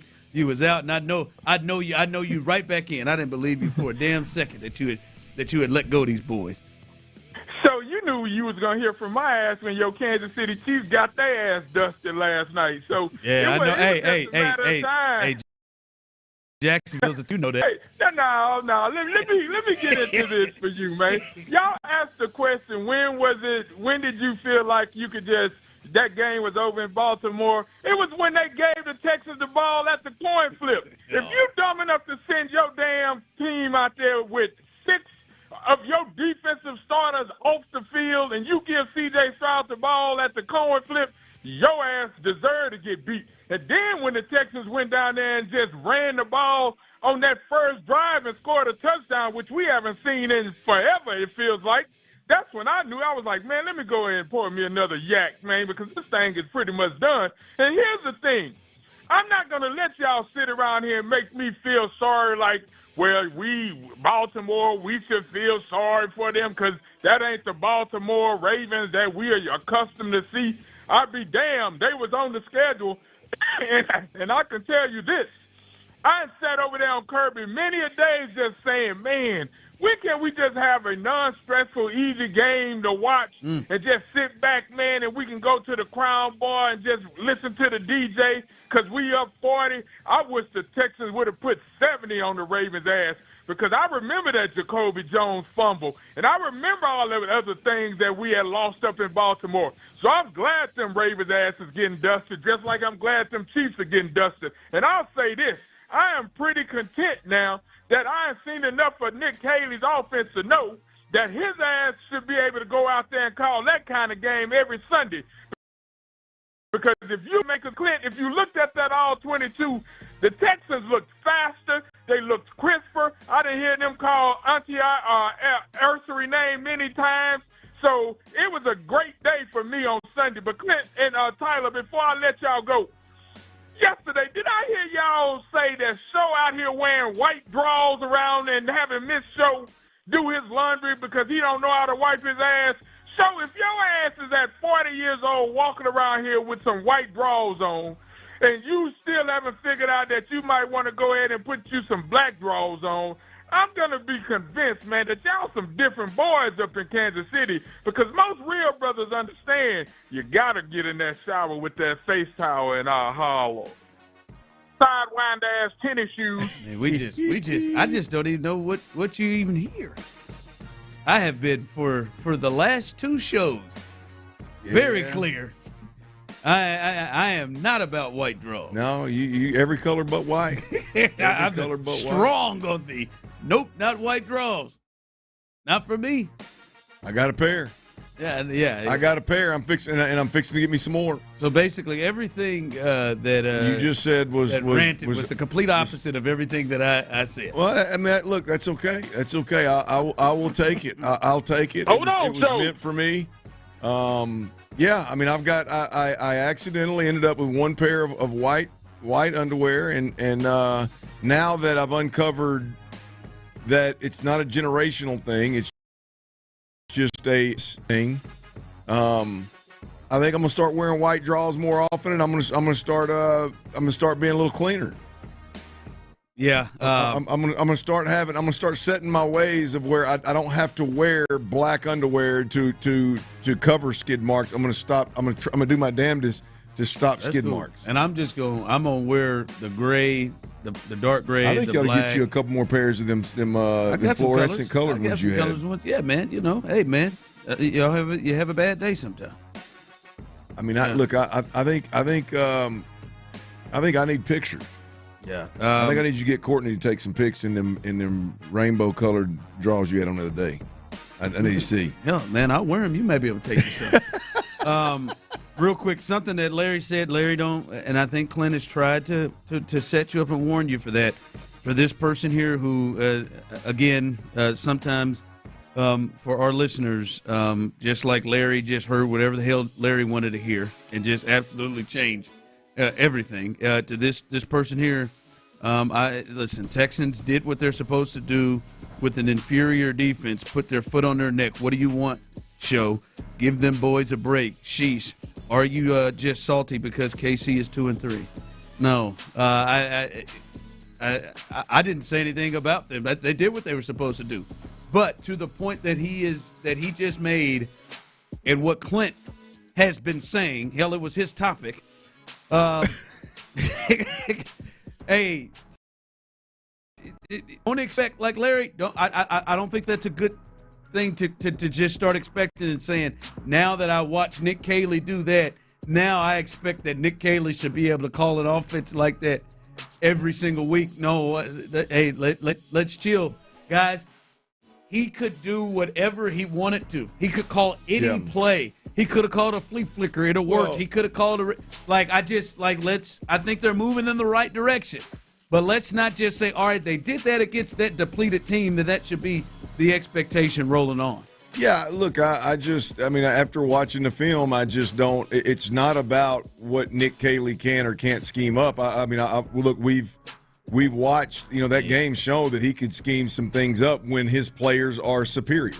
The problem here that I see, and I hope I'm wrong, but what I fear is that Xavier Hutchinson isn't going out there and creating, 2 and 3 yards of separation on a little shake route against a good defense, right? You go out there and I mean, for crying out loud, Harrison Bryant was butt naked for a touchdown that got called back. You look up and Brendan Bates, the third string tight end, was catching a damn 20-yard corner route late in that game from Davis Mills.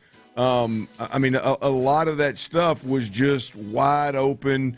Like, there's no excuse for Nico Collins being that open over the middle of the field in the red zone on his touchdown. I mean, it was a great scheme up. It was a great throw, but you're not against a good defense that's playing that scheme. You're not making that throw. You're damn sure not making that throw without DeMeco Ryans picking his teeth. I mean, he wasn't touched. Yeah. Right. So I mean, like that is the fear is we've watched this run game for 2 consecutive weeks versus a lesser defensive front, and our offensive line was getting major push. So now we've seen, if you give Woody Marks and Nick Chubb, if you give them a little bit of space to operate, they can do big things. The question isn't, can they do big things? The question is, can this offensive line give them that space, right? The question is no longer, can Nick Caley scheme up a couple of things? To me, the question is, do you have the dudes at the wide receiver position that can create the same type of separation that we saw against Baltimore's second string? Can they do that against Seattle's first string? And can your guys up front protect and hold up like they did against Baltimore? Correct. There were Baltimore was able to cause some problems crowding the line of scrimmage. Now, they didn't do a whole lot of it, and it looked like a bunch of reserve players. Seattle's going to walk up there early and often and force you to have answers. And I don't know that the Texans against Baltimore didn't have answers. And so there's still some concern there. I think it steps in the right direction, but look, I think Larry is setting himself up there to be disappointed if your expectation is for Nick Caley to go up there and all of a sudden scheme all these guys wide open again against a better defense. Nico Collins, yeah. Dalton Schultz, absolutely. Beyond that, I mean, I think it's a tough ask for those guys to connect against Baltimore. I think that was a rare occurrence. that you're going to face that level of an opponent. I would liken it to how good Davis Mills looked in the preseason going against the Texans 2s versus how hard of a time C.J. Stroud had going against the Texans 1s. I mean, Davis Mills had a tremendous camp, looked like a starter, throwing the ball over the park, but we all knew, hey, man, you're going against 2s over here, right? And you were throwing to Xavier Hutchinson, you were throwing to Noel, you were throwing to Higgins, you were throwing to Brevin Jordan and these guys. It's a little different ball game when you get out there versus a good sound unit and their number ones. So I'd recommend tempering your expectations a bit. All right, something you don't need to temper is T-Mill's best bet. If you missed it, if you do miss this, go to @T-Mill Real Deal to get his best bets. All right, this is the first of the week. Let's get to a good spot. Let's get off to a good start on a Tuesday. I always like a good green start, so let's do it. This is a very Canada-heavy variation of best bets. We got one game in action tonight. It is an elimination game for the